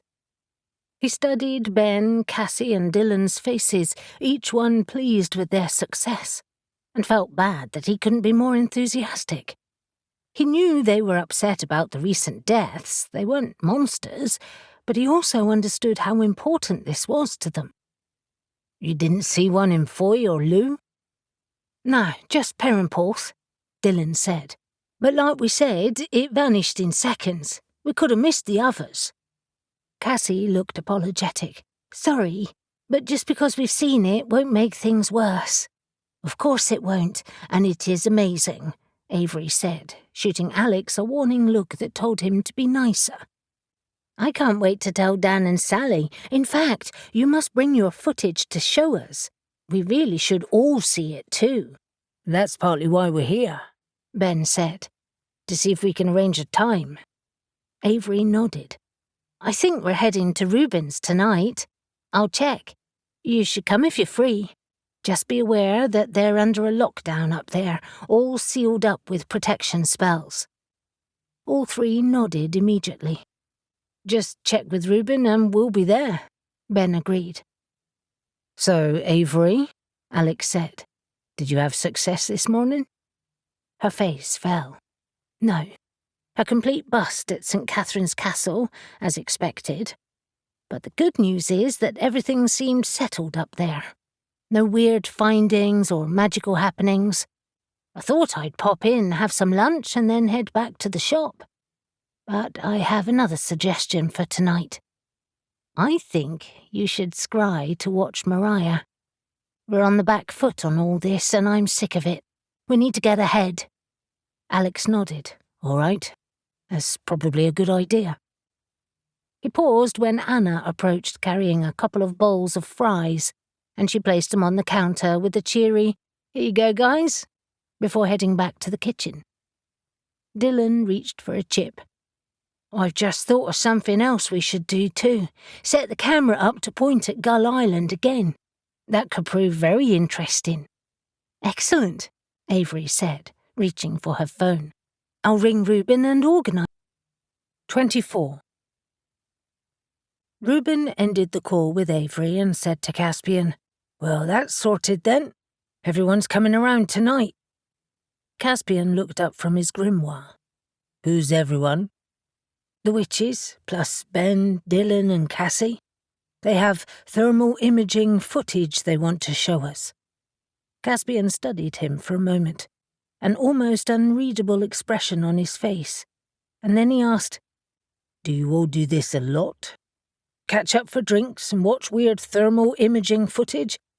"Yes to the first, not really to the second," he answered, sitting again at the old wooden table in the attic spell room. "Why?" Caspian had a sort of lost look on his face, which was a weird word to use, but it suddenly made Reuben feel very sorry for him. "No reason," he answered. "It just seems you have a busy social life. You're very close, your coven." "We are. We get together in each other's houses and in Alex's pub. It's what friends do, right?" Even as he was saying it, Reuben got the distinct impression it wasn't what Caspian did. Before he could consider whether it was an okay question to ask, he said, "You must catch up with your friends a lot, or your family at least. They're your coven, aren't they?" Caspian gave a dry laugh. "No, we do not. We discuss business mainly. But you have non-business friends?" he asked, starting to turn the pages of his grimoire in an effort to keep the conversation light. For some reason, he felt he was on unstable ground. "My business friends are my friends," Caspian said, "and we socialize in fancy restaurants or over boardroom tables." Caspian's voice had taken on an edge, and Reuben risked a glance at him, but Caspian was studying his grimoire too. Regret. That's what Reuben heard in his voice and saw on his face. "And Estelle? She must be a riot at Christmas." Reuben's tone was cheeky, hoping to get something positive from Caspian. Caspian looked him straight in the eye. Now I know you're taking the piss. Reuben leaned back, all pretense at reading his grimoire gone. I'm not taking a piss. She is your sister, and for all you bicker, I'm sure you must get on, really. We tolerate each other, and I think that might have just run its course too. He shrugged. So be it. I'm sure we'll muddle together for the business. He nodded over at Reuben's end of the table and the grimoires open in front of him. Anyway, have you found anything useful? No, but I'm sure I will. You? No. And it's beginning to piss me off. Me too. Once he and Caspian finished their breakfast, Reuben had taken him up to what had once been the hidden attic. Since Gil and Alicia died, Reuben had decided to take out the brick wall that divided his spell room from the main attic, and now it could be accessed without having to use the hidden passageway in the walls. He debated whether it was wise to take Caspian there, and then laughed at his paranoia. Caspian knew he was a witch. He wouldn't give a crap where his spell room was, and no casual visitor would ever see the attic. And if he ever split up with Al, there was no way he would become involved with someone who didn't know he was a witch. Life was far too complicated for that.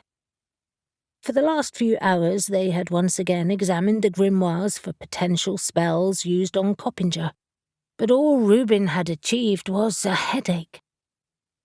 They even used witchlight to reveal invisible spells, and had then tried finding spells but still hadn't discovered anything their ancestors may have used. They debated a couple that might be plausible and then dismissed them just as quickly. Reuben pointed to the stack of papers he had found in Caspian's attic just before he'd been attacked. What about those? He shrugged. Interesting letters, but nothing that suggests what the spell could be, or where it was finally executed. Reuben looked around the attic, distracted. I guess any of these spells that we've found could be adapted. I just have a feeling I'm missing something. I think Virginia would have been keen to hide any evidence, like in their letters, really. The contents were kept deliberately vague. I suspect the spell is either right under our noses and we've missed it, or it's hidden in this house somewhere. Or at yours. I know there are hidden passages all around this place. Caspian laughed. I once found an entire secret room in Harecombe Manor. A torture chamber? No. I don't think we were that bad, thanks, Reuben. Just kidding. He sighed. Virginia wouldn't have been proud of cursing a load of men, even if it saved the town. She'd have hidden the spell really well. Caspian shook his head. We're thinking about this all wrong. This was Seraphina's suggestion. It's our family spell, not yours. It has to be in my grimoire. And although I'm sure Seraphina wouldn't give a crap about cursing a whole load of smugglers, I doubt she'd have wanted to shout about it either. He smiled. You said the spell would be under our noses. Yeah, but how does that help?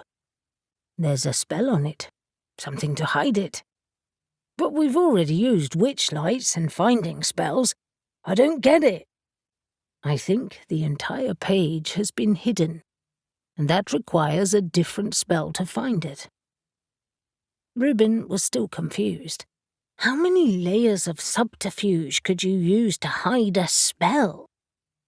But Caspian started to look very excited and grabbed the letters, making a pile of them on the table. Have you got a silver bowl, Reuben? Sure. He stood to take one off the shelf. Are you doing another finding spell? No, an unveiling spell. Where are your letters? Reuben picked them up from the corner of the table and watched Caspian add them to his own stack and place them all in the bowl. I hope you're not attached to them because I need to burn them. Wait, let's take photos of them first, just in case. If Reuben had learnt anything from the other witches, it was to take notes and have backup plans. While you do that, I'll get the herbs I need, if you don't mind." He looked at Reuben uncertainly, and Reuben wished he'd stop standing on ceremony. "Stop asking, Caspian. Assume it's yours." Caspian gave a small smile and started to prepare his ingredients, while Reuben took photos of all the letters with his phone. 5 minutes later, they were both seated opposite each other with one solitary candle in front of them, the bowl of letters mixed with herbs, and Caspian's grimoire. Reuben eyed it warily. Caspian's grimoire had a very different feel than his own. Some spells exuded an undercurrent of menace, and while there were some spells in his that gave a prickle of unease because of the power and intent within them, the spells within Caspian's gave him the shivers. Pushing his misgivings aside, he clasped Caspian's outstretched hands, struck by how odd this unlikely pairing was. "My reasoning," Caspian explained, "as I said, is that you're right. This spell is in here, and we can't see it because it has been thoroughly hidden. I have a few unveiling spells I've used before, but this one should be the best for this purpose. I'm trusting our bloodlines and magical heritage will help. Do I need to do anything? Just lend your energy to mine." Silence fell as Caspian took several deep breaths, and then he intoned the spell. The letters in the bowl burst into flames, and the smoke wafted over the table. A light breeze sprang up, and the candle flickered as Reuben felt Caspian's power extend. Reuben offered up his own, and Caspian weaved them together and then directed the smoke over the grimoire. It wrapped sinuously around it, teasing the pages apart. For a moment, the smoke hesitated as if meeting resistance, but Caspian raised his voice, and with it his magic, and the spell strengthened. Suddenly pages flickered violently from one end of the book to the other, so quickly it seemed the book might tear apart. Then a wave of power blasted from it, throwing Reuben out of his chair and against the wall as raucous cries filled the room. Everything went black. As Mariah exited her old Mini on Reuben's drive, an explosion resounded from above, glass showering around her as a wave of magic sent her crashing to the ground. Flat on her back, she stared horrified at the upper level of Reuben's house, seeing an oily green vapour pouring from the attic windows. Even from down here she could feel the power of the spell. It reeked of lost souls. Scrambling to her feet, she raced to the front door, spelled it open, and ran up the broad flight of stairs. The spell was stronger inside, and she could hear screams from above that made her skin crawl. Shit! Was that Reuben or Caspian? Horrified, she ran even faster, her heart slamming in her chest, trying to reason through what she could feel. Desperately trying to contain her panic, she shouted, "Reuben! Caspian!" There was no response. The first and second floor were being pounded with waves of magic, and the thick green vapour that had poured from the upper windows eddied around her, filling her lungs and seeping into her hair and her clothes. She summoned the green man from deep within her, then blasted rich, earthy magic around her like a shield, filling her instead with a clean spring power. But her heart was in her mouth as she reached the door to the attic. It had blown off its hinges and was lying on the floor. Mariah slowed, her hand on the doorframe as she peered up the narrow stairs into the gloom, wary of being attacked by spirits. Nothing moved, and the cries were ebbing away. Throwing caution aside, she ran up and immediately felt as if she'd been plunged underwater. The attic was bathed in a murky green light that rippled across the walls and old, disused furniture, and everything seemed muffled. She heard the faint crash of the surf upon a distant shore and inhaled the strong smell of the sea. The green light was denser at the far end where Reuben's spell room was. Cautiously, she walked across the room, feeling the damp air swirl around her and settle on her skin, and desperate to dispel the strange sensation, forced the murk out of the broken windows, leaving the smell of blossoms in its place. She finally halted on the spell room's threshold, unable to see anything in the gloom. The watery quality was thickest there, and a murmur of voices twisted around her. She felt anger and the thick stench of vengeance. She tried to enter, but the magic pushed her back. What had they done? Mariah was terrified now and called out, "Reuben! Caspian!" There was no answer. Screw this. She had to get in there. She focused, trying to work out what magic she could feel and how to dispel it. She slowed her breathing, easing her panic. The voices were distracting, but she ignored them, concentrating only on the magic. Elemental water was strong here, entwined within the binding curse, and it was old, made with strangely familiar magic. Mariah pulled her earth magic from deep within her, feeling the green man rise again. "I need your help," she muttered to him, pleased when she felt his power ripple through her veins. She slipped her shoes off, feeling the wooden floor beneath her bare feet, warm and grounding, and forcing through the resistance, started to absorb the water into her earth magic like a sponge. Mariah resisted the urge to run in, knowing she had to contain the curse first. She would be useless to them if she got caught up in it too. She caught a glimpse of Reuben and Caspian, each on either side of the room, their chairs upended, and the more she saw, the more horrified she became. This part of the attic was a wreck. Shelves blasted off the walls, magical paraphernalia strewn across the room, and Reuben's grimoires in a heap in the corner. But Caspian's grimoire was in the centre of the wooden table, green light radiating from its open pages, words writhing in the air above it. They must have found the curse used to bind Coppinger and his men, and what an ugly curse it was. Mariah had no idea what exactly it contained, but she could feel its malevolence, and she had no doubt that the voices that still murmured in her ears were the souls of smugglers. She used a protection spell to contain Caspian's grimoire, and the curse pouring from its pages, and then ran to Reuben's side. Reuben was unconscious and partially upright, his shoulders and head propped against the wall. His breath was shallow and uneven, and he was horribly pale. But at least he was alive.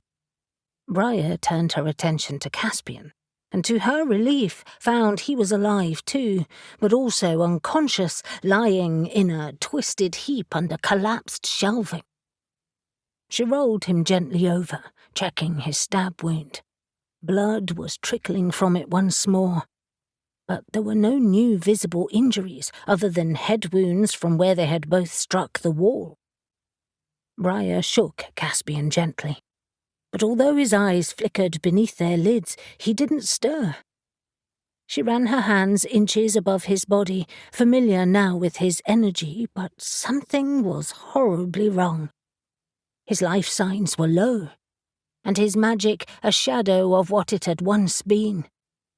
She reached for the nearest rug, wrapping it around him, and then returned to Reuben. Mariah had never felt so overwhelmed as she gazed at her friend. Reuben was vibrant, full of life and boundless energy. But now he was like a rag doll. Forcing herself to examine him dispassionately, she came to the same conclusion she had with Caspian. She rocked back on her heels, staring between them both. Whatever had happened had taken them both unawares, and had occurred within seconds of her arrival. She needed to call the others. 25. Avery stood next to Alex, gazing in horror at their friends' motionless bodies, and then at the malevolent curse that struggled to free itself from the pages of the grimoire as if it was alive. Mariah had waited for them on the threshold of Reuben's spell room, but she had been busy. She had already set her bag up that contained all of her herbs and gems for healing spells, and was going through it methodically, muttering to herself as she worked on the most appropriate spell to help. "I think we should take them downstairs," she suggested, breaking in on Avery's thoughts. "Either a bedroom or the snug, where I can keep a close eye on them. Can you use witch flight to take them?" "I'm not sure that will be a good idea," she said. "They're unconscious, their magic is subdued, and I don't know how the flight might affect them. It probably won't, but I'm terrified of making things worse." "That's fine," Alex reassured her. "Use air to cushion them, and we'll float them down the stairs." He turned to Mariah. "I think you're right. The snug is the best bet, rather than us all being spread out across this huge house." He'd barely finished his sentence when Elle raced through the attic door, smeared with dirt and looking exhausted.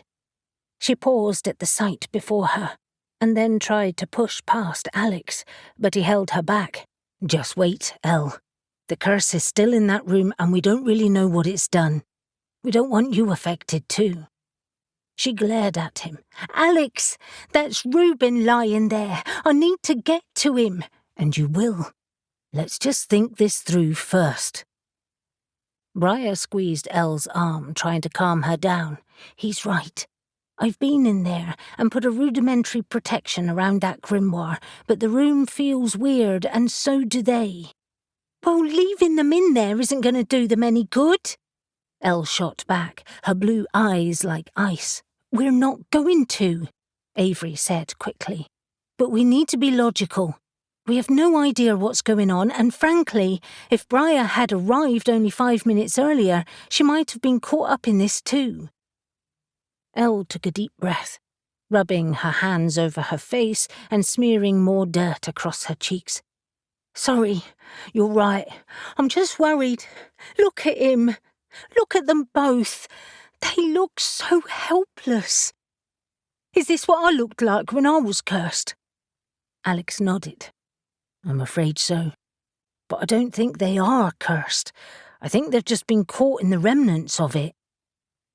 Avery summoned air, needing to do something, and she whisked it around the main attic, dispelling the rest of the green, watery quality that still lingered in the corners, and then directed the wind to Reuben.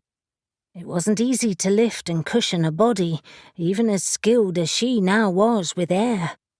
But she worked slowly and patiently, and when Reuben was lifted sufficiently high enough, she brought him out of the room. As soon as he was next to her, Elle took his hands. "He's so cold." "His spirit is buried deep within him," Mariah explained. "So is Caspian's, and their energy is low. I'm planning a healing spell that should stabilize them." Avery could tell Mariah was very worried, and had a feeling things were worse than she was saying. But she concentrated on taking Reuben downstairs. "Elle, run ahead, please. Grab blankets and sheets and we'll make them comfortable on either the floor or the sofas." Elle nodded, looking relieved at having something useful to do, and leaving Mariah and Alex to talk about their options. Left them to it. It was 15 minutes later when they all met again in the snug, with Caspian and Reuben laid next to each other in the corner of the room. Elle and Avery had made them as comfortable as possible, and Mariah set up her herbs and potions. "Can we help?" Alex asked her, watching anxiously. "No," Mariah said, shaking her head. "I'm going to stabilize their energies first. They're all over the place, and their magic is ebbing and flowing like the tide. It's so weird." She was on the floor, resting back on her heels, perplexed. When I first arrived, I heard shouts, screams really. I think I was hearing the smuggler's last moments." She shuddered, her dark hair tumbling around her face. "Now that I've had a chance to think about this, I believe the spell blasted out from the book, catching them completely unawares. Not only were they knocked unconscious, but the curse buried their spirits. It sounds weird, I know, but I think that's what I sense. I'm sure I could draw them back." Alex studied them, arms across his chest. "That makes sense." He glanced at Avery. "Come on. Let's head up there and try to work out what happened." "Let's also cleanse the house while we're at it," she said. "Have you got any sage, Briar?" "Sure." She rummaged in her bag and thrust a bundle of dried herbs at Avery.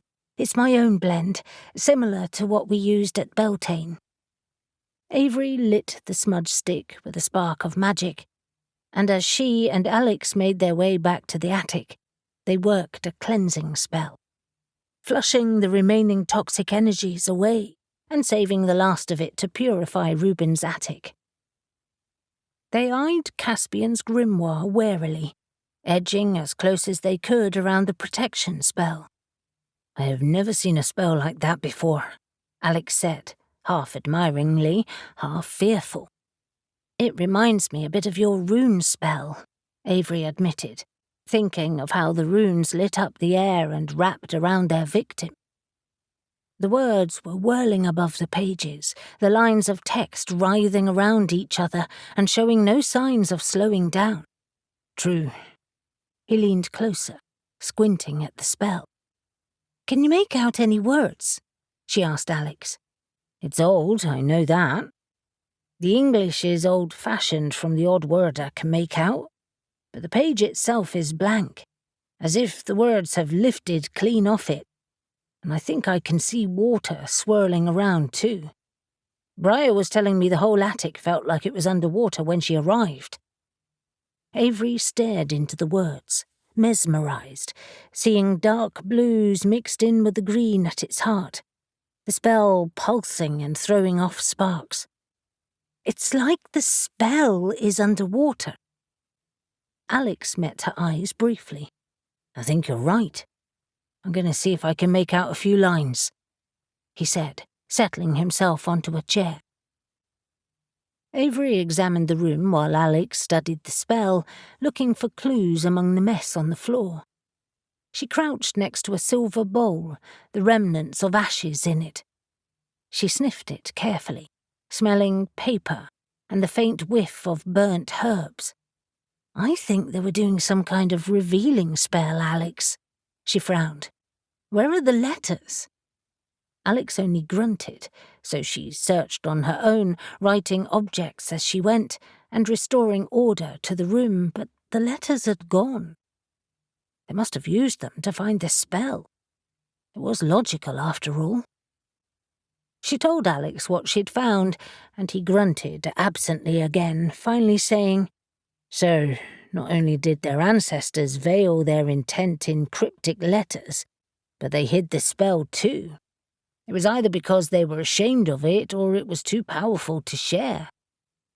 He leaned even closer, the green light illuminating his face. "Or," Avery added, "they knew it had a tendency to backfire." Alex shook his head.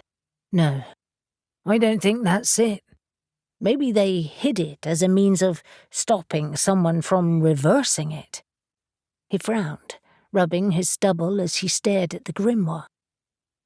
"None of this makes sense. What if their spirits are so low that Briar can't get them? Would you have to?" "I don't want to, but if that's our only option, of course I will." "I think we should summon Gil instead. Tonight. We said we'd never do that. But there's still no sign of Helena, and," she added, "tomorrow is the anniversary of Coppinger's disappearance. Anything could happen." "All right, I'll think on it. But now I just want to study this, and perhaps we should call Estelle." "I suppose we should." She could already hear Estelle's sharp, accusatory tone, and knew the reality would be so much worse. She's Caspian's sister, and will be well versed with curse spells, Alex pointed out. But then he hesitated too. Let's see how far I get with this on my own. You're not studying it alone. I'll help as soon as I've sealed the windows in some way, she said, moving to his side and squeezing his hand. 2 witches are better than 1. That's what Seraphina and Virginia thought, and look what they did. They rid the world of Coppinger and his cruel gang. That's a plus, right? Was, he said, turning back to the book. Until now. Newton studied Ethan James, and although they had barely started the interview, Newton was already annoyed with him. Moore stood at his side, watching dispassionately, but he knew he was taking everything in. They were in the corner of the large exhibition room at Whitehaven Museum, where 6 staff were putting the finishing touches on the displays. There was an atmosphere of controlled panic mixed with the buzz of anticipation and excitement. Newton had to admit that the exhibit looked impressive. Spotless glass cabinets displayed smuggling curios, and there were interactive displays too. There was a loud discussion at the far end of the room about what should be displayed more prominently. It seemed a little late for such discussions, but what did he know about how museums worked? He tried to block the noise out as he again addressed Ethan. As I said, Mr. James, we do need your advice on the gold coins found at the scene of all 3 crimes. I'd also like to ask your opinion on the wooden chests that were found in Looe, and the human remains that were next to them. We feel you can offer us great insight, considering your speciality. Ethan was a slim man in his 40s, dressed in jeans and a shirt, attempting to look casually trendy. He was well-groomed and clean-shaven, and Newton was disappointed. He'd half expected him to look like Indiana Jones. Ethan's lips narrowed. This is a terrible time, I'm afraid. I am far too busy. As you can see, the exhibition opens tomorrow. I can recommend a couple of colleagues who can help. But I don't want to speak to your colleagues, I want to speak to you. You see, there's also the matter of your cousin Jasmine, who was found in a mangled heap on Perranporth Beach. Ethan blinked and swallowed. Yes. That was quite awful. Yes, it was. Were you close? He shook his head quickly. No, not at all. I barely saw her. Oh, really? Even though she works at Charlestown with you? Her mother said that Jasmine had seen you recently and seemed excited about something, Newton told him, an image of the crying, distraught woman filling his mind. Any idea what that was? Ethan kept his expression carefully neutral. No idea. I've been spending my time here rather than Charlestown. I'd run into her briefly in Carleon Bay, but that was all. It was so quick, I'd forgotten about it. She obviously had a passion for smuggling, like you. Ethan was looking pale, but he was trying his best to bluster on. Many of us do. It's not a crime, He glanced around at his colleagues, who, despite their busyness, were watching them surreptitiously. Should we go into my office? Now he wanted his office. Certainly. Lead the way. He led them down a narrow set of stairs into the basement and opened the door to a windowless office, crammed with furniture and files, and by the time he sat behind his desk, gesturing Moore and Newton to sit too, he seemed to have composed himself. Right. You were saying? Newton threw the coins wrapped in evidence bags onto the desk. These were found in the victims' mouths. What can you tell me about them? He looked reluctant to pick them up, but when he did, he examined them carefully. Well, this one is a Spanish doubloon, 17th century. and the other 2 are English guineas. One is 18th and one 19th century. He put them back on the desk quickly, as if they might burn his fingers. Not terribly uncommon or particularly valuable. But if they were part of a hoard, they would be, surely. Well, that depends on how big the hoard was. It would be more valuable for historical purposes. It would also make an amazing display. Fascinating, Ethan agreed. but the chance of finding a hoard is incredibly low. I guess so. Newton studied him. Ethan looked uncomfortable now, his eyes darting around the room, and Newton said, However, we believe the broken chests found in the cave in Looe contained treasure that was stolen recently, and we found evidence of more today in Wheeldroskin. A few coins were left behind. We believe the thieves fled in panic. It was where Jasmine died.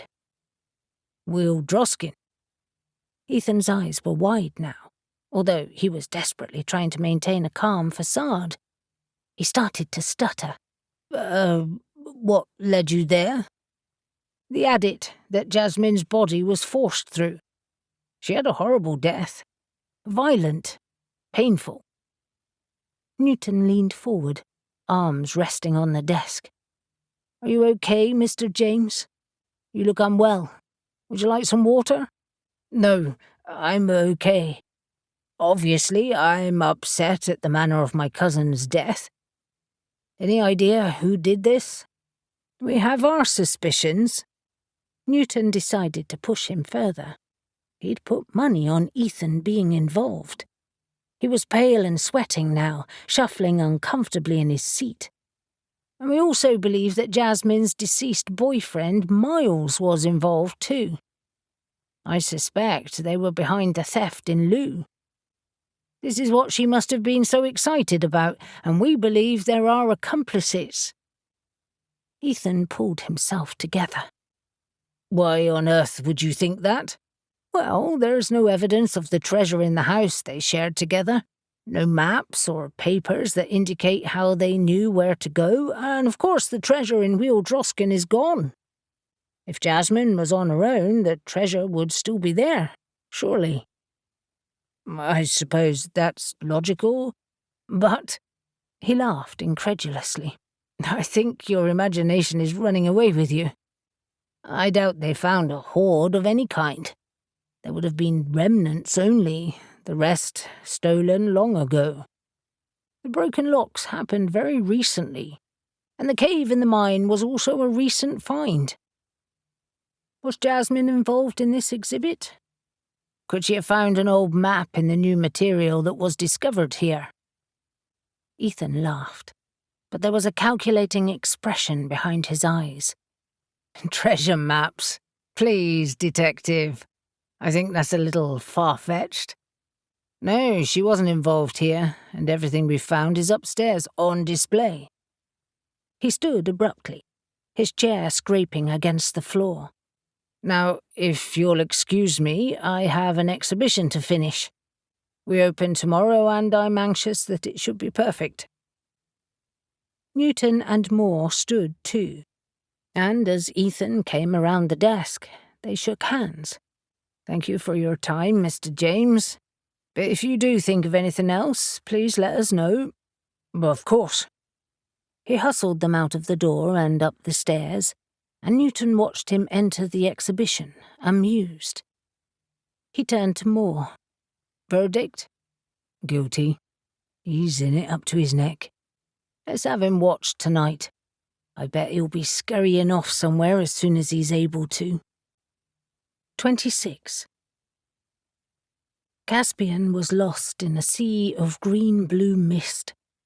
He was formless, unable to discern arms from legs or fingers from toes. He couldn't even feel any sensations, and for the first time in days was free from the pain of his stab wound and bruises. With growing horror, he realized his spirit had left his body. But he wasn't spirit-walking. There was no silver cord tying him to his body. He was somewhere else, and he had a horrible feeling he was in the spirit world. If the spirits of the smugglers found him, they would surely kill him, severing his spirit forever from his body, trapping him here. Unless he was already dead. He tried not to panic, and concentrated on his surroundings, finally hearing distant voices. They were familiar. Were they voices of the dead? No. It was Mariah, and then Avery and Alex, but he couldn't make out what they said. That meant he couldn't be dead. He was hovering somewhere in between. What the hell had happened? Trying to think was hard. He couldn't focus, and his thoughts drifted randomly. He'd been working a spell, but something else had happened. Reuben. He'd been working with Reuben, and something had exploded from the pages of the grimoire. The voices of his friends were reassuring, grounding him. But he needed to know if Reuben was here. But was this really the spirit world, or something different? Why did he feel as if he was drifting on a tide? Drawing on the voices from above like an anchor, he cast around for Reuben's magical signature, and finally felt it. Relieved, he drifted towards it like a leaf on a current, shocked to hear Reuben's voice in his head. "Caspian? Reuben, are you okay?" "I'm great, except for the fact I can't feel my body." Great? Great was odd. Caspian continued regardless. "We've left them behind. That bloody spell." Now that he was talking to Reuben, he had a sense of his shape and being, which helped ground him even further as he found his footing in this strange place. "We need to get back to our bodies before we're discovered." "By who?" "The smugglers' ghosts, you idiot. We're in their world, I think." Even in the spirit world, he could discern Reuben's dry skepticism. "Pull the other one, Caspian. Look around. Where the hell else do you think we are? I'm on a beach." "What?" Caspian looked around him, confused. "No, you're not. We're in the middle of nothingness." "No, I'm on a tropical beach. It's so warm. I'm watching the sea right now." "I thought you said you couldn't feel your body." "I can't, but I know I'm on a beach." "That doesn't make sense. Neither do you." Of all the people to be stuck in some sodding limbo land with, he was with Reuben bloody surf-mad Jackson. "Reuben! Focus! How can you be on a beach when we were in your attic only minutes ago?" "You were in my attic." "Weird. We were looking for the curse that killed Coppinger." Silence fell. And then he said, "Oh yeah, I thought that was a dream." "No, that is reality. Your beach is a dream. Come and look at it, then you'll see." Reuben's voice seemed to be drifting away from him, and Caspian realized that Reuben could be dying. Or was he already dead? Was that why he was on a beach and Caspian wasn't? Perhaps, Caspian reflected, he should be grateful for the weird green mist rather than being in his happy place. Where would that even be? Avery's arms? That's where. He could feel her now, her softness, her slim body within his hold, her lips that tasted like honey. He'd drown in her, and he'd die happy. Alex's eyes burned with fatigue, and he sat back in his chair, frustrated. "I can make out a couple of lines of this spell at best." "More than I can," Avery confessed, leaning back in the chair and stretching. "I think we have to admit that we can't do this." "I hate being defeated by a spell." "We're not good at curses, and there's a lot of elemental water in this. That's one of my weakest elements." Alex exhaled heavily. "Mine too." At least we got a feel for the shape of it, even if we don't know the details." "Come on," Avery said, rising to her feet. "I'm starving, and I want a glass of wine. No, need a glass of wine. And we should update the others on our lack of progress." Alex glanced at his watch, groaning when he saw the time. "Shit, it's after 7. No wonder we're knackered and starving. Let's go downstairs and see who else has arrived." He looked around at the attic, properly focusing on it for the first time in the last couple of hours, and realized the malevolence and despair he'd felt earlier had vanished. "You did a good job of cleansing this, Avery." "I had to. It felt toxic." So many things here reminded him of Gil. This must be weird for Reuben, being surrounded by Gil's stuff. Their stuff. Yeah, but still. He looked at Avery's tired and frustrated expression, her wild red hair soft on her shoulders. "I'm not sure I could stand to see all your stuff around me if anything happened to you. I think the memories would be too painful." She stepped forward into his arms, snuggling against his chest. "I know what you mean, but I'd find it comforting too." He inhaled her fresh scent of musk and roses and nuzzled her neck. "You make all this worthwhile." She leaned back to look up at him, puzzled. "What do you mean?" "Magic is great, but it's nothing without someone to share it with." His fingers trailed across her cheek. "I'm lucky. Seeing Gil's spirit again reminded me of him and Alicia. And it still burns me how awful that was, her deception. Their lies to each other." "I agree. But we won't do that." She sounded so certain. And yet she had kissed Caspian and kept that from him. His doubt must have showed because she tightened her grip around him. "Caspian kissed me," she reminded him forcefully. "Just in case that's going through your head, and I told you about it. And I guarantee it won't happen again." "I know. I trust you. But it still niggles me, especially since I've come to realize that Caspian isn't going anywhere. He's one of us now, in some weird, annoying way." He wanted to say he was like a bad rash, but he decided Avery wouldn't appreciate that. "And we're stronger for having him as a friend." As long as we don't have to put up with Estelle, too. "Oh, she hates us, so we won't." She stretched up to kiss him. "Come on, mister. Food time." When they reached the bottom of the stairs, Elle was just closing the front door, and white plastic bags were on the floor around her, filled with cartons. "Elle, you bloody superstar! I smell curry!" Alex hurried forward and picked up a couple of bags as she turned to smile at him. She looked tired, but seemed a little less bleak than she had earlier, and cleaner. "You've showered?" "I had to. I stank of wheel droskin," she said, picking up 2 bags and handing them to Avery, and then another 2 for herself before walking down the hall. "Have you had success?" Avery shook her head. "No, other than identifying a couple of lines. We'll update you when we're all together." She gestured to the bags. "Why have we got so much food?" "Because everyone is here. Ash is down in the billiard room, so I'll take some down to him." They stopped in the kitchen, finding beer for Alex and wine for Avery, and when they entered the snug, they found that Ben, Cassie and Dylan had just arrived, the room full of chatter. Alex glanced at Reuben and Caspian, but they were still lying unconscious under the blankets.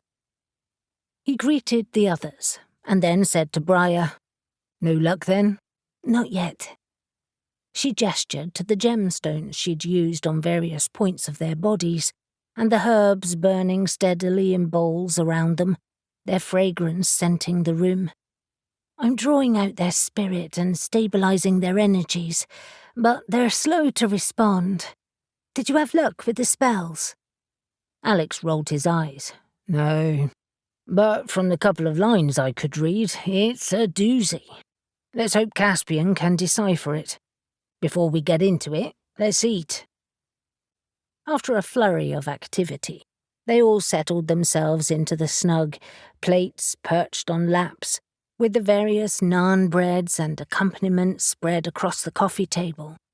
A low fire was burning in the grate, and Alex looked outside for the first time in hours, seeing that rain was falling heavily now, and a sea mist had rolled in, obscuring the grounds from view. He settled in his chair and started to eat, listening to Elle update them on her day. Ben groaned. I can't believe we missed another Spriggan. But it sounds like you've recorded the essence of one, Mariah pointed out. She was still seated next to the two unconscious witches, keeping a close eye on them while she ate what seemed to Alex like a tiny portion of food. I can't wait to see the footage. Dylan mumbled through a mouthful of curry. I'll put it on in a minute. Alex turned to Elle. Did Socko find anything while you were there? She frowned and shrugged as she tore a piece of naan. They certainly searched the place thoroughly. And they took my footprints and fingerprints to rule me out, but I don't know. I certainly couldn't see anything obvious. Did you pick up any magic signatures you might recognize again? Avery asked. No. The place felt swept clean. It was only the news from the Spriggan himself that told us anything. Cassie put her empty plate on the table and said, So there were 2 men and 2 women, one of whom was Jasmine, who is now dead. Elle nodded. Yep, and we have no idea who the others are, except for the fact that the woman was blonde, silver-haired, as the Spriggan said. She shrugged again. I'm presuming Mariah, but I hate to jump to conclusions. Newton hopes to come by later, so we'll see if he has any updates. He was going to interview Ethan. Now your turn, she said to Alex and Avery. Alex said, The spell is complex, heavily rooted in elemental water that harnesses the power of the sea, and it's definitely a curse. I can understand why Seraphina needed help to execute it. But why has it affected Caspian and Reuben? Elle asked. They hid the curse with the aid of another spell, obviously a strong one. We think, he glanced at Avery, that they did a kind of unveiling spell, and when that lifted, it knocked them out. A thought struck him. Maybe they had to veil the spell because it was so strong, rather than hide it just for the sake of it. It's struggling to get off the page now, like it's alive. He wasn't sure he'd explained it very well, but the others nodded anyway, and Cassie asked, Is that common for a spell to try to escape like a living thing? Bloody hell, no, Avery exclaimed, horrified. I can't imagine anything worse. I can only think that it was a regular spell that they embellished, and it just became too much to control, hence the spell to contain it. She sipped her wine, looking thoughtful. I couldn't make out any of the text, but Alex could. Just a couple of lines. Enough so that we know it's a very ugly curse. She referred to the notes that she pulled from her jeans pocket. It's quite chilling. It says, As your spirit leaves your body, it will be forever bound to the object of your desire. We're presuming their desire is gold. Seriously, Cassie exclaimed. Chilling doesn't cover it at all. I guess that explains why the spirits want vengeance, Elle pointed out. She had settled into an armchair next to the fire and was sipping her beer, all the while keeping an eye on Reuben. I would, after that. Mariah leaned forward, her elbows on her knees.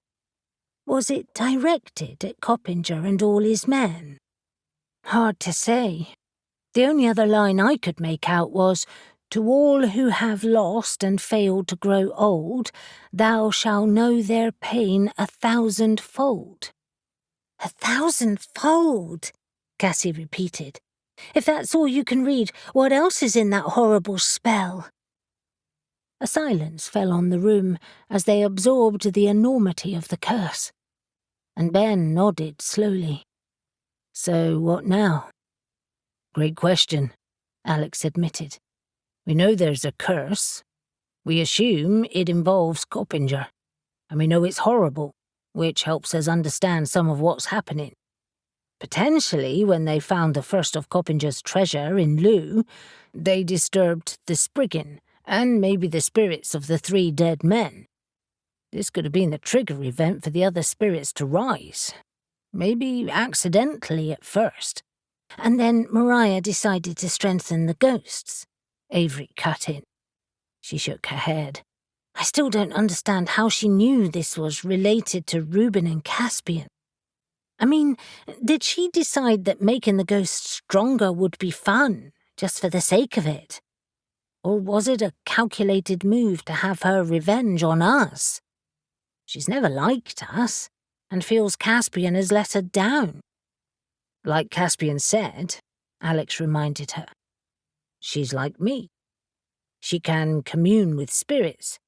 She must have talked to Coppinger or his men. They would have told her what happened. Which means they would have known who cursed them, Briar said. It must have happened up close and personal, but there's still much we don't know. Like what Mariah did to make the ghosts stronger, Alex admitted. I'm not sure how she's done that. Alex glanced across to Reuben and Caspian. What's worrying me most is that we haven't encountered Coppinger's spirit yet. He could be stronger than all the others, and the anniversary of his death is tomorrow. But this doesn't answer your question, Ben. He turned to face him. Now, we need to stop the spirits and send them back to where they belong, and that means dealing with Mariah. Dylan stirred. Time for some light relief, I think. He plugged his USB into the TV, and in a few seconds had found the file. I haven't brought it all. I'm sure seeing big magical clouds above certain places doesn't interest you much, but this is Perranporth earlier this week. The film was shot on the beach, looking up towards the cliff top. Initially, all it showed was a hazy blue glow along the cliffs, brighter at certain points. Then a flare of light flashed across the screen, leaving the image of a giant on the cliff top. 2 arms and 2 legs clearly visible. It seemed to watch the sea, and then as it turned they saw that it carried what appeared to be a club in its hands. It strode inland, taking gigantic strides, and then vanished into nothing again. Alex could scarcely believe his eyes. Holy shit! Dylan was grinning from ear to ear. Impressive, right? You wait until we put this up on the website. Avery was still looking at the screen. By the gods, are you telling me that thing is contained within that little Spriggan that attacked us? And me, Elle said, half horrified, half impressed. Amazing! And then she stopped laughing and said, The enemy of my enemy is my friend, right? It's too late to be philosophical, Ben groaned. No, it's not. The Spriggans killed Jasmine because another Spriggan died. It loathed the silver one, which I took to mean that Mariah killed the Spriggan. Maybe we could use its anger to help us. I'm not sure, Alex said warily. The ones we met didn't seem that bright or willing to listen to reason. I'd forgotten you encountered 2, Elle said. Maybe they were mated. To lose your mate or even a friend is good motivation. Her face fell. Mind you, I couldn't go back down that mine again. It was a maze, a bloody death trap. You might not need to, Dylan suggested. The creature clearly comes to the surface sometimes. Something to think about, I guess. I thought you were going to film Gull Island again, Alex asked. Dylan looked doubtful. "I will, but it's cold and wet out there now, and I'm not sure if we'll pick up anything." A groan disturbed their conversation, and they all turned to look anxiously at Reuben and Caspian. Both of them now displayed a sheen of sweat on their pale faces, and Mariah dropped to her knees next to them, running her hands above their bodies. "We're losing them. I can feel it. It's like their spirits are sinking. We need to help them." "How?" Alex asked, already moving to her side. "We lend them our strength." She glanced around the room. "Quick, circle everyone, now!" Caspian's thoughts were suddenly pierced by Briar's sharp voice, and the notion of Avery's body disappeared. Briar was calling to him, and he could feel his body again, sort of. Part of him hated it. He'd never felt so happy, so content or complete. He tried to dive back into his dream state again, but Briar's voice became louder, more insistent, and he felt a tug on his body as his aches and pains started to return. As quickly as Avery disappeared, he thought of Reuben and shouted his name, hearing a faint cry in return. He had the feeling that if he followed Briar's voice right now, he'd be back in his body, but then he'd lose Reuben, and he didn't know if he could hear her too. Deciding to ignore her voice, he focused on Reuben, and as if he was washed up by an incoming tide, he found himself on Reuben's beach, blinking in the sun. Reuben was standing on golden sand, surveying the sea, and he grinned at Caspian. "You made it!" "We have to leave." "Caspian, you're such a killjoy. Let me teach you to surf." "I don't want to learn to fucking surf. You're dying." Caspian's exasperation fueled him. He was losing Reuben. Elle would lose Reuben. He was not going to be responsible for another Jackson's death.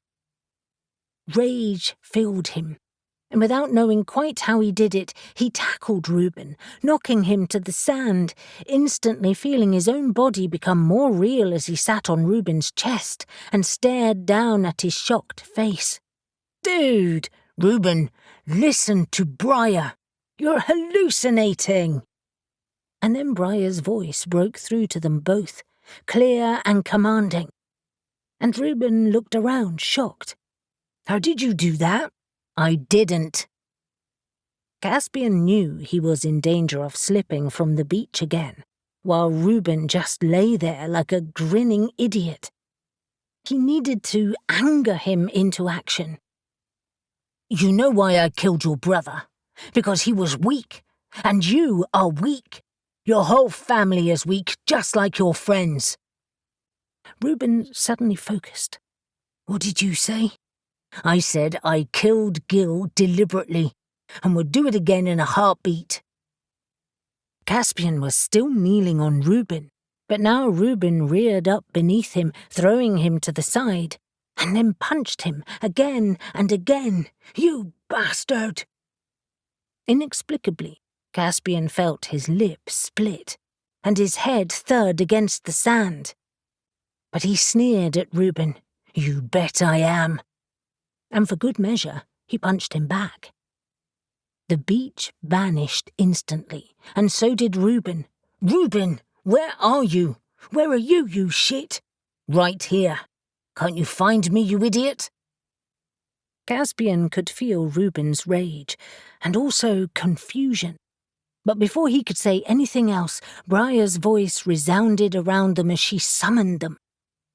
Voices cradled him, and then Caspian was sharply aware of feeling his aching wound, the warmth of indoors and a hard surface beneath him. His eyes flew open, and he took a sharp breath in, shooting upright. "Reuben!" For a moment, Caspian couldn't focus, and then he became aware of a circle of people around him. But it wasn't them he was looking for. He twisted in panic, and then saw Reuben lying next to him, still out cold. Pain. That was what Reuben needed. Without thinking, he punched Reuben's wounded shoulder and heard a gasp run around the watching circle. But he ignored them, holding his breath until Reuben's eyes flew open and he shouted out, "That fucking hurt!" Caspian started laughing hysterically and fell back on the floor. Job done. 27. Reuben looked at Mariah and then at the drink in her hand. "I said I want a bloody whiskey, not some hideous herbal tea." She looked outraged. "I've just saved your bloody life, you ungrateful shit. You need tea to strengthen you." He took a deep breath. "I'm not ungrateful, but I am in shock, and whiskey helps shock.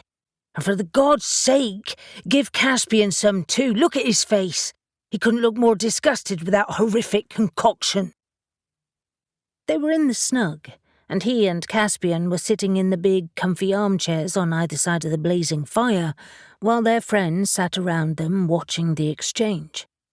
Outside, rain was pouring down and night had fallen. Caspian cradled his cup, the steam rising around his face, but he was openly laughing at Reuben. "Maybe you should listen to Mariah. This tea is actually quite good." "Thank you, Caspian," Mariah said, throwing him a beaming smile before glaring at Reuben. "You were nearly dead. This tea that I have so lovingly made for you is restorative." "But whiskey would be better. If you drink the tea, I will get you a whiskey." "Blackmail?" "You bet. And you won't get curry either until it's gone." He looked across the room, seeing everyone looking amused. "You all think this is so funny, don't you?" "No, actually," Elle said, the smile slipping from her face. "You scared the crap out of us. Drink the tea and I will bring you whiskey and curry." He grunted with annoyance and stuck his hand out. "All right. Give me the cup. And while I make my eyes bleed with this stuff, you can tell us what the hell's going on." Cassie was tittering. "You are so funny." "Don't encourage him," Elle told her crossly, before turning back to him. "Listen closely while we explain." 10 minutes later, Reuben's confusion had vanished, and with a whiskey in hand he felt more like his normal self, although his shoulder really ached. He remembered the lead up to the spell, although that was more like a dream now. Elemental water, you see. That might explain why I was on a beach, and why I felt underwater, Caspian added. It was so odd, like I was floating in some vast ocean. And you're a water witch, Reuben. You probably felt comfortable in it in some weird way, hence the beach. Your energies were ebbing and flowing, Mariah told them. Just like a tide. You definitely were caught in the edges of that curse. Reuben looked at Caspian, who now had his own whiskey and was staring into the fire. Sorry I hit you on the beach. He lifted his gaze and shrugged. Sorry I provoked you. It seemed my only option. I'm sorry I punched your shoulder too. Reuben grimaced as he gingerly felt his wound. It really aches, but I guess it worked. He winced as he realized his head ached too, and he patted it, feeling for a wound. Why does my head hurt? You whacked the wall, Alex said. We found you in a crumpled heap in the attic. Oh, that explains it. He sighed heavily. At least we succeeded. We found the curse. So what now? Well, Avery said, we need to decide on our next plan. Tomorrow is the anniversary of the curse. The spirits are getting stronger. We've been discussing the options, and essentially we'll have to send the spirits back to where they belong. Which could mean facing Mariah. And where do we do that? Reuben asked. Well, Alex said, it seems like there's a lot of activity on Gull Island. I think that's where we need to go. He nodded towards the 3 parapsychologists. They've picked up a lot of energy over there. Reuben and I have already discussed this, Caspian said. and I think there could well be another passageway leading from the main cave under the crates. And last night, the spirits came from the glasshouse." Reuben nodded. "He's right. We never fully explored under there, unless, of course, there's a whole separate cave and entrance, which is possible, but unlikely." "Why unlikely?" Elle asked. "There could have been a rock fall over the years, which would have disguised any cave entrance or filled a previously usable cove. And they could have been linked, regardless. This whole country is riddled with caves and tunnels for smuggling. The islands more so. They were perfect pirate hangouts." "We should go and check," Dylan suggested, clearly getting excited. "We could end this tonight." "We?" Caspian asked. "How are you going to help?" Dylan folded his arms across his chest as he looked belligerently at Caspian. "I may not have magic, but I can help." "Whoa," Alex said. "Of course you can, but slow down. We're not just marching down there until we have a plan. We need to banish the spirits and try to stop Ethan and Mariah. Ethan should be easy, but Mariah? That's a different matter." "And of course, if there's more treasure, Spriggans may be there too," Briar reminded them. "This morning," Reuben told his friends, "we walked through the possibilities and think that when Coppinger tried to escape from what he realised was a trap, the spell extended to his ship." He nodded towards the window and the darkness outside. "They could have run the ship aground on Gull Island." "Surely the wreckage and their bodies would have been found," Elle said. "Depends how big the storm was, and if no one went there for days, well, the remains could have been swept out to sea." Briar was kneeling on the floor in front of the fire and she said, "So any treasure that's there now would have been there before the night they cast the curse?" "Why not?" Reuben said. "Coppinger was clearly in the habit of stashing his treasure in out-of-the-way places as security." "But Gull Island, that seems crazy," Dylan pointed out. "Your family or smugglers working with you could have found it." "I don't know." He rubbed his face, suddenly weary.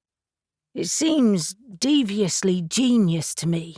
You hide it right under your enemies' noses, and it's accessible for an easy getaway when you have your own ship. Black Prince." Avery grimaced. "I've got a headache and I'm tired, but I feel we should be doing something." Ben asked, "Can't you just do a spell now to end it all?" Avery looked nervous. "It's possible, but that would entail doing something big, like the curse, but not a curse, and I'm not sure it would work." "Why not?"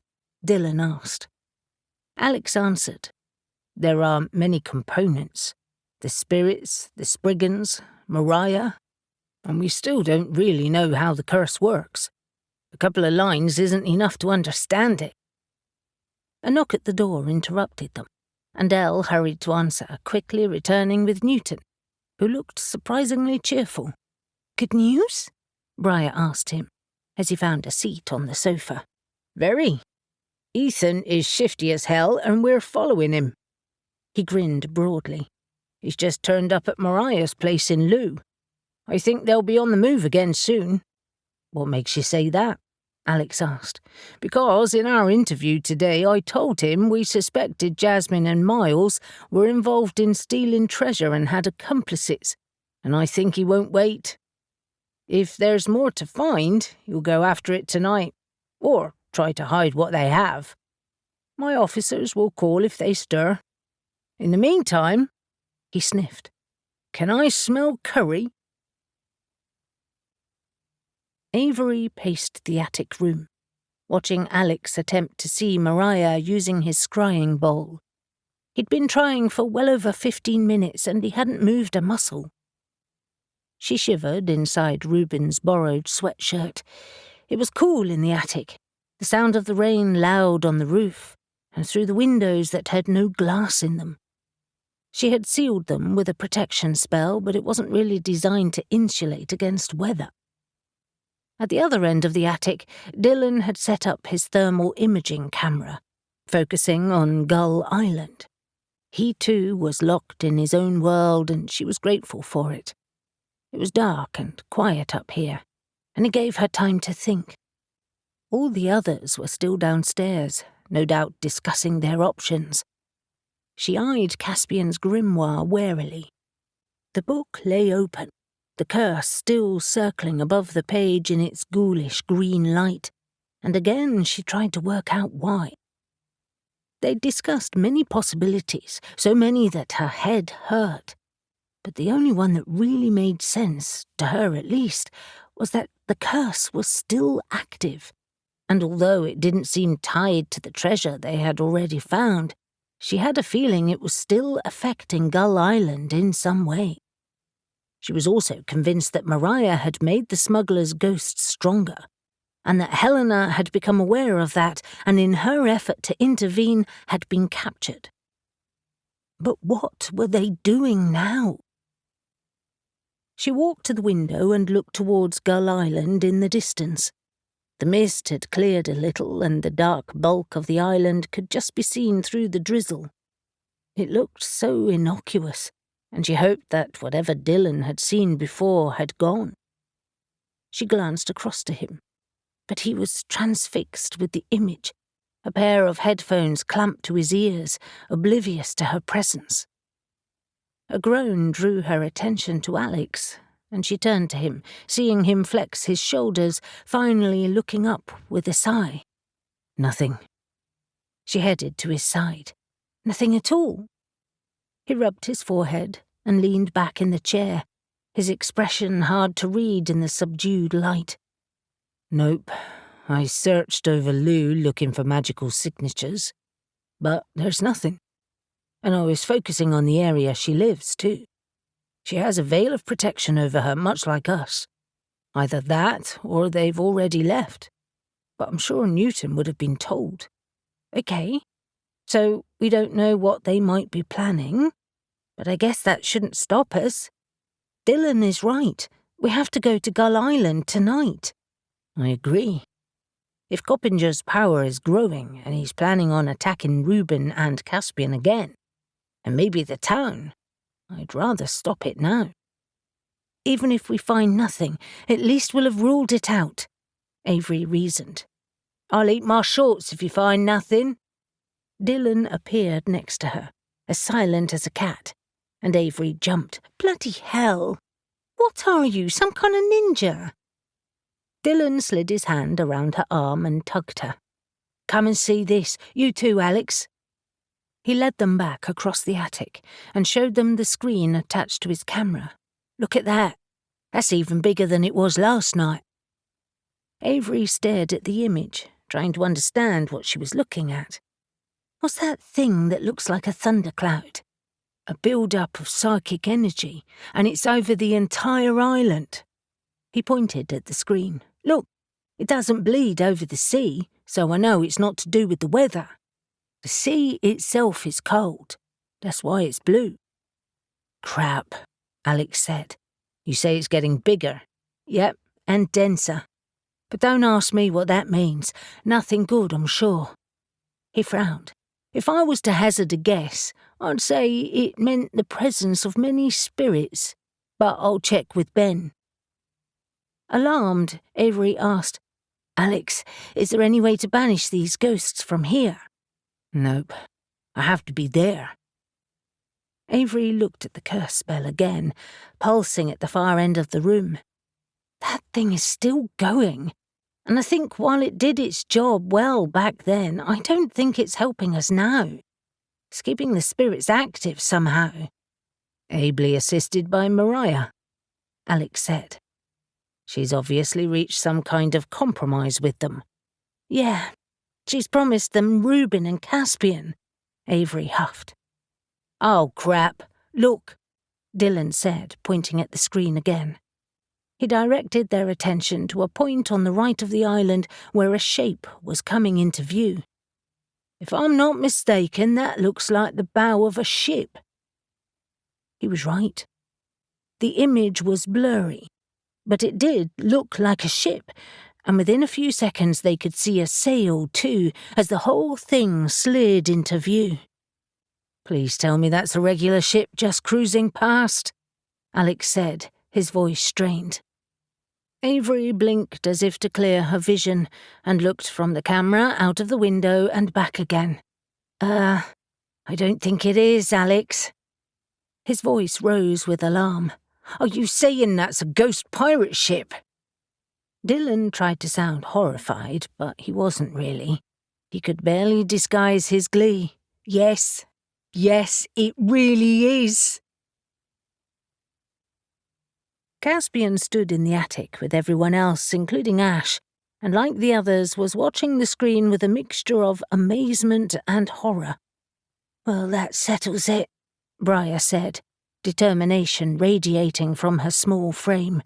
"We have to go there now." "And do what exactly?" Newton asked. "Get rid of them." "Armed with cutlasses and your own bloody pirate ship? This isn't the pirates of the bloody Caribbean. "Not even the pirates of Penzance?" Dylan asked cheekily. "No," he shot back.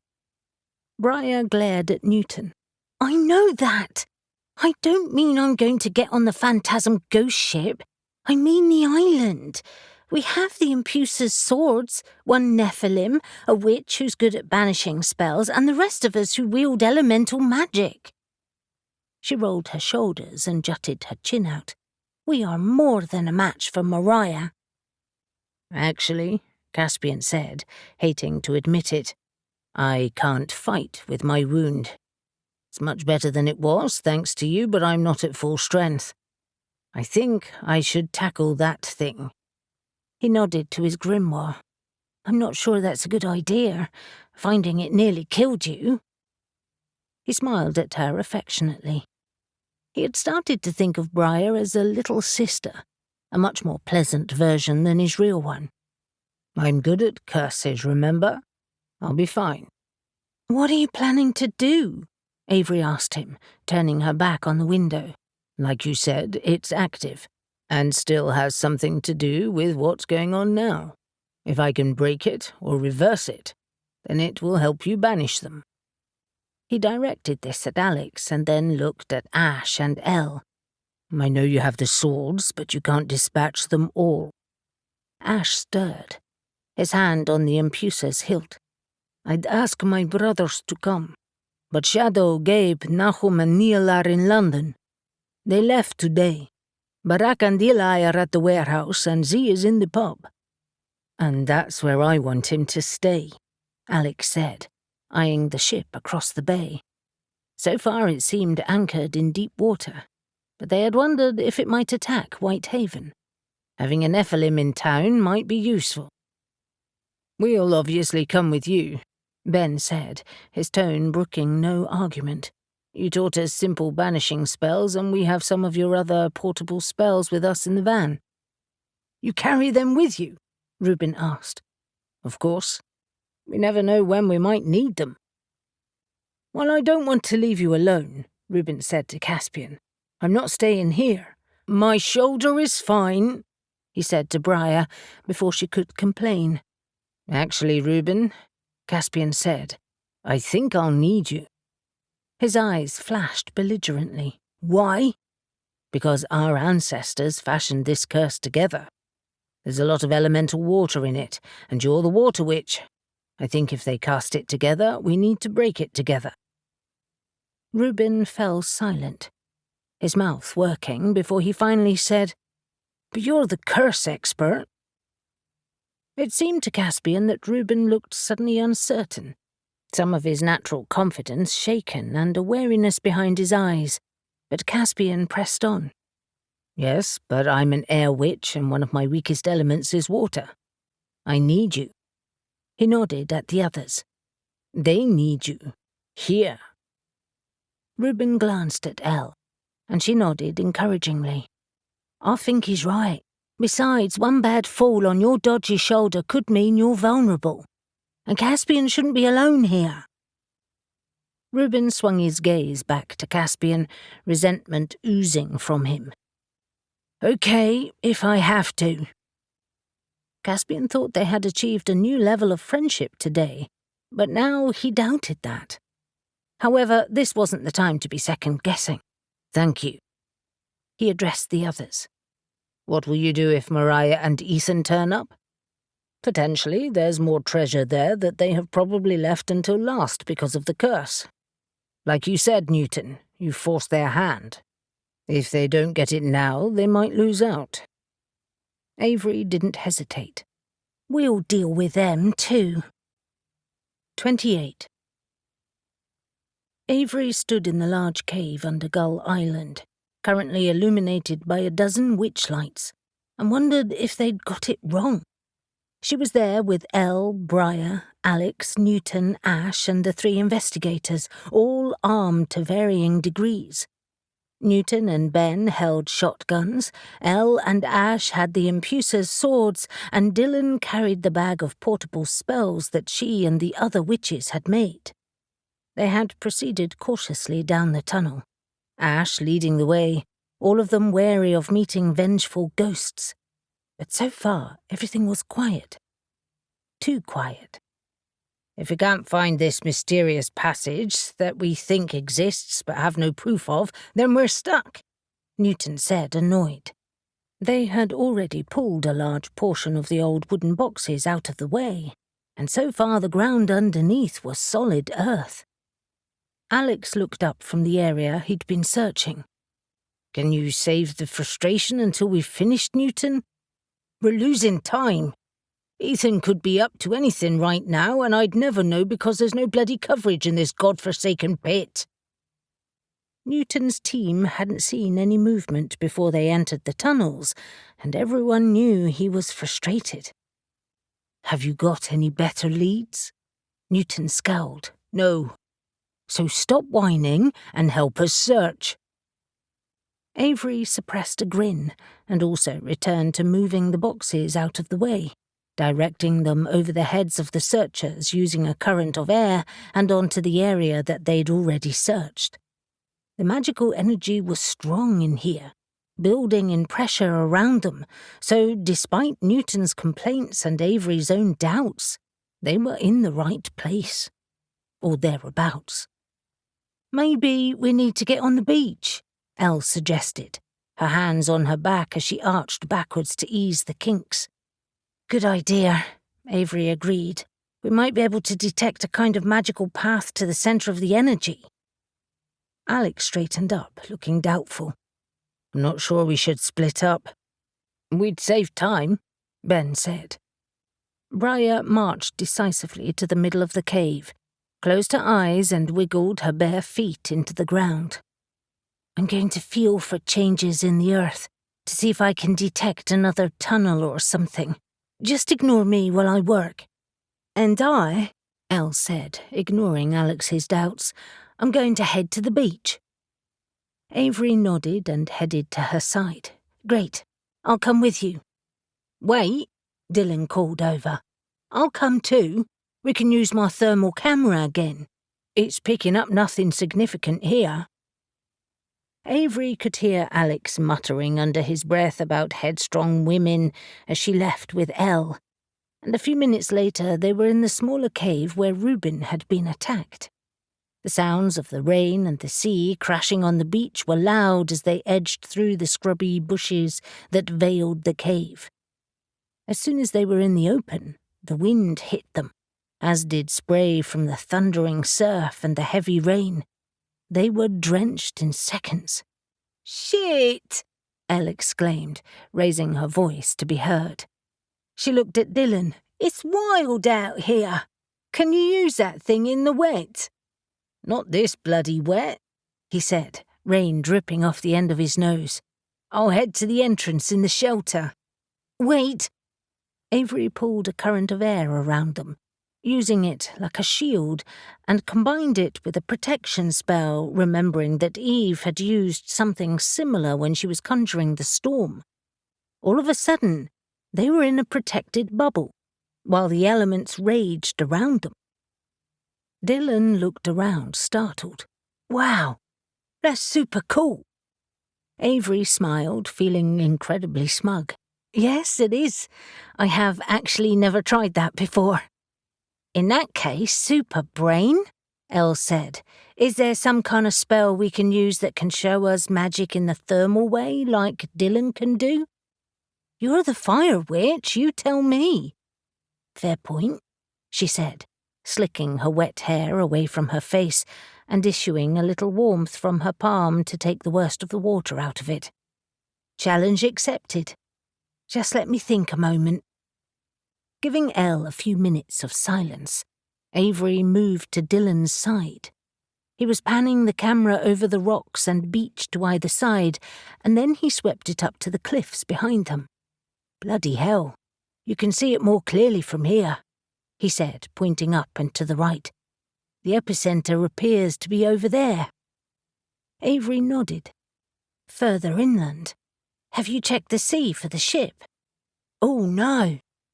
He turned around, panning across the ocean, and within seconds they could see it. Avery's heart faltered.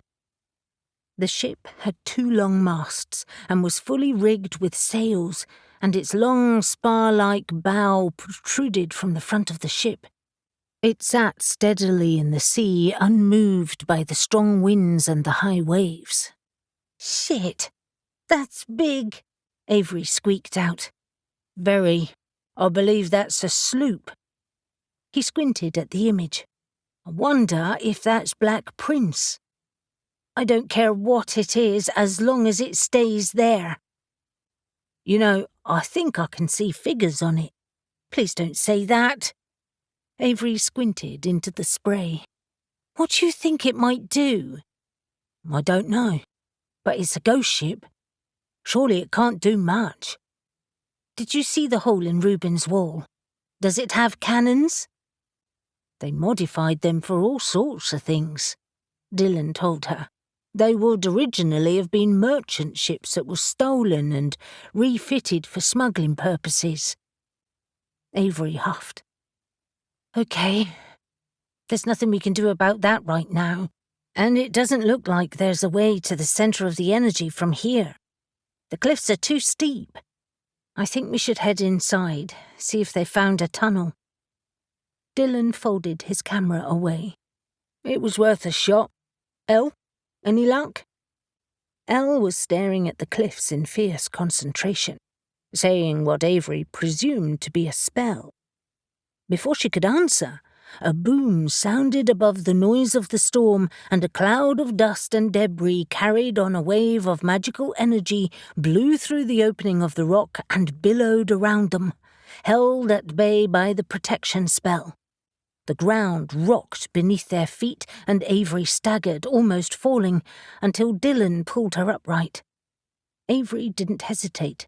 She ran back to the cave entrance, getting pelted by rain again, but she could barely get in. The cave had completely collapsed. Reuben watched Caspian working, utterly frustrated. He should be with his friends, not here trying to undo some complicated, knotty spell that was completely beyond his abilities. Reuben, Caspian said, not taking his eyes from the spell. I can feel your annoyance. Help me. I don't know how. That's because you're not focusing. Because I'm worried about my girlfriend and our friends out there. Caspian lifted his head and stared at him, and Reuben felt pinned beneath the intensity of his gaze. Water. I want you to focus on water. Reuben clenched his fists and with a deep breath, counted to 5 and released them again. Okay, I'll level with you. I don't do this type of thing. I don't know how to unpick a spell. But you know how to make one? Yes, I guess. What do you mean, guess? You have a grimoire full of spells, a good chunk of which are based around elemental water, and I've seen you work water magic, so what is wrong? Reuben wrestled with how much to say. He hated to confess he was useless, but Caspian should know he couldn't rely on him. I'm not that good a witch, Caspian. I use my magic more instinctively and sporadically. The others and you seem to use it all the time. I don't. Sorry. You've got the dud one." Caspian had been leaning on the table, but now he straightened. "That's bullshit." "No, it's not. It's the truth." He stared back at Caspian, unflinching, and waited to see the disappointment and derision he was due. "I get it. You were late to the party. You ignored your magic, pretended it didn't exist, and now you're still doing it." "I'm not ignoring it. It's just not there." "Of course it's bloody there. I've seen you use it, and I can feel it now. You used it on us in my home last year, and on those bloody vampires, and at the Crossroads Circus," he said, reminding him of what Elle had pointed out. "It was a fluke." Caspian looked up at the ceiling. "The goddess give me strength." He levelled his gaze at Reuben again. "Water elemental magic is malleable, moody. It flows, seeping through cracks and finding ways through all sorts of things, much like water itself does. It wears things down over time, and in large quantities like the sea or raging rivers or masses of rain." He threw his arms out, indicating the rain they could hear falling on the roof. "It is immensely powerful, but it is also intuitive, like you." "I'm not intuitive." "Yes, you are. You are one of the most intuitive witches I know. You feel every one of your friends, I can tell. You tune into them, their moods, their doubts, their happiness. That's why you're the Joker. You like to put them at their ease, massaging the mood of the group, picking them up when they're down, celebrating with them when they're happy. You do it so instinctively you don't even know you're doing it." Reuben fell silent, debating whether Caspian was taking the piss, and then cast his mind back to when he was with them. Did he do that? Caspian continued. "They like spending time with you. Everyone does. You're popular because you flow with people. You roll with your moods, or rather their moods. Water is the most emotional element, more so than the psyche. We're made of water. Water is life-giving, which means you have some healing abilities too. And bodies of water, rivers, springs, lakes, are considered sacred spaces. And of course, you surf. You'll use your magic then too, as I'm sure you know, but again, because it's so instinctive, you don't even question it. Am I right?" "You might be right about the surfing," he grudgingly admitted. Caspian smirked. "I'm right about it all. And that elemental magic is deep within you, like a well at your center. And you have barely begun to tap it." Shadow had said a similar thing when he'd first met her. So had Oswald once. But this was the first time anyone had picked up on some of the things he did and hadn't even noticed. He began to feel just the slightest bit more positive. "Perhaps. The trouble with elemental water is that it is so malleable, so, well, watery. You think you've got it, and then it's gone again, but you have to remember it's still always there, and it flows through your veins, rich and full of life. And how is that going to help me now? I need you to be at your most instinctive. Let your emotional awareness flow around this spell. Water is a big part of it." Caspian stared into the spinning words. "I think they used it because this is about cursing pirates who are at their most comfortable at sea. And like I said, water in a mass is incredibly destructive. It sweeps away everything before it. But..." Caspian studied the spell from different angles. "This is structured differently to any spell I've seen before. The words are tangled together like a knot. And we need to find the end of it, to untangle it and read it fully. That's what we're looking for." "The end of the thread?" Reuben looked at the spell again. trying to let his instincts take over. He took a deep breath, and then, addressing the spell rather than Caspian, said, "Thanks." "I didn't do anything." "Yes, you did. Thank me when we've cracked this thing. And by the way, don't do anything too dramatic. I don't want to end up unconscious again." Mariah was covered in a layer of sand and earth, the ground hard beneath her, a dull ringing in her ears.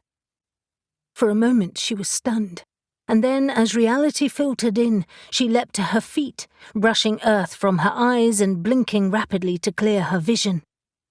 She was on the far side of the cave, and the air was filled with dust, clogging her nose and throat. She reached for her t-shirt, pulling the hem over her nose and mouth as she tried to see the others. Ash was circling overhead, the beat of his huge wings helping to clear the air. Around her, the others staggered to their feet, Ben pulling Cassie free from a mound of earth and Newton cocking his shotgun. But where was Alex?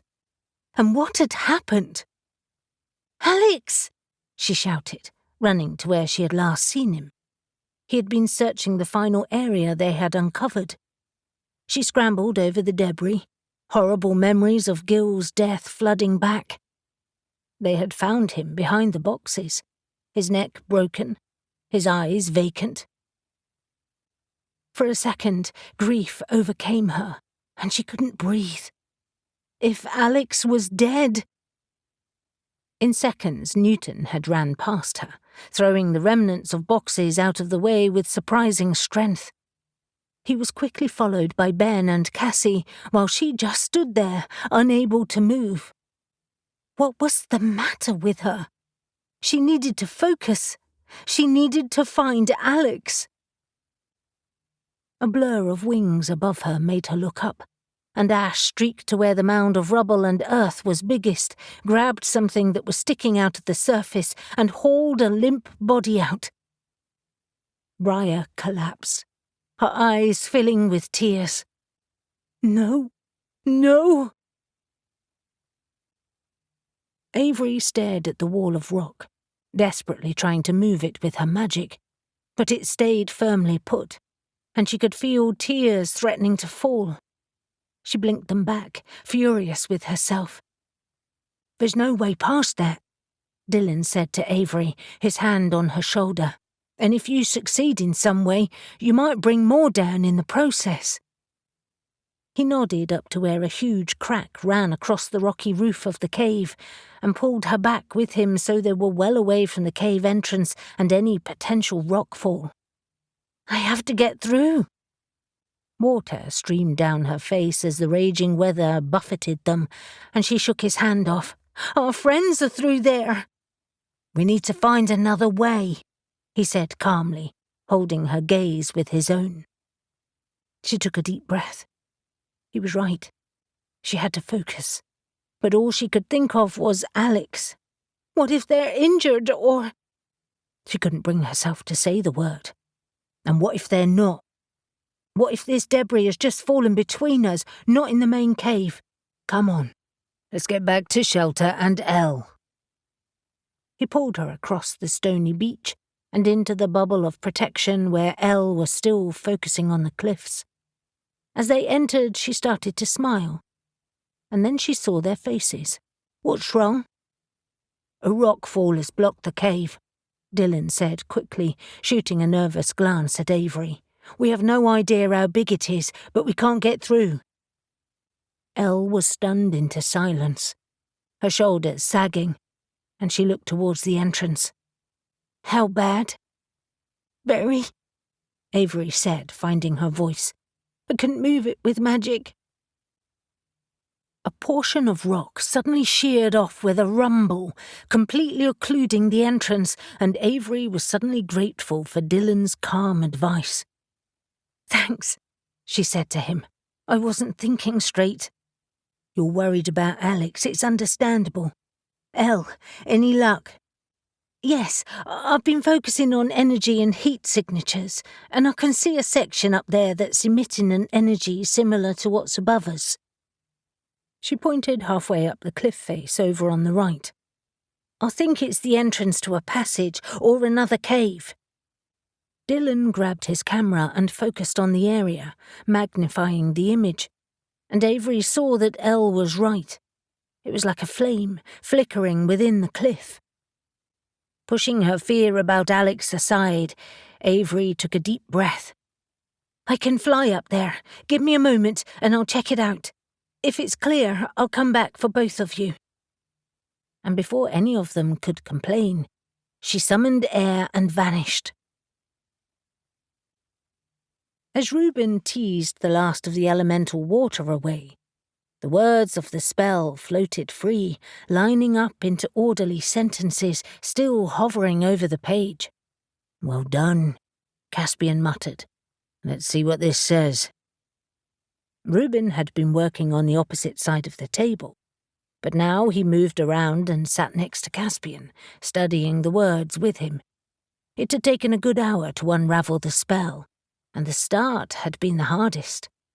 Essentially, the tendril of elemental water was as sinuous and undulating as a stream, and grasping it was like trying to pick up water between your finger and thumb.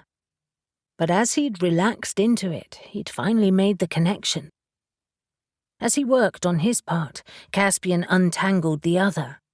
It felt like they were performing surgery together, and was certainly weird, but oddly satisfying. And Caspian, surprisingly, had been incredibly patient and utterly focused. As he studied the words, Reuben realized it wasn't just an incantation.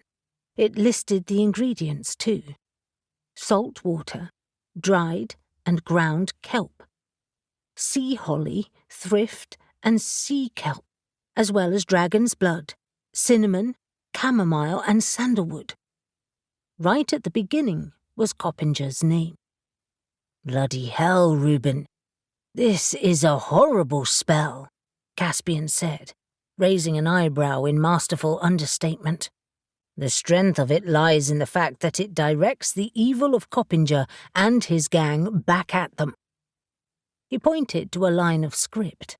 "And by your hand, all that walk with you shall suffer your fate.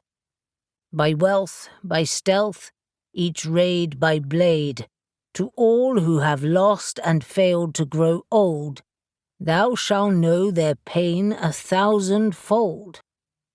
It does extend to his men, then? Absolutely. The spell turns the offender's ill deeds back on them 1,000-fold. Then it uses their greed to bind them to the treasure, ensuring it acts as a poison, rendering a slow and painful death. Their spirits are then denied rest. It says, as your spirit leaves your body, it will be forever bound to the object of your desire, and ye shall never rest, not by night, by day, by dark or full of moon, by sunshine, rain, or snow. Thou shalt always be a slave to that which wrought your doom." The ingredients are water-based plants, or seaside plants too, Reuben noted. "I guess that explains why the water element is so strong. How do we break it? Good question." While Caspian stared at the words, Reuben stood and stretched his legs, heading over to the thermal imaging camera still trained on the island. He frowned and squinted at the image.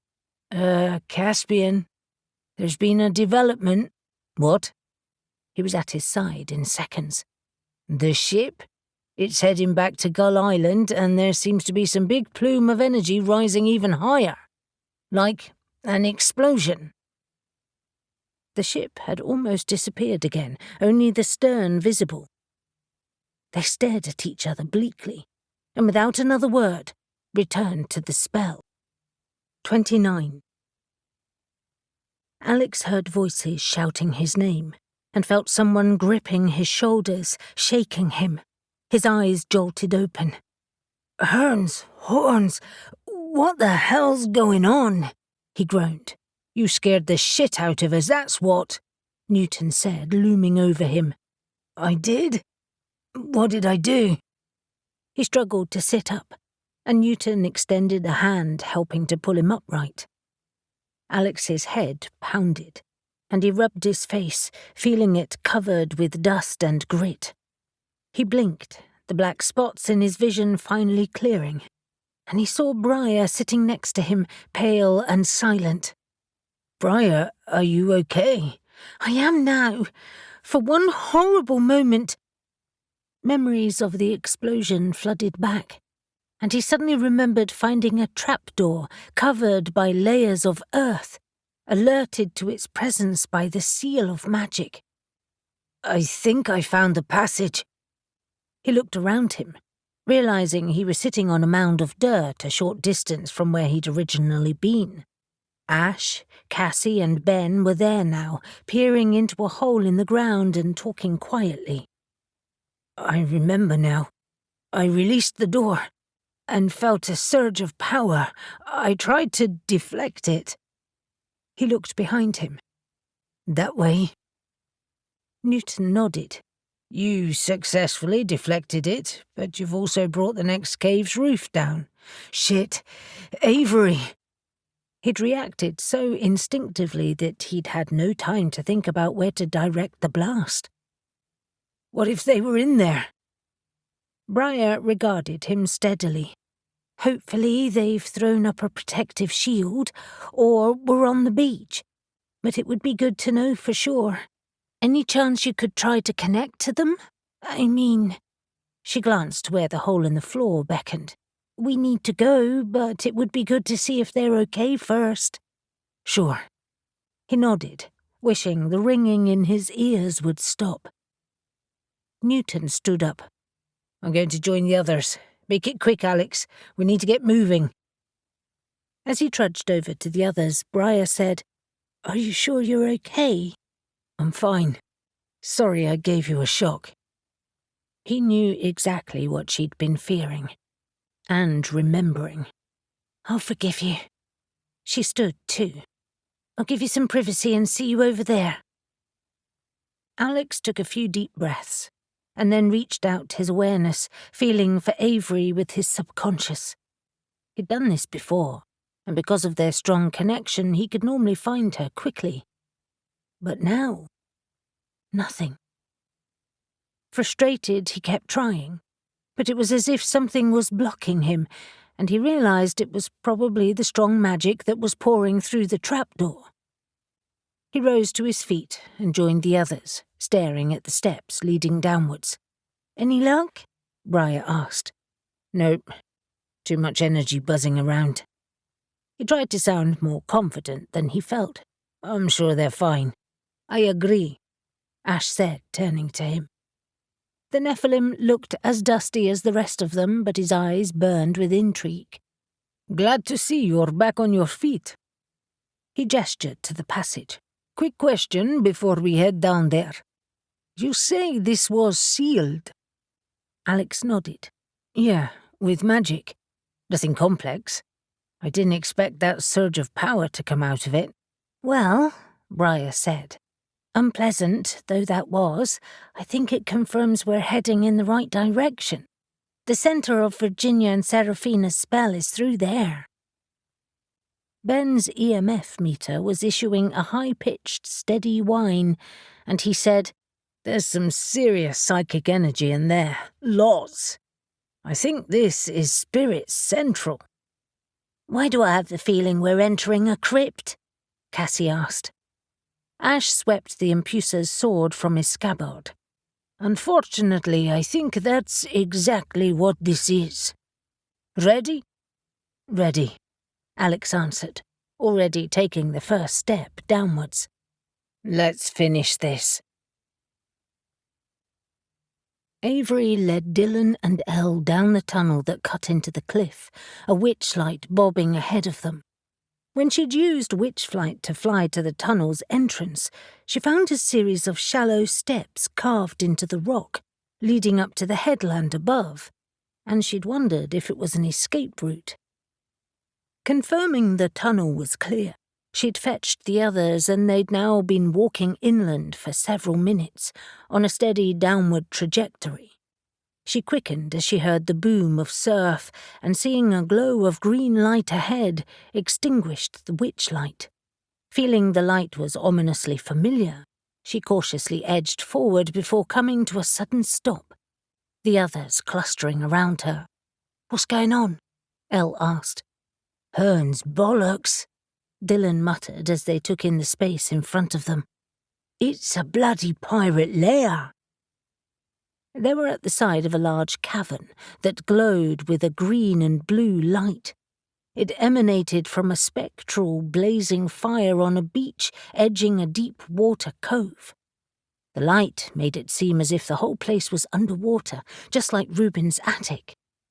The bay was cut off from the sea by a massive wall of fractured rock that had sheared a ship in the bay in half.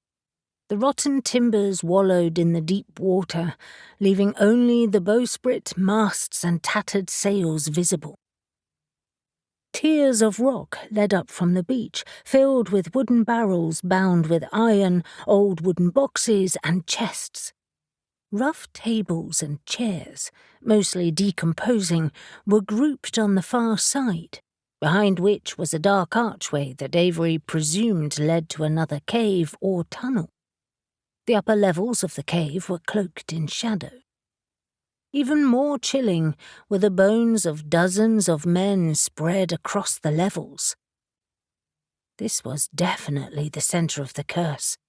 Avery could feel it drenching the air around them.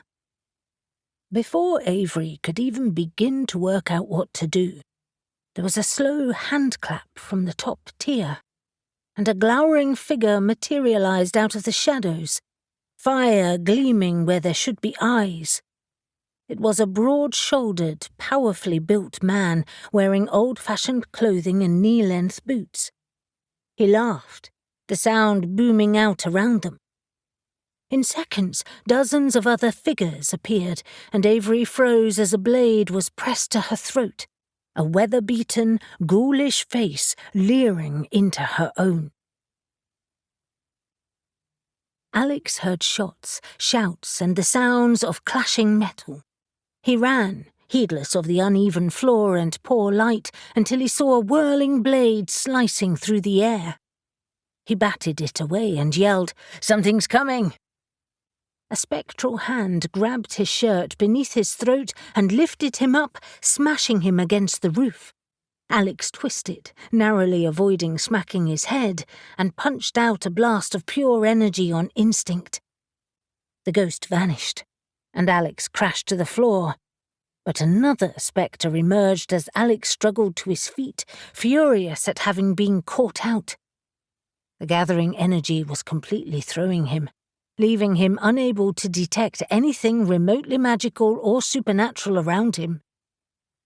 But Ash was already thundering past him, the Impucer's sword swinging to dispatch the spirit, and then he charged onwards.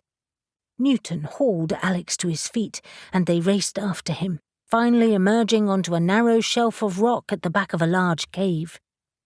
For a bewildering moment, Alex thought he was underwater, as green light rippled around him.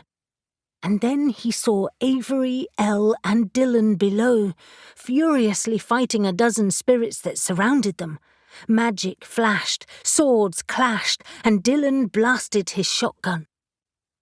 Alex had a moment of pure relief at seeing them alive, and then horror at their predicament. But Ash, wings outstretched, was already soaring down to assist them. Alex felt a sharp sting across his ear and the shattering of stone as a bullet ricocheted past. A spirit sneered at him only feet away, with an old-fashioned musket in his hand. Before he could fire again, Alex uttered a banishing spell, satisfied as the spirit vanished with a howl. His relief was short-lived, however, as other spirits manifested around them.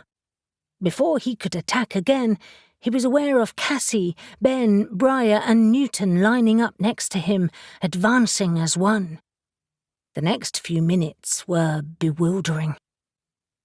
Alex hesitated to think of their attackers as ghosts.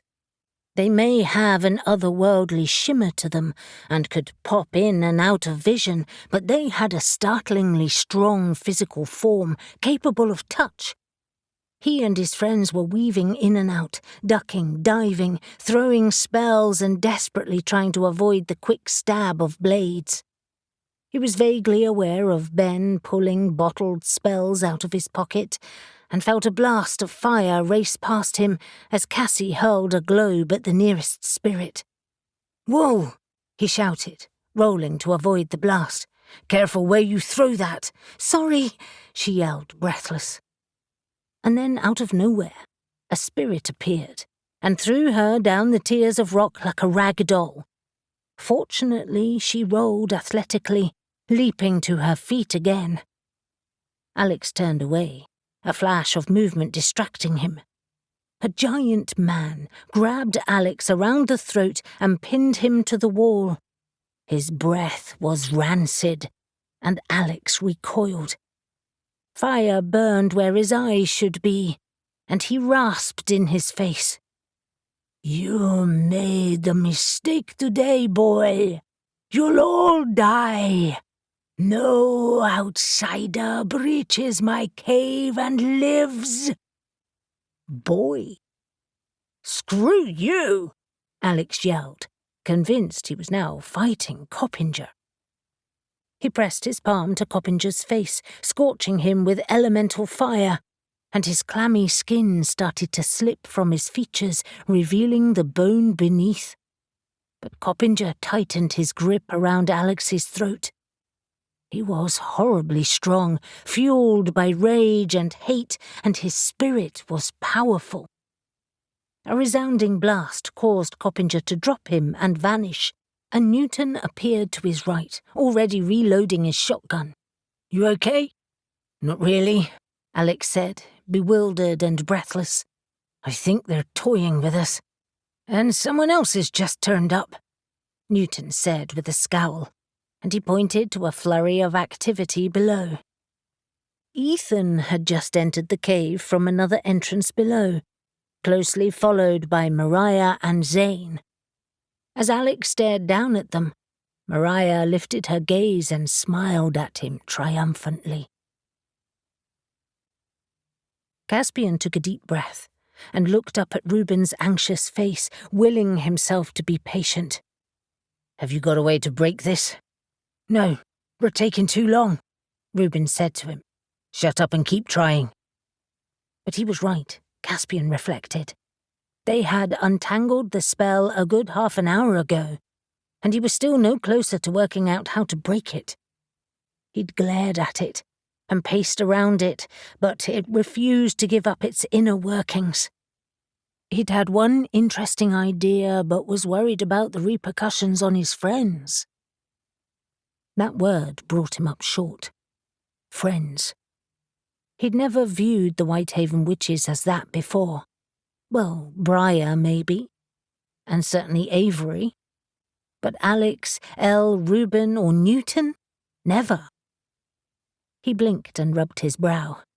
He was getting soft in his old age. Or maybe loneliness was driving him to it. He'd never thought of himself as lonely, ever. But being around Reuben these last few days had made him realize how few true friendships he really had. How sad did that make him? Could he even count Gabe as a friend? Or Shadow? He employed them, so maybe not. Annoyed with his sentimental internal waffling, he focused on the spell, starting to talk it through. "Focus, Reuben. This is a big spell, encompassing all of Coppinger's men, his treasure, his ship, and the deep ocean. Elemental power at its strongest. It uses their greed against them. It has tied their spirits to the treasure, making them forever restless. And Mariah has used that, fueling their spirits somehow." "Are the Spriggans a side effect?" Reuben asked, leaning back in his chair, his hands behind his head. "Or are they part of this spell?" "They're not mentioned, so they are not part of the spell, no. They're drawn to the treasure, and as natural otherworldly creatures, they are unaffected by the curse. Anyway, forget the Spriggans." He stared at the spell again, the words shimmering in the air before him. Curses are hard to break. It took all of us to lift the spell from Elle. If you remember, that was an earth-based spell." Reuben nodded. "Yes, it suffocated her spirit, burying her alive. This one uses water in a similar way. It's like the curse is suspended in deep water. I can sense its weight. You untangled a stream of it from the words, but water is still an integral part of it. I'm wondering, if we can get rid of the water, will the curse crack?"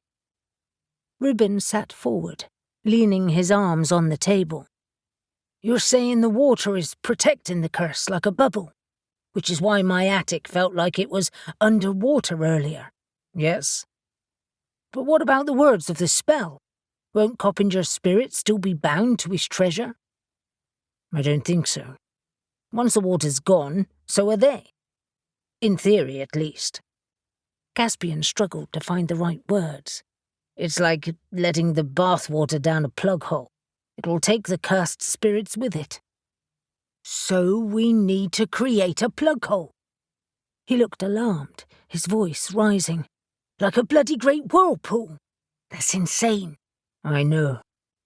He worried his lips with his fingers, staring into Reuben's wide blue eyes.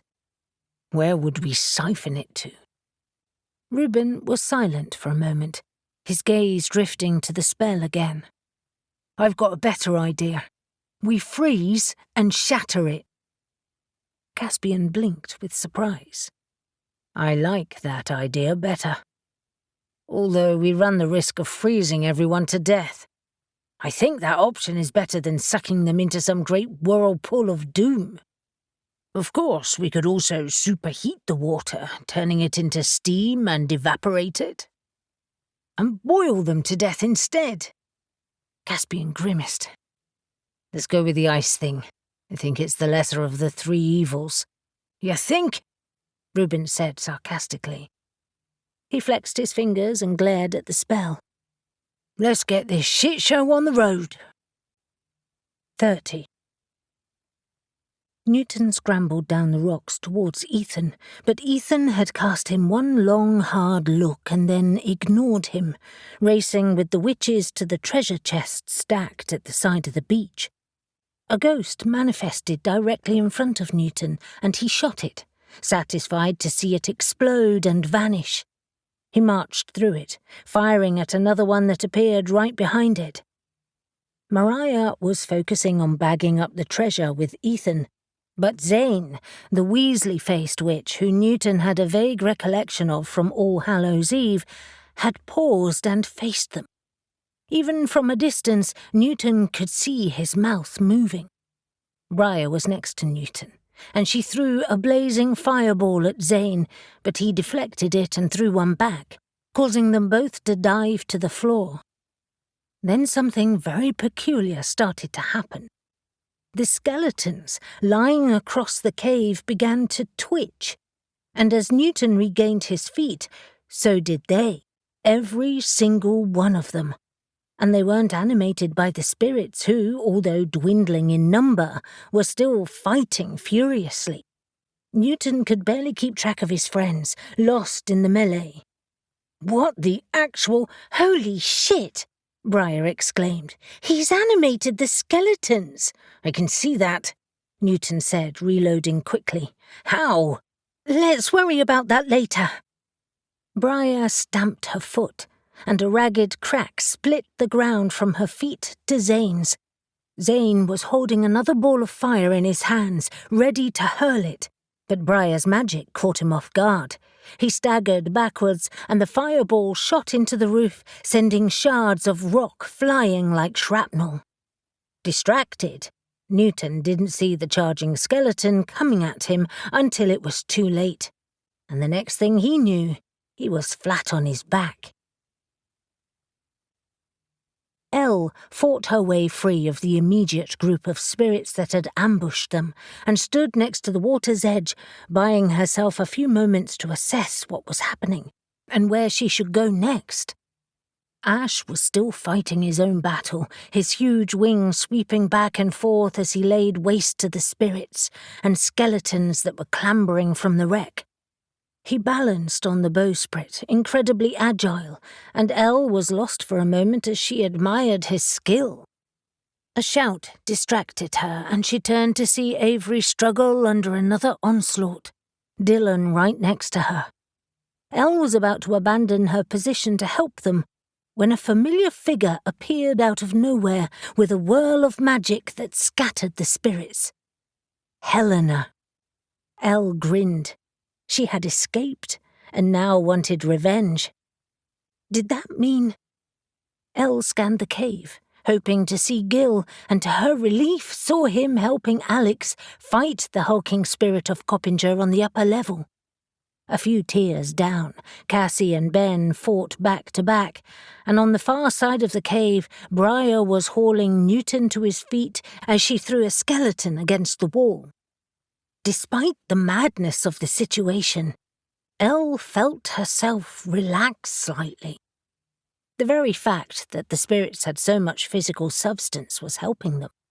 Everyone seemed to see them, and although they vanished and reappeared bewilderingly quickly, her friends seemed to be keeping one step ahead. But Alex clearly had no time to banish them, and that was a major problem, especially now that the skeletons were on the move. Zane and Mariah's arrival had further complicated things, and Elle wondered how best to thwart them. Mariah was gathering the gold coins with Ethan, Zane protecting them more than attacking anyone, and for a fleeting moment, Elle wondered what they thought they would do with it. They couldn't possibly think they could get away with it. There were too many people here witnessing their actions. And then she realized there was only one reason for their confidence. They were planning to kill them all. They either thought the spirits would do it, or they had another plan. A spriggan suddenly exploded out of one of the chests, showering gold everywhere, and Mariah shrieked as it sent her sprawling. In a split second, its shadow grew, swelling until it was towering above them. It swung its enormous club, catching Ethan in the chest and throwing him into the rotting ship, where he landed with a splintering crash. Everyone froze, including the spirits. The spriggan didn't, however, and as the club swung towards her, Elle ran.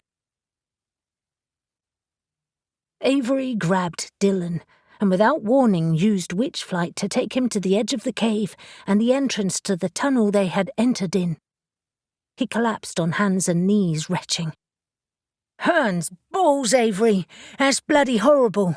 Would you rather your brains be bashed in? No."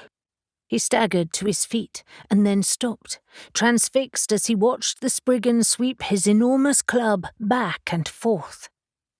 Their friends were running and ducking as old barrels and boxes went flying, and ash flew around the spriggan, trying to distract it. Sensibly, everyone else was scurrying to the edges of the cave, and Elle appeared next to Avery, breathless from her scramble. But something else was distracting Avery. It was starting to feel very cold. She could see her breath in front of her, and the green underwater quality of the cave was turning a glacial blue. Alarmed, she looked at the water and saw ice forming where it met the beach. In mere seconds, it spread across the bay and towards the wrecked ship. "Guys, I think Caspian and Reuben are doing something.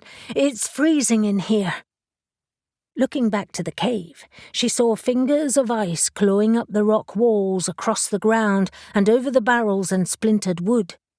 They needed to leave quickly. Avery turned to Dylan. "You stay here and guard this exit. This is our only way out. Have you got any salt shells left?" He patted his pocket and immediately reloaded. "Yep, no problem." "Good." She turned to Elle.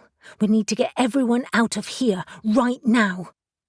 Elle didn't wait, and ran towards Briar and Newton, shouting loudly. Avery manifested next to Ben and Cassie, halfway up the tiers of rock that were now sheer ice, appearing in front of them so unexpectedly that Cassie yelled in shock. Avery pointed to where Dylan stood at the side of the natural amphitheatre. "Join Dylan and make your way to the end of the tunnel. There's a set of steps cut into the cliff face. It leads upwards to safety. But Ben started to object. Look around, Ben. This place is turning into one giant ice cube. As if to punctuate her point, snow started to fall, and an icy stalactite crashed to the floor next to them, along with ash. She's right, Ash said, and without waiting for Cassie's permission, he wrapped his arms around her and soared across the cave. You too, Ben, Avery shouted. Go!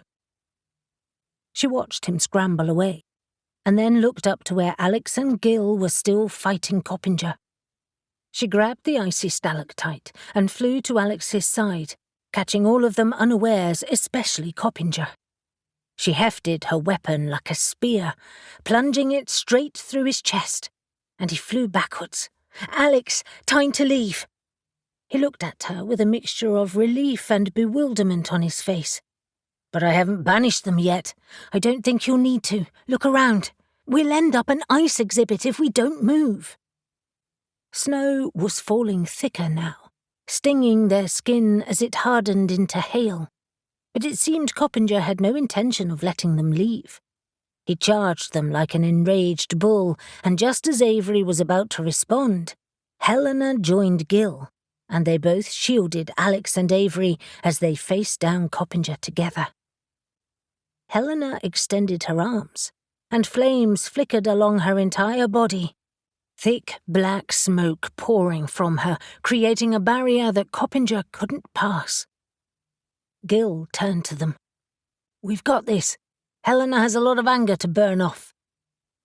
Avery stepped towards him, wishing she could hug him. Gil, I wish we had more time. Will we ever see you again? He gave her a weak smile. I'm aiming to retire after this, so I hope not. But you can't stay.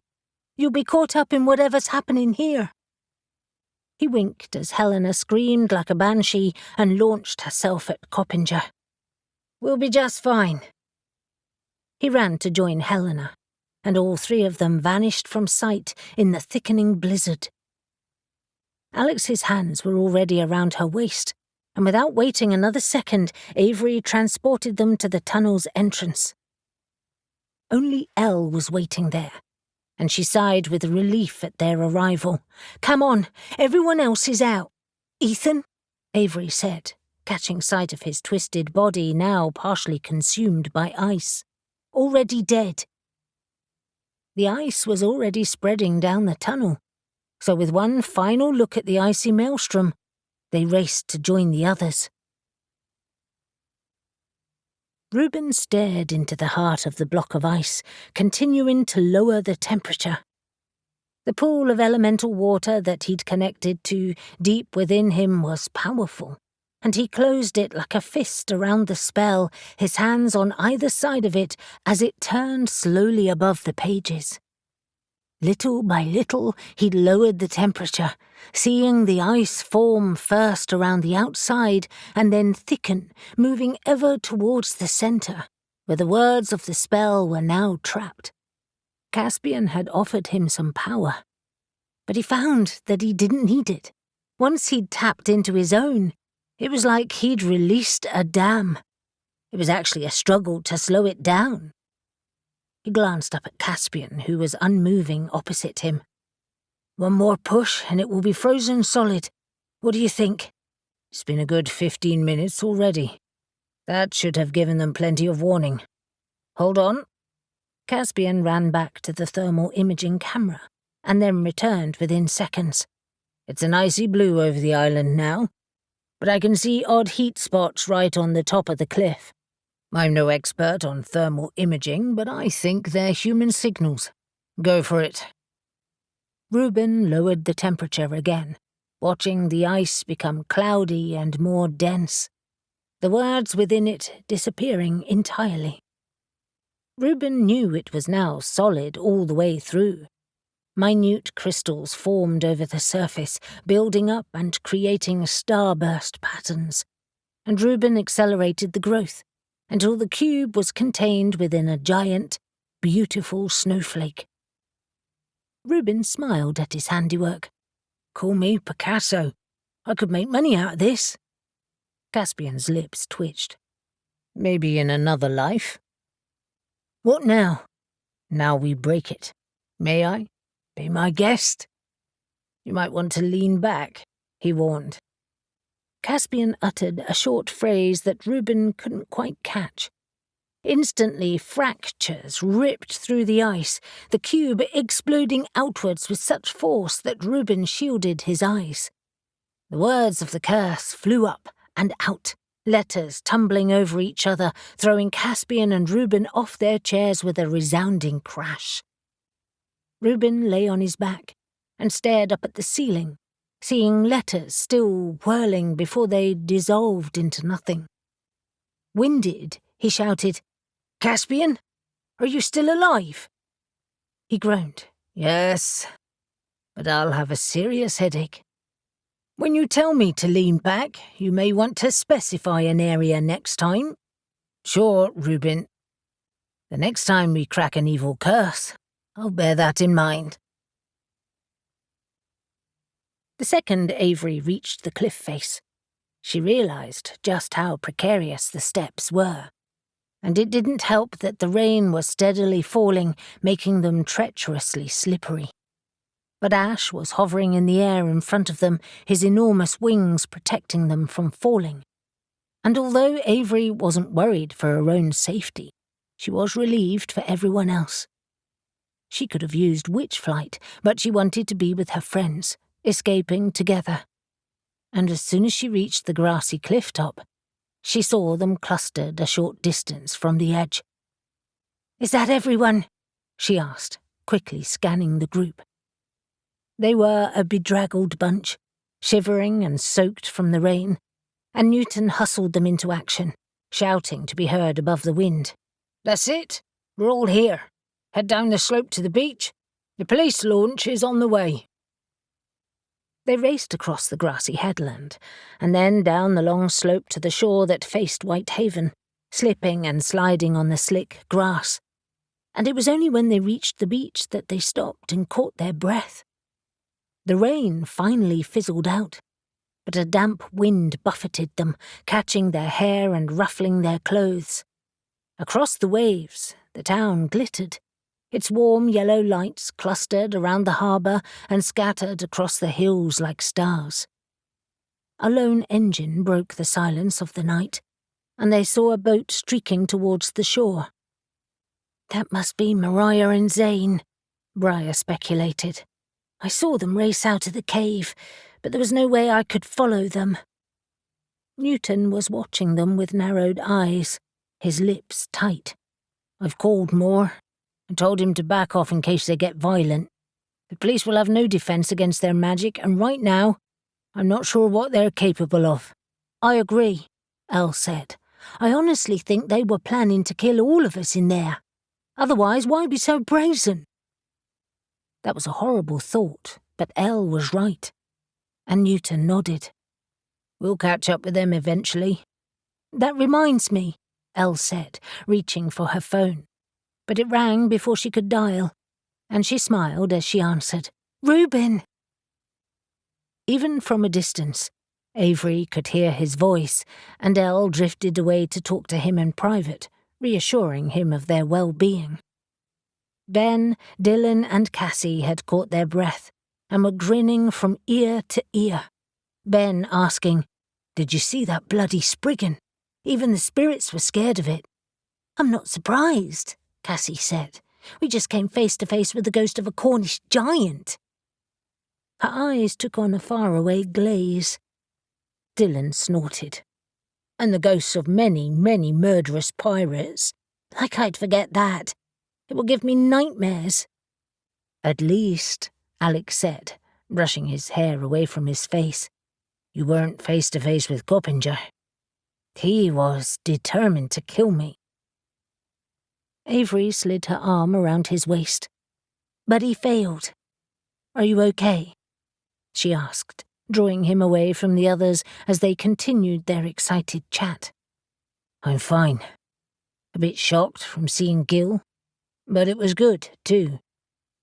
"At least we know Helena is free." Alex stared down at her. Remind me not to piss her off. She's mean. But she helped us. I'm just glad she's on our side. Newton joined in again. I'm going to have to come back here tomorrow to see if we can get any evidence. He looked inland uneasily, as if he was staring through the ground and into the cave.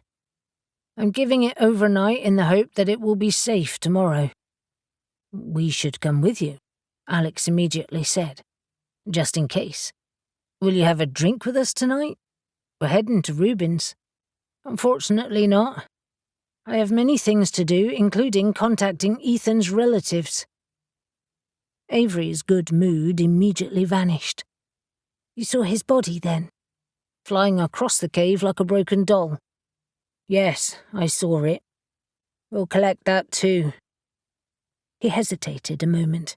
Do you think the treasure will still be there now that the curse has been broken? Probably, Alex said cautiously. Why? I was just thinking that it would be an excellent addition to the Whitehaven exhibition. It would be nice to salvage something from this bloody mess. 31. Avery leaned back in her chair and sipped her tea, listening to the chatter in Reuben's snug.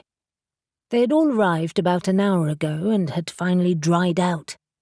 Elle was looking proudly at Reuben, who was sitting in front of the fire on the rug, and she said to him and Caspian, You two are so clever. What an ingenious way to break the spell. It was all Reuben, not me, Caspian said softly. He was sitting in an armchair, and he raised his glass in a silent salute. Yeah, Reuben said, shaking his head. He had some crazy whirlpool idea that would have seen you all sucked into oblivion. And let's not forget the steam. Caspian just smiled at him. Yes, so don't give me your bullshit stories again. Avery frowned, and then realized what Caspian must be referring to. Reuben's self-doubt. It seemed they weren't the only ones to share interesting experiences that night. Hold on a minute, Alex said, leaning forward from his spot on the sofa. Are you telling me that I didn't need to banish hordes of angry spirits, and we could have sat by the fire all night while you two worked upstairs? Reuben laughed and looked slightly sheepish. Ah, my friend, that might be the case, but wouldn't you have regretted missing all that fun? No. Coppinger tried to kill me on multiple occasions. I would have missed it, Ben cut in. That was amazing. I just wish we could have recorded some of it. Dylan gave an abrupt laugh. Ha! I was too busy fending off spirits to film it. At least we have the other footage. I'll start editing it tomorrow. You guys showed some impressive fighting skills today, Elle told them. Cassie smiled at her. Thanks. We've been practicing, although with our exams and everything we've been neglecting it lately. No excuses anymore. Have you got a team name yet? Reuben asked. Yes, we have, Dylan said, excited. After much argument, he shot Ben an annoyed look. We are called Ghost Ops, which stands for Objective Paranormal Studies. I like it, Reuben said, nodding his approval. He gave a sly grin. I can call you Gops, as in, help, help, call the Gops, I'm being attacked. If you have to, Ben said, groaning, as they all laughed. He turned to Elle, probably just to shut Reuben up. Hey, Elle, your sword fighting looked pretty good tonight. Well, that's thanks to Shadow. She's been giving me private lessons. Has she? Ash said, surprised. He was sitting on the floor, too, leaning back against the sofa and sipping a beard. She kept that quiet. And that's unusual because she loves to brag. Interesting housemate, Alex asked, laughing. You could say that. Why have they gone to London? Avery asked him, remembering what he'd said earlier. He shrugged. No idea yet. I'll call Gabe later. Avery wondered how true that was, and what they were now involved with, but she didn't say anything else. With luck, Shadow would update them eventually. "I have a question," Ben said, looking at Reuben and Caspian. "Did your ancestors seal that cave? Because Alex had to use magic to open it, and when he did, energy exploded out of it." "I believe so," Caspian said, but he looked uncertain. The details of what they did remain murky, and even though we deciphered the whole spell, we can only conjecture how it really happened. I suspect it didn't play out quite as they planned. But once they had Coppinger cornered with most of his men, they used the curse. From what you've said, there were multiple entrances into the cave, and I guess they must have sealed them all. They sheared the cliff face off too, crushing the ship and splitting it in half, Avery said. The bay looked to be a natural deep-water harbour that allowed the ship to enter the cave. Amazing, really. It was a proper pirate hangout. Mariah had been sipping her tea as she listened, but now she roused. "I think that's why Mariah left that place until last. They knew it was cursed, and knew it would be the trickiest to access, despite their magic and her compromise with the spirits. I wonder what she'll do now." "She and Zane will have to hide, surely," Reuben said.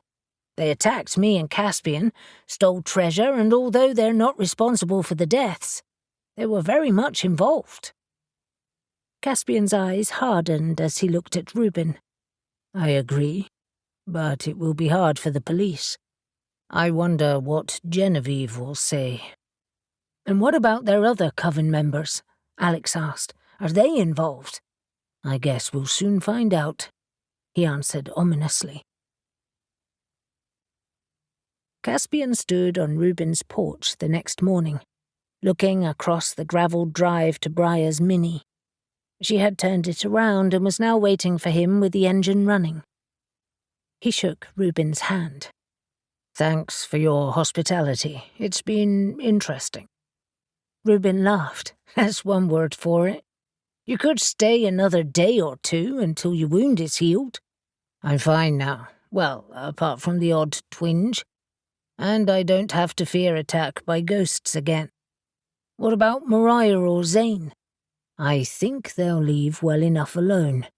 And my protection spells will be strong. Make sure yours are too." He stepped onto the drive and Reuben followed him as Caspian looked up at the attic's shattered windows. "Are you sure you don't want help with those?" "I'm going to do it the old-fashioned way and get glaziers in, and hire a builder for the wall." Reuben hesitated and then said, "Thanks for all your help with everything." He shuffled, looking suddenly uncomfortable. "I know I struggled a bit. You did just fine. Better than fine." Caspian was feeling unexpectedly sad to be leaving. He'd found that he was very comfortable around Reuben and the rest of the Whitehaven Coven, and it was a strange feeling, one that had been growing for a while. It was a feeling he'd buried, but couldn't anymore, and didn't actually want to. He debated just turning away and getting into Briar's car, but there was one more thing he needed to say. He looked Reuben directly in the eye. "I really am sorry about Gil. I'm responsible. I caused it even though it wasn't my intention. You have been incredibly forgiving, and I don't know if I could have done the same in your shoes." Reuben's gaze dropped to the ground, and Caspian hoped he hadn't said the wrong thing, but then he looked up again as if he'd mastered his emotions. "It's been hard, I won't lie, but thank you. I appreciate it. And now you need to move on, and so do I, from all sorts of things." Caspian heard Avery and Alex's voices coming down the hall, and Reuben spoke quickly. "And you need to move on from her, too." "Easier said than done," he confessed. And having said it, he already felt lighter. Reuben just nodded, and then Avery and Alex were with them, Avery saying, "There you are. I thought I'd missed you." She stepped forward, enveloping him in a hug. "Thanks so much for your help again. It's becoming a habit. You're on Team Whitehaven now." She stepped back and smiled at him, leaving him feeling bereft, but once again grateful for her kindness. Caspian laughed. "Don't let Estelle hear you say that." Something else he needed to deal with. He quickly reached forward and shook Alex's hand, aware of his cool glance that said everything. "Alex, I'll see you soon." And not wanting to linger, he headed quickly to Briar's car. Reuben stood next to Newton and Alex, watching Moore and another couple of officers examine the cave. They had set up huge lights and a generator after accessing the cave via the tunnel from Reuben's glasshouse, and Reuben tried to imagine how it would have looked the previous evening in the watery green light. "Wow," he said, spotting the splintered remnants of the ship. "That's incredible. It's all incredible." Alex grunted. "It looks a damn sight better today than when it was full of bloody ghosts and animated skeletons. Although the pressure of the ice has crushed all the wood." "Yes!" Newton exclaimed, hurrying across to the ruined chests and piles of gold. "The treasure is still here." "Slow down," Alex said, rushing to follow him. "The Spriggan might still be here too." "Oh, come on," Newton scoffed. "This place turned into solid ice. It would have surely killed it. We're probably surrounded by tiny little pieces of it." Reuben listened to their banter as he followed them with his easy stride, taking in the abandoned weapons, the skeletal remains, and the piles of shattered wood. It was cold and damp, with water dripping down the walls and forming pools across the tiers. It was hard to believe his magic had filled this place with ice. There was certainly no curse remaining or any palpable psychic energy. It just felt very empty. He could hear the surf pounding outside, but the only evidence of it inside were the gentle waves that splashed on the now inland beach. Ethan's body was still lying twisted on the spar, and once Newton was happy that the place was safe, the coroner would be called in, as would Socko. Reuben wondered what the ice had done to his body and shuddered. Turned his innards to mush, probably. Newton's shout broke through his thoughts. "Hey, Reuben, do you mind if the police set up on your grounds by the glasshouse? It could take days to process in here." He walked over to join them. "It's fine, as long as they don't mind me being incredibly nosy." "It will be out of bounds until they've finished, you pillock." "Thanks, Newton. You're always so nice." In the harsh white lights that illuminated the cave, Newton looked very tired, and he thought he'd trade an insult. "Are you sure you slept last night? You look like shit." "Barely." He watched Moore and the other two officers exploring the tiers of rock. "I called Maggie Milne this morning. I thought I should let her know about Mariah and Zane. We had officers watching their houses, but there's been no movement, and their cars are gone." He turned to Alex and Reuben.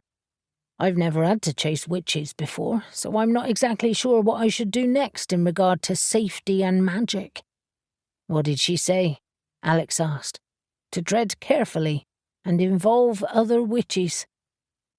He gave them a long, questioning look.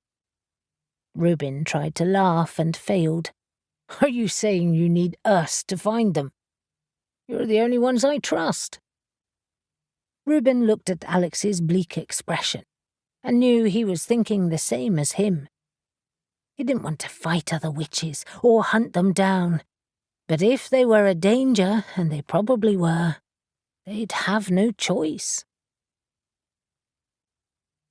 Avery ended her call with Genevieve and walked back to the counter to join Dan and Sally. It was late morning in Happenstance Books, and because it was a Saturday, the place was busy. All three were capitalizing on a lull and taking a quick coffee break. Sally had opened a packet of chocolate digestives, and she dunked one in her coffee as Avery leaned on the counter. "What's the verdict?" Dan asked. He decided to celebrate the museum's smuggling exhibition that, despite Ethan's death, was still opening that day, by wearing a T-shirt that said, "All the best pirates smuggle books." Avery had already updated them on the events of the night before, and there had been a mixture of emotions from them both. Excitement, horror, wonder, amazement, and now worry at the thought of Zane and Mariah's disappearance.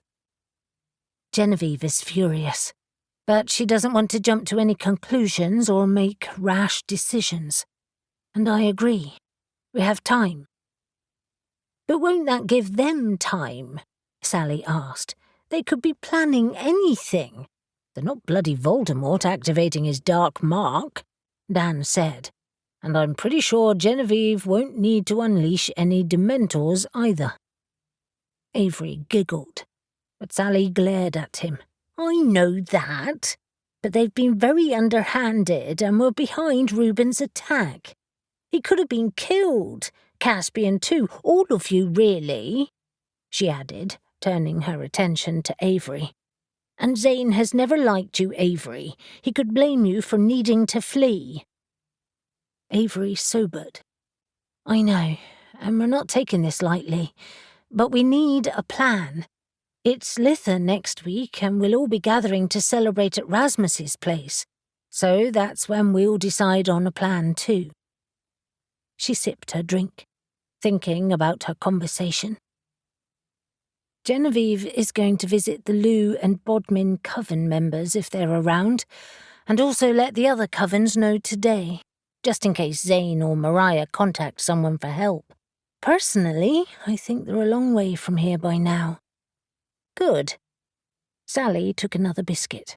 "Well, I'm just glad you're safe, and despite everything, I will still be going to that exhibition. Do you think they'll add the treasure too?"